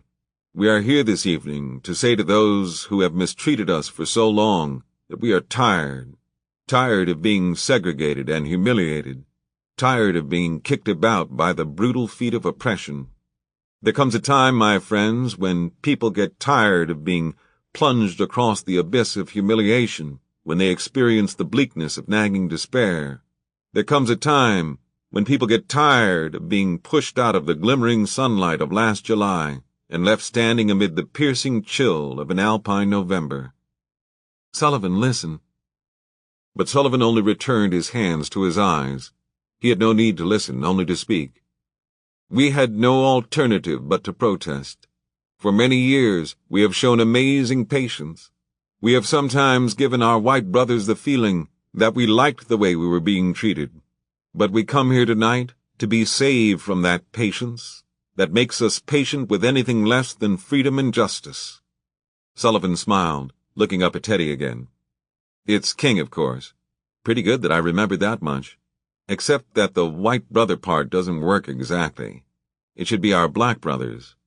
We have sometimes given our black brothers the feeling that we like the way we are being treated." Teddy reached down and took his brother's hand, kissed the knuckles gently, quickly. "I owe you." "Yes, you do," Sullivan said, but it didn't matter, since Teddy was already gone. Teddy passed the taxi as he was running around the corner onto Tremont Street, and the sight of it only made him run faster. He had barely gotten away in time. The sound of the front door closing behind him and the blast of the cabbie's horn breaking up the crisp winter air came only a minute apart.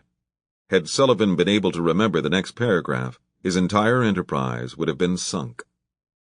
"It's like herding cats," Doyle said when he and Sullivan were settled into the back seat of the car. Sullivan nodded. "It's true. You never had much luck in getting all of us together at one time." "Well, I never had much luck getting you anywhere." Doyle looked for Teddy out the window, but all he saw were sexless, shapeless bundles of humanity toddling down the street, trying not to fall on the ice. "You could have made him wait. You could have kept Tip from going out this morning. That would have saved us all a trip." There was nothing and no one who made Doyle think of Bernadette more than their oldest son. Sullivan was not like his mother. He did not possess a shred of her character, but he looked like her, and not just in the color of his hair. It was the way he held himself, the way he sat so easily in his own body, ankles, wrists, hands, all of that was hers. Bernadette would have been proud of the job Doyle had done with Teddy and Tip, but she never would have accepted his relationship with Sullivan. Whenever they were together, he could hear her, pressing him to show more kindness, pressing for sympathy. Even the wreck Sullivan had made of his life would not have dissuaded his mother from her love. At 33, he was still the baby she had held in her arms. That was one of the many things Doyle had found so admirable about his wife, her ability to look at their children and see them at every age. She managed to hang on to every bit of love she had ever felt for them, while Doyle could only see the person they were at that exact moment in time. He didn't have to wonder if Bernadette might have changed if she had lived, if time would have worn her down to a lesser state of unconditional love. He knew it would never have happened. He tried to turn himself toward Sullivan now, to find the charity of spirit that Bernadette surely must have willed to him. "We should have been allies," he said finally, frustrated with himself for his inability to come up with anything better, and grateful not to have said anything worse. At least for the boys. Sullivan cracked the window and let a dose of frigid wind brush his hair back from his forehead. "But we're not." True, Doyle thought, but certainly some alliance is born of simply keeping up appearances. "Is there anything we can agree on? I have to tell you, with this woman showing up and the accident, it would be a comfort to me." Sullivan sighed and rubbed his eyes with his fingers. He was tired beyond measure, tired of not sleeping and tired of his family. "I'm sure there are 1,000 things. Global warming? You and I are both against global warming." "Jesus," Doyle said. "Roll up the fucking window." Sullivan raised his head, tried again. "We both want the boys to do well, but the boys are going to do well, each in their own freakish way. It isn't what we'd wish for them, but they'll find their happiness in the world." "Forget it." There was something in the flatness of his father's tone that seemed to jar Sullivan awake. For the first time since he'd left the hospital and Tennessee Moser in her bed waiting for surgery, he decided to make a tentative engagement to the world. He considered the question and the deep canyon that sat between him and his father in the back seat of the cab. "The girl," he said finally. Doyle was turned away from him now, his eyes tracing the shimmering surface of the frozen Charles. He said nothing. "We are allies for the girl," Sullivan said. "Or we will be. We can agree on that." Doyle weighed out this offer, the pink-suited girl. "What about the mother?" Sullivan turned to him, and in doing so, inadvertently touched his knee to his father's knee. "There you go. I offer you the girl, you want the girl and her mother. Forget about the mother. Neither one of us knows anything about her. All I'm saying is that you and I can agree to get behind Kenya, to be helpful to her." Doyle could see her sitting in their living room, straight and still, listening to the music with her eyes closed. She made it through the first 2 movements of the Trout Quintet, and then he worried he was boring her. "That's enough," he said. "I just wanted you to get an idea." But she shook her head. She stopped him. And what she said then was that she could hear the stream in the music. She likes Schubert. Sullivan nodded. I believe that. She can play the piano a little, too. She played for Tip. This was better than anything he'd hoped for. She had wonderful hands. He had noticed them spread out flat on the kitchen table this morning, her fingers slender and long. It was with this image in his mind that he made his greatest admission to the son to whom he had made a point of admitting nothing. I want to see if I can get her into cathedral grammar. Sullivan didn't like cathedral grammar, but that's because he didn't like the whole cathedral system. He had been at Cathedral High School when his mother died. The nuns made every kid in the school send him a card, even the kids he had never heard of before. Sorry about your mom, they said, one after another. After a while, he stopped opening them. There was something luxurious about throwing away unopened mail. It seemed to him a very grown-up thing to do as he dropped entire stacks of cards into the trash. When he thought about his school, what he saw were those envelopes sealed up tight, nestled in among the eggshells and coffee grounds. That probably wasn't reason enough to keep Kenya from going there. That's good. She'll do well there. A small peace washed over his father's face, and Doyle smiled. Sullivan was genuinely horrified to see how little effort it took to make the old man happy. All he needed was the promise of a good deed, some task that he could concentrate on for the future. What would become of him once Teddy had left the house? What would become of him when there was no one left to meddle with? Sullivan wondered if Doyle would be waiting at the front steps of the school to pick Kenya up in the afternoon, if he would wait for her there all day. Here we are, Doyle said, and he pulled out his wallet and paid the fare. He had one foot down in the snow when he turned back into the cab and pushed several folded bills towards his son, who took them without a word and put them into the pocket of his coat. There were several people in the waiting room, but only one 11-year-old girl in a bright pink tracksuit.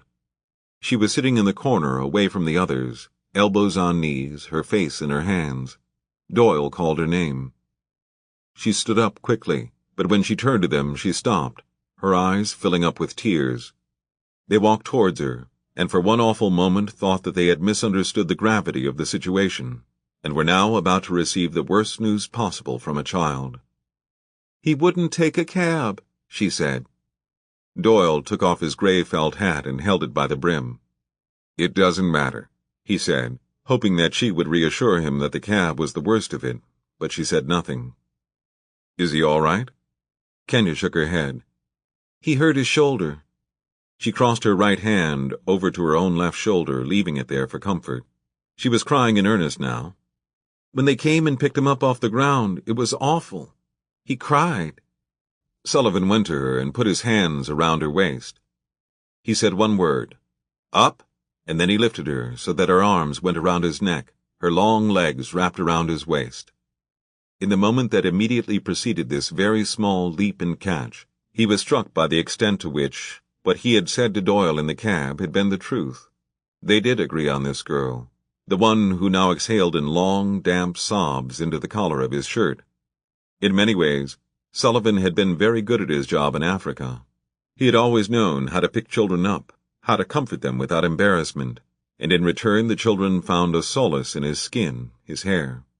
He made them hold their own weight by letting them cling to him. He didn't mind it. Kenya was too big to be carried, she was years past it, but Sullivan had always picked up the bigger children, boys or girls, anyone he could physically lift off the ground. In Africa, nobody weighed anything at all. It made him feel like a strong man, gathering up so many skinny arms and legs in his hands like bunches of sticks. He whispered into her ear, You didn't push him, did you? You didn't kick his crutch? She shook her head into the side of his neck. Then there's nothing to cry about. He rubbed a circle on the small of her back. Doyle came and stood beside them. I'll go in and see Tip, and then I'll come back and tell you that everything's fine. Kenya nodded again, but she couldn't raise her head. She had been put in charge, after all. She was the one with the money for cars. Sullivan looked at his father, mouthed the word, tired, and Doyle nodded. We'll be right here, Sullivan said. We'll wait for Teddy. Will he be here soon? Kenya asked, because now she was worried about everyone who wasn't in front of her. "Oh, no," Sullivan said. "He'll be late." Doyle did not need to ask anyone any questions this time. He knew the landscape. He knew that the door marked "Authorized Personnel Only" was the one he was meant to walk through. What surprised him was that absolutely nothing had changed from the night before. The people even looked the same. The emergency room was like a casino in that way. It existed in a state of perpetual fluorescence that was meant to represent neither day nor night. It was a jar of alcohol solution in which time had been suspended. "Ah, yes," said Dr. Ball, bowing his head slightly to Doyle in a sympathetic acknowledgment of bad luck. "Your son has come back to us." Doyle started as if he had seen a ghost. "Have you been here all night?" Dr. Ball shook his head. No. I slept very well at home, thank you. It appears that I never leave, but then, some would say the same of you. Your son, he asked for me. I have sewn up a cut above his ear. He said he did not care to see a plastic surgeon. It will be beneath his hair." Doyle thanked him and looked down the row of curtains, wondering where Tip was now. The doctor sighed.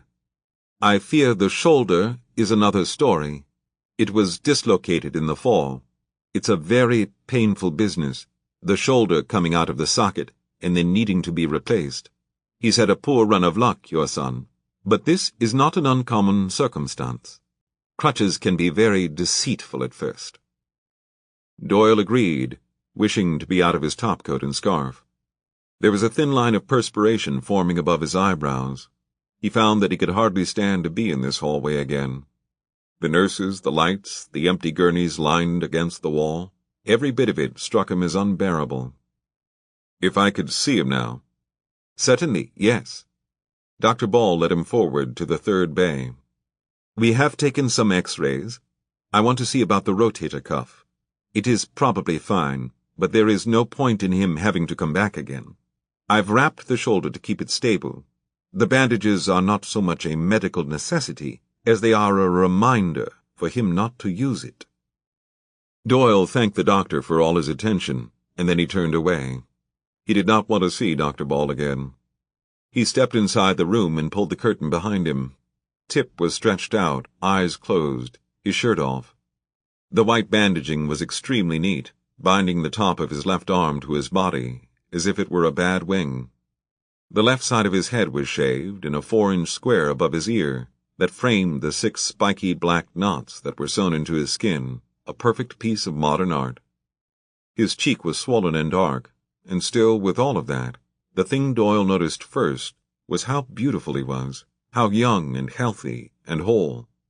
His ribs expanded evenly with every breath, and then made their gentle descent. Doyle put his hand on his son's forehead, the way he had when Tip was a boy, a little wild boy, who could not be comforted. "How are you feeling?" Tip opened his eyes and tried to focus. "Like a fucking idiot," he said. "You fell." "She stood there and told me we had to take a cab." Always listen to the girl. "I don't think of myself as a careless person, but twice, in less than 24 hours, makes you wonder." He reached over and touched his shoulder very gently with the tips of his fingers. "You were tired today. I never should have let you go out." Tip smiled slightly. "I wasn't asking your permission." "No one does. Not anymore." "Where's Kenya?" "She's in the waiting room. She's pretty worried about you." "Is Teddy with her?" "Sullivan." Tip raised his eyebrows. "Teddy went to get your uncle. He thinks this would be the perfect moment for a family reunion. Anyway, Sullivan's doing fine. He likes the girl." "Have you seen her run, Dad?"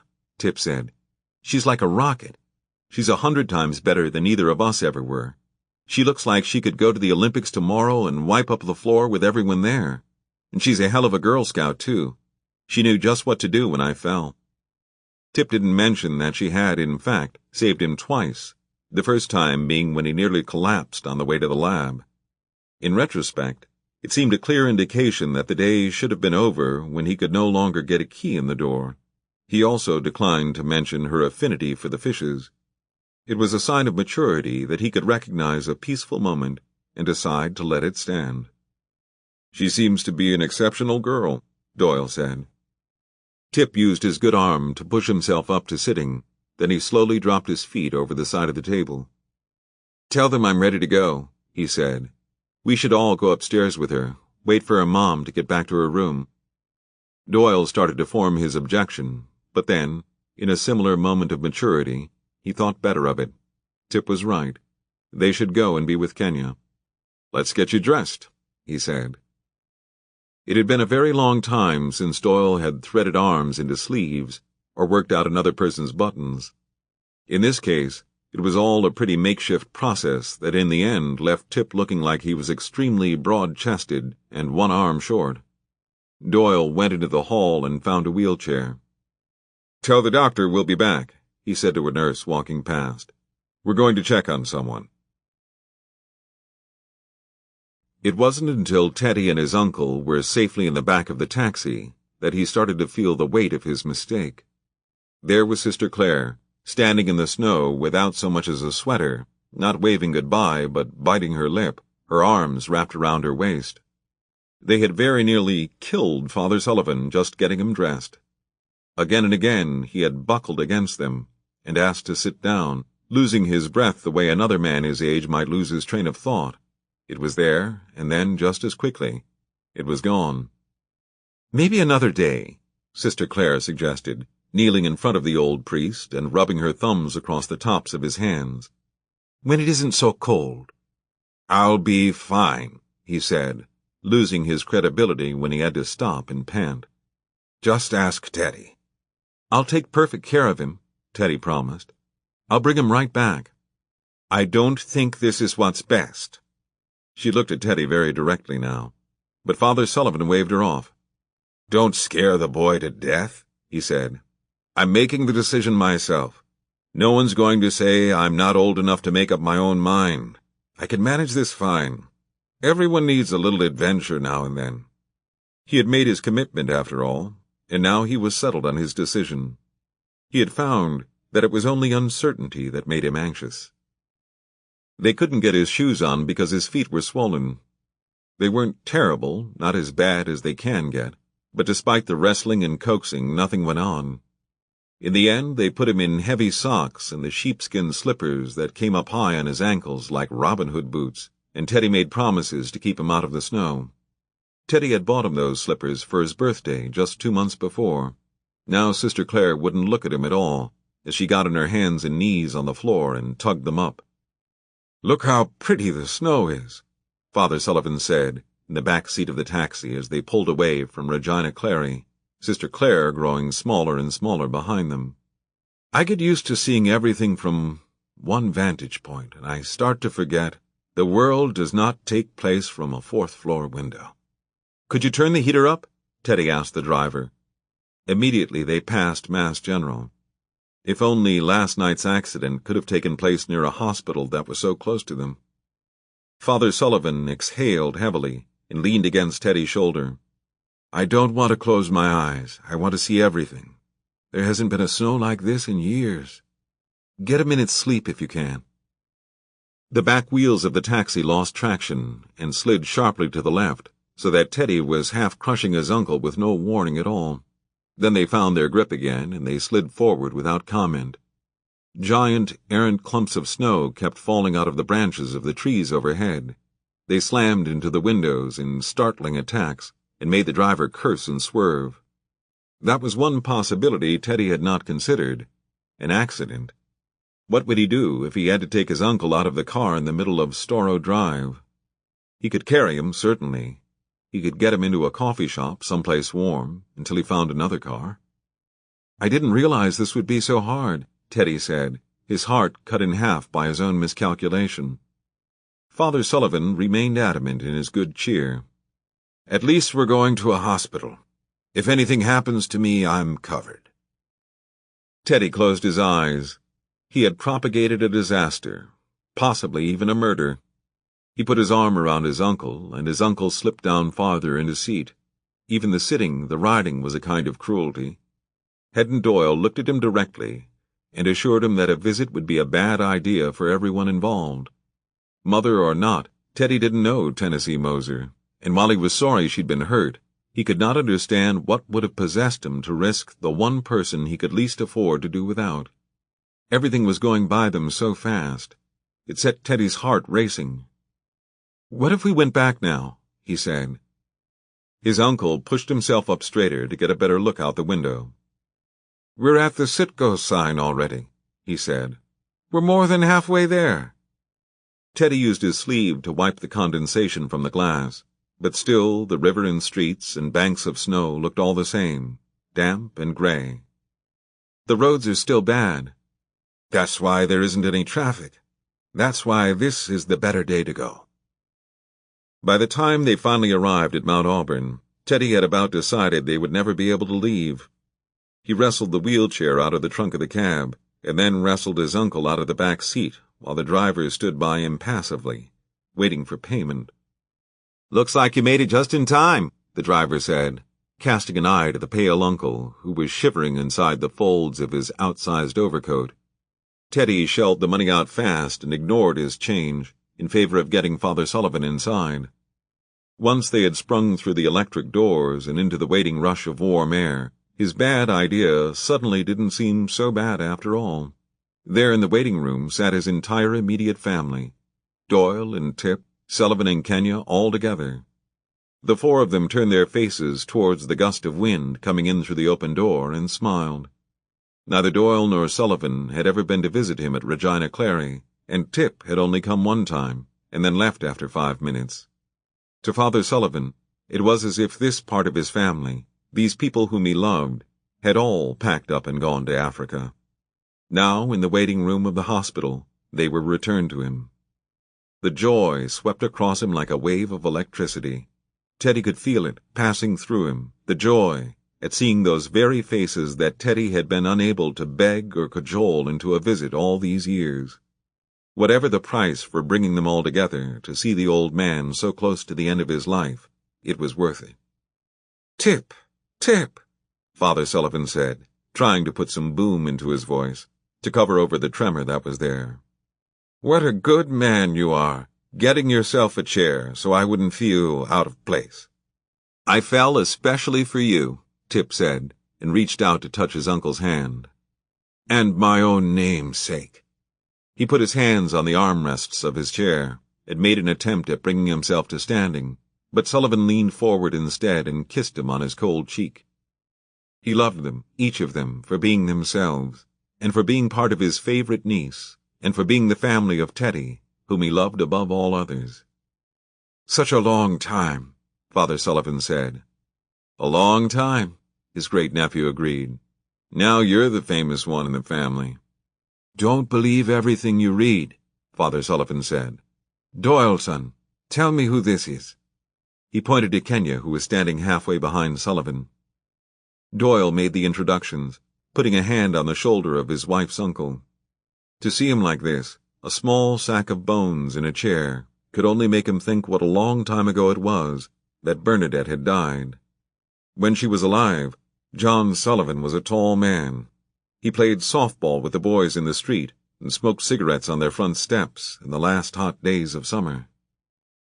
Kenya stepped forward, hesitated for an instant, and then held out her hand.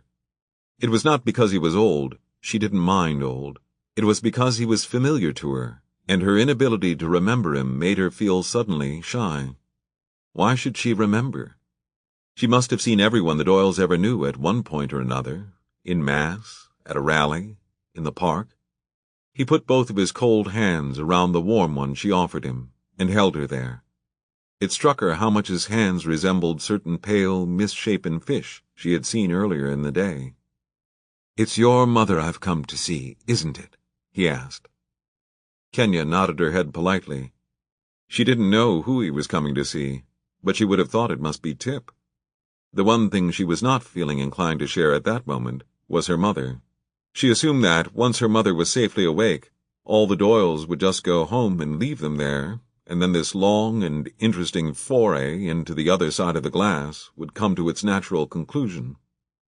"Teddy just wanted me to say hello," Father Sullivan said. "It's fine." Kenya worried that her face had betrayed her. "I just don't know how she'll be feeling." The group came to a unanimous agreement that since they were all together now, it would be best to do whatever waiting was left up on the surgical floor. That way, Kenya would be sure to be there when her mother came back to her room. They went to the elevator in pairs, Teddy pushing Uncle Sullivan, Doyle pushing Tip, and Sullivan steering Kenya lightly by keeping his thumb on her shoulder. Kenya wanted to run up the stairs. There was no reason in the world to wait for an elevator when there were perfectly good stairs to be devoured. She was tired of so much holding back, pretending that she was as slow as everyone else.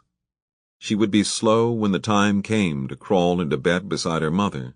She would be careful and gentle then. She would stretch her thin frame down the length of her mother's side, bury her face in her mother's arm.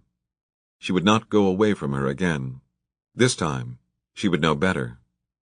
In the hallway, her legs jangled while they tried to stay still. Sullivan leaned forward, whispered in her ear, "Wait." It took a bit of calculated arrangement, but they all made it in. "It's been a long time since we've been together like this," Teddy said. Now that his fear had left him, he remembered it only as overzealous caution. He was proud of his accomplishment, bringing everyone together, making his uncle so happy.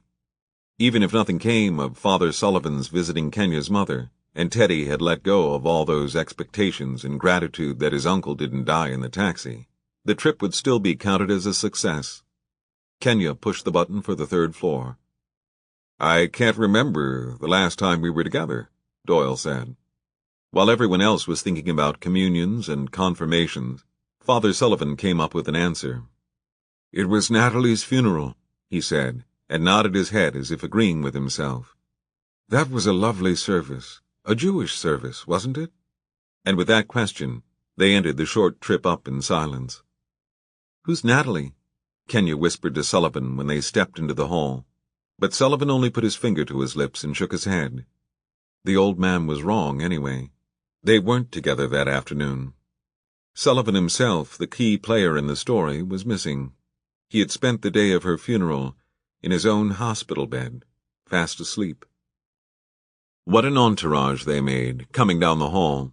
Father Sullivan in his slippers, Tip in his boot, and one empty sleeve, the long-legged black girl, who walked with the red-headed man at her shoulder, pulling out into the lead. It would have been impossible for anyone who saw them to know that they were all visiting one person. The two men in wheelchairs, one old and one young, both looked like they were patients being returned to their respective rooms. They glided past the nurses' station and, despite the size of their group, drew no attention. They knew where they were going. But when they got to the room and found the door halfway open, they saw a woman sleeping in the bed and realized they were late rather than early. Everyone stopped but Kenya. She broke from them without word, as if they were people she had never seen before. While they each considered their own private hesitations, she went to her mother in her bed, asleep.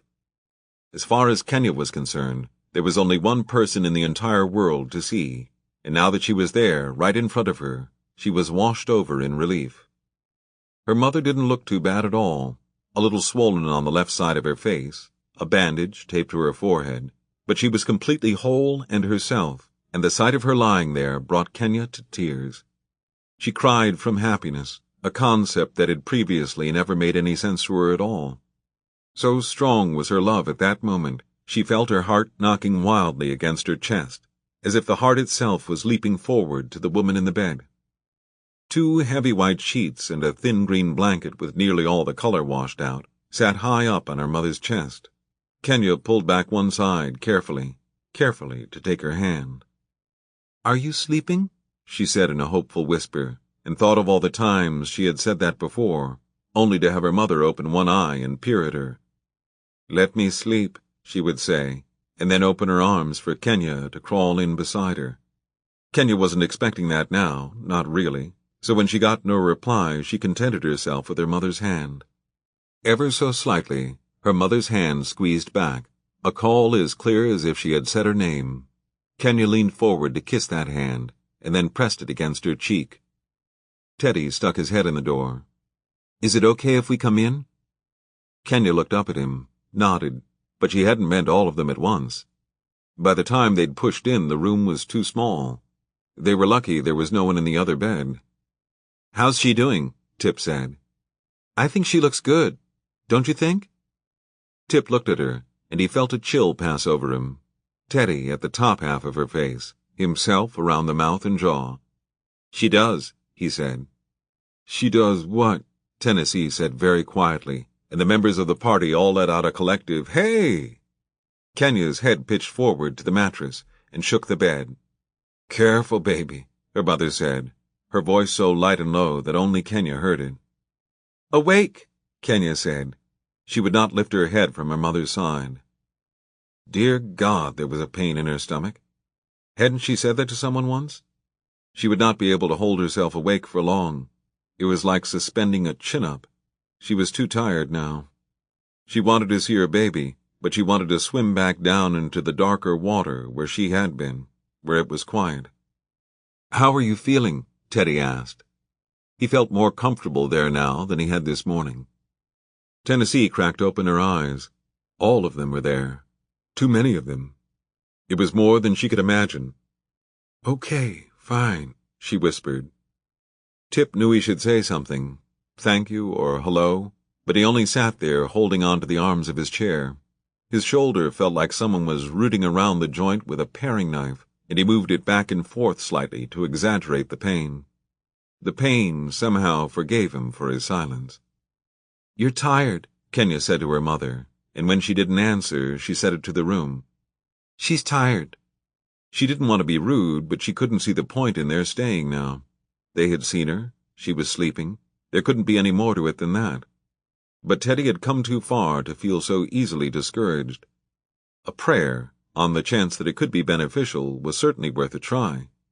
He pushed Father Sullivan forward in his chair, and since Kenya didn't make any effort to move, he stayed down at the end of the bed, near her mother's feet. "I brought my uncle to see you," Teddy said, his voice a fraction too loud. Doyle shifted uncomfortably near the door. "Maybe I should step into the hall. We're probably taking up all the oxygen in the room. Sullivan?" he said. Sullivan looked at Kenya, who nodded her head at him. "Okay," she said. "I'll go out too," Tip said. "Just for a minute." Doyle was backing out of the room at the moment Father Sullivan leaned forward and for the first time got a closer look at the woman in the bed. "Wait a minute," he said. Doyle thought he was speaking to him, and so he stopped, his hands on the back of Tip's chair. Kenya turned to face Father Sullivan, and he looked at both of their faces together. "I know you," he said. "I know you both. Teddy, don't you remember?" He looked at his nephew, and then back to the woman in the bed. It wasn't his imagination, he was sure of it. "This is Tennessee Moser. She worked at Regina Clary years ago. We were close then, we were friends." "The priest's home," Kenya said, nodding, because now she could place him as well. "You live there." "Tennessee," the priest said. Tennessee knew that voice, and for that voice she opened her eyes. They had brought him out to her? In this weather? "Father," she said, "my God, you shouldn't have come." "How do you know her?" Teddy said. "I never saw her there." He panicked at the thought. He couldn't have missed her at Regina Clary.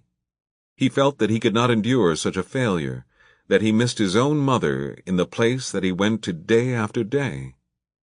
But Father Sullivan wasn't looking at Teddy now. He was so pleased to have found his friends again, to have found everyone in so unlikely a place. "You came to see me a couple of times," he said to Kenya. "But you were so much smaller then. You've gotten so tall I didn't recognize you." "I didn't see her," Teddy said.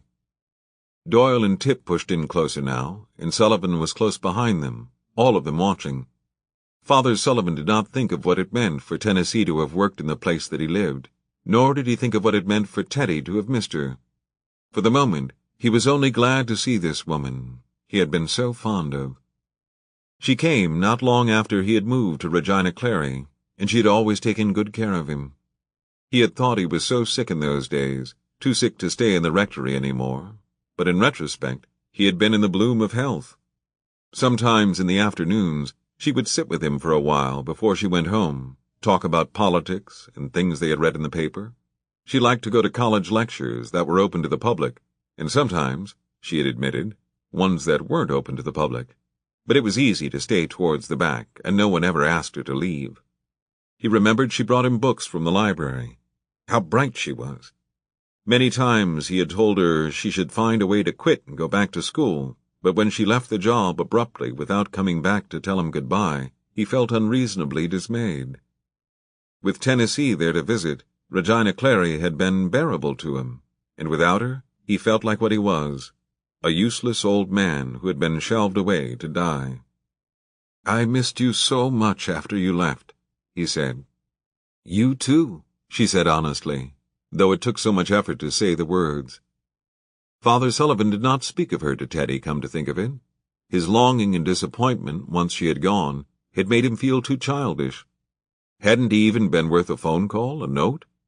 It had bothered him for months, the unfinished quality of her departure, until finally he had disciplined himself not to think of her any more.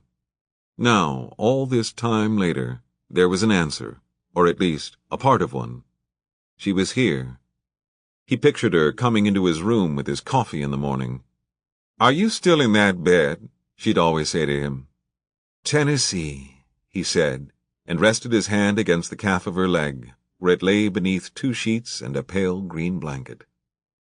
His vision turned gray, and then white, a fuzzy blurring of everything that was before him, as if the room had all been snapped away in a sudden wall of bitter wind.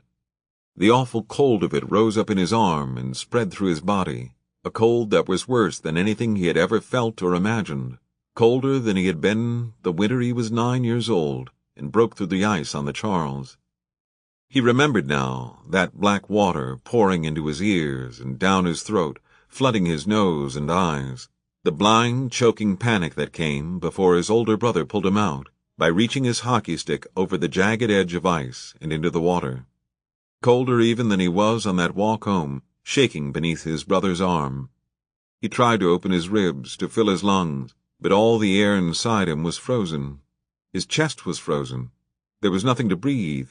It was as awful as any death is awful, like his own death would be awful.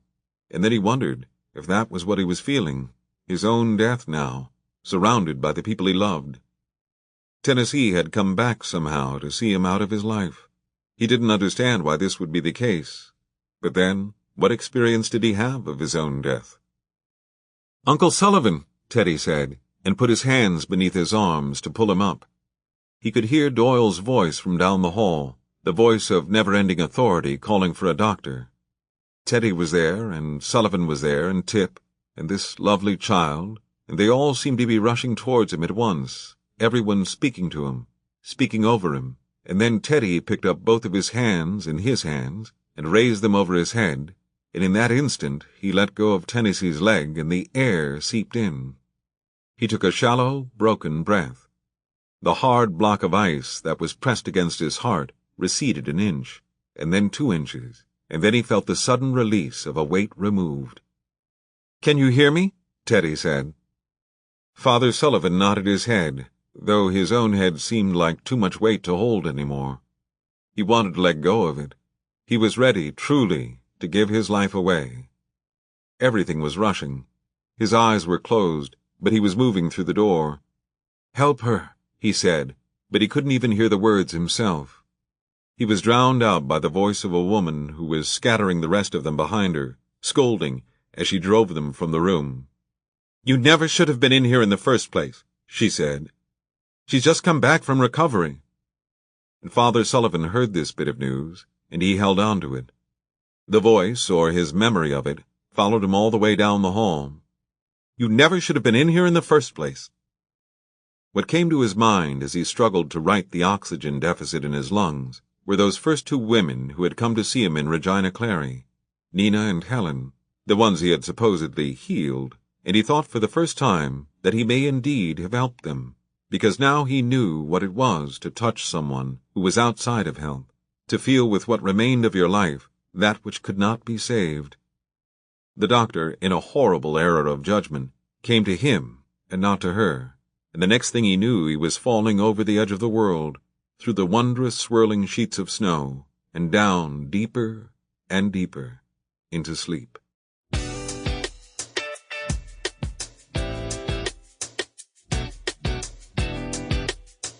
When Father Sullivan woke up again, he He was in a bed himself, a bed that was unfamiliar. There was a plastic tube lying flat across his body, blowing oxygen into his nose, another tube dripping something into his arm, and Teddy was there, sitting beside him. What he saw when he opened his eyes was Teddy's relief, Teddy smiling hugely. "I thought I had killed you for sure," he said. Father Sullivan looked at him, and knew from the simple expression of happiness on his face that whatever was coming had not yet arrived. "Where's your mother?" he said. Teddy hesitated for a minute, but then he let it go. "She's in her room." "Go back to her." He tried to keep his voice calm. Teddy shook his head. "I'll see her later. I'm going to keep an eye on you for now. The doctor said you had an episode of ventricular tachycardia.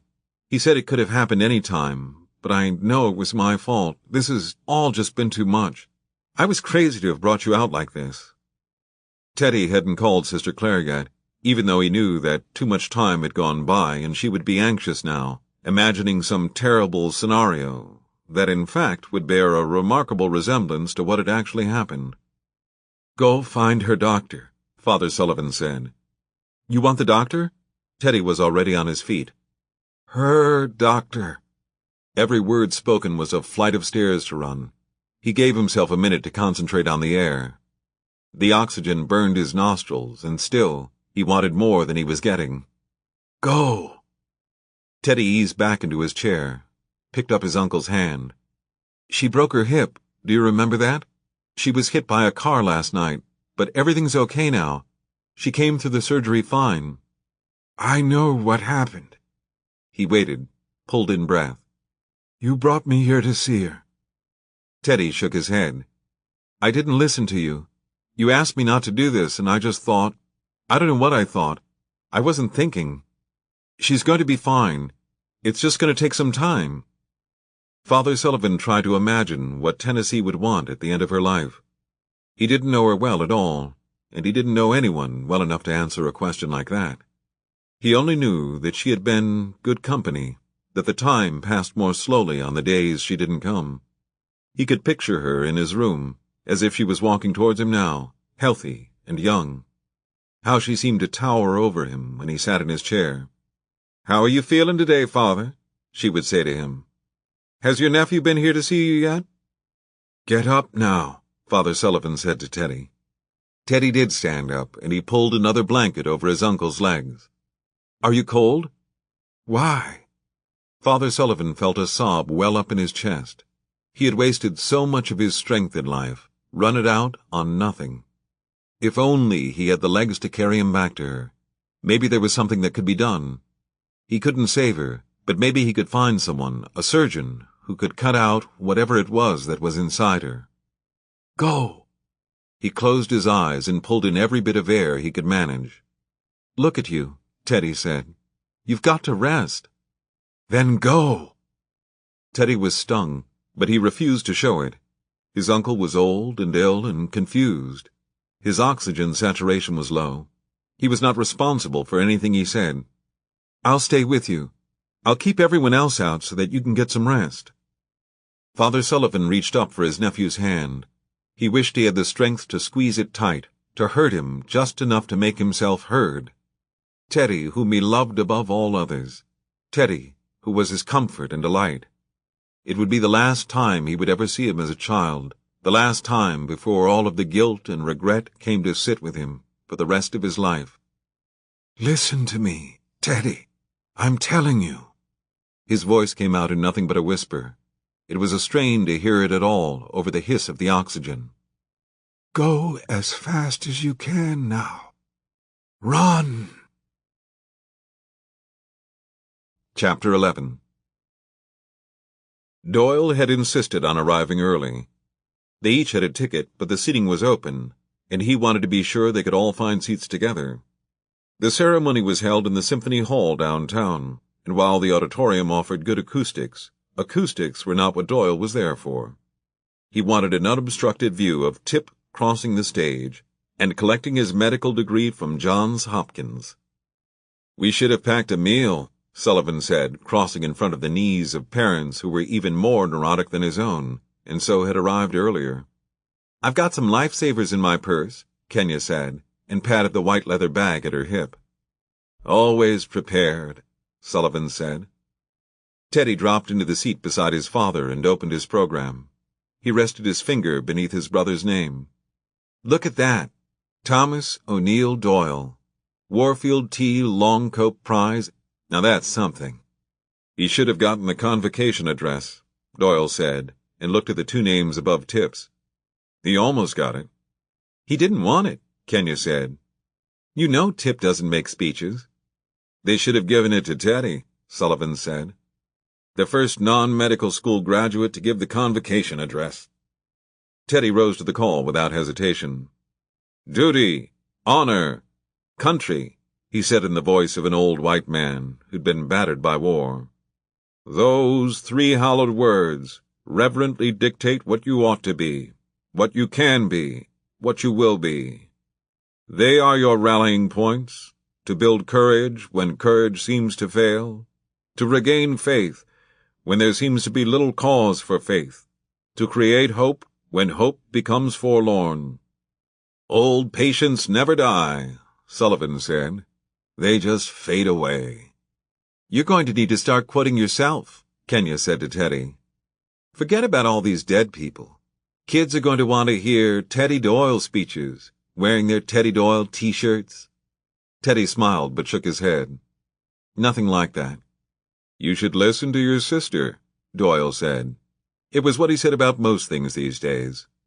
It made no sense to him how Teddy could have turned himself towards politics and still be shy, and yet it seemed to be his very shyness that people found themselves attracted to. He won both his junior and senior class presidencies without regarding a word of Doyle's advice. He led the student coalition against the war. He spent 2 summers working for the Massachusetts senator for whom he was named, without letting Doyle put in so much as a phone call, and in fact, it was that same senator and not Doyle who was so devoted to Teddy that he used all of his considerable sway to get him a spot in Georgetown Law School in the fall. Contrary to all logic, the softer Teddy spoke, the more the room quieted down to listen. When Teddy's sworn in as president, we will have to get there early to stake out our seats, or do you think you'll save them for us? Kenya shook her head. Saving seats isn't very presidential. I don't want to be president, Teddy said. You don't know what you want yet, his father said. That's true. I don't know what I want. I only know what I don't want. Teddy was working as an advocate for the homeless in Albany now, and while he had come to accept the fact that he needed the law degree, he was starting to think that political life was not necessarily a matter of elected office. I can see it now, Sullivan said. Teddy will be the president, Tip will be the surgeon general, and Kenya will sweep the Olympics. Doyle was reading the program. He did not look up. Something like that. Teddy and Kenya both turned to look at Sullivan, but Sullivan only dropped his eyes and became interested in the program himself. The addition of Kenya to the family had had the unexpected effect of giving Teddy much more sympathy for Sullivan than he had ever had before. He saw now how easily Doyle's attention had turned away from Tip and himself as it settled on her, just as it had turned away from Sullivan 25 years before. The difference was that Kenya was magically exempt from everything the boys had had to endure. She didn't have to go to Carrie's fundraising breakfast. She was never once sent into the cold to hand out leaflets or canvass door to door. Politics, just at the moment that Teddy had finally picked it up, had ceased to be his father's driving interest. He had Kenya's spring meets now, her fall meets, her state championships, junior Olympics, trophy hauls. There was a never-ending stream of races for Doyle to follow now, and while they might not be for congressional seats, it could nearly be counted on that the Gazelle of Union Park was going to win. Not that it mattered. Teddy was as proud of Kenya as Doyle was, and despite what anyone might say when he wasn't in the room, he hadn't turned to politics to please his father. He had turned to politics in hopes of pleasing God. It was the pledge he had made in the hours before his mother's death, his second mother, or his first one, depending on how you counted them. While they waited for the outcome of her second surgery of the day, Teddy went into the stairwell of the hospital alone and swore to take on the heaviest mantle he could imagine. His hope was that God might forgive him, that God might even choose to spare the people Teddy loved. Teddy was responsible for what had happened, and his responsibility lay in the fact that he hadn't listened to anyone. The chance to do the right thing, say the right thing, spring into considerate action had presented itself again and again, and from the moment the car came bearing down on Tip in the snow, Teddy had not moved fast enough. He did not think of reneging on his promise later that evening when Tennessee Moser died, nor did he think of giving it up the following summer, when he lost his uncle. While Teddy had hoped for God's favor, it was not the contingency of the deal. His decision was his penance, in the same way medical school had been Tip's penance, though neither brother spoke of it as such. But both of them could see there would have been a benefit to being more like Sullivan, who had dealt with the mistakes of his life by setting himself adrift. Teddy and Tip had chosen the opposite course instead. Their punishment was to nail themselves down. The lights in the symphony hall lowered, and Sullivan whispered to Kenya, "Here we go." One by one the various deans and professors approached the podium and scattered their perfunctory pearls of wisdom over the graduates' heads. When they were finished, the convocation speaker took the stage, a tiny Indian girl, who had to bend the microphone as far down as she could in order to make herself heard. "For 4 years we have worked alongside each other," she began. "And tonight we share a common dream."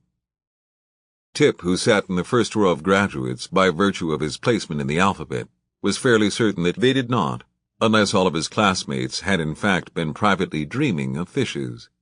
That was not to say they were all thinking noble thoughts of medical science. Most of them, he knew them well enough to say, were probably thinking of dinner about now, about cleaning out their apartments and getting the hell out of Baltimore. But Tip alone was seeing the members of the faculty on the stage, decked out in their doctoral hoods and bright academic finery, as a pulsing reef of stoplight parrotfish, scrawled filefish, bright blueheads, and yellowhead wrasse. He was always seeing people as fish. He saw his patients as mackerel, as bass. That was how he remembered them. It was the device he used to endure their suffering and steal his interest in their complaints. And as he listened to little Soma Chowdhury, who had been his cadaver partner in pathology, and who, but for that fact, he might have dated, drone on about the nobility of their chosen profession, he realized medicine was not the profession he cared to choose at all. It was not helpful, normal, or beneficial to anyone for him to continue on with this particular mistake, no matter how far down the road he had taken it. It was at that moment, somewhere between Soma's charge that they never ceased to learn from what their patients had to teach them, and her hope that they would someday move towards a single-payer system, that Tip decided to return to ichthyology. He had always gotten his best thinking done during speeches. It came to him clearly, and for the first time, that he did not have to go through a residency and internship. He did not have to practice medicine in order to prove any more completely how sorry he was. At the end of the day, what his father had always suspected about him was true. He did not find human beings as interesting as fishes. Their bodies lacked the grace, the fluidity of motion. There were no new species of human to discover, and if there were, Tip hoped that they would be left alone. Not that he could completely regret what he had done. If medical school had not cured him of his grief, it had at least tempered it. His decision to shoulder this cross in the first place had come to him as quickly and certainly as his decision to lay it down. 4.5 years ago, in the waiting room of Mount Auburn Hospital, when a nervous young girl in a lab coat that said Dr. Spruce on the pocket explained that, unbeknown to anyone, there had been a slight laceration to the spleen at the time of the accident. Tennessee Moser, on her second brief appearance in Tip's life, was then rushed back into surgery, and it was there that she died. She left behind a coat, a purse, a dark green hat, 2 yet again motherless sons, and 1 freshly minted motherless daughter. He could still see Kenya when she first came to live with him.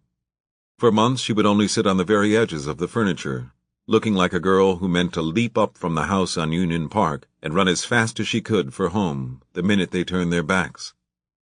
After Soma had wrapped it all together on some pithy note about the implicit dignity of human life, the dean of the medical school began reading through the names of the class. When Thomas O'Neill Doyle was called, Tip crossed the stage and heard a small, unrestrained cheer go up from the middle of the hall. Tip's anatomy professor would be pleased to know that at that moment Tip was thinking about the spleen. That was specifically the thing that had driven Tip to medical school, an organ that ranked only slightly above the appendix in its unnecessary relationship to the human body. The spleen! He had screamed at Dr. Spruce, because even as an ichthyologist, he had taken human physiology his sophomore year. He gave himself 4.5 years to wonder how any competent doctor could fail to inquire as to the state of the internal organs of a woman who had been hit by a Chevy Tahoe in a snowstorm. 4.5 years to wonder if they would have failed had she not been black and uninsured. It wasn't until his 3rd year, during a surgical rotation, that he understood that the laceration would have bled into the abdomen all night, the slowest drip a body would allow, and that they then gave her post-surgical blood thinners to prevent the possibility of blood clots to her lungs after her hip replacement, and that was the thing that opened up the flow, so that by the time she was awake enough to grab at her own round, hard stomach and cry, she was already as good as dead. Tip's penance was neither as cruel nor as abstract as his brother's. All he had to do was save someone else. If not someone stepping out in front of a car, then at least that same person brought into an emergency room after the fact. He had thought the world was in need of a few decent doctors, ones who could see past the bones, and after his years at Johns Hopkins, he was greatly assured that the world would have them. All the students he met were intelligent, many were compassionate, a few, like Tip himself, were true scientists. He did not regret the time he had spent there. The knowledge he gained could only improve him. After he got a doctorate in evolutionary biology, he would be perhaps the first medical doctor of fishes. Tip pulled up his mortarboard on the left side and discreetly scratched the scar over his ear, which had never stopped itching. The ankle and the shoulder had turned out fine. He went running on the weekends and never gave it a thought, unless he ran with Kenya. He told her the ankle was the reason he couldn't keep up with the pace, she said. It was Kenya who was always pressing him back towards the fishes, whose unwavering call he had on this night finally agreed to answer. "You are insane," she emailed him day after day. "I am going to the Amazon without you." Everyone knew that Tip had gone to medical school because he felt responsible for their mother's death, because he saw himself as too self-involved to even lift up his head and look through the snow for the lights of a car, and too scientifically limited to realize a leaking spleen when it presented itself. Only Kenya thought that this wasn't reason enough to give up the science he loved. At the end of the program, the graduates stood and repeated the Hippocratic Oath, the updated version that did not make the doctor forswear sexual relations with the male and female slaves in the patient's home. Then there was a hearty round of applause, an orderly procession, and it was done. Tip turned his back on it all and set out to find his family. As he swam into the crowd, he was struck by the way everything looked different now. His heart was nearly bursting from the joy he had chosen to allow himself. There were no tonsils in front of him, no earaches, irritable bowels, cancer, cracked femurs. There was only an endless ocean of schooling fish, the quick and shimmering dart of life that he belonged to. He walked past all those happy parents, snapping pictures of the young physicians they had produced. All those young physicians nervously thinking ahead to their residencies. It was not the day to break the news to Doyle, even if Tip believed the decision would not affect him as it would have in what they referred to as the pre-Kenya days. He milled through the people spreading out across the lobby, and he saw them as anchovies, smelts, and grunions, flashing silvery in the light. 10 feet away, he saw Teddy wave his long arm above his head, and Tip went to him gratefully. "Dr. Doyle," his brother said, and kissed him unabashedly on the lips. "I am so proud of you." "I can't believe you left the poor," Tip said, and put his arm around his brother's shoulder. "The poor can soldier through for a weekend without me." Then the crowd shifted imperceptibly, and opened up a narrow path for Doyle and Sullivan and Kenya to meet them. They were all together, each one singing Tip's praises, giving their congratulations. "Every family needs a doctor," Sullivan said, as Doyle arranged his children for a photograph. Kenya, now impossibly tall, and wearing a lemon-yellow sundress, looped her lanky arms around Tip's neck, and for a moment allowed herself to hang there. "What a waste of a mind," she said. Doyle shook his hand, and then clapped him hard on the shoulder. "We have reservations," he said. "The Brass Elephant." He looked at his watch. "We don't want to lose them." Sullivan looked out over the milling crowd. "Think of all those poor fools with no reservations." Together, they trudged through the miserable neighborhoods of downtown Baltimore in the dark, feeling the car might as well have been parked in West Virginia. Tip, as the graduate, got the front seat, and Sullivan drove. Doyle and Teddy and Kenya crowded in the back. "Well," Doyle said and shook his head. "It's a remarkable thing." "Not so remarkable. Didn't you see all those people graduating?" "We saw the two people who graduated ahead of you," Teddy said. "We didn't care about the rest of them." "You only noticed the ones who beat you in the race," Kenya said. Sullivan looked in his rearview mirror. "Which would mean what exactly? That you've never noticed anyone?" Kenya leaned forward and slapped the back of Sullivan's head, while Doyle slid a trim white box between the seats and tapped it against Tip's arm. "This is from us," he said. The sight of the box made Tip strangely anxious. It was like getting a wedding present on the day of a broken engagement. "You shouldn't have gotten me a gift," he said. He meant it. "A little something. Open it up." Kenya did the bow. "I'm a genius," Kenya said. Tip slid the ribbon over the top so as not to disturb his sister's work and rustled through the tissue paper. It was a stethoscope, a Littman. He held the cool metal in his hands and wondered how many of his classmates were unwrapping their own Littmans at this exact moment. "It's lovely." "I know you have one," Doyle said. "This is much nicer." Sullivan smacked the steering wheel with the open palm of his hand. "I think we should give him something else," he said. "What is a stethoscope on such a momentous occasion?" "We should give him something momentous." "I did my best," Doyle said. "This is plenty," Tip said. What if he was wrong? All that money, all that time, everyone they knew so full of pride and expectation. Already, distant family members and friends of the family were waiting in the wings for free medical advice. Tip slid back the knot of his tie and flipped the collar button out of the hole. "Give him the house," Teddy said. "He could set up his office in the dining room." "Listen," Tip said, because suddenly he was terrified of losing his nerve. It was starting to sound terribly childish even to him that something as cumbersome as medical school could be written off as lightly as a simple error in judgment. "The house is too big," Kenya said. "He won't have any place to keep it." "I'd miss the house," Doyle admitted. This was the day, the perfect day. All five of them together in the car, everyone laughing except for Tip, and there was nothing new about that. That's why he had been the one to get through medical school. All that seriousness had paid off. And then Tip hit on the one idea that could change everything. "Give me the statue," he said. It's what they all said now that they had moved away. All three of the brothers longed to have it with them. All three were ready to stake their claim to that one thing that could not be divided among them, and in the meantime, it stayed where it was. But for the briefest flash, Tip felt the depths to which, this time, he meant it.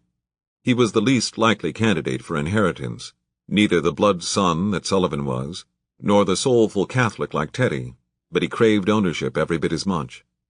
Give him the statue, and he'd go ahead with the plan. He would take that residency at Vanderbilt that he was already declining in his mind. Give him the statue, and he would do everything he said he was going to do. But his brothers only laughed, and Doyle laughed with them. Finally, Tip had made a really good joke. "I'd sooner see you have the house," Sullivan said. Tip put the stethoscope back in its slender box and was free again. He would keep the gift to remember tonight. He would keep it in his desk as a cautionary tale when he was safely back with the fishes. Doyle had rented a suite in a good hotel, and the five of them slept there in Baltimore, he and Sullivan in one room, Tip and Teddy in the other, and Kenya on the fold-out couch in the sitting room between them.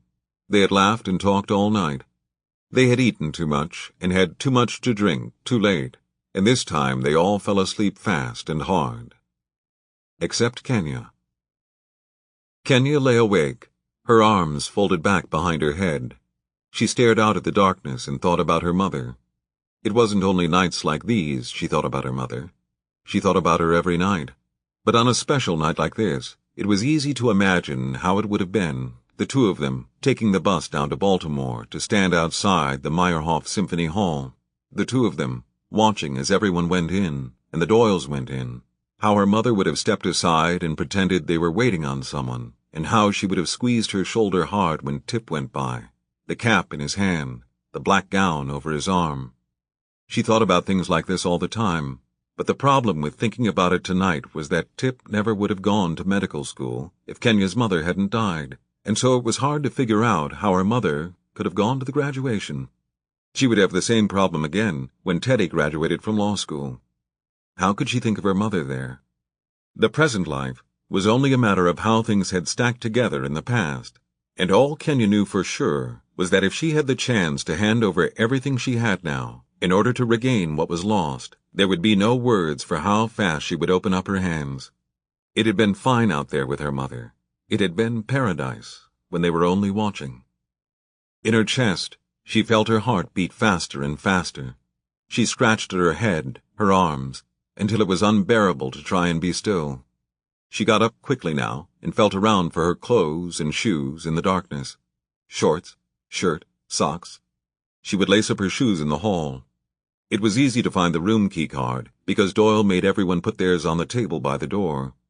She had meant to go and ask at the front desk how late the gym was open, but when she got to the lobby, she could see the floodlights pouring over the parking lot that went all the way around the hotel, and so she stepped outside into the grass-scented air. It was a perfect night, clear and cool, with half a moon for company. She stretched up and down on her toes, and then put her hands flat on the pavement. The night doorman looked at her, and still bending forward, she waved. "Running," she said to him through the door, and he nodded back. Then she was gone. She kept it slow on the first lap, making a clockwise sweep past the rental cars that fit together in neat rows. It was perfect, really, bigger than she thought, bigger than any track she was going to find, and no one else was there.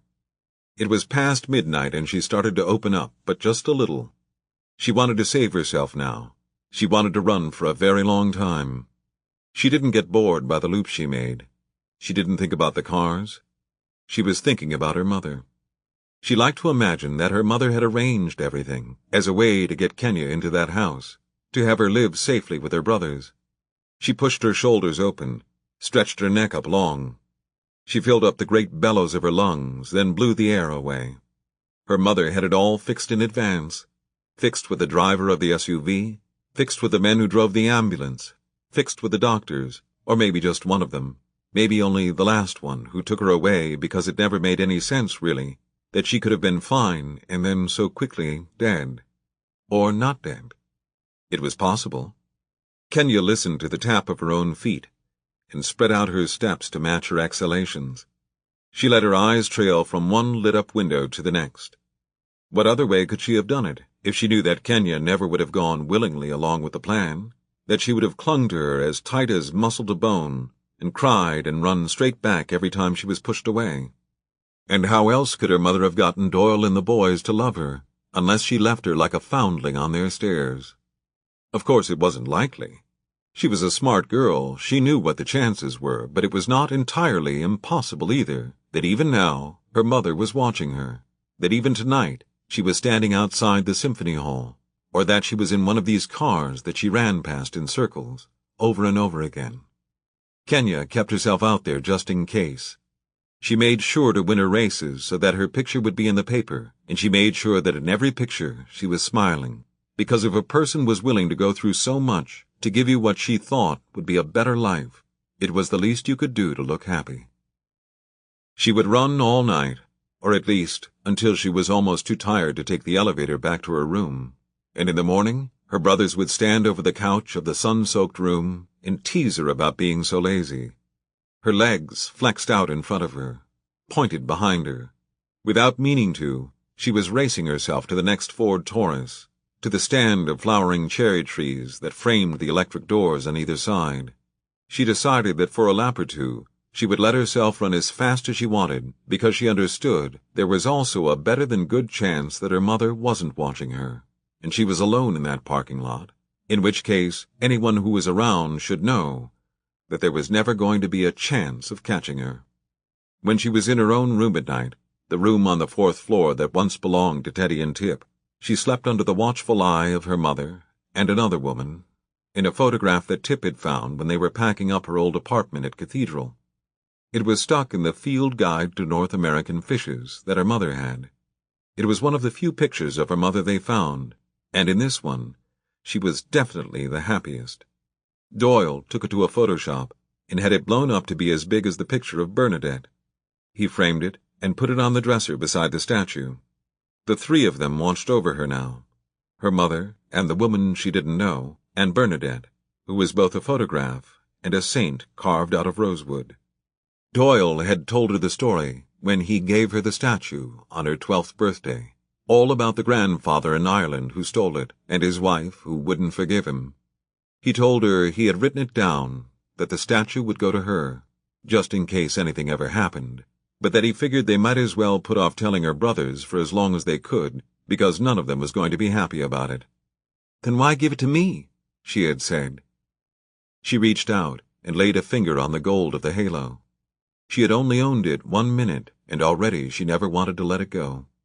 "Because you're the daughter is why," he said.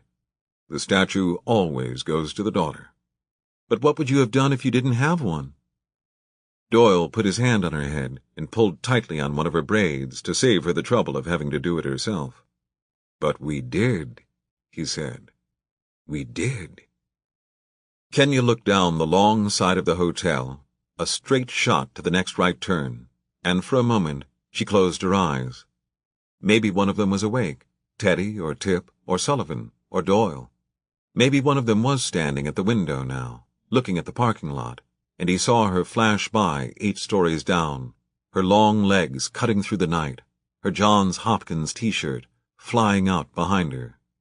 Maybe he never fully realized how fast she was until he had seen her at a distance, and so the one who was awake went to get the others up, so that they could all stand at the window, together, and watch her run.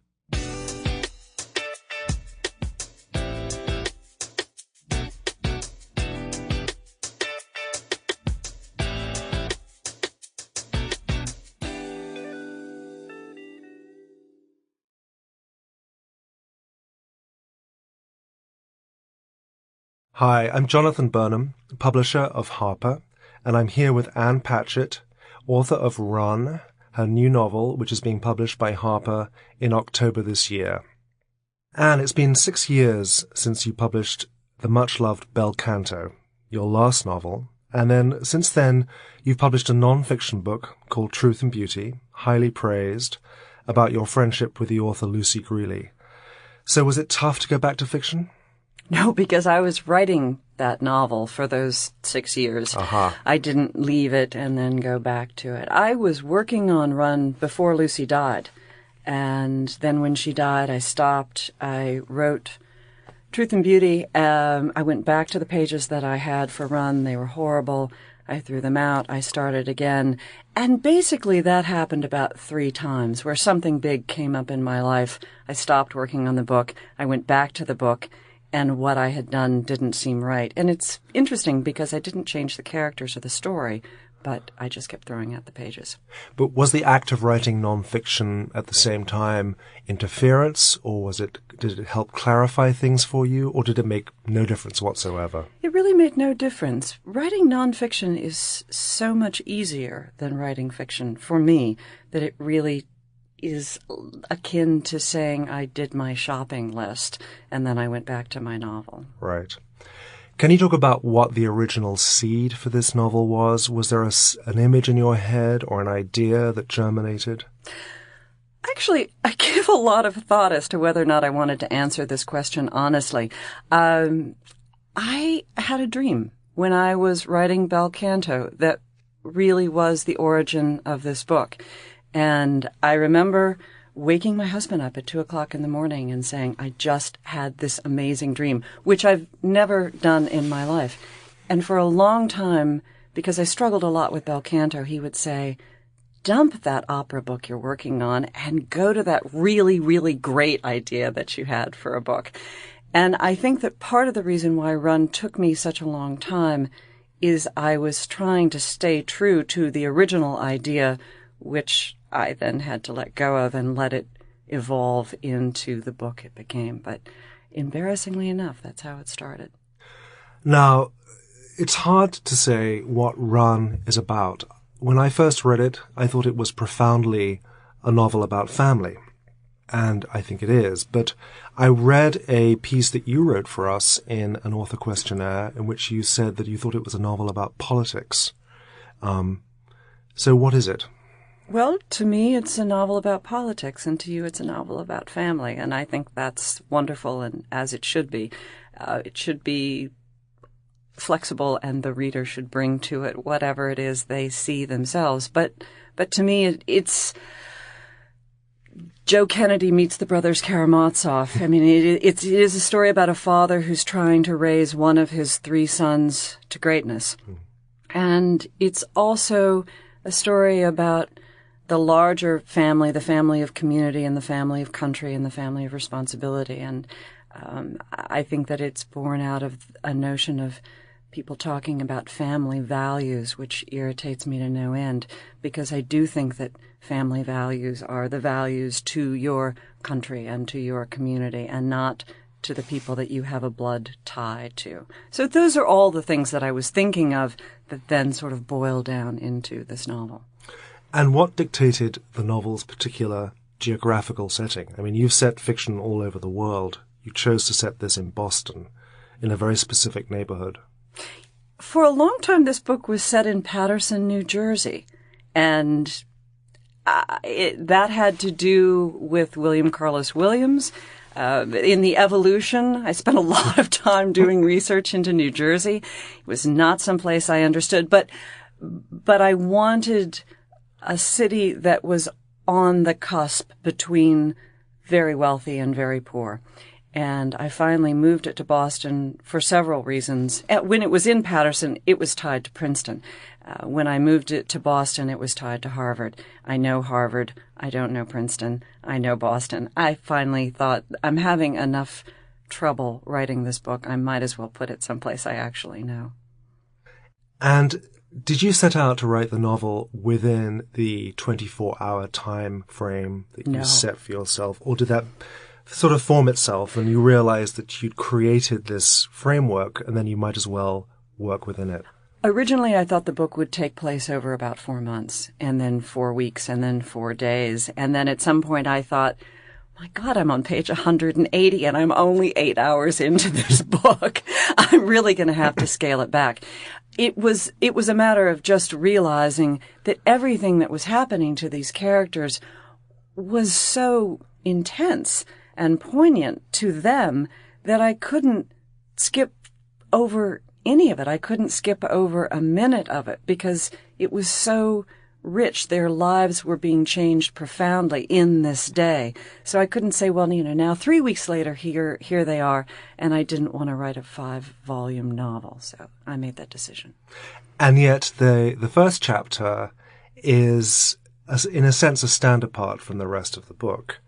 It's almost a separate story, but it's a story that begins to have profound consequences as we read. How did that happen? Did you write was the story the initial, was it the starting point? No, not at all.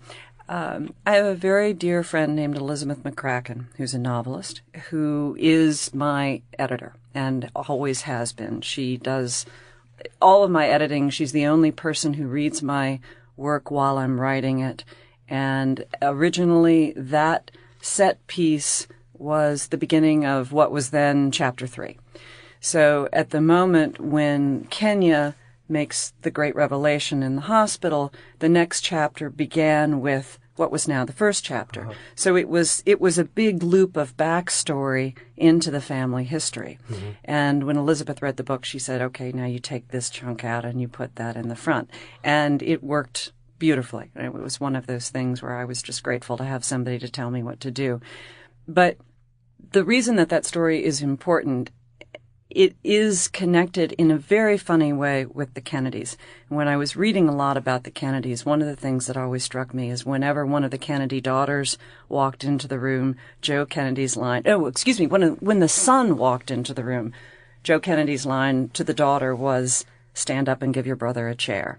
And the fact that everything in this family ran on a patriarchal line. And everyone said that, in fact, Eunice was the one who should have been the president of the United States. She was the great political genius in the family. And so the wonderful thing about fiction is you rewrite history. And I kept thinking, what if, in fact, this family, which seems completely patriarchal, does, in fact, run on a matriarchal line?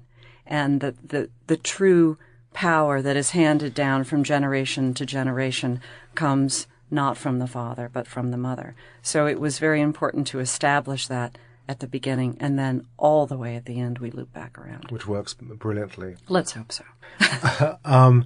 Now listen, it's essentially a character drama, I think. The story, although it's intricately plotted, is really driven by the characters. And we learn a great deal about them through the book. Was there a shift of balance as you move through the book from one character to another? Did you find one character dominating in a way that you hadn't seen it coming? Yes, insofar as in my mind this was always Tip's story. And the reason for that is Tip is really inspired by an old friend of mine who studied ichthyology at Harvard. And that was my relationship to ichthyology, how I got into the ichthyology labs all these years later. My friend Jack made a couple of phone calls and got me down into the bowels of the Museum of Contemporary Zoology, the Museum of Comparative Zoology, to see the 1.3 million dead fish. So it was always Tip's story because that's who I was anchoring everything to. And really, Kenya was a pretty late addition in my mind to the whole plot. I didn't really figure a daughter into this narrative. And when she came in, she was a very dear character. And I think that in a lot of ways, she didn't take over the book, but she became so much more central than I ever imagined her being. I don't tend to love children in novels, and especially children that are really the focus of a novel. And so the fact that I managed to pull that off, have a kid right in the center of everything, was something that I was very proud of. And how did the title come? Was it there from the start, or did it land at the end of the writing process? A long, long time ago, 6 years ago, the book was called God's Sons. Then for several years it was called Nature as opposed to Nurture. And Run was just a much better title than either of those. And of course it makes sense on all of these different levels because Kenya is the runner, and it is about running from your past. It is about a political run. The word just works. It's a beautiful word, and I was amazed to find when I thought of this and went on Amazon, there's not a book called Run. That is astonishing. Would you talk a little more about family and how you were thinking about family as you entered the book? In other words, family as biological connection, or family as a society's creation that we feel part of, or the family that we make ourselves, or the family that we find ourselves, whether we like it or not, bound to. All those different aspects of the word, of the idea, are examined in the book. Would you talk about that a little? Yes. There are a lot of people who will say to me, your books are so different. It's almost like they've been written by different people. And in fact, I only write one book. I just write the same book over and over and over again, which is my attempt to plagiarize The Magic Mountain. And this is just that story over again, which is a group of strangers are thrown together, not in a tuberculosis sanatorium in Switzerland, but this time on a snowy night on a Boston street. It is the theme I will always come back to. It's what compels me. What is our connection to strangers? What is our responsibility to strangers? And and who do we love, and who do we take in as our family. That's bel canto. Certainly that's all of them. And what about responsibility? The sense of responsibility towards those we love as opposed to society or to oneself. That's a slightly different question that I think you examine deeply in the book. I think that we have lived for a very, very long time in a beautiful country, in a beautiful life, and it's made us quite lazy, certainly to the extent that we can barely remember that we're at war, because we don't have to give anything up at any moment in our life. We have no seeming responsibility to a larger whole. And this book is a call to that responsibility, a call at least to consider it, because the father is saying to his thrice blessed sons, you have a responsibility to the world. You can't have received so much and be willing to only follow your own heart's desire. And I think that's really endemic to our country right now. And it's something that I'm very obsessed with. And that really started 6-7 years ago when my husband began to talk about running for governor. And I really thought about this. We weren't married at the time. And I knew if he made that decision, we would have to get married. And did I love someone enough to be the First Lady of Tennessee? It's a horrifying thought. I think the only thing worse than being governor would be the governor's wife. And he didn't do it, and I am forever grateful. But I really did see he had a vision, and he felt he had a responsibility. And was that responsibility greater to his responsibility to me, to love, to relationship? And I think that act, that period of our lives, really set a lot of this into motion.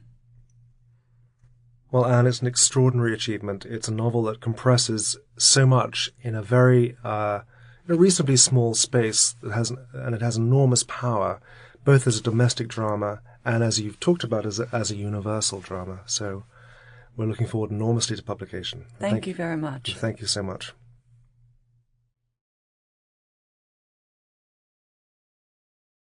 Hello, this is Cherry Jones, Tony Award-winning actress and narrator of the Little House on the Prairie audiobooks.